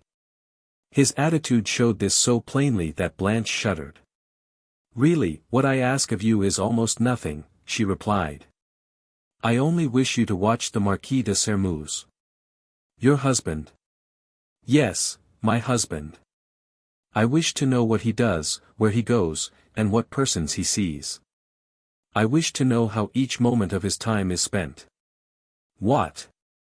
Seriously, frankly, is this all that you desire of me?" Chupin asked. "For the present, yes. My plans are not yet decided. It depends upon circumstances what action I shall take." "You can rely upon me," he responded, "but I must have a little time." "Yes, I understand. Today is Saturday, will you be ready to report on Thursday?" "In 5 days?" "Yes, probably. In that case, meet me here on Thursday, at this same hour." A cry from Aunt Medea interrupted them. "Someone is coming." Madame Blanche exclaimed. "Quick! We must not be seen together. Conceal yourself." With a bound the old poacher disappeared in the forest. A servant had approached Aunt Medea, and was speaking to her with great animation. Blanche hastened toward them. "Ah! Mademoiselle," exclaimed the servant, "we have been seeking you everywhere for 3 hours. Your father, Monsieur le Marquis, mon Dieu! What a misfortune! A physician has been summoned." "Is my father dead?" "No, mademoiselle, no, but, how can I tell you? When the Marquis went out this morning his actions were very strange, and, when he returned." As he spoke the servant tapped his forehead with the end of his forefinger. "You understand me, mademoiselle, when he returned, reason had fled." Without waiting for her terrified aunt, Blanche darted in the direction of the chateau. "How is the Marquis?" she inquired of the first servant whom she met. "He is in his room on the bed, he is more quiet now. She had already reached his room. He was seated upon the bed, and 2 servants were watching his every movement. His face was livid, and a white foam had gathered upon his lips. Still, he recognized his daughter. "Here you are," said he. "I was waiting for you." She remained upon the threshold, quite overcome, although she was neither tender-hearted nor impressionable. "My father," she faltered. "Good heavens! What has happened?" He uttered a discordant laugh. "Ah, ha," he exclaimed, "I met him. Do you doubt me? I tell you that I saw the wretch. I know him well. Have I not seen his cursed face before my eyes for more than a month, for it never leaves me? I saw him. It was in the forest near the Sanguil rocks. You know the place, it is always dark there, on account of the trees. I was returning slowly, thinking of him, when suddenly he sprang up before me, extending his arms as if to bar my passage. 'Come,' said he, 'you must come and join me.' He was armed with a gun. He fired. The Marquis paused, and Blanche summoned sufficient courage to approach him. For more than a minute she fastened upon him that cold and persistent look that is said to exercise such power over those who have lost their reason. Then, shaking him energetically by the arm, she said, almost roughly, "Control yourself, father. You are the victim of an hallucination. It is impossible that you have seen the man of whom you speak." Who it was that M. de Courtornieu supposed he had seen, Blanche knew only too well, but she dared not, could not, utter the name. But the Marquis had resumed his incoherent narrative. "Was I dreaming?" he continued. "No, it was certainly Lacheneur who confronted me. I am sure of it, and the proof is, that he reminded me of a circumstance which occurred in my youth, and which was known only to him and me. It happened during the Reign of Terror. He was all-powerful in Montagnac. And I was accused of being in correspondence with the émigrés. My property had been confiscated, and every moment I was expecting to feel the hand of the executioner upon my shoulder, when Lacheneur took me into his house. He concealed me. He furnished me with a passport, he saved my money, and he saved my head. I sentenced him to death. That is the reason why I have seen him again. I must rejoin him, he told me so, I am a dying man." He fell back upon his pillows, pulled the sheet up over his face, and, lying there, rigid and motionless, one might readily have supposed it was a corpse, whose outlines could be vaguely discerned through the bed coverings. Mute with horror, the servants exchanged frightened glances. Such baseness and ingratitude amazed them. It seemed incomprehensible to them, under such circumstances, that the Marquis had not pardoned Lacheneur. "Madame." Blanche alone retained her presence of mind. Turning to her father's valet, she said, "It is not possible that anyone has attempted to injure my father. I beg your pardon, mademoiselle, a little more and he would have been killed." "How do you know this?" "In undressing the Marquis I noticed that he had received a wound in the head. I also examined his hat, and in it I found 3 holes, which could only have been made by bullets. The worthy valet de chambre was certainly more agitated than the daughter. Then someone must have attempted to assassinate my father," she murmured, "and this attack of delirium has been brought on by fright. How can we find out who the would-be murderer was?" The servant shook his head. "I suspect that old poacher, who is always prowling around, is the guilty man, Chupin. No, it could not have been he. Ah! I am almost sure of it. There is no one else in the neighborhood capable of such an evil deed." Madame Blanche could not give her reasons for declaring Chupin innocent. Nothing in the world would have induced her to admit that she had met him, talked with him for more than half an hour, and just parted from him. She was silent. In a few moments the physician arrived. He removed the covering from M. de Courtornieu's face, he was almost compelled to use force to do it, examined the patient with evident anxiety, then ordered mustard plasters, applications of ice to the head, leeches, and a potion. for which a servant was to gallop to Montaignac at once. All was bustle and confusion. When the physician left the sick room, Madame Blanche followed him. "Well, doctor," she said, with a questioning look. With considerable hesitation, he replied. People sometimes recover from such attacks. It really mattered little to Blanche whether her father recovered or died, but she felt that an opportunity to recover her lost prestige was now afforded her. If she desired to turn public opinion against Martial, she must improvise for herself an entirely different reputation. If she could erect a pedestal upon which she could pose as a patient victim, her satisfaction would be intense. Such an occasion now offered itself, and she seized it at once. Never did a devoted daughter lavish more touching and delicate attentions upon a sick father. It was impossible to induce her to leave his bedside for a moment. It was only with great difficulty that they could persuade her to sleep for a couple of hours, in an armchair in the sick room. But while she was playing the role of Sister of Charity, which she had imposed upon herself, her thoughts followed Chupin. What was he doing in Montaignac? Was he watching Martial as he had promised? How slow the day appointed for the meeting was in coming. It came at last, however, and after entrusting her father to the care of Aunt Medea, Blanche made her escape. The old poacher was awaiting her at the appointed place. "Speak," said Madame Blanche. "I would do so willingly, only I have nothing to tell you." "What? You have not watched the Marquis? Your husband?" "Excuse me, I have followed him, like his own shadow. But what would you have me say to you? Since the Duke left for Paris, your husband has charge of everything." "Ah! You would not recognize him. He is always busy now. He is up at cockcrow and he goes to bed with the chickens. He writes letters all the morning. In the afternoon he receives all who call upon him. The retired officers are hand and glove in with him. He has reinstated 5 or 6 of them, and he has granted pensions to 2 others. He seldom goes out, and never in the evening." He paused, and for more than a minute Blanche was silent. She was confused and agitated by the question that rose to her lips. What humiliation!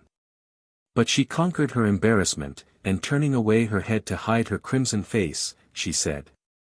"But he certainly has a mistress." Chupin burst into a noisy laugh. "Well, we have come to it at last," he said, with an audacious familiarity that made Blanche shudder.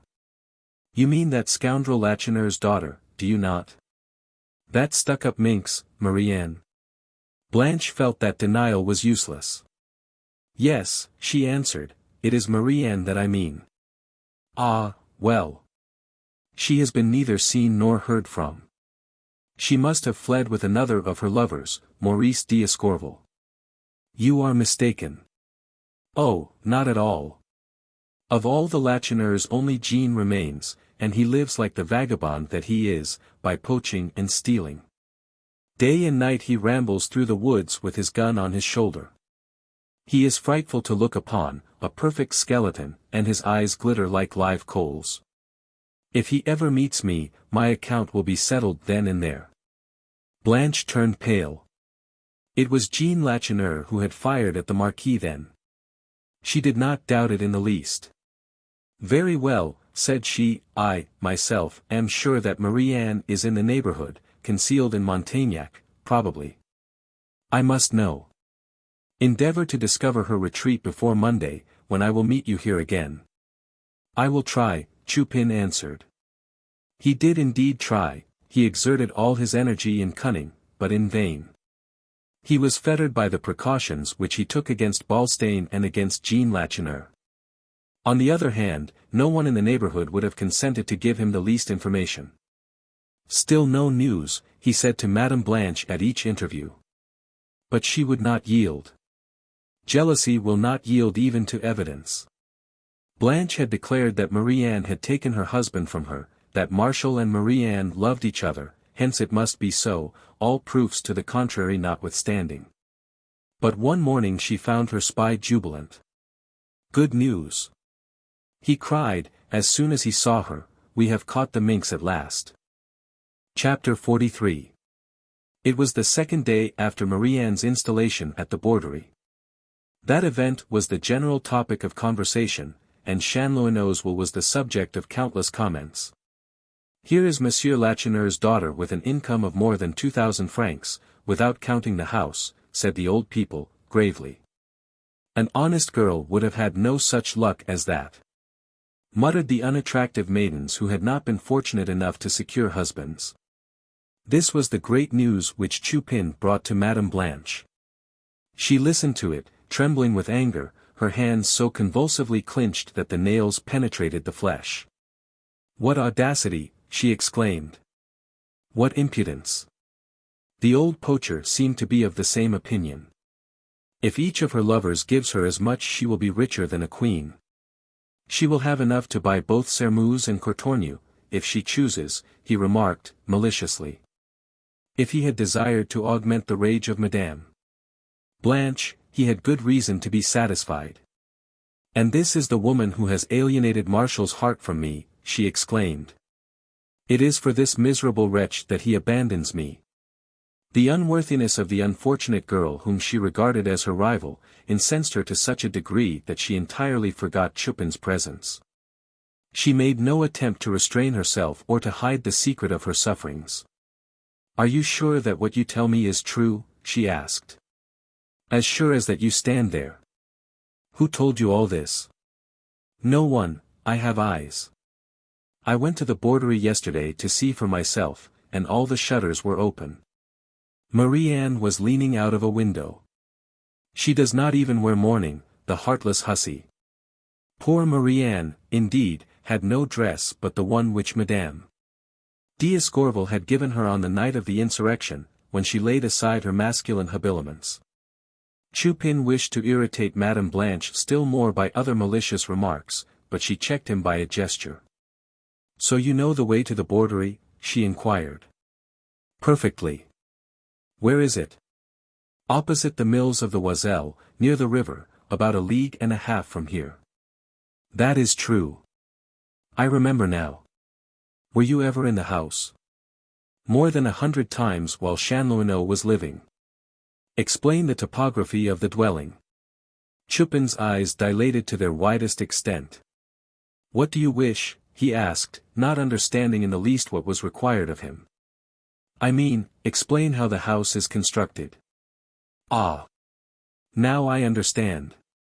The house is built upon an open space a little distance from the road. Before it is a small garden, and behind it an orchard enclosed by a hedge. Back of the orchard, to the right, are the vineyards, but on the left side is a small grove that shades a spring." He paused suddenly, and with a knowing wink, inquired. "But what use do you expect to make of all this information? What does that matter to you? How is the interior arranged?" "There are 3 large square rooms on the ground floor, besides the kitchen and a small dark room." "Now, what is on the floor above?" "I have never been up there." "How are the rooms furnished which you have visited?" "Like those in any peasant's house." Certainly no one was aware of the existence of the luxurious apartment which Chanlouineau had intended for Marie-Anne. He had never spoken of it, and had even taken the greatest precautions to prevent anyone from seeing him transport the furniture. "How many doors are there?" inquired Blanche. 3. One opening into the garden, another into the orchard, another communicating with the stables. The staircase leading to the floor above is in the middle room. "And is Marie-Anne alone at the Borderie?" "Entirely alone at present. But I suppose it will not be long before her brigand of a brother joins her." Madame Blanche fell into a reverie so deep and so prolonged that Chupin at last became impatient. He ventured to touch her upon the arm, and, in a wily voice, he said, "Well, what shall we decide?" Blanche shuddered like a wounded man on hearing the terrible click of the surgeon's instruments. "My mind is not yet made up," she replied. "I must reflect, I will see." And remarking the old poacher's discontented face, she said, vehemently, "I will do nothing lightly. Do not lose sight of Martial. If he goes to the Borderie, and he will go there, I must be informed of it. If he writes, and he will write, try to procure one of his letters. I must see you every other day. Do not rest.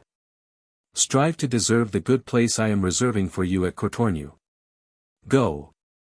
He departed without a word, but also without attempting to conceal his disappointment and chagrin. It serves you right for listening to a silly, affected woman, he growled. She fills the air with her ravings. She wishes to kill everybody, to burn and destroy everything. She only asks for an opportunity. The occasion presents itself, and her heart fails her. She draws back, she is afraid. Chupin did Madame Blanche great injustice. The movement of horror which he had observed was the instinctive revolt of the flesh, and not a faltering of her inflexible will. Her reflections were not of a nature to appease her rancor. Whatever Chupin and all Sairmeuse might say to the contrary, Blanche regarded this story of Marie-Anne's travels as a ridiculous fable. In her opinion, Marie-Anne had simply emerged from the retreat where Martial had deemed it prudent to conceal her. But why this sudden reappearance? The vindictive woman was ready to swear that it was out of mere bravado, and intended only as an insult to her. And I will have my revenge, she thought. I would tear my heart out if it were capable of cowardly weakness under such provocation. The voice of conscience was unheard in this tumult of passion. Her sufferings, and Jean Lacheneur's attempt upon her father's life seemed to justify the most extreme measures. She had plenty of time now to brood over her wrongs, and to concoct schemes of vengeance. Her father no longer required her care. He had passed from the frenzied ravings of insanity and delirium to the stupor of idiocy. The physician declared his patient cured. Cured. The body was cured, perhaps, but reason had succumbed. All traces of intelligence had disappeared from this once mobile face, so ready to assume any expression which the most consummate hypocrisy required. There was no longer a sparkle in the eye which had formerly gleamed with cunning, and the lower lip hung with a terrible expression of stupidity. And there was no hope of any improvement. A single passion, the table, took the place of all the passions which had formerly swayed the life of this ambitious man. The Marquis, who had always been temperate in his habits, now ate and drank with the most disgusting voracity, and he was becoming immensely corpulent. A soulless body, he wandered about the chateau and its surroundings without projects, without aim. Self-consciousness, all thought of dignity, knowledge of good and evil, memory, he had lost all these. Even the instinct of self-preservation, the last which dies within us, had departed, and he had to be watched like a child. Often, as the Marquis roamed about the large gardens, his daughter regarded him from her window with a strange terror in her heart. But this warning of Providence only increased her desire for revenge. Who would not prefer death to such a misfortune, she murmured. Ah! Jean Lacheneur's revenge is far more terrible than it would have been had his bullet pierced my father's heart. It is a revenge like this that I desire. It is due me. I will have it. She saw Chupin every 2 or 3 days, sometimes going to the place of meeting alone, sometimes accompanied by Aunt Medea. The old poacher came punctually, although he was beginning to tire of his task. I am risking a great deal, he growled. I supposed that Jean Lacheneur would go and live at the Borderie with his sister. Then, should be safe. But no. The brigand continues to prowl around with his gun under his arm, and to sleep in the woods at night. What game is he hunting? Father Chupin, of course. On the other hand, I know that my rascally innkeeper over there has abandoned his inn and mysteriously disappeared. Where is he? Hidden behind one of these trees, perhaps, deciding in which portion of my body he shall plunge his knife. What irritated the old poacher most of all was, that after 2 months of surveillance, he had arrived at the conclusion that, whatever might have been the relations existing between Martial and Marie-Anne in the past, all was now over between them. But Blanche would not admit this. Say that they are more cunning than you, Father Chupin. Cunning, and how? Since I have been watching the Marquis, he has not once passed outside the fortifications. On the other hand, the postman at Sermuz, who has been adroitly questioned by my wife, declares that he has not taken a single letter to the Borderie. Had it not been for the hope of a safe and pleasant retreat at Courtornieu, Chupin would have abandoned his task, and, in spite of the tempting rewards that were promised him, he had relaxed his surveillance. If he still came to the rendezvous, it was only because he had fallen into the habit of claiming some money for his expenses each time. And when Madame Blanche demanded an account of everything that Martial had done, he told her anything that came into his head. Madame Blanche soon discovered this. One day, early in September, she interrupted him as he began the same old story, and, looking him steadfastly in the eye, she said, "Either you are betraying me, or you are a fool. Yesterday Martial and Marie-Anne spent a quarter of an hour together at the Croix d'Arcy." Chapter 44. The old physician at Vigano, who had come to Marie-Anne's aid, was an honorable man. His intellect was of a superior order, and his heart was equal to his intelligence. He knew life. He had loved and suffered, and he possessed two sublime virtues, forbearance and charity. It was easy for such a man to read Marie-Anne's character. And while he was at the Borderie he endeavored in every possible way to reassure her, and to restore the self-respect of the unfortunate girl who had confided in him. Had he succeeded? He certainly hoped so. But when he departed and Marie-Anne was again left in solitude, she could not overcome the feeling of despondency that stole over her. Many, in her situation, would have regained their serenity of mind, and even rejoiced. Had she not succeeded in concealing her fault? Who suspected it, except, perhaps, the abbé? Hence, Marie-Anne had nothing to fear, and everything to hope. But this conviction did not appease her sorrow.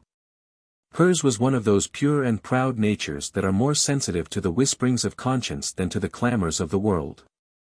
She had been accused of having 3 lovers, Chanlouineau, Martial, and Maurice. The calumny had not moved her. What tortured her was what these people did not know, the truth. Nor was this all. The sublime instinct of maternity had been awakened within her. When she saw the physician depart, bearing her child, she felt as if soul and body were being rent asunder. When could she hope to see again this little son who was doubly dear to her by reason of the very sorrow and anguish he had caused her? The tears gushed to her eyes when she thought that his first smile would not be for her. Ah! Had it not been for her promise to Maurice, she would unhesitatingly have braved public opinion, and kept her precious child. Her brave and honest nature could have endured any humiliation far better than the continual lie she was forced to live.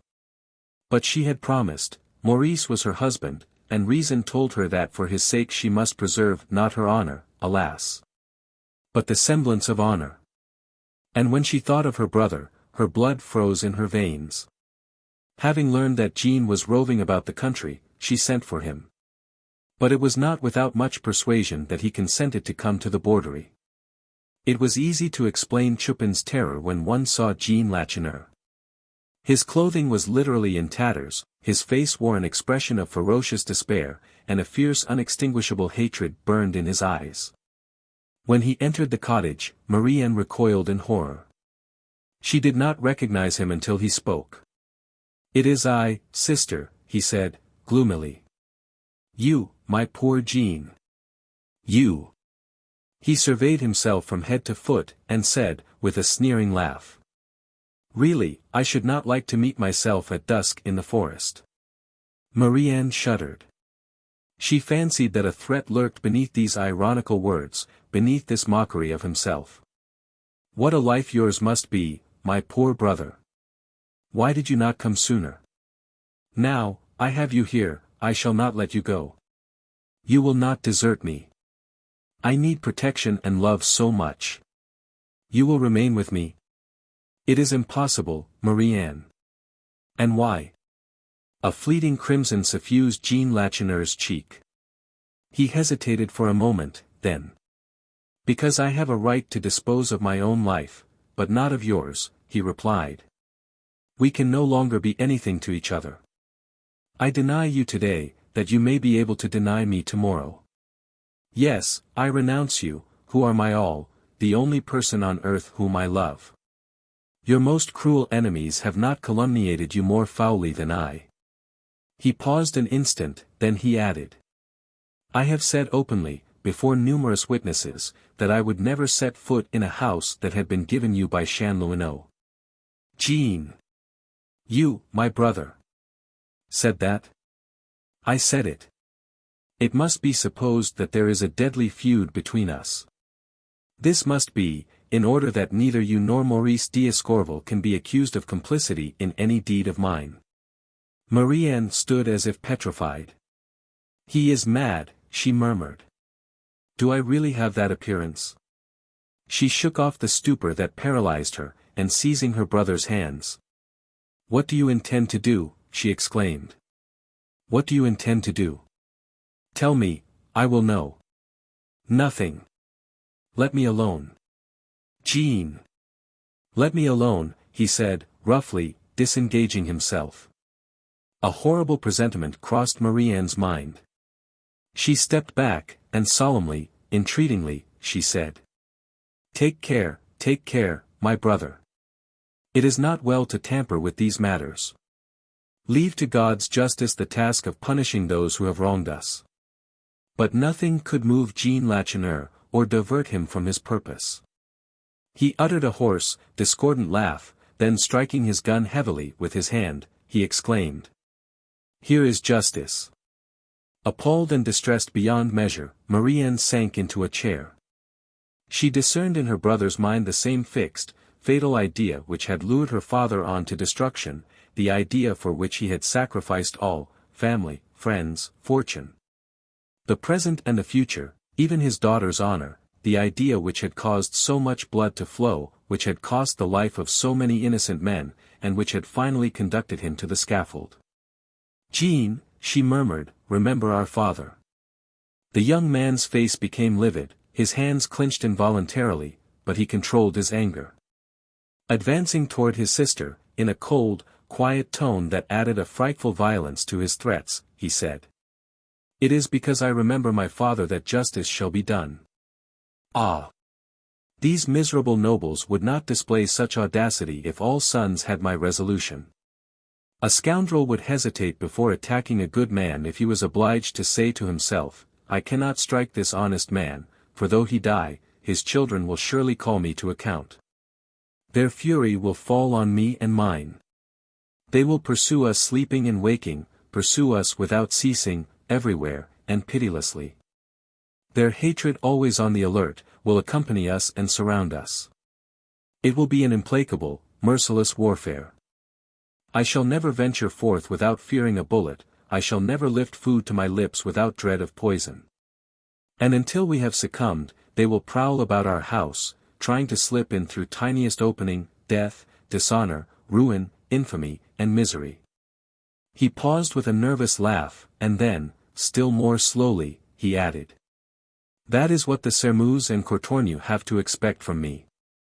It was impossible to mistake the meaning of Jean Lacheneur's words. His threats were not the wild ravings of anger.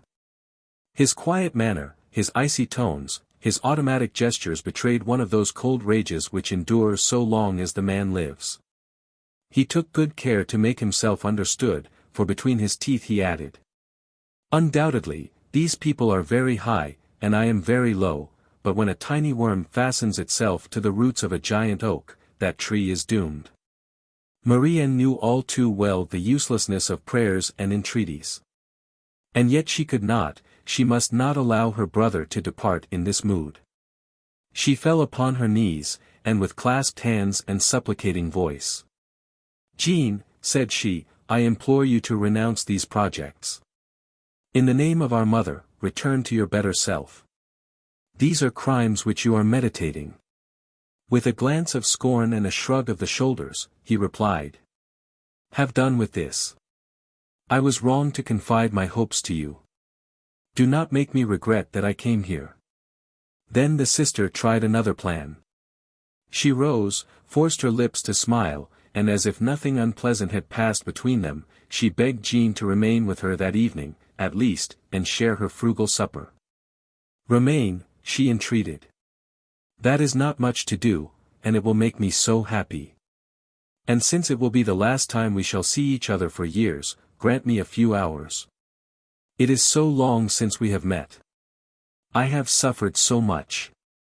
I have so many things to tell you.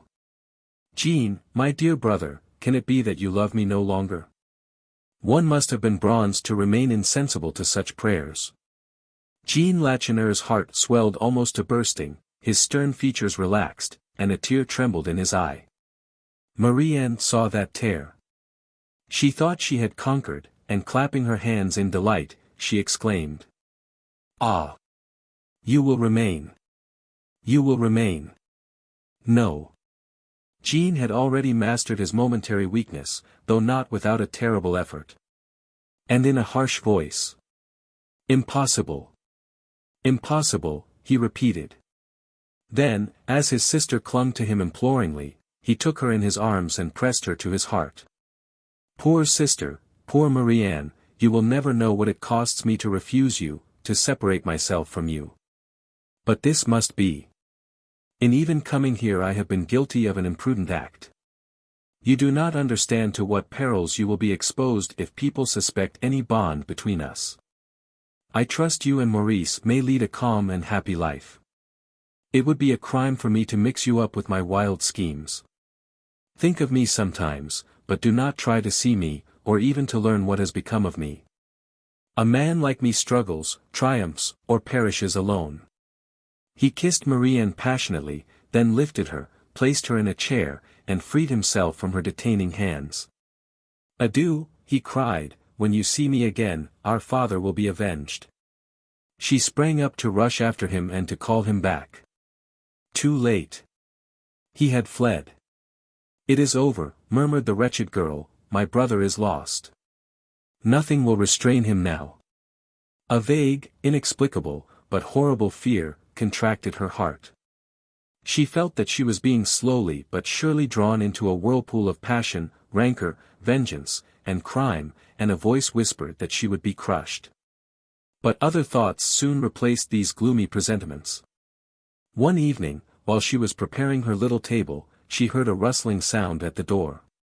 She turned and looked, someone had slipped a letter under the door. Courageously, and without an instant's hesitation, she sprang to the door and opened it. No one was there. The night was dark, and she could distinguish nothing in the gloom without. She listened, not a sound broke the stillness. Agitated and trembling she picked up the letter, approached the light, and looked at the address. The Marquis de Sairmeuse, she exclaimed, in amazement. She recognized Martial's handwriting. So he had written to her. He had dared to write to her. Her first impulse was to burn the letter. She held it to the flame, then the thought of her friends concealed at Father Poignat's farm made her withdraw it. For their sake, she thought, I must read it. She broke the seal with the arms of the de Sairmeuse family inscribed upon it, and read. My dear Marie-Anne, perhaps you have suspected who it is that has given an entirely new, and certainly surprising, direction to events. Perhaps you have also understood the motives that guided him. In that case I am amply repaid for my efforts, for you cannot refuse me your friendship and your esteem. But my work of reparation is not yet accomplished. I have prepared everything for a revision of the judgment that condemned Baron d'Escorval to death, or for procuring a pardon. You must know where the Baron is concealed. Acquaint him with my plans and ascertain whether he prefers a revision of judgment, or a simple pardon. If he desires a new trial, I will give him a letter of license from the King. I await your reply before acting. Marshal de Sairmeuse. Marie-Anne's head whirled. This was the second time that Marshal had astonished her by the grandeur of his passion. How noble the two men who had loved her and whom she had rejected, had proved themselves to be. One, Chanlouineau, after dying for her sake, protected her still. Marshal de Sairmeuse had sacrificed the convictions of his life and the prejudice of his race for her sake. And, with a noble recklessness, hazarded for her the political fortunes of his house. And yet the man whom she had chosen, the father of her child, Maurice d'Escorval, had not given a sign of life since he quitted her, 5 months before. But suddenly, and without reason, Marie-Anne passed from the most profound admiration to the deepest distrust. What if Martial's offer is only a trap? This was the suspicion that darted through her mind. Ah! She thought, the Marquis de Sairmeuse would be a hero if he were sincere. And she did not wish him to be a hero. The result of these suspicions was that she hesitated 5 days before repairing to the rendezvous where Father Poignat usually awaited her. When she did go, she found, not the worthy farmer, but Abbé Midon, who had been greatly alarmed by her long absence. It was night, but Marie-Anne, fortunately, knew Martial's letter by heart. The abbé made her repeat it twice, the second time very slowly, and when she had concluded. "This young man," said the priest, "has the voice and the prejudices of his rank and of his education, but his heart is noble and generous." And when Marie-Anne disclosed her suspicions, "You are wrong, my child," said he, "the Marquis is certainly sincere. It would be wrong not to take advantage of his generosity. Such, at least, is my opinion. Entrust this letter to me. I will consult the Baron, and tomorrow I will tell you our decision." The abbé was awaiting her with feverish impatience on the same spot, when she rejoined him 24 hours later. "Monsieur d'Escorval agrees with me that we must trust ourselves to the Marquis de Sairmeuse. Only the Baron, being innocent, cannot, will not, accept a pardon. He demands a revision of the iniquitous judgment which condemned him." Although she must have foreseen this determination, Marie-Anne seemed stupefied. "What," said she. "Monsieur d'Escorval will give himself up to his enemies? Does not the Marquis de Sairmeuse promise him a letter of license, a safe conduct from the king?" "Yes." She could find no objection, so in a submissive tone, she said. "In this case, monsieur, I must ask you for a rough draft of the letter I am to write to the Marquis." The priest did not reply for a moment. It was evident that he felt some misgivings. At last, summoning all his courage, he said, "It would be better not to write. But it is not that I distrust the Marquis, not by any means, but a letter is dangerous. It does not always reach the person to whom it is addressed. You must see Monsieur de Sairmeuse." Marie-Anne recoiled in horror. "Never! Never!" she exclaimed. The abbé did not seem surprised. "I understand your repugnance, my child," he said, gently. "Your reputation has suffered greatly through the attentions of the Marquis. Oh! Sir, I entreat you. But one should not hesitate, my child, when duty speaks. You owe this sacrifice to an innocent man who has been ruined through your father." He explained to her all that she must say, and did not leave her until she had promised to see the Marquis in person. But the cause of her repugnance was not what the abbé supposed. Her reputation. Alas! She knew that was lost forever. No, it was not that. A fortnight before she would not have been disquieted by the prospect of this interview. Then, though she no longer hated Martial, he was perfectly indifferent to her, while now, perhaps in choosing the Croix d'Arcy for the place of meeting, she hoped that this spot, haunted by so many cruel memories, would restore her former aversion. On pursuing the path leading to the place of rendezvous, she said to herself that Martial would undoubtedly wound her by the tone of careless gallantry which was habitual to him. But in this she was mistaken. Martial was greatly agitated, but he did not utter a word that was not connected with the Baron. It was only when the conference was ended, and he had consented to all the conditions, that he said, sadly, "We are friends, are we not?" In an almost inaudible voice she answered, "Yes." And that was all. He remounted his horse which had been held by a servant, and departed in the direction of Montaignac. Breathless, with cheeks on fire, Marie-Anne watched him as he disappeared. And then her inmost heart was revealed as by a lightning flash. "Mon Dieu! Wretch that I am," she exclaimed. "Do I not love? Is it possible that I could ever love any other than Maurice, my husband, the father of my child? Her voice was still trembling with emotion when she recounted the details of the interview to the abbé. But he did not perceive it. He was thinking only of the Baron.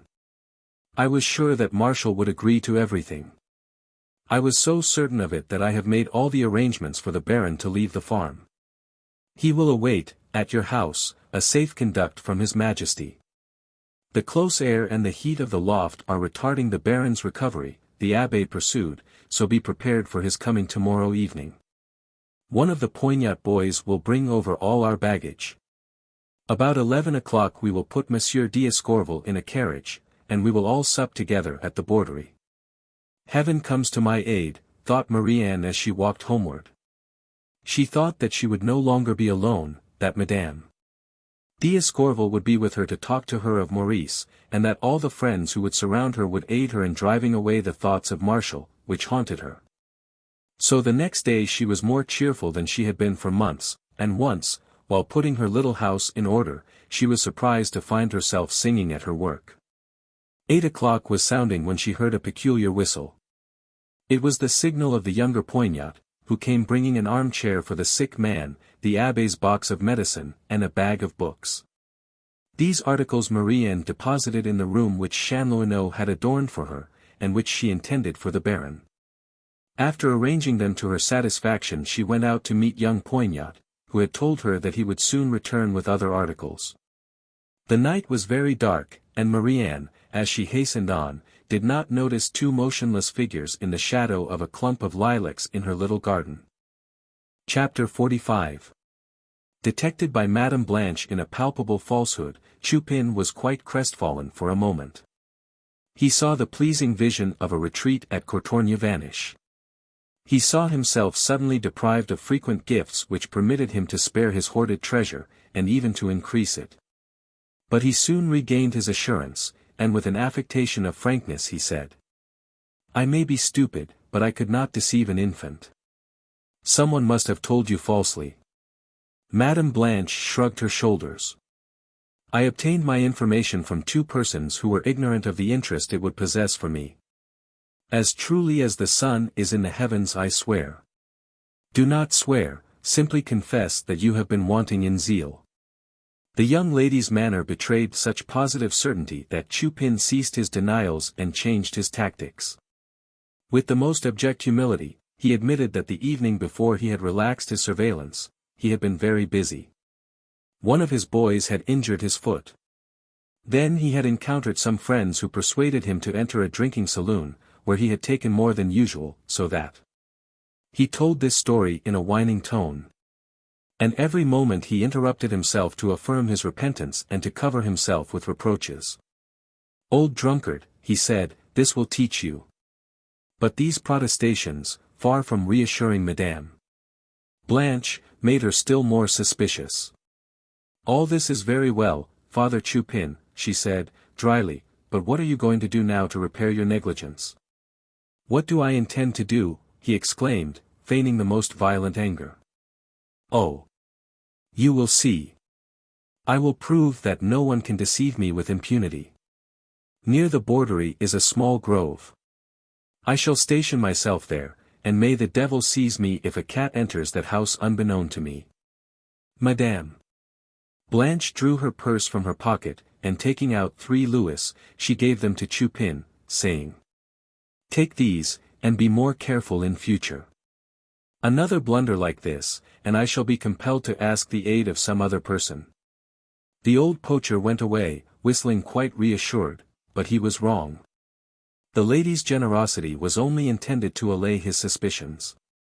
And why should she not suppose he had betrayed her, this miserable wretch, who made it his business to betray others?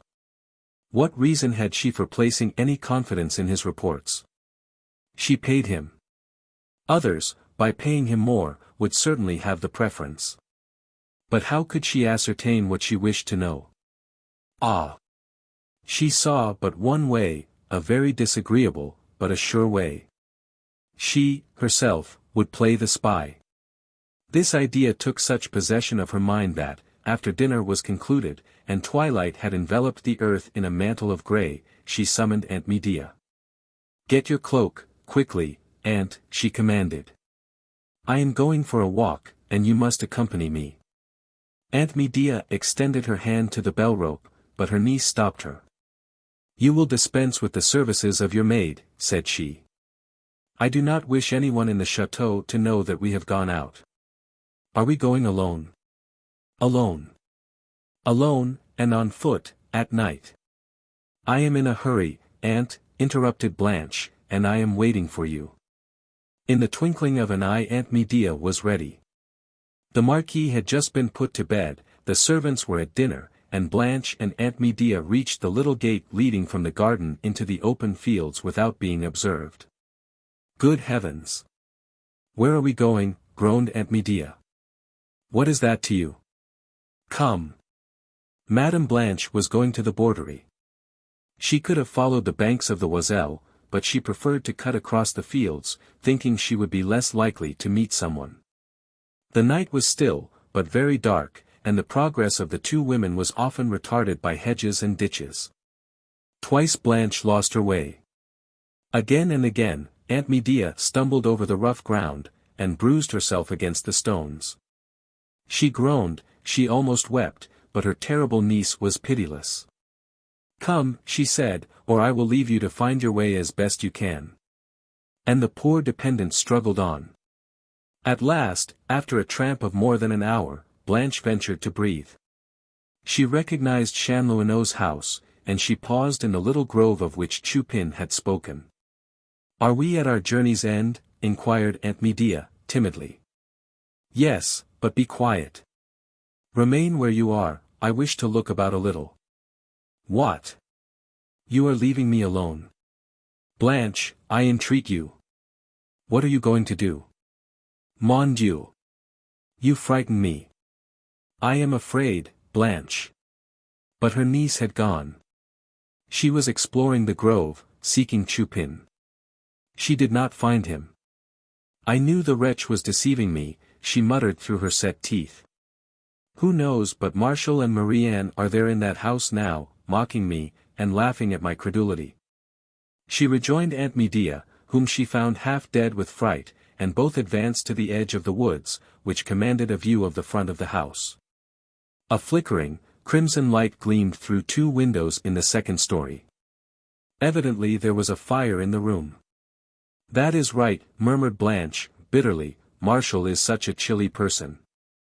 She was about to approach the house, when a peculiar whistle rooted her to the spot. She looked about her, and, in spite of the darkness, she discerned in the footpath leading to the Borderie, a man laden with articles which she could not distinguish. Almost immediately a woman, certainly Marie-Anne, left the house and advanced to meet him. They exchanged a few words and then walked together to the house. Soon after the man emerged without his burden and went away. "What does this mean?" murmured Madame Blanche. She waited patiently for more than half an hour, and as nothing stirred. "Let us go nearer," she said to Aunt Medea, "I wish to look through the windows."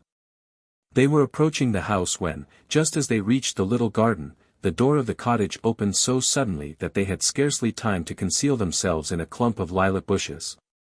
Marie-Anne came out, imprudently leaving the key in the door, passed down the narrow path, gained the road, and disappeared. Blanche pressed Aunt Medea's arm with a violence that made her cry out. "Wait for me here," she said, in a strained, unnatural voice, "and whatever happens, whatever you hear, if you wish to finish your days at Courtornieu, not a word.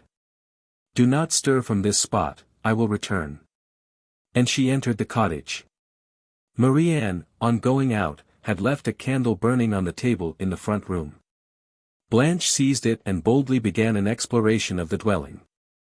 She had gone over the arrangement of the Borderie so often in her own mind that the rooms seemed familiar to her, she seemed to recognize them. In spite of Chupin's description, the poverty of this humble abode astonished her. There was no floor save the ground, the walls were poorly whitewashed, all kinds of grain and bunches of herbs hung suspended from the ceiling, a few heavy tables, wooden benches, and clumsy chairs constituted the entire furniture. Marie-Anne evidently occupied the back room. It was the only apartment that contained a bed. This was one of those immense country affairs, very high and broad, with tall fluted posts, draped with green serge curtains, sliding back and forth on iron rings. At the head of the bed, fastened to the wall, hung a receptacle for holy water. Blanche dipped her finger in the bowl, it was full to the brim. Beside the window was a wooden shelf supported by a hook, and on the shelf stood a basin and bowl of the commonest earthenware. "It must be confessed that my husband does not provide a very sumptuous abode for his idol," said Madame Blanche, with a sneer. She was almost on the point of asking herself if jealousy had not led her astray. She remembered Martial's fastidious tastes, and she did not know how to reconcile them with these meager surroundings. Then, there was the holy water. But her suspicions became stronger when she entered the kitchen. Some savory compound was bubbling in a pot over the fire, and several saucepans, in which fragrant stews were simmering, stood among the warm ashes. "All this cannot be for her," murmured Blanche. Then she remembered the 2 windows in the story above which she had seen illuminated by the trembling glow of the firelight. "I must examine the rooms above," she thought. The staircase led up from the middle of the room, she knew this. She quickly ascended the stairs, pushed open a door, and could not repress a cry of surprise and rage. She found herself in the sumptuously appointed room which Chanlouineau had made the sanctuary of his great love, and upon which he had lavished, with the fanaticism of passion, all that was costly and luxurious. "Then it is true!" exclaimed Blanche. "And I thought just now that all was too meager and too poor. Miserable dupe that I am! Below, all is arranged for the eyes of comers and goers. Here, everything is intended exclusively for themselves. Now, I recognize Martial's astonishing talent for dissimulation. He loves this vile creature so much that he is anxious in regard to her reputation, he keeps his visits to her a secret, and this is the hidden paradise of their love. Here they laugh at me, the poor forsaken wife, whose marriage was but a mockery. She had desired to know the truth. Certainty was less terrible to endure than this constant suspicion, and, as if she found a little enjoyment in proving the extent of Martial's love for a hated rival, she took an inventory, as it were, of the magnificent appointments of the chamber. Feeling the heavy brocaded silk stuff that formed the curtains, and testing the thickness of the rich carpet with her foot. Everything indicated that Marie-Anne was expecting someone: the bright fire, the large armchair placed before the hearth, the embroidered slippers lying beside the chair. And whom could she expect save Martial? The person who had been there a few moments before probably came to announce the arrival of her lover, and she had gone out to meet him. For a trifling circumstance would seem to indicate that this messenger had not been expected. Upon the mantel stood a bowl of still smoking bouillon. It was evident that Marie-Anne was on the point of drinking this when she heard the signal. "Madame." Blanche was wondering how she could profit by her discovery, when her eyes fell upon a large oaken box standing open upon a table near the glass door leading into the dressing-room, and filled with tiny boxes and vials. Mechanically she approached it, and among the bottles she saw 2 of blue glass, upon which the word "poison" was inscribed. Poison. Blanche could not turn her eyes from this word, which seemed to exert a kind of fascination over her. A diabolical inspiration associated the contents of these vials with the bowl standing upon the mantel. "And why not?" she murmured. "I could escape afterward." A terrible thought made her pause. Martial would return with Marie-Anne. Who could say that it would not be he who would drink the contents of the bowl? "God shall decide," she murmured. "It is better one's husband should be dead than belong to another." And with a firm hand, she took up one of the vials. Since her entrance into the cottage Blanche had scarcely been conscious of her acts. Hatred and despair had clouded her brain like fumes of alcohol. But when her hand came in contact with the glass containing the deadly drug, the terrible shock dissipated her bewilderment, she regained the full possession of her faculties, the power of calm deliberation returned. This is proved by the fact that her first thought was this: I am ignorant even of the name of the poison which I hold. What dose must I administer, much or little? She opened the vial, not without considerable difficulty, and poured a few grains of its contents into the palm of her hand. It was a fine, white powder, glistening like pulverized glass, and looking not unlike sugar. Can it really be sugar? She thought. Resolved to ascertain, she moistened the tip of her finger, and collected upon it a few atoms of the powder which she placed upon her tongue. The taste was like that of an extremely acid apple. Without hesitation, without remorse, without even turning pale, she poured into the bowl the entire contents of the vial. Her self-possession was so perfect, she even recollected that the powder might be slow in dissolving, and she stirred it gently for a moment or more. Having done this, she seemed to think of everything. She tasted the bouillon. She noticed a slightly bitter taste, but it was not sufficiently perceptible to awaken distrust. Now Madame Blanche breathed freely. If she could succeed in making her escape, she was avenged. She was going toward the door when a sound on the stairs startled her. Two persons were ascending the staircase. Where should she go? Where could she conceal herself? She was now so sure she would be detected that she almost decided to throw the bowl into the fire, and then boldly face the intruders. But no, a chance remained. She darted into the dressing room. She dared not close the door. The least click of the latch would have betrayed her. Marie-Anne entered the chamber, followed by a peasant, bearing a large bundle. "Ah! Here is my candle," she exclaimed, as she crossed the threshold. "Joy must be making me lose my wits. I could have sworn that I left it on the table downstairs." Blanche shuddered. She had not thought of this circumstance. "Where shall I put this clothing?" asked the young peasant. "Lay it down here." "I will arrange the articles by and by," replied Marie-Anne. The boy dropped his heavy burden with a sigh of relief. "This is the last," he exclaimed. "Now, our gentleman can come." "At what hour will he start?" inquired Marie-Anne. "At 11 o'clock. It will be nearly midnight when he gets here." Marie-Anne glanced at the magnificent clock on the mantel. "I have still 3 hours before me," said she, "more time than I shall need. Supper is ready. I am going to set the table here, by the fire. Tell him to bring a good appetite." "I will tell him, and many thanks, mademoiselle, for having come to meet me and aid me with my second load. It was not so very heavy, but it was clumsy to handle. Will you not accept a glass of wine?" "No, thank you. I must hasten back. Au revoir, Mademoiselle Lacheneur." Au revoir, Poignat. This name Poignat had no significance in the ears of Blanche. Ah! Had she heard Monsieur d'Escorval's or the Abbé's name mentioned, she might have felt some doubt of Marie-Anne's guilt, her resolution might have wavered, and, who knows? But no. Young Poignat, in referring to the Baron, had said, "Our gentleman." Marie-Anne said, "He." Is not he always the person who is uppermost in our minds, the husband whom one hates or the lover whom one adores?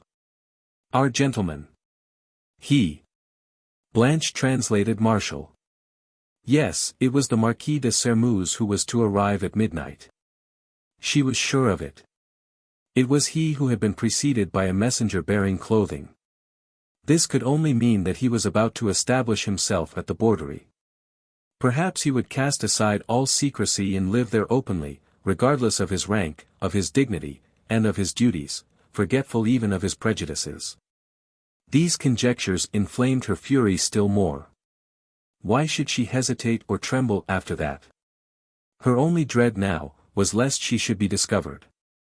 Aunt Medea was, it is true, in the garden. But after the orders she had received the poor woman would remain motionless as stone behind the clump of lilacs, the entire night if necessary. For 2 hours and a half Marie-Anne would be alone at the Borderie. Blanche reflected that this would give her ample time to watch the effects of the poison upon her hated rival. When the crime was discovered she would be far away. No one knew she had been absent from Courtornieu. No one had seen her leave the chateau, Aunt Medea would be as silent as the grave. And besides, who would dare to accuse her, Marquise de Sermuz née Blanche de Courtornieu, of being the murderer? But she does not drink it. Blanche thought. Marie-Anne had, in fact, forgotten the bouillon entirely. She had opened the bundle of clothing, and was busily arranging the articles in a wardrobe near the bed. Who talks of presentiments? She was as gay and vivacious as in her days of happiness, and as she worked, she hummed an air that Maurice had often sung. She felt that her troubles were nearly over, her friends would soon be around her. When her task of putting away the clothing was completed and the wardrobe closed, she drew a small table up before the fire. Not until then did she notice the bowl standing upon the mantel. "Stupid," she said, with a laugh. And taking the bowl she raised it to her lips. From her hiding-place Blanche had heard Marie-Anne's exclamation, she saw the movement, and yet not the slightest remorse struck her soul. Marie-Anne drank but one mouthful, then, in evident disgust, set the bowl down. A horrible dread made the watcher's heart stand still. Does she notice a peculiar taste in the bouillon, she thought. No. But it had grown cold, and a slight coating of grease had formed over the top. Marie-Anne took the spoon, skimmed the bouillon, and then stirred it up for some time, to divide the greasy particles. After she had done this she drank the liquid, put the bowl back upon the mantel, and resumed her work. It was done. The denouement no longer depended upon Blanche de Courtornieu's will. Come what would, she was a murderess. But though she was conscious of her crime, the excess of her hatred prevented her from realizing its enormity. She said to herself that it was only an act of justice which she had accomplished. That the vengeance she had taken was not proportionate to the offense, and that nothing could atone for the torture she had endured. But in a few moments a sinister apprehension took possession of her mind. Her knowledge of the effects of poison was extremely limited. She had expected to see Marie-Anne fall dead before her, as if stricken down by a thunderbolt. But no. The moments slipped by, and Marie-Anne continued her preparations for supper as if nothing had occurred. She spread a white cloth over the table, smoothed it with her hands, and placed a dish upon it. What if she should come in here? Thought Blanche.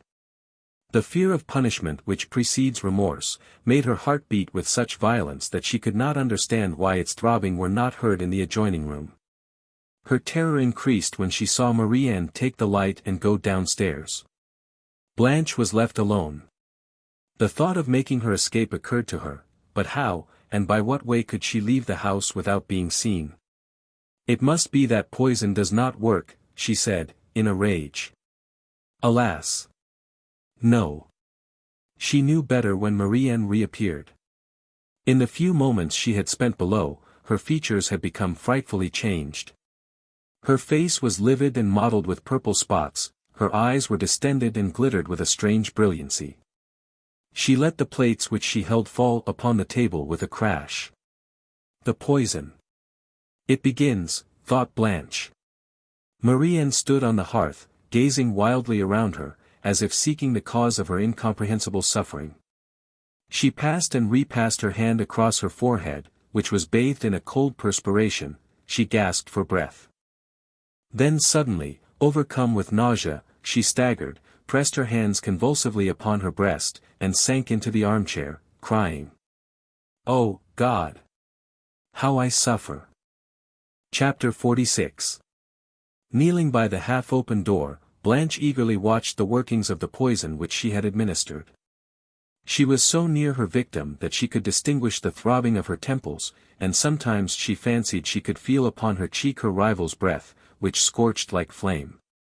An utter prostration followed Marie-Anne's paroxysm of agony. One would have supposed her dead had it not been for the convulsive workings of the jaws and her labored breathing. But soon the nausea returned, and she was seized with vomiting. Each effort to relieve seemed to wrench her whole body. And gradually a ghastly tint crept over her face, the spots upon her cheeks became more pronounced in tint, her eyes appeared ready to burst from their sockets, and great drops of perspiration rolled down her cheeks. Her sufferings must have been intolerable. She moaned feebly at times, and occasionally rendered heartrending shrieks. Then she faltered fragmentary sentences, she begged piteously for water or entreated God to shorten her torture. Ah, it is horrible. I suffer too much. Death. My God. Grant me death. She invoked all the friends she had ever known, calling for aid in a despairing voice. She called Madame d'Escorval, the Abbé, Maurice, her brother, Chanlouineau, Martial. Martial, this name was more than sufficient to extinguish all pity in the heart of Madame Blanche. Go on. Call your lover, call, she said to herself, bitterly. He will come too late. And as Marie-Anne repeated the name in a tone of agonized entreaty.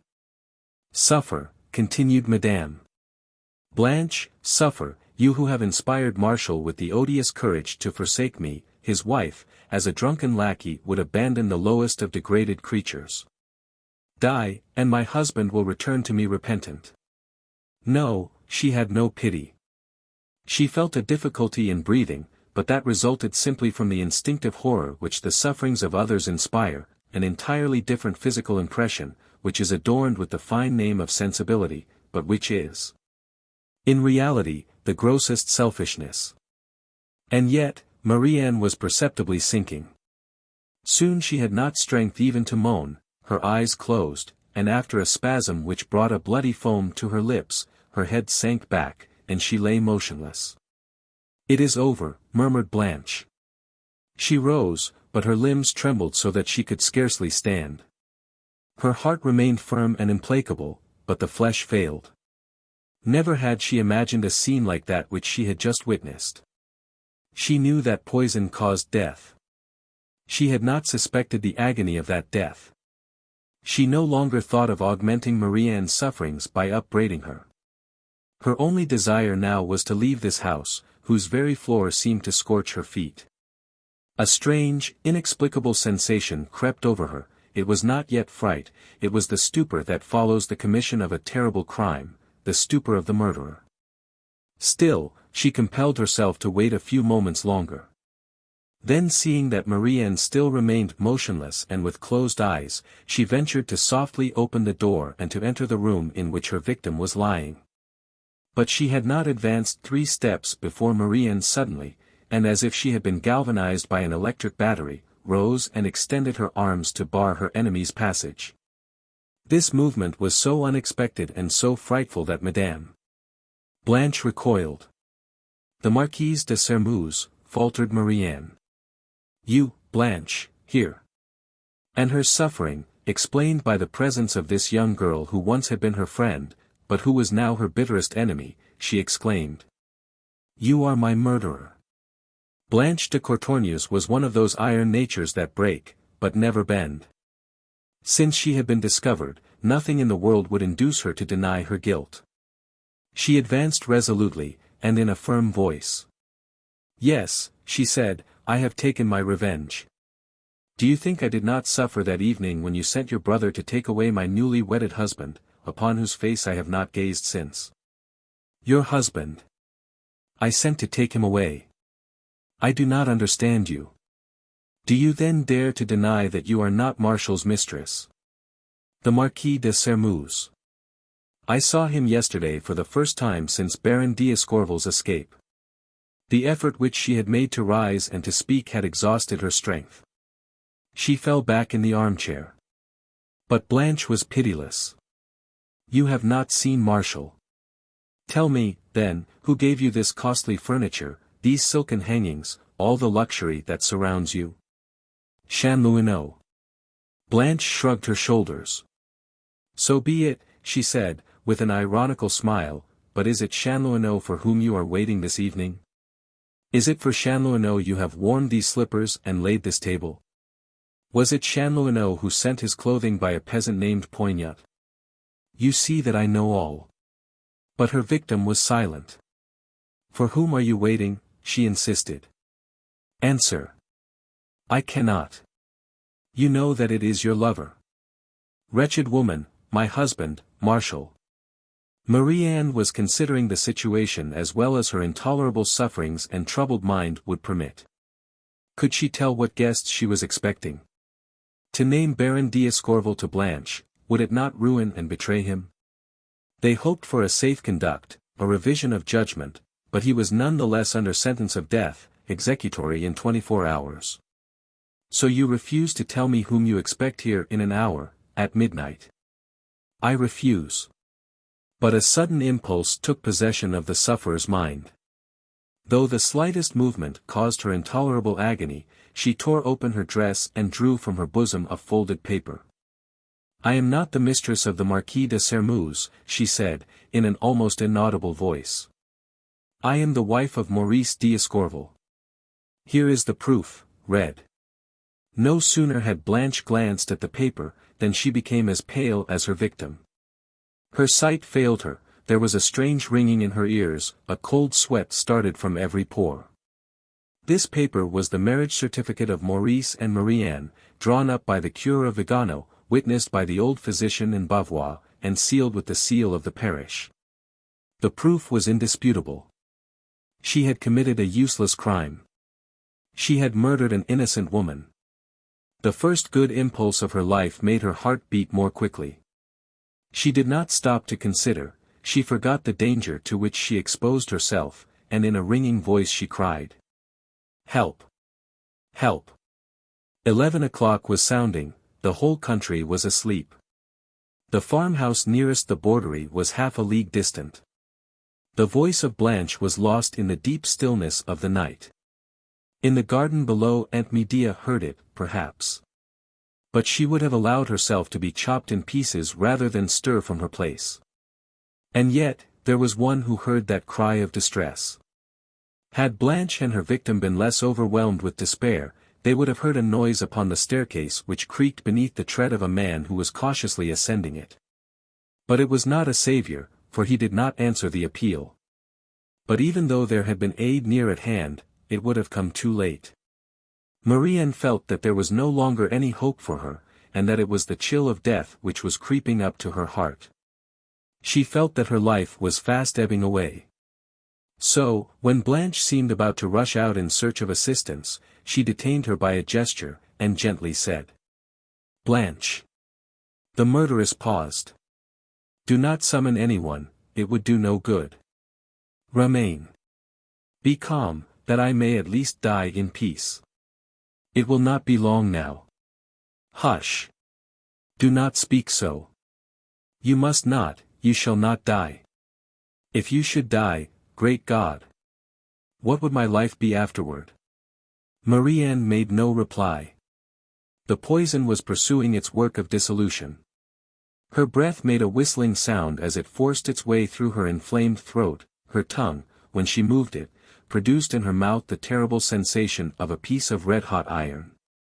Her lips were parched and swollen, her hands, inert and paralyzed, would no longer obey her will. But the horror of the situation restored Blanche's calmness. All is not yet lost, she exclaimed. It was in that great box there upon the table, where I found, she dared not utter the word poison, the white powder which I poured into the bowl. You know this powder, you must know the antidote. Marie-Anne sadly shook her head. Nothing can save me now, she murmured, in an almost inaudible voice, but I do not complain. Who knows the misery from which death may preserve me? I do not crave life, I have suffered so much during the past year. I have endured such humiliation, I have wept so much. A curse was upon me. She was suddenly endowed with that clearness of mental vision so often granted to the dying. She saw how she had wrought her own undoing by consenting to accept the perfidious role imposed upon her by her father, and how she, herself, had paved the way for the falsehoods, slander, crimes and misfortunes of which she had been the victim. Her voice grew fainter and fainter. Worn out by suffering, a sensation of drowsiness stole over her. She was falling asleep in the arms of death. Suddenly such a terrible thought pierced the stupor which enveloped her that she uttered a heartbreaking cry. My child! Collecting, by a superhuman effort, all the will, energy, and strength that the poison had left her, she straightened herself in her armchair, her features contracted by mortal anguish. "Blanche," she said, with an energy of which one would have supposed her incapable. "Blanche, listen to me. It is the secret of my life which I am about to disclose, no one suspects it. I have a son by Maurice. Alas! Many months have elapsed since my husband disappeared. If he is dead, what will become of my child? Blanche, you, who have killed me, must swear to me that you will be a mother to my child." Blanche was utterly overcome. "I swear." She sobbed, "I swear. On that condition, but on that condition alone, I pardon you. But take care. Do not forget your oath. Blanche, God sometimes permits the dead to avenge themselves. You have sworn, remember. My spirit will allow you no rest if you do not fulfill your vow." "I will remember," sobbed Blanche, "I will remember. But the child. Ah! I was afraid, cowardly creature that I was. I dreaded the shame, then Maurice insisted, I sent my child away, your jealousy and my death are my punishment. Poor child. I abandoned him to strangers. Wretched woman that I am. Ah! This suffering is too horrible. Blanche, remember." She spoke again, but her words were indistinct, inaudible. Blanche frantically seized the dying woman's arm, and endeavored to arouse her. "To whom have you confided your child?" she repeated, "to whom?" "Marie-Anne, a word more, a single word, a name, Marie-Anne." The unfortunate woman's lips moved, but the death rattle sounded in her throat, a terrible convulsion shook her form, she slid down from the chair, and fell full length upon the floor. Marie-Anne was dead, and she had not disclosed the name of the old physician at Vigano to whom she had entrusted her child. She was dead, and the terrified murderess stood in the middle of the room, as rigid and motionless as a statue. It seemed to her that madness, a madness like that which had stricken her father, was developing itself in her brain. She forgot everything. She forgot that a guest was expected at midnight, that time was flying, and that she would surely be discovered if she did not flee. But the man who had entered when she cried for aid was watching over her. When he saw that Marie-Anne had breathed her last, he made a slight noise at the door, and thrust his leering face into the room. "Chupin," faltered Madame Blanche. "In the flesh," he responded. "This was a grand chance for you. Ah, ha! The business riled your stomach a little, but nonsense. That will soon pass off. But we must not dawdle here, someone may come in. Let us make haste." Mechanically the murderess advanced. But Marie-Anne's dead body lay between her and the door, barring the passage. To leave the room it was necessary to step over the lifeless form of her victim. She had not courage to do this, and recoiled with a shudder. But Chupin was troubled by no such scruples. He sprang across the body, lifted Blanche as if she had been a child and carried her out of the house. He was drunk with joy. Fears for the future no longer disquieted him, now that Madame Blanche was bound to him by the strongest of chains, complicity in crime. He saw himself on the threshold of a life of ease and continual feasting. Remorse for Lacheneur's betrayal had ceased to trouble him. He saw himself sumptuously fed, lodged and clothed, above all, effectually guarded by an army of servants. Blanche, who had experienced a feeling of deadly faintness, was revived by the cool night air. "I wish to walk," said she. Chupin placed her on the ground about 20 paces from the house. "And Aunt Medea," she exclaimed. Her relative was beside her. Like one of those dogs who are left at the door when their master enters a house, she had, instinctively followed her niece on seeing her borne from the cottage by the old poacher. "We must not stop to talk," said Chupin. "Come, I will lead the way." And taking Blanche by the arm, he hastened toward the grove. "Ah! So Marie-Anne had a child," he said, as they hurried on. "She was pretending to be such a saint. But where the devil has she put it? I shall find it. Hum. That is easier said than done. A shrill laugh, resounding in the darkness, interrupted him. He released his hold on the arm of Blanche and assumed an attitude of defense. Vain precaution. A man concealed behind a tree bounded upon him, and, plunging his knife 4 times into the old poacher's writhing body, cried. Holy Virgin! Now is my vow fulfilled. I shall no longer be obliged to eat with my fingers. The innkeeper. Groaned the wounded man, sinking to the earth. For once in her life, Aunt Medea manifested some energy. Come, she shrieked, wild with fear, dragging her niece away. Come, he is dead. Not quite. The traitor had strength to crawl home and knock at the door. His wife and youngest son were sleeping soundly. His eldest son, who had just returned home, opened the door. Seeing his father prostrate on the ground, he thought he was intoxicated, and tried to lift him and carry him into the house, but the old poacher begged him to desist. Do not touch me, said he. It is all over with me, but listen. Lacheneur's daughter has just been poisoned by Madame Blanche. It was to tell you this that I dragged myself here. This knowledge is worth a fortune, my boy, if you are not a fool. And he died, without being able to tell his family where he had concealed the price of Lacheneur's blood. Chapter 47. Of all the persons who witnessed Baron d'Escorval's terrible fall, the abbé was the only one who did not despair. What a learned doctor would not have dared to do, he did. He was a priest, he had faith. He remembered the sublime saying of Ambrose Père, I dress the wound, God heals it. After a 6 months' sojourn in Father Poignat's secluded farmhouse, M. d'Escorval was able to sit up and to walk about a little, with the aid of crutches. Then he began to be seriously inconvenienced by his cramped quarters in the loft, where prudence compelled him to remain, and it was with transports of joy that he welcomed the idea of taking up his abode at the Borderie with Marianne. When the day of departure had been decided upon, he counted the minutes as impatiently as a schoolboy pining for vacation. I am suffocating here, he said to his wife. I am suffocating. Time drags so slowly. When will the happy day come? It came at last. During the morning all the articles which they had succeeded in procuring during their stay at the farmhouse were collected and packed, and when night came, Poignat's son began the moving. Everything is at the Borderie, said the honest fellow, on returning from his last trip, and Mademoiselle Lacheneur bids the Baron bring a good appetite.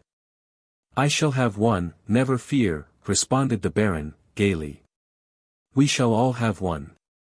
Father Poignat himself was busily engaged in harnessing his best horse to the cart which was to convey M. d'Escorval to his new home.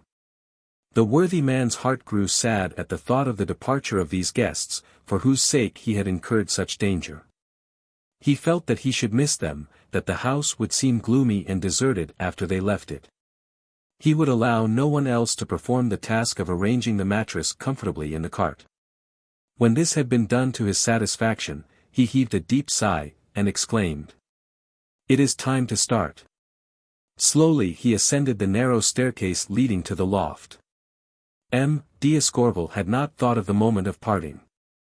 At the sight of the honest farmer, who came toward him, his face crimsoned with emotion to bid him farewell, he forgot all the comforts that awaited him at the Borderie.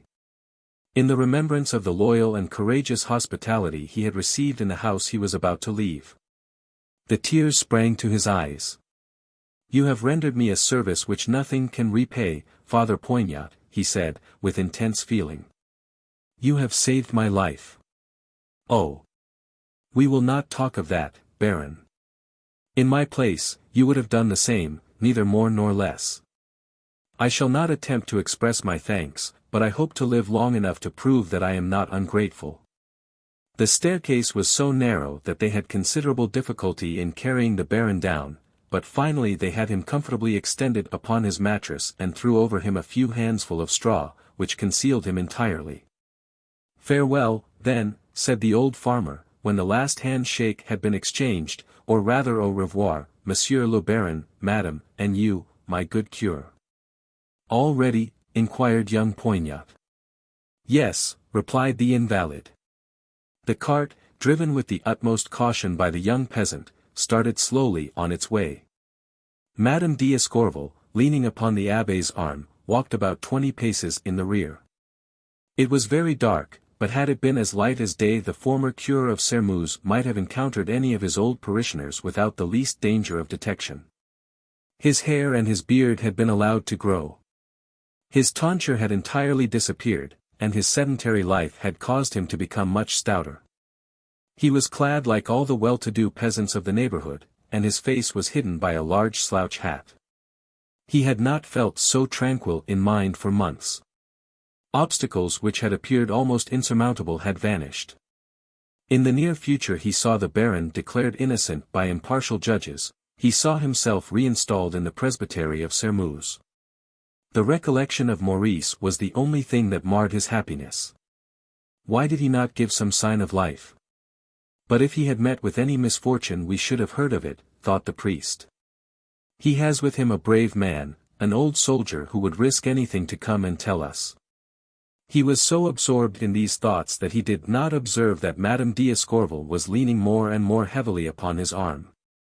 I am ashamed to confess it, she said at last, but I can go no farther. It has been so long since I was out of doors that I have almost forgotten how to walk. Fortunately, we are almost there, replied the priest. A moment after young Poignat stopped his cart in the road, at the entrance of the little footpath leading to the Borderie. Our journey is ended, he remarked to the Baron. Then he uttered a low whistle, like that which he had given a few hours before, to warn Marie-Anne of his arrival. No one appeared, he whistled again, louder this time, then with all his might, still no response. Madame d'Escorval and the abbé had now overtaken the cart. It is very strange that Marie-Anne does not hear me, remarked young Poignat, turning to them. We cannot take the Baron to the house until we have seen her. She knows that very well. Shall I run up and warn her? She is asleep, perhaps, replied the abbé. You stay with your horse, my boy, and I will go and wake her. Certainly he did not feel the slightest disquietude. All was calm and still. A bright light was shining through the windows of the second story. Still, when he saw the open door, a vague presentiment of evil stirred his heart. What can this mean, he thought. There was no light in the lower rooms, and the abbé was obliged to feel for the staircase with his hands. At last he found it and went up. But upon the threshold of the chamber he paused, petrified with horror by the spectacle before him.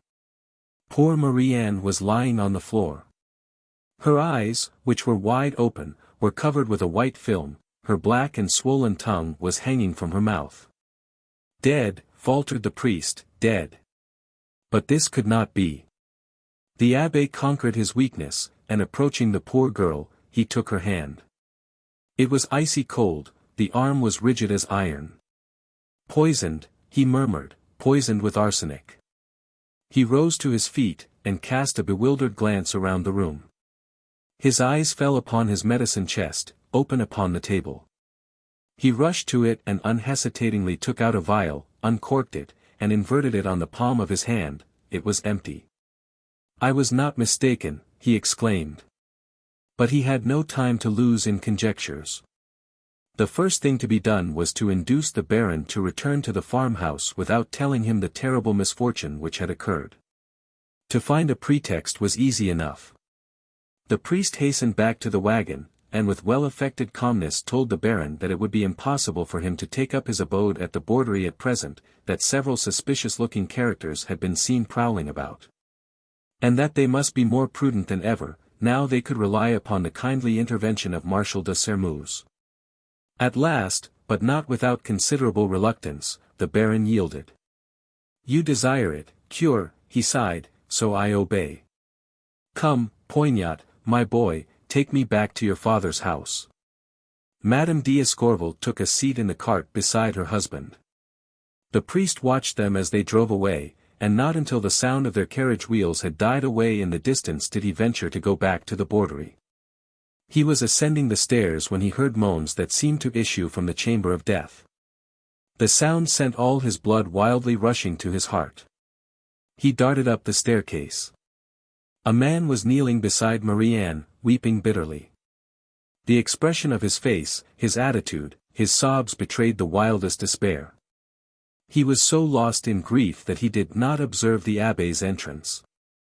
Who was this mourner who had found his way to the house of death? After a moment, the priest divined who the intruder was, though he did not recognize him. "Jean!" he cried, "Jean Lacheneur!" With a bound the young man was on his feet, pale and menacing, a flame of anger drying the tears in his eyes. "Who are you?" he demanded, in a terrible voice. "What are you doing here? What do you wish with me?" By his peasant dress and by his long beard, the former curé of Sermeuse was so effectually disguised that he was obliged to tell who he really was. As soon as he uttered his name, Jean uttered a cry of joy. "God has sent you here," he exclaimed. "Marie-Anne cannot be dead. You, who have saved so many others, will save her." As the priest sadly pointed to heaven, Jean paused, his face more ghastly than before. He understood now that there was no hope. "Ah!" he murmured, with an accent of frightful despondency, "fate shows us no mercy. I have been watching over Marie-Anne, though from a distance, and this very evening I was coming to say to her, 'Beware, sister, be cautious.'" "What? You knew?"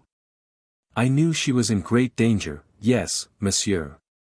An hour ago, while I was eating my supper in a restaurant at Sermeuse, Graulet's son entered. 'Is this you, Jean?' said he.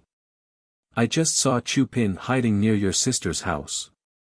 When he observed me he slunk away. I ran here like one crazed. But when fate is against a man, what can he do? I came too late.'" The abbé reflected for a moment. "Then you suppose that it was Chupin?" "I do not suppose, sir. I swear that it was he, the miserable traitor. Who committed this foul deed? Still, what motive could he have had?"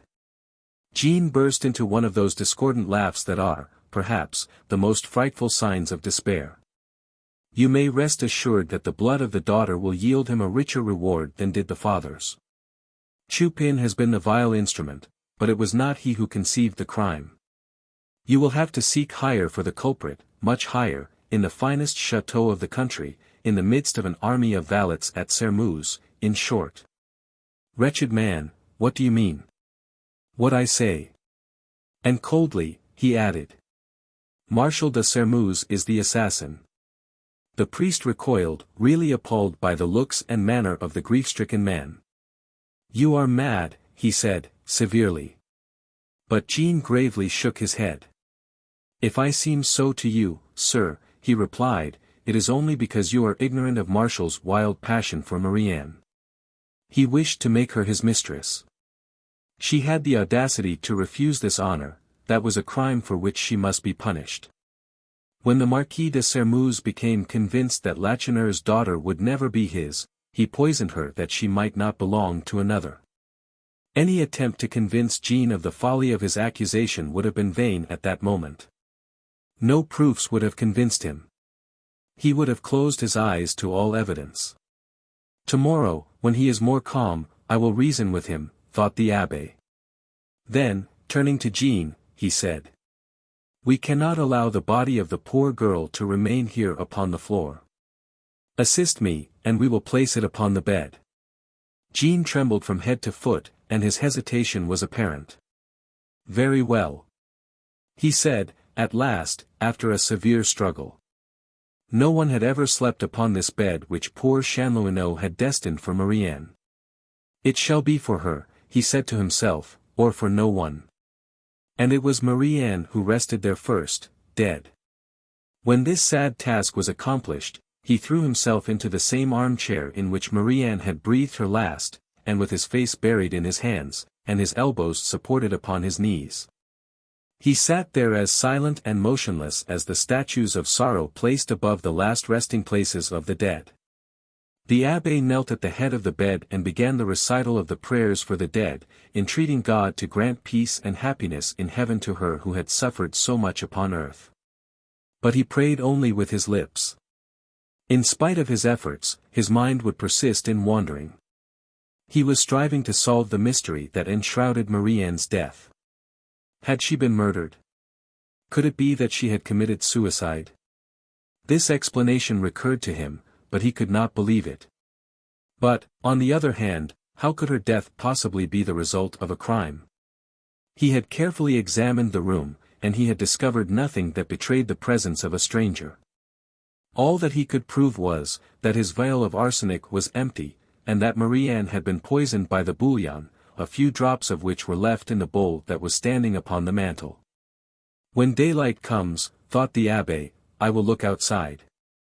When morning broke, he went into the garden, and made a careful examination of the premises. At first he saw nothing that gave him the least clue, and was about to abandon the investigations, when, upon entering the little grove, he saw in the distance a large dark stain upon the grass. He went nearer, it was blood. Much excited, he summoned Jean, to inform him of the discovery. Someone has been assassinated here, said Lacheneur, and it happened last night, for the blood has not had time to dry.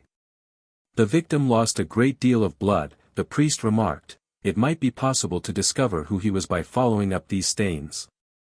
I am going to try, responded Jean. Go back to the house, sir, I will soon return.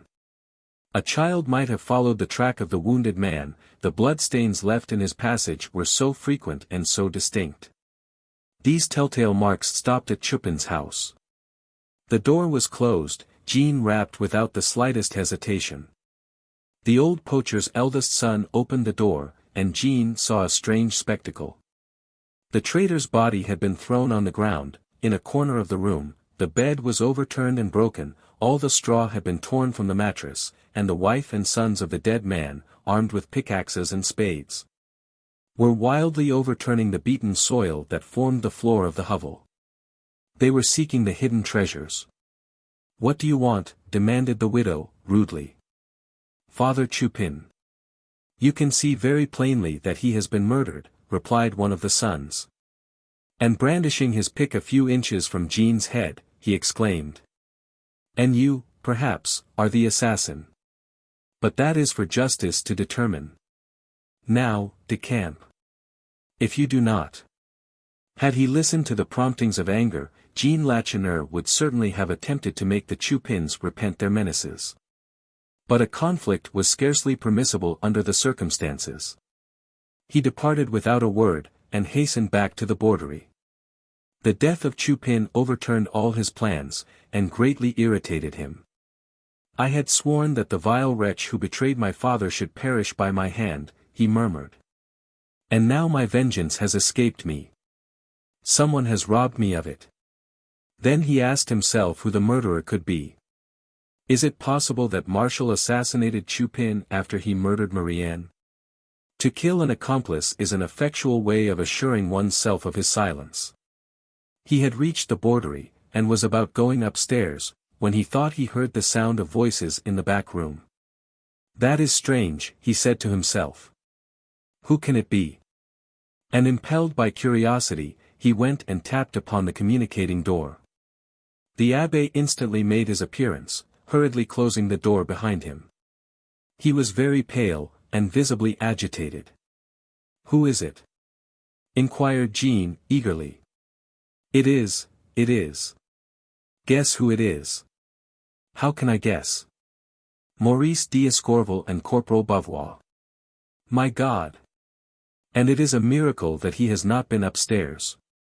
But whence does he come? Why have we received no news of him? I do not know. He has been here only 5 minutes. Poor boy! After I told him that his father was safe, his first words were, and Marie-Anne? He loves her more devotedly than ever. He comes with his heart full of her, confident and hopeful, and I tremble, I fear to tell him the truth. Oh, terrible! Terrible! I have warned you, be prudent, and now, come in. They entered the room together. And Maurice and the old soldier greeted Jean with the most ardent expressions of friendship. They had not seen each other since the duel on the Ricci, which had been interrupted by the arrival of the soldiers. And when they parted that day they scarcely expected to meet again. "And now we are together once more," said Maurice, gaily, "and we have nothing to fear." Never had the unfortunate man seemed so cheerful. And it was with the most jubilant air that he explained the reason of his long silence. 3 days after we crossed the frontier, said he, Corporal Bavois and I reached Turin. It was time, for we were tired out. We went to a small inn, and they gave us a room with 2 beds. That evening, while we were undressing, the corporal said to me, "I am capable of sleeping 2 whole days without waking." I, too, promised myself a rest of at least 12 hours. We reckoned without our host, as you will see. It was scarcely daybreak when we were awakened by a great tumult. A dozen rough-looking men entered our room, and ordered us, in Italian, to dress ourselves. They were too strong for us, so we obeyed. And an hour later we were in prison, confined in the same cell. Our reflections, I confess, were not couleur de rose. I well remember how the corporal said again and again, in that cool way of his, "It will require 4 days to obtain our extradition, 3 days to take us back to Montaignac, that is 7 days, it will take 1 day more to try me. So I have in all 8 days to live.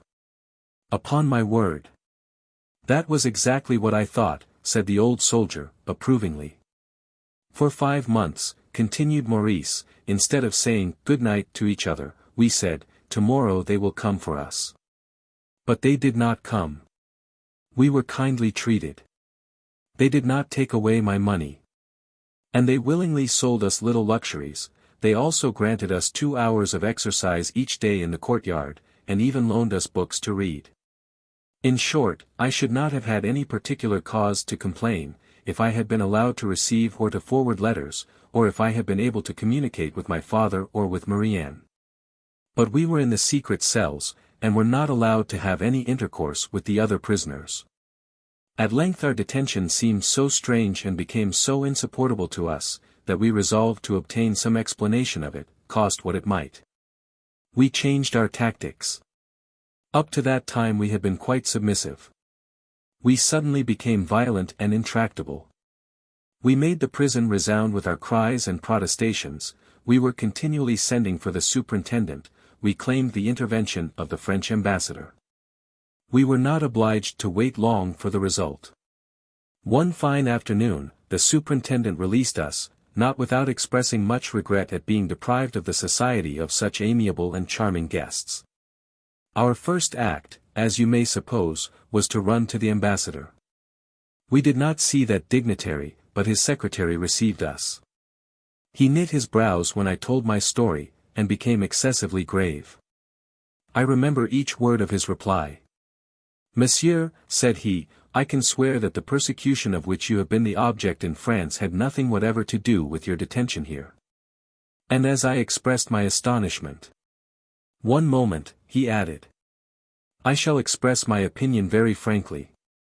One of your enemies, I leave you to discover which one, must exert a very powerful influence in Turin. You were in his way, perhaps, he had you imprisoned by the Piedmontese police."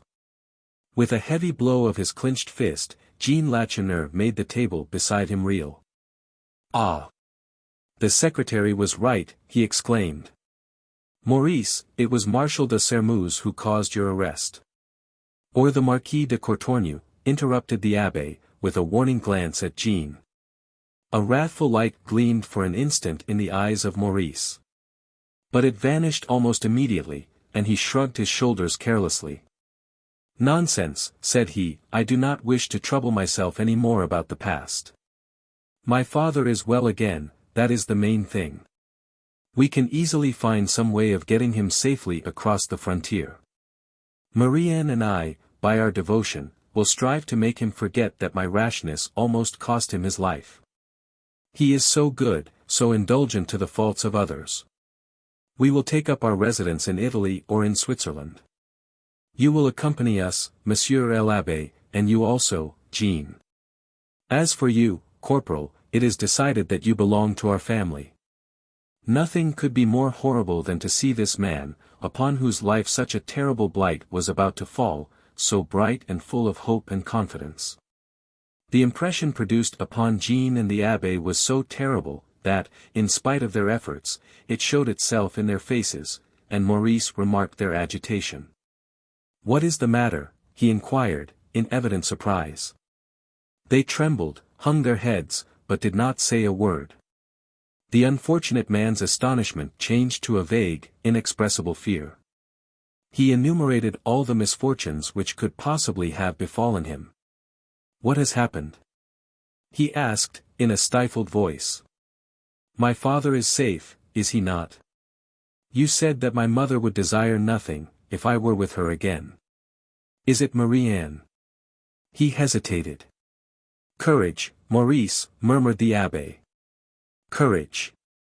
The stricken man tottered as if about to fall, his face grew whiter than the plastered wall against which he leaned for support. "Marie-Anne is dead," he exclaimed. Jean and the abbé were silent. "Dead?" Maurice repeated, and no secret voice warned me. "Dead? When?" "She died only last night," replied Jean. Maurice rose. "Last night," said he. "In that case, then, she is still here."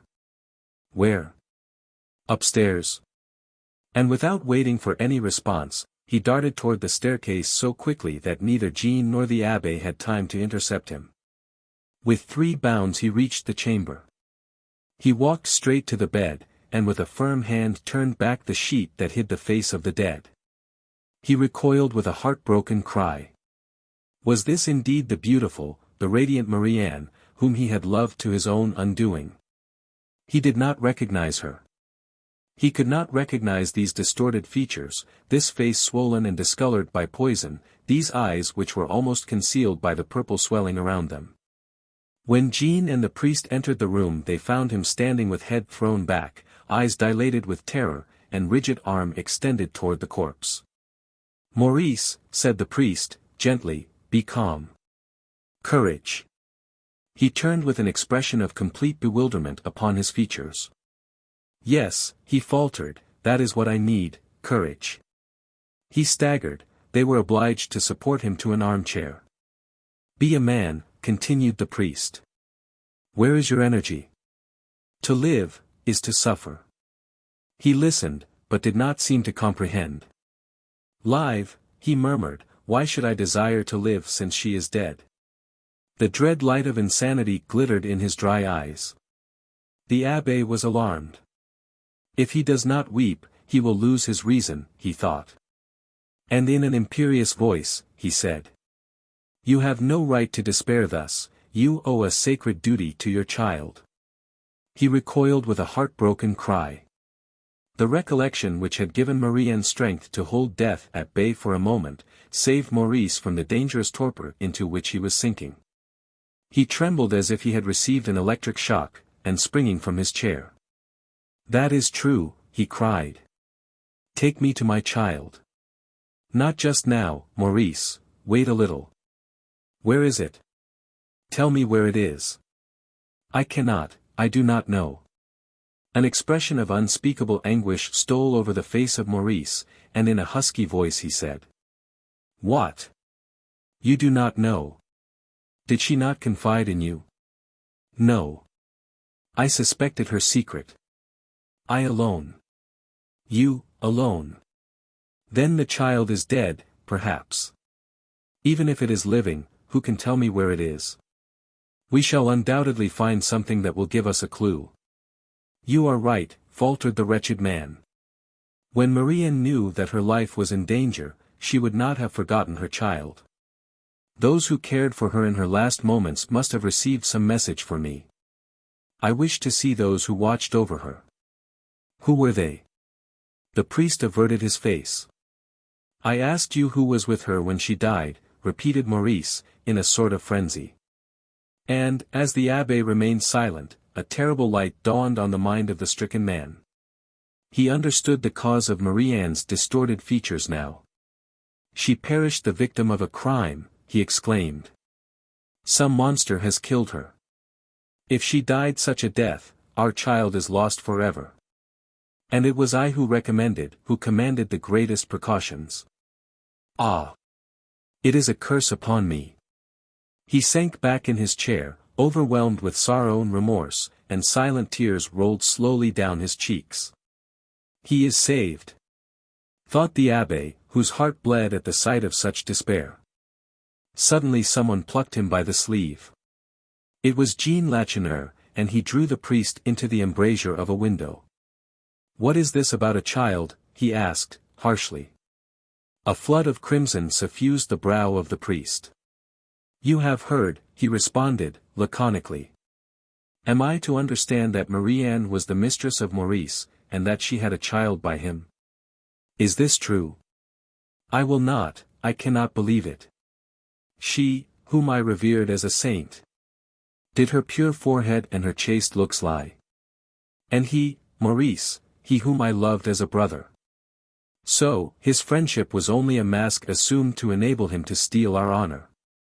He hissed these words through his set teeth in such low tones that Maurice, absorbed in his agony of grief, did not overhear him. But how did she conceal her shame? He continued. No one suspected it, absolutely no one. And what has she done with her child?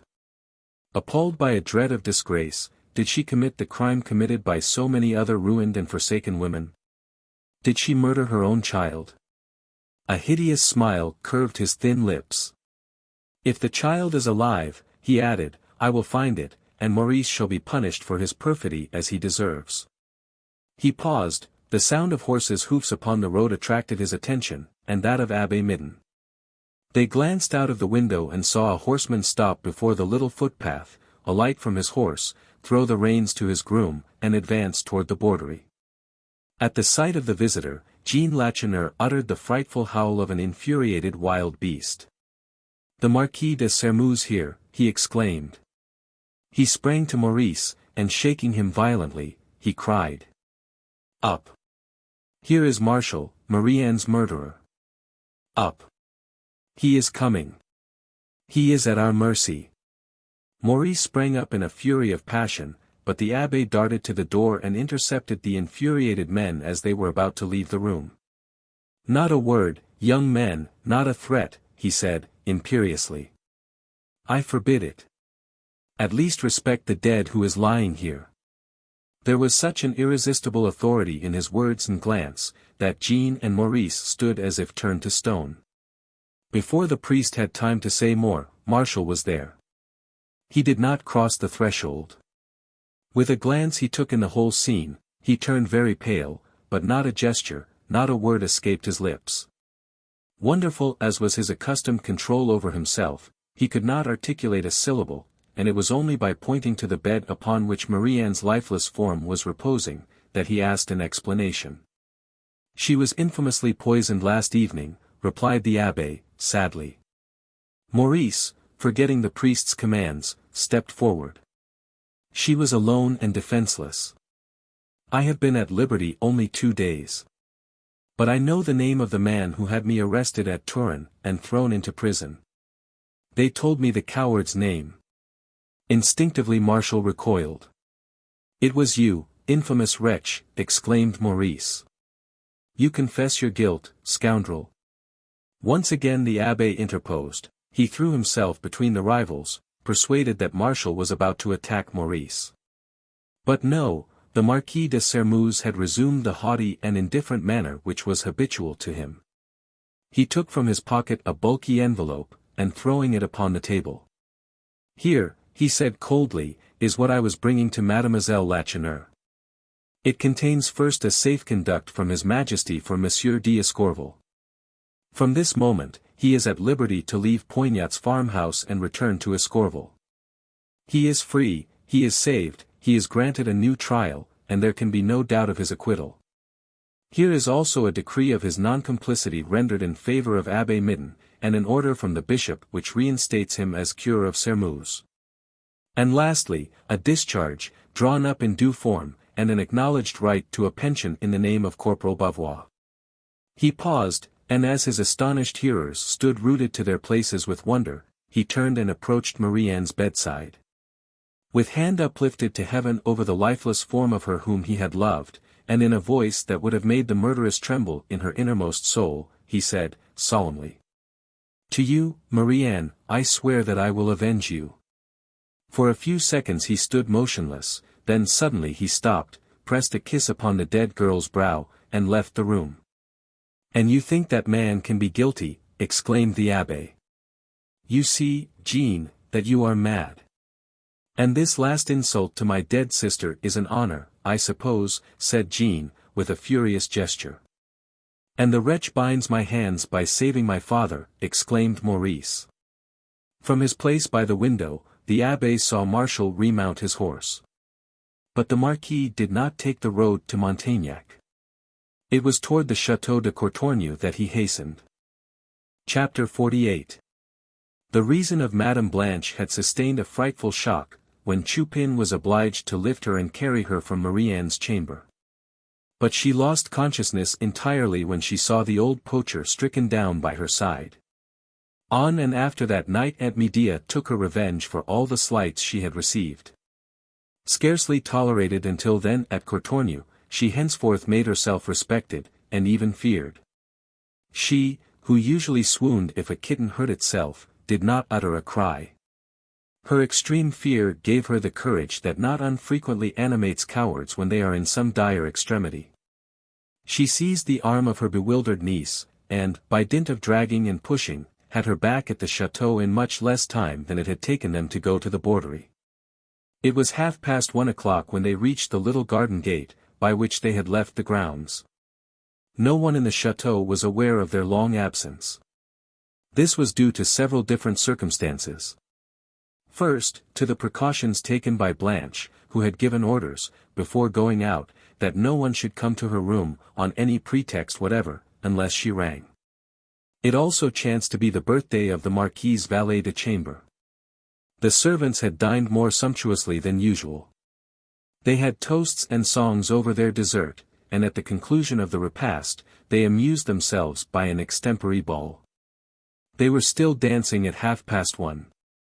All the doors were open, and the two ladies succeeded in gaining the chamber of Blanche without being observed.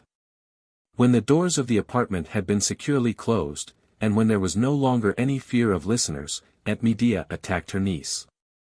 "Now will you explain what happened at the Borderie, and what you were doing there?" she inquired. Blanche shuddered. "Why do you wish to know?" she asked. "Because I suffered agony during the 3 hours that I spent in waiting for you." "What was the meaning of those despairing cries that I heard? Why did you call for aid?"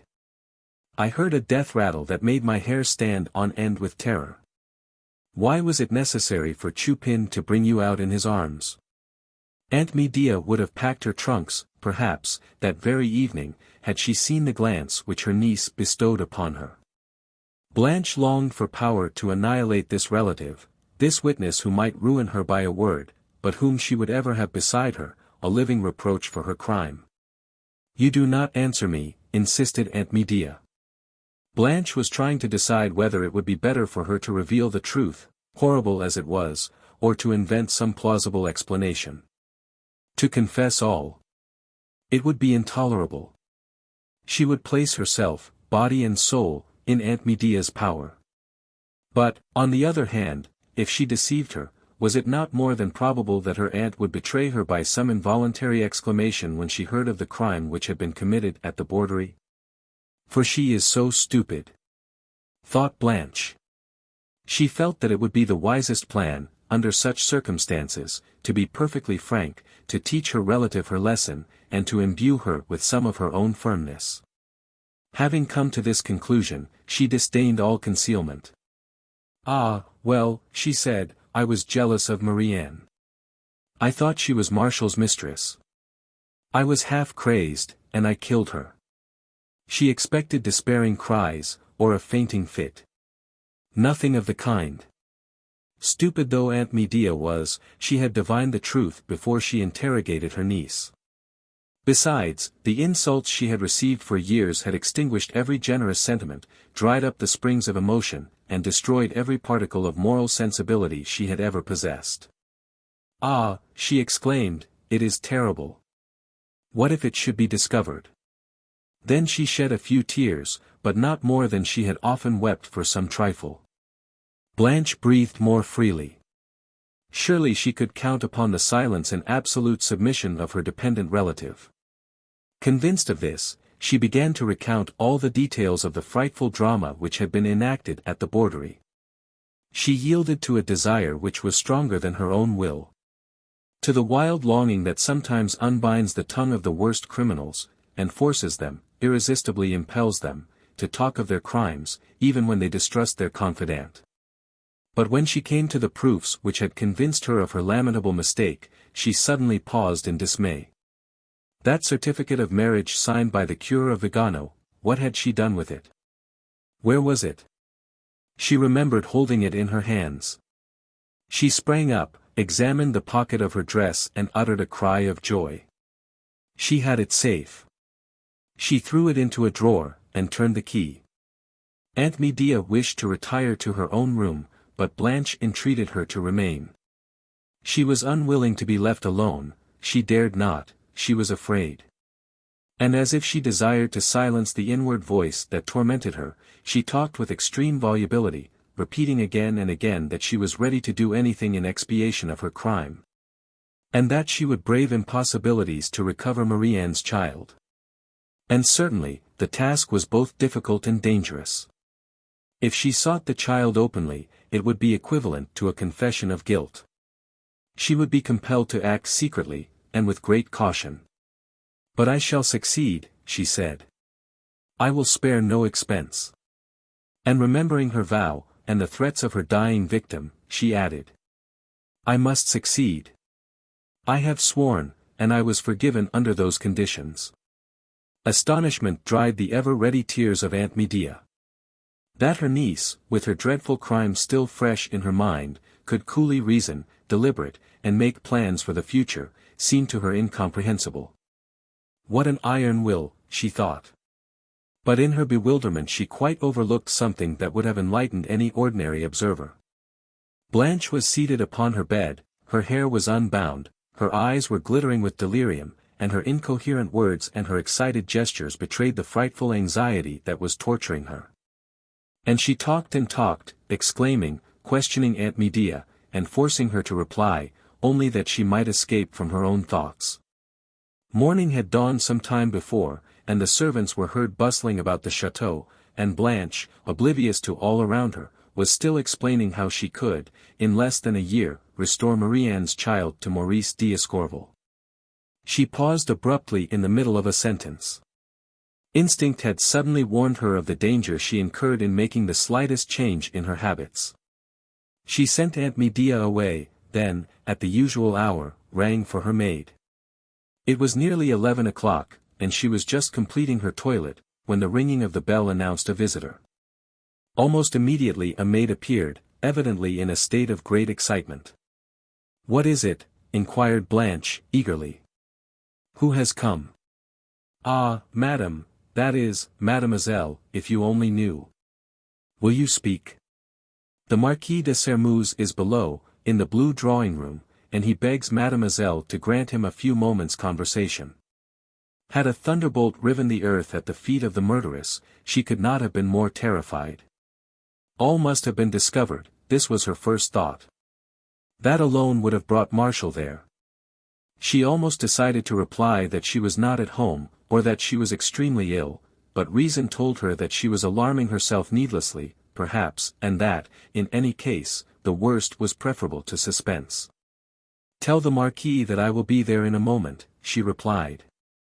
She desired a few minutes of solitude to compose her features, to regain her self-possession, if possible, and to conquer the nervous trembling that made her shake like a leaf. But just as she was most disquieted by the thought of her peril, a sudden inspiration brought a malicious smile to her lip. "Ah," she thought, "my agitation will seem perfectly natural. It may even be made of service." As she descended the grand staircase, she could not help saying to herself, "Martial's presence here is incomprehensible." It was certainly very extraordinary, and it had not been without much hesitation that he resolved upon this painful step. But it was the only means of procuring several important documents which were indispensable in the revision of M. d'Escorval's case. These documents, after the Baron's condemnation, had been left in the hands of the Marquis de Courtornieu. Now that he had lost his reason, it was impossible to ask him for them, and Martial was obliged to apply to the daughter for permission to search for them among her father's papers. This was why Martial said to himself that morning, "I will carry the Baron's safe conduct to Marie-Anne, and then I will push on to Courtornieu." He arrived at the Borderie gay and confident, his heart full of hope. Alas! Marie-Anne was dead. No one would ever know what a terrible blow it had been to Martial, and his conscience told him that he was not free from blame, that he had, at least, rendered the execution of the crime an easy matter. For it was indeed he who, by abusing his influence, had caused the arrest of Maurice at Turin. But though he was capable of the basest perfidy when his love was at stake, he was incapable of virulent animosity. Marie-Anne was dead. He had it in his power to revoke the benefits he had conferred, but the thought of doing so never once occurred to him. And when Jean and Maurice insulted him, he revenged himself only by overwhelming them by his magnanimity. When he left the Borderie, pale as a ghost, his lips still cold from the kiss pressed on the brow of the dead, he said to himself, "For her sake, I will go to Courtornieu. In memory of her, the Baron must be saved." By the expression on the faces of the valets when he dismounted in the courtyard of the chateau and asked to see Madame Blanche, the Marquis was again reminded of the profound sensation which this unexpected visit would produce. But, what did it matter to him? He was passing through one of those crises in which the mind can conceive of no further misfortune, and is therefore indifferent to everything. Still he trembled when they ushered him into the blue drawing-room. He remembered the room well. It was here that Blanche had been wont to receive him in days gone by, when his fancy was vacillating between her and Marie-Anne. How many pleasant hours they had passed together here. He seemed to see Blanche again, as she was then, radiant with youth, gay and laughing. Her naïveté was affected, perhaps, but was it any the less charming on that account? At this very moment Blanche entered the room. She looked so careworn and sad that he scarcely knew her. His heart was touched by the look of patient sorrow imprinted upon her features. "How much you must have suffered, Blanche," he murmured, scarcely knowing what he said. It cost her an effort to repress her secret joy. She saw that he knew nothing of her crime. She noticed his emotion, and saw the profit she could derive from it. "I can never cease to regret having displeased you," she replied, humbly and sadly. "I shall never be consoled." She had touched the vulnerable spot in every man's heart. For there is no man so skeptical, so cold, or so blasé that his vanity is not pleased with the thought that a woman is dying for his sake. There is no man who is not moved by this most delicious flattery, and who is not ready and willing to give, at least, a tender pity in exchange for such devotion. "Is it possible that you could forgive me?" stammered Martial. The wily enchantress averted her face as if to prevent him from reading in her eyes a weakness of which she was ashamed. It was the most eloquent of replies. But Martial said no more on this subject. He made known his petition, which was granted, then fearing, perhaps, to promise too much, he said, "Since you do not forbid it, Blanche, I will return, tomorrow, another day." As he rode back to Montaignac, Martial's thoughts were busy. "She really loves me," he thought, "that pallor, that weakness could not be feigned. Poor girl! She is my wife, after all. The reasons that influenced me in my rupture with her father exist no longer, and the Marquis de Courtornieu may be regarded as dead." All the inhabitants of Sermeuse were congregated on the public square when Martial passed through the village. They had just heard of the murder at the Borderie, and the abbé was now closeted with the justice of the peace, relating the circumstances of the poisoning. After a prolonged inquest the following verdict was rendered, that a man known as Chupin, a notoriously bad character, had entered the house of Marie-Anne Lacheneur, and taken advantage of her absence to mingle poison with her food. The report added that, said Chupin had been himself assassinated, soon after his crime, by a certain Balstain, whose whereabouts were unknown. But this affair interested the community much less than the visits which Martial was paying to Madame Blanche. It was soon rumored that the Marquis and the Marquise de Sermeuse were reconciled, and in a few weeks they left for Paris with the intention of residing there permanently. A few days after their departure, the eldest of the Chupins announced his determination of taking up his abode in the same great city. Some of his friends endeavored to dissuade him, assuring him that he would certainly die of starvation. "Nonsense," he replied, with singular assurance. "On the contrary, have an idea that I shall not want for anything there."